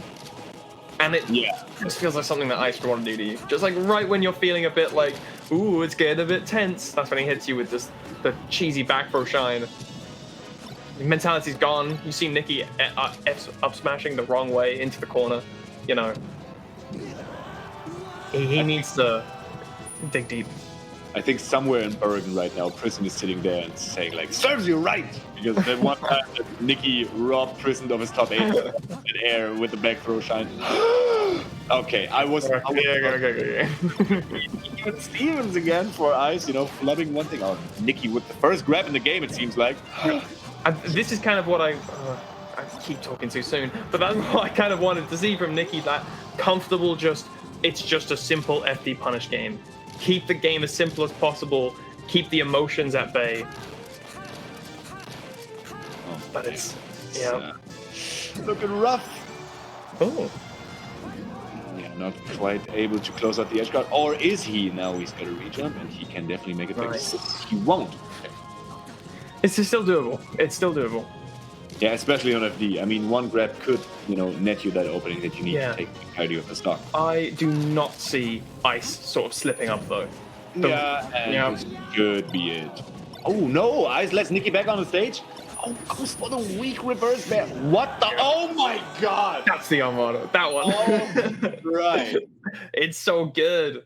Ice with the reverse sweep. Basically takes out Nicky, who was up 2-0. Nicky, 2 times today, was down 2-0 against respectively Yogurt and Maye, both Mars players, and took it back with the reverse 3-0. And now he got reverse sweeped himself his own medicine. Of the tournament in 4th place. So yeah, shout outs to Nicky for finishing in 4th place. I think being so close to finally achieving. Oh my God, I got 65,000 channel points. Let's go.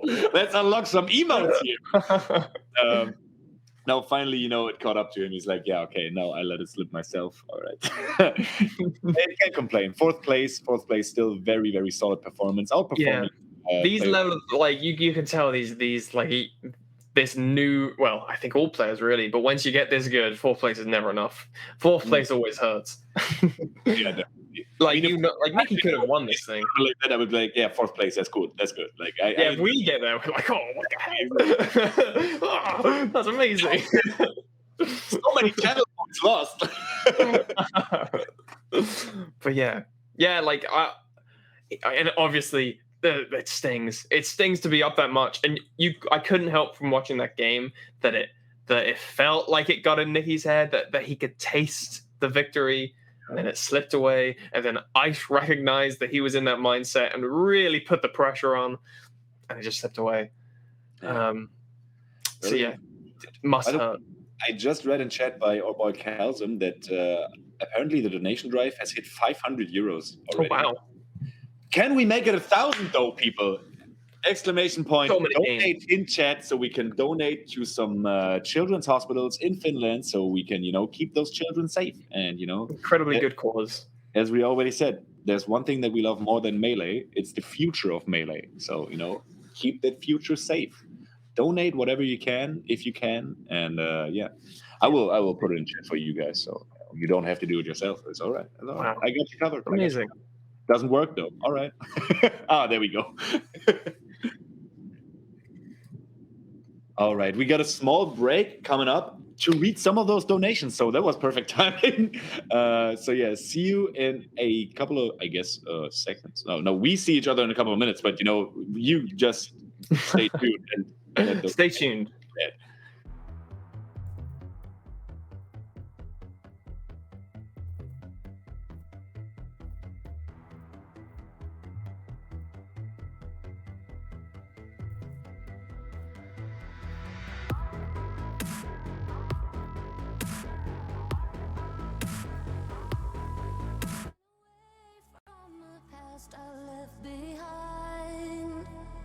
I'm looking for answers, but I'm blinded by the light.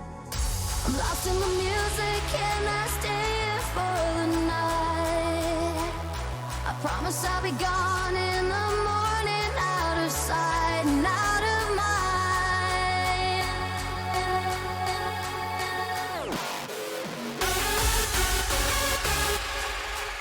Oh.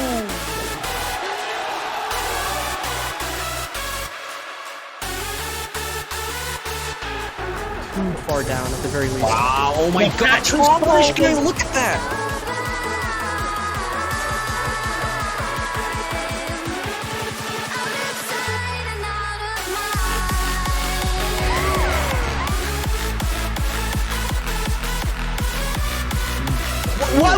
This pressure. He just pressed A on him. Okay, so Knuckles still holding onto the stock, but now they've got a chance to combo Amsa.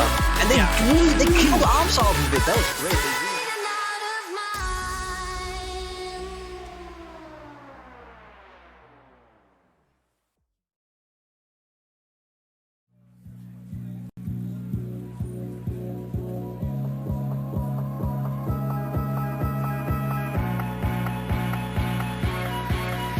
And now for my next number, I'd like to return to the classics.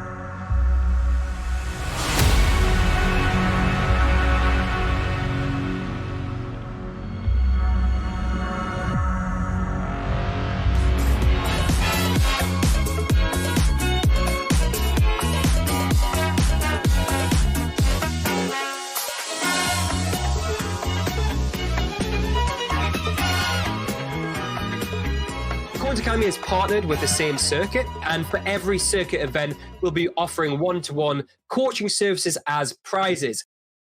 You may be the next Pipsqueak. You may be the next Pipsqueak. Imagine.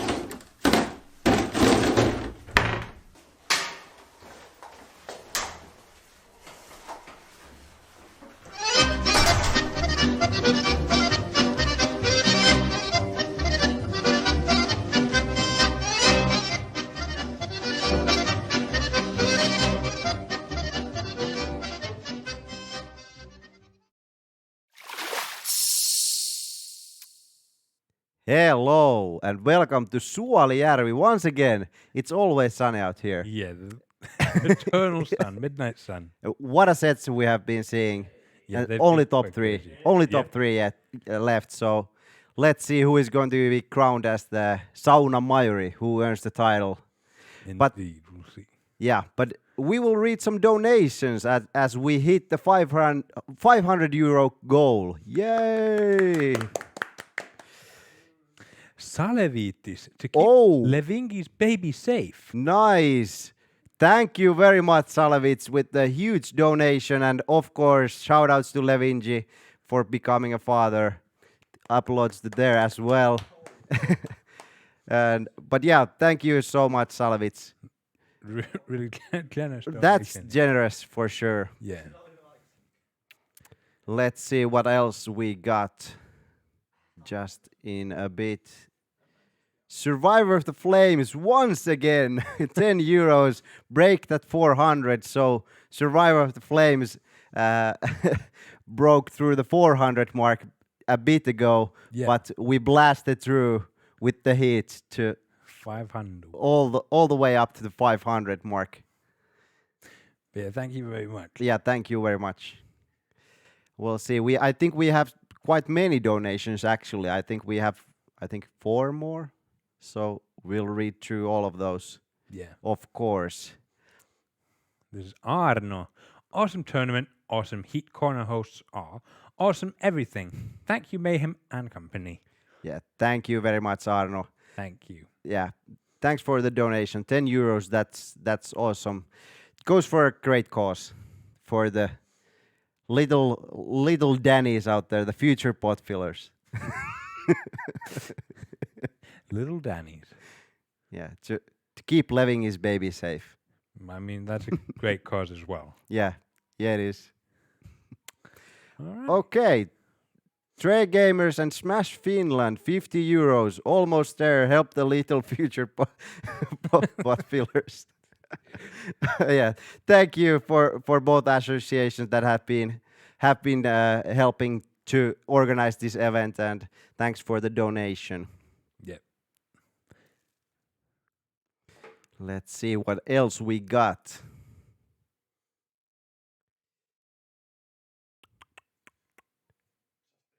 Just a second. Our streamer is setting up the donation to give us. What do you think now? Say who is going to win. Professor Pro. Okay. Okay. Zondi with the €1 donation. Let's go EU. With the heart in there. Thank you, Zondi. I think Zondi was the one to break the 500 mark.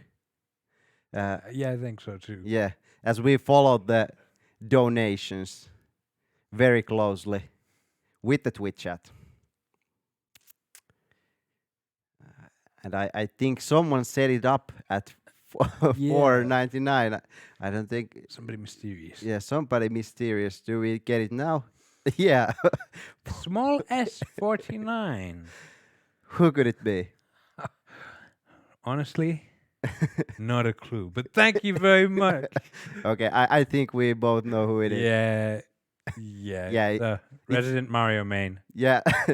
Now a Mario main, but the legendary Captain Falcon main from Finland. I think it's Saska. It has to be. Yeah, there's no way to. Yeah. Yeah, thank you, Saska, for the donation. I don't think it can be anyone else. Do we have any more? Oh, that's it. So now we get to see the top 3, and we're gonna transition straight to the casters. So for Unhaven and Young Ulrich, you take it away. Yeah.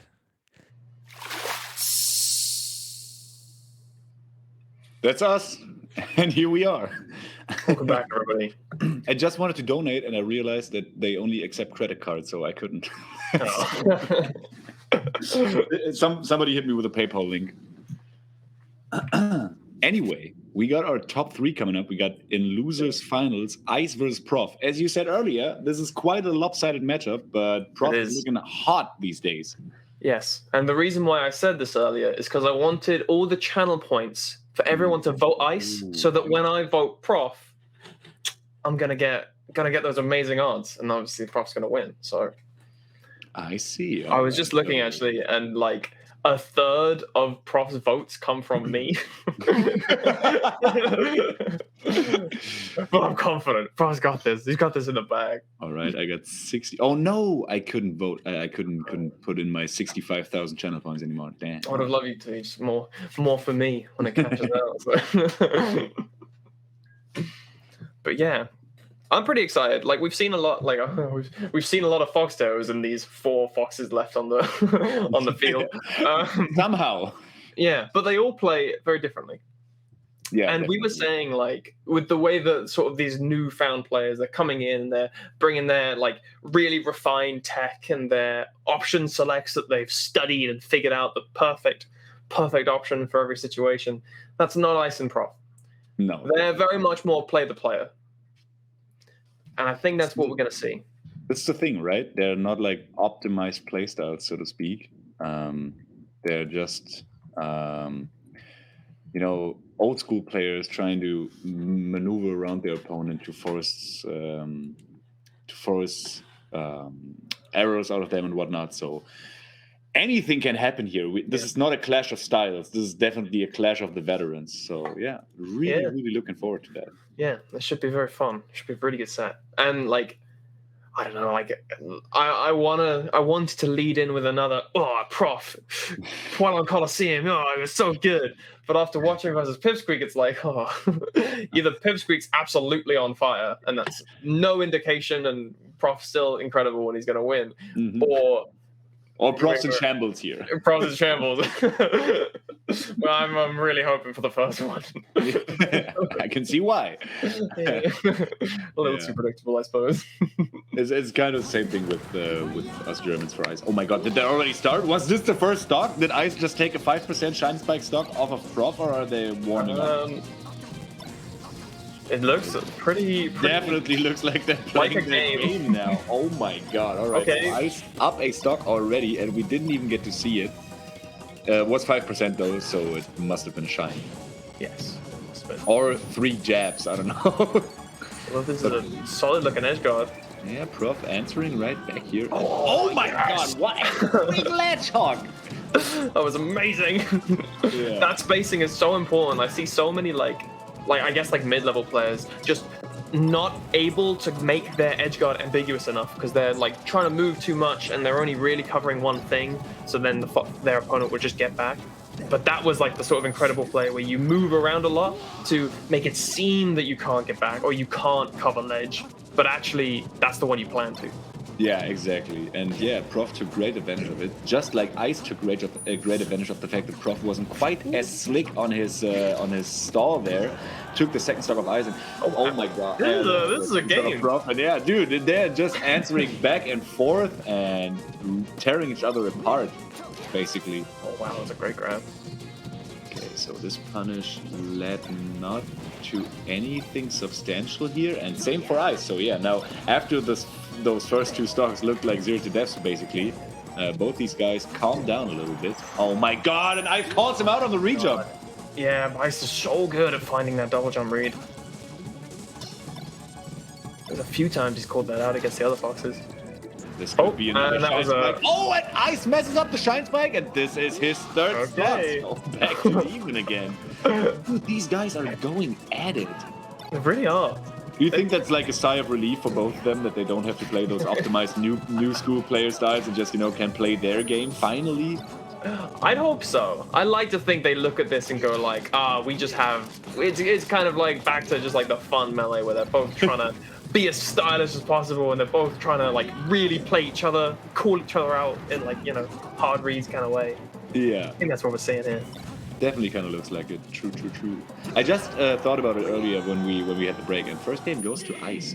I thought about it earlier when we had the break that you having a rough time here, seeing all your UK guys, being slain in this top 6. So let's hope you catch a break here. Thank you for the reminder. I just thought about it. I forgot that all the UK players were just dropping like flies. Thank you for reminding me.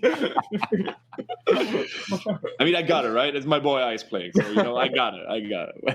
The same way Ice is beating Prof down, you're beating me down. Exactly. This is the German UK matchup all over again. Oh, yeah, I hate to see it.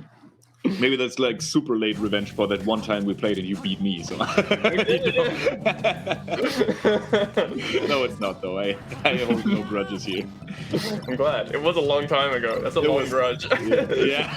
That would have been such a long time. I'm like, someday I'm gonna commentate with Unhaven and I'm gonna show it to him. 5 years later, haha, now is my chance.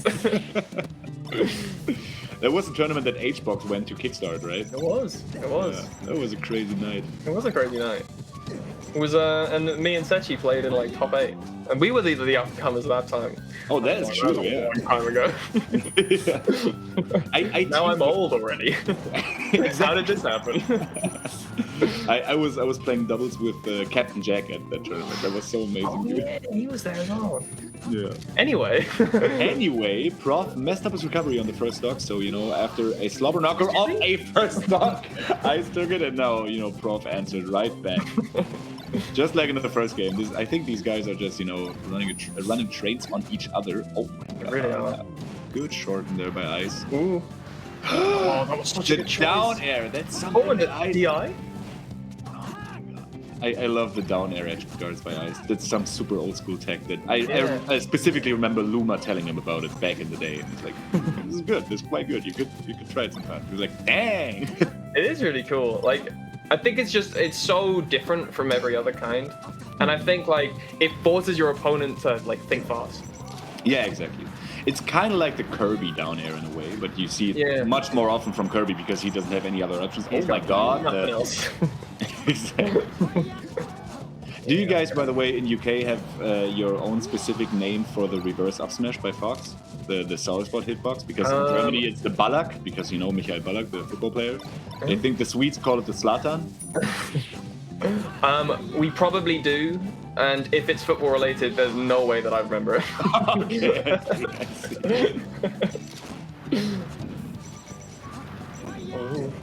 It does feel like Ice just kind of has the edge. Mm-hmm.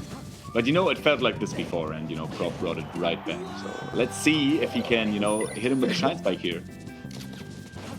I hope so. All right, back.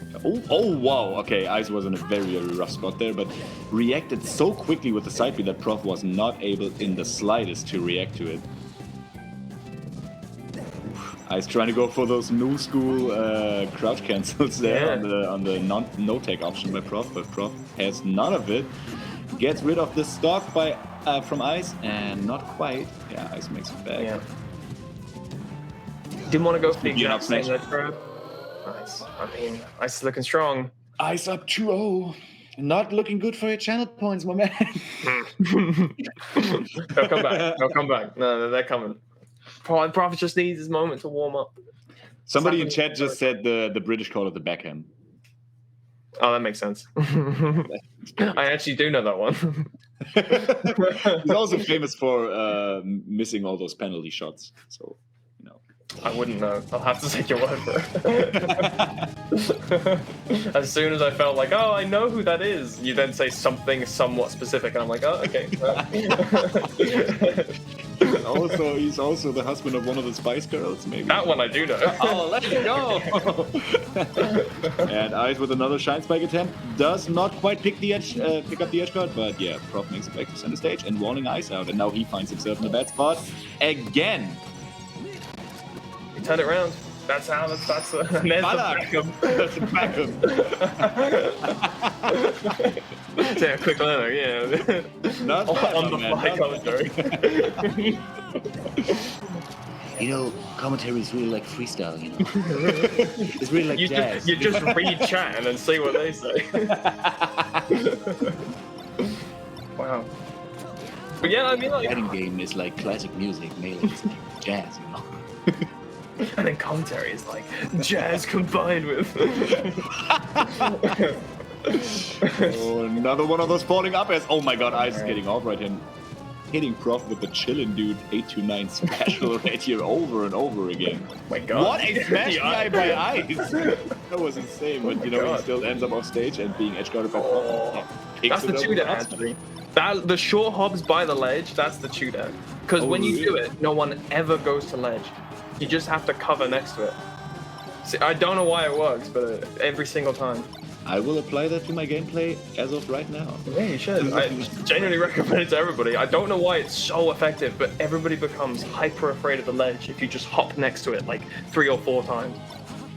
Which is dumb because you mostly cannot hit below the ledge level, right? Yeah. So it doesn't make too much sense. But it really doesn't, right? No one ever goes. If it works, I guess. All right. If you watch any game with Chuda, you'll see it. It's crazy. All right, and Prof potentially on tournament stock right here. Ice is looking dominant, especially like much more dominant than he did in the other 2 games in this 3rd game. Yeah. Prof got the punish going. I think this is that thing, like because Prof plays close and he tries to pressure. If he does feel a bit flustered, like it's way more likely to show than it would be. Because he doesn't have this fierce game plan. Prof is that freestyle player. So if there's a little bit of slipping, Ice is going to catch it. Yeah, true. And Ice makes you slip. That's just that's the nature of things. That Ice will make you slip. He does. That's his like favorite thing in the world. Yeah. He like pushes old ladies over like slippery stuff. If it's an icy day, he's just gonna push. What are you doing to my man right now? Oh my god. There had to be some sort of redemption for Prof being 3-0'd here, right? Yep. All right, so Ice is looking hard going into Grands here, beating Prof 3-0. Prof out in 3rd place. Formidable performance, nonetheless. He made it very, very far into in the bracket, but in the Fox Ditto Gauntlet, not everybody can make it through, and this is also like a form factor here. Like Prof, maybe it wasn't the best of days for him today. You never know, but Ice took it. That's competing at the end of the day. Yeah. You can't always expect to go in and bring your A game, and when you're playing players of these caliber, then come back stronger next time. Really, that's what you can do. Yeah, I'm very much looking forward to Prof coming back stronger next time, because every time, like, I think there was a time when we were all like sort of counting out Prof because he started losing to when he started losing to Triff, for example, like a couple of years back.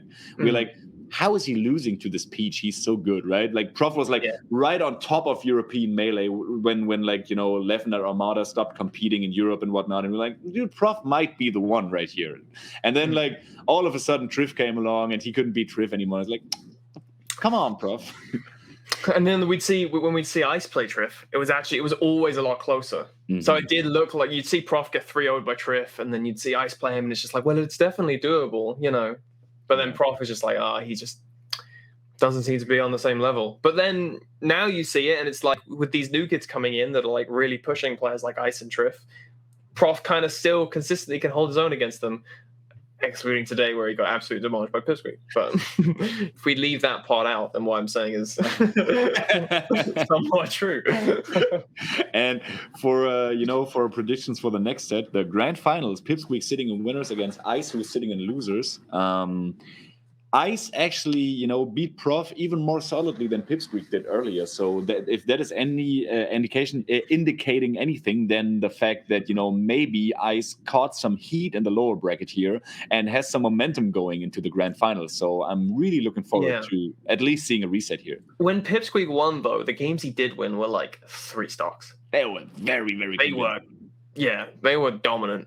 So I'm actually super excited to see Pipsqueak Ice. Like, I have no idea which way this is going to go. Yeah, me neither. Did Ice lose to Pipsqueak earlier? Yeah, he did, right? In the winners? I think he may have. I'm checking right now, so... I'm also checking right now. I was just sort of buying time by just saying things that might be false so I can correct myself. Yes, it was game 5. Ice, 3-2.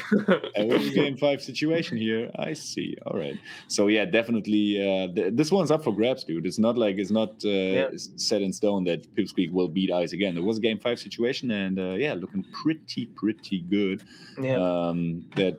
We have a pretty good chance that we're going to see a bracket reset here. I'm very much looking forward to that. Yeah. And I don't know if me saying that I root for someone is now a curse, and I shouldn't say it, but the way that Pipsqueak's been playing does kind of make me lean into... But yeah, say it. Come on. I think Pipsqueak's going to take this. Well, and my money's on Ice here. All right, I'm gonna put all my channel points on Ice. I don't have any left. 65. I already spent all mine. I put 65,000 on Ice here, so let's go. I wish I had 65,000 to spend. But no, I've got 900. Oh no! If I lose this, I got 500 left. So I'm not a gambling man, because I wouldn't have money if I were to. Yeah. I pick wrong too much. That's the thing with the Twitch channel points. You don't actually lose anything. So that's why I always put everything I got in the basket. I can vicariously live through this idea of gambling, like, oh, I'm this risky gambler, but it's literally nothing. Exactly. It would feel good if I got more of it, though. So that's kind of like gambling. Yeah, kind of like. I mean, those channel points, they mean nothing at the end of the day, but you could, I mean, I can unlock some emotes. I can often tell my streamer to be hydrated, and that's super important. That is very important. Everyone at home, Speaking of hydrate which, yourselves. That's your public service announcement. Please hydrate. Please hydrate. Do we have a hydration bot in chat, by the way? We should. I will try. Him with the hydration. While we're sitting around, just do a quick shout out to some sponsors. Want to shout out Cones Academy. I've been at Cones Academy for quite a while now, and it's amazing. The coaches are very, very solid. There's so many really strong, good coaches as players, but also coaching themselves. I'm with Mo, and I can personally say that Mo is amazing. But looking at the feedback, they seem to all be fantastic coaches on there. Would highly recommend you checking it out. The community is lovely as well. So yeah, please go check it out. We've also got Poilon Software being a main sponsor. They just ran this amazing event, Poilon Coliseum. Sure, you heard of it. It was incredible. They also do so much for the scene. So much of us players are sponsored now by Poilon, which is fantastic. It's great to have, financial support in the scene that actually kind of makes Europe. It gives the top players something they need to actually be able to compete with these American players that have it all. They've just got it all, and it's not fair. So it's nice to see some love coming our way too. Yeah, Ice and Pipsqueak are actually both sponsored by Poilon Software. So we got a Poilon Software Grand Finals. I feel like they're like this is another football reference that you wouldn't get, but they're like the Real Madrid of European Smack. They just basically get all the best players. They're just like Real Madrid. I couldn't have put it better myself. Exactly. Also, Nicky was too, which we So Triff, he didn't make top 8. I believe he was playing Marth. He was playing Marth because he's got controller problems. So that's reasonable. But yes, Poilon Software have done amazing for this community. We're very grateful. Yeah, Poilon is such a homie also. He is. I think first time I met him was 2014, and he was already such a homie. He didn't know me, I didn't know him. I knew his name obviously. All right, and we are starting soon with Grand Finals, by the way. Also, if you want to participate in European competition, there is a tournament coming up for you. It's Fate Online next month at the end of June. I think 21st to 23rd or something. Oh, no, that was this month. Maybe a little bit later, 25th to 27th or something. The Fate Online registration is live now. It's going to be as interesting as this Grand Final right here. Ice coming from losers, playing the regular Fox, while normal guy, also known as Pipsqueak, playing the blue Fox here. And they met before in winners quarters, and Pipsqueak took it 3-2. So these guys are destined to have a bracket reset, I'd say. This will be fun. Yeah, this will definitely be fun. And you're right. This is Pipsqueak. I don't know if Pipsqueak's been Ice before. I feel like he has. I don't know if your Ice knowledge can chime in. Yeah, Pipsqueak beat him before, definitely. Nice. Okay. So yeah, this is Pipsqueak getting better and better. He's beaten Ice before, but he lost last time. And the way he's playing right now and was playing as Prof kind of makes me feel that, Ice is going to have to bring something extra special to make sure he wins another set. That's what. Yeah, for sure. Basically, the very first time they met was at the tournament that Ice also lost to Kinzo, and he also lost to Pipsqueak. Oh yes. So that's very storied rivalry here. It's not as much on the line as the title for the best player in Germany, because there's so much pride involved here because Ice held the title for so long. But with Pipsqueak as well, this was the beginning of Ice's losing streak. Losing streak in very, very big quotation marks here. But Pipsqueak definitely some sort of rival of Ice's of the new era. Oh my god, that was actually incredible. Ice is right back with the tilt of his own. Just like Ice with versus Prof, these guys, they give each other no breaks whatsoever. And up smash out of shield is going to take care of that stock really quick. So Pipsqueak still up a full stock. Yes, and this is looking very strong for him. This is exactly what he wants to see. And this should be the game. Oh no, it's not. All right, Pipsqueak messed. But he didn't drop it. but he didn't drop it Damn. and pulled it through and took that stock. Wow. Yeah, convincing JV3 stock to start things off in grand finals. Ice a little bit with his back against the wall already because Pip so dominating. Yeah. But then again, before we get too excited, we did see this from Nikki. The strong 2-0 lead from Nikki. Wow, it looks like he's going to take it. I was like, oh man, did you think that he'd get the heat 3-0 ice? And then he did 3-0 ice. Yeah, exactly. He got 3-0'd, so to speak. Yes. Yeah. But yeah, so I can't feel like Pipsqueak should be too confident just yet. Ooh, Ice messing up the edge guard, but gets another shot here. Yeah. Dude, these ledge dashes are looking so much more crisp than they did like a year ago or something. Like, it feels like everybody's having like 20 galint or something. This is ridiculous. They look like Pichu ledge dashes at this point. Yeah. Yeah. It's like a new age. Everyone's on boxes now. Yeah. Controllers are different. Except Ice sitting there on his controller. Yes. Like, how do you guys do that? Ice and prop. I think, to be fair, I think Nikki as well. Yeah, Nikki as well. I don't want to completely push this narrative, but...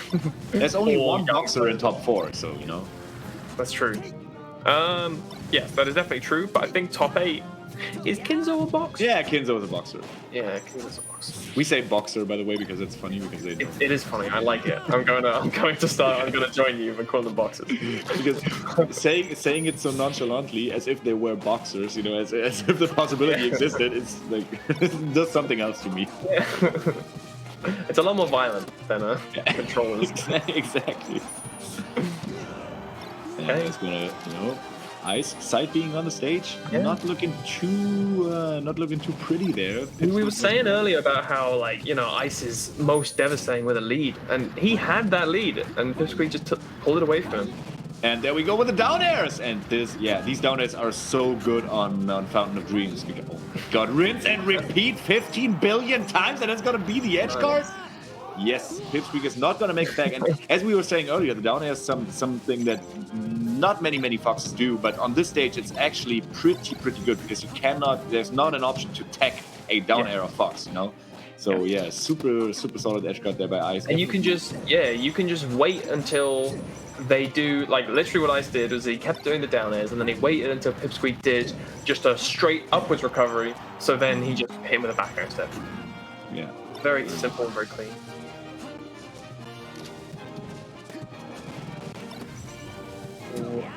But again, like, this wasn't that felt like it took a long time, and like, oh, you know, Ice is really he's been in advantage for a long time. He must be winning now, but like, no, he was cleaning up a stock that he should have cleaned up earlier, you know. So, yes, yeah.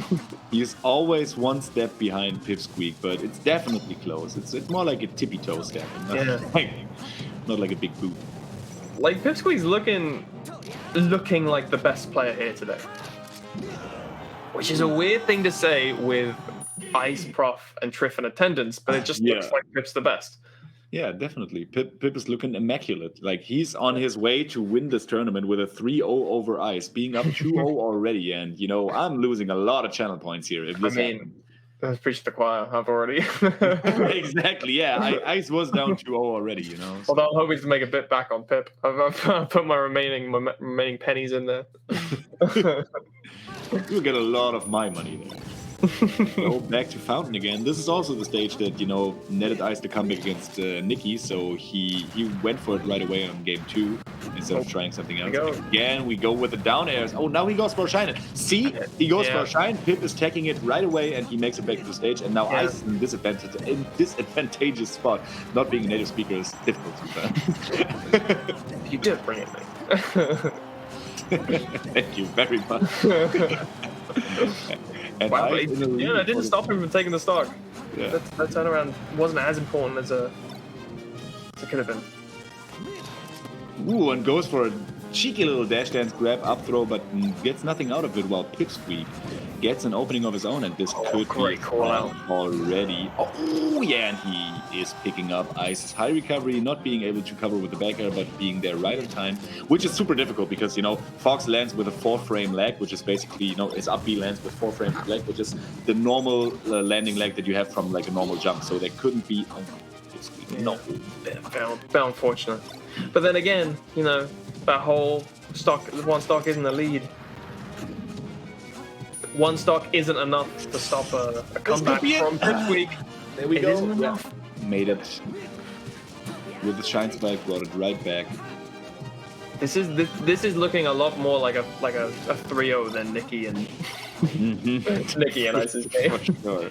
Yeah, at this point in the Nikki Ice set, Ice had already picked up the pace and started, you know, picking Nikki apart, so to speak, in neutral. Yes. Yeah. It still looks like Pipsqueak is very firm with his tech. He's still playing optimal, like he hasn't slipped or done anything silly. He just looks in control. Yeah, Ice just messed up his ledge dash, and this could be curtains for him already. Tournament stock here, and Pip with a punish of his own. Yeah. Ooh. There's a good delay on the up air by Ice. If he fast fell, he would have very cleanly fell into that up tilt. I was waiting for him. Ice was ASDIing down and away just enough so he couldn't get hit by the down tilt there by Pipsqueak, and that gave him another lease of life because this could have been done for already. This is Ice's last stock. Ice is throwing out a random up smash in neutral. He's looking flustered, and now Pipsqueak, you know, not quite getting the back air that he wanted. He really is. And this should be it. Pip takes a 3-0 over Ice. All my channel points lost. Pipsqueak takes Smash Sauna Online, the fourth tournament in the same circuit. The first one went to him. Second and third one didn't go to him, but now he is the two-time same circuit winner. Took more tournaments than anyone else in the same circuit. So yeah, which I believe gives him quite. I think he has got the lead in points by a fairly good margin. From my understanding, the two players that were like really like neck and neck were Frenzy and Pipsqueak, and with Frenzy getting like fifth this tournament. I didn't want to get that wrong. That's a bad one to get wrong. But with Frenzy getting fifth this tournament, Pipsqueak getting first, that definitely gives him quite the edge. Yeah. We haven't seen Pipsqueak dropping to like a fifth in a while. So that's also a summit invite for Pip, right? Yes. Let's go. I don't know if it's in the bag yet. I think it's fate that decides it. But it could be at a point where, like, you know, this could be that if say Frenzy gets first and Pipsqueak gets third, it's still not enough for Frenzy to win. So all right. I'm not exactly sure where we are, but that's immediately looking amazing for Pipsqueak. Yeah, really, really good place to be in for Pipsqueak right now. And he definitely worked his ass off to get to the spot. And dude, he looked immaculate today. I think he lost 3 games in total over the course of the entire tournament. He lost 4 games in total. 2 to Ice, 1 to Frenzy, 1 to Prof. So he lost 4 games in total. This is ridiculous. Like for the level that the European competition is at right now, it's basically like it's a Leffen-esque performance, so to speak. Yeah, he just looked dominant. He looked like the best player here today, and I think arguably he just was the best player here today. Yeah. I mean, it's hard to say with Triff and his controller not working, so he played Marth. Yeah, true. He had a random controller and played a random character. He did. Oh, Triff plays a lot of Marth, but not as much as he plays Peach. Yes. But yeah, good stuff to Pipsqueak. Also good stuff to Ice. Finishing second place, he won doubles and finished second place in singles. So that's also very, very solid performance by our boy from Berlin, Germany.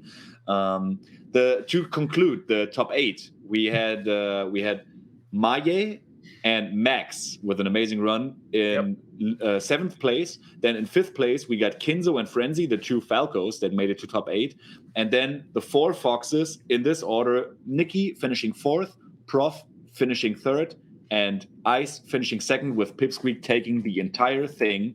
With, as we said, only losing 4 games in total. So yeah, amazing performance by Pipsqueak, but all the other players also fought through a very, very hard bracket with 198 players in attendance. So yeah, ridiculous stuff to all the guys that made top 8. I was especially surprised by Max. Me too. Max is great. Yeah, he's my online doubles partner. I'm always rooting for him. Oh, let's go! I never met you guys. Online. We when we were first. This is before Slippy. We would just go online and I'd play Marth and he'd play Sheik, and then we would just play in the UK and be like, yay,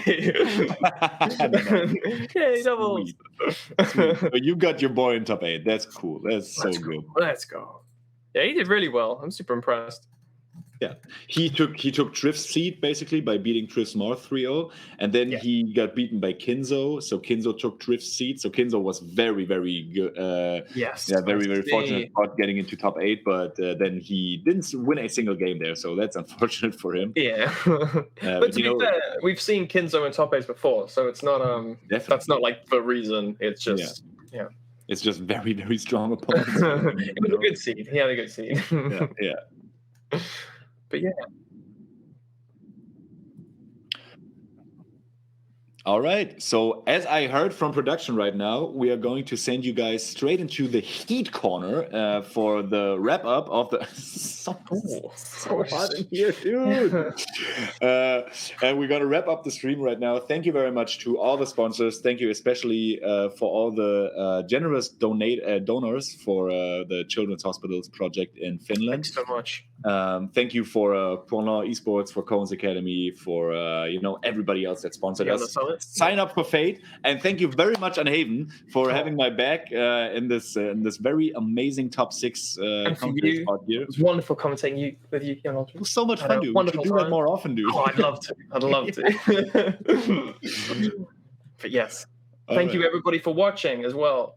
It would be nothing without you. Thanks exactly. And now shout outs to Smash Finland. They have the last words today, and see you in a month, I guess. Take it away. Thank you, young Ulrich and Unhaven. So we're gonna wrap it up with the Sauna captain here. Thank you.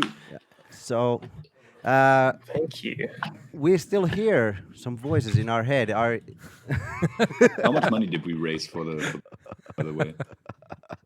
Okay, I don't know what's happening, but we're gonna wrap it up with the Sauna captain. Let's here. wrap it up. So yeah. Well, huge shout outs to Pipsqueak, of course, for winning the whole thing. Insane gameplay throughout the weekend, and he truly he brought it. He brought the heat. Yeah, he brought the heat for he's sure. He's the new Sauna Majuri. Yeah, he earned the title of Sauna Majuri. So hopefully we will see you in 1 year at the Finnish offline event. So. See you then. We will contact you when we know more information about that.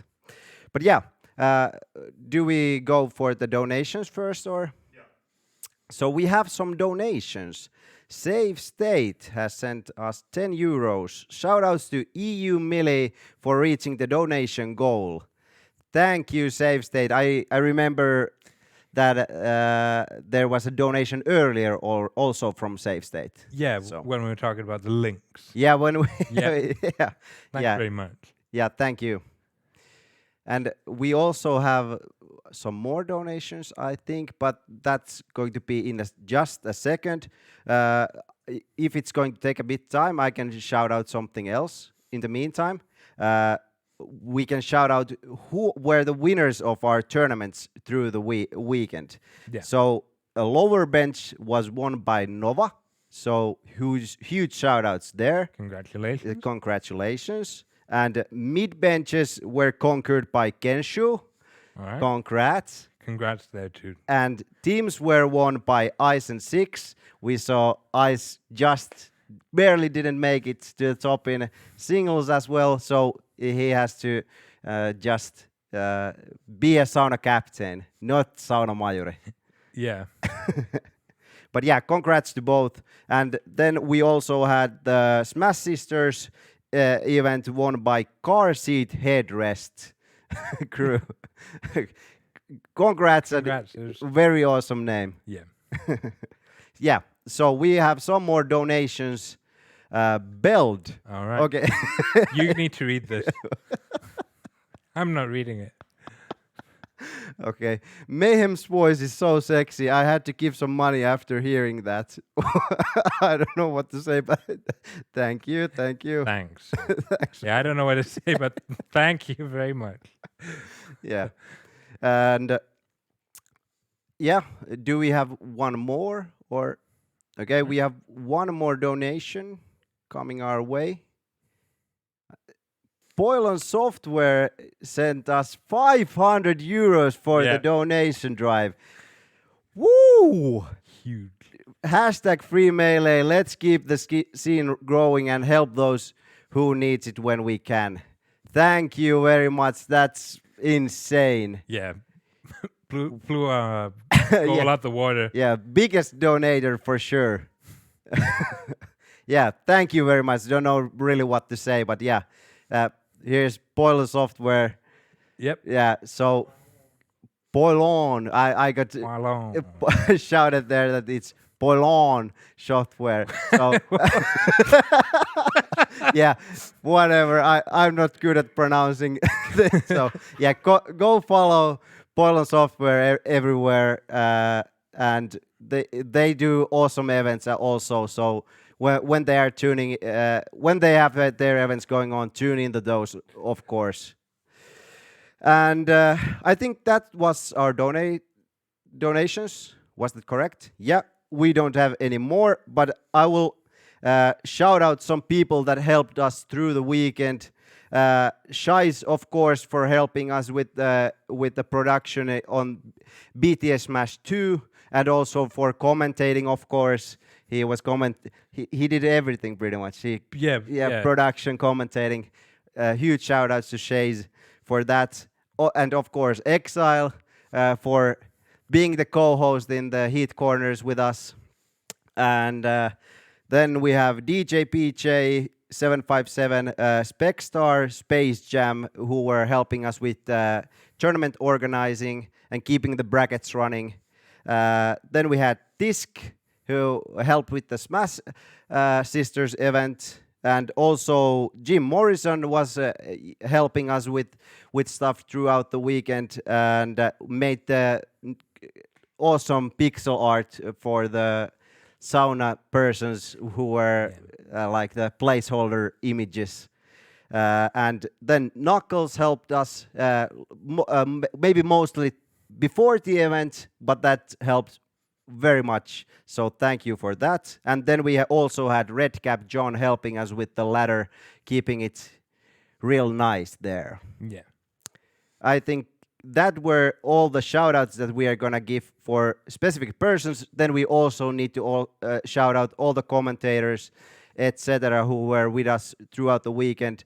But we also have people here that I want to shout out. Pakkanen, can you show your lovely face to the camera? Yeah, thank you, Pakkanen, for being here, helping us throughout the weekend. Then we also have there Jekku. Say hello to Jekku, everyone. We also have Tuutti here. Is Tuutti, can you come? Yes. Oh. Yeah, Tuutti is going into the lake. My shirt isn't that red for this one, but the lake is fine. This is my pier. Leave the captain alone. Okay, and then we have Ivo up behind the scenes, running the stream for the whole weekend. Yep. There he is. Huge shout outs to Ivo Apina, of course. Wouldn't have been able to run the stream if it wasn't for him. But yeah, that wraps it up. We gonna go to our credit scene, and after that we gonna show the trailers once again. But before that, of course, we're gonna have the last banana that we have here. So I'm gonna enjoy this, and I'll send you to our credits. Yeah.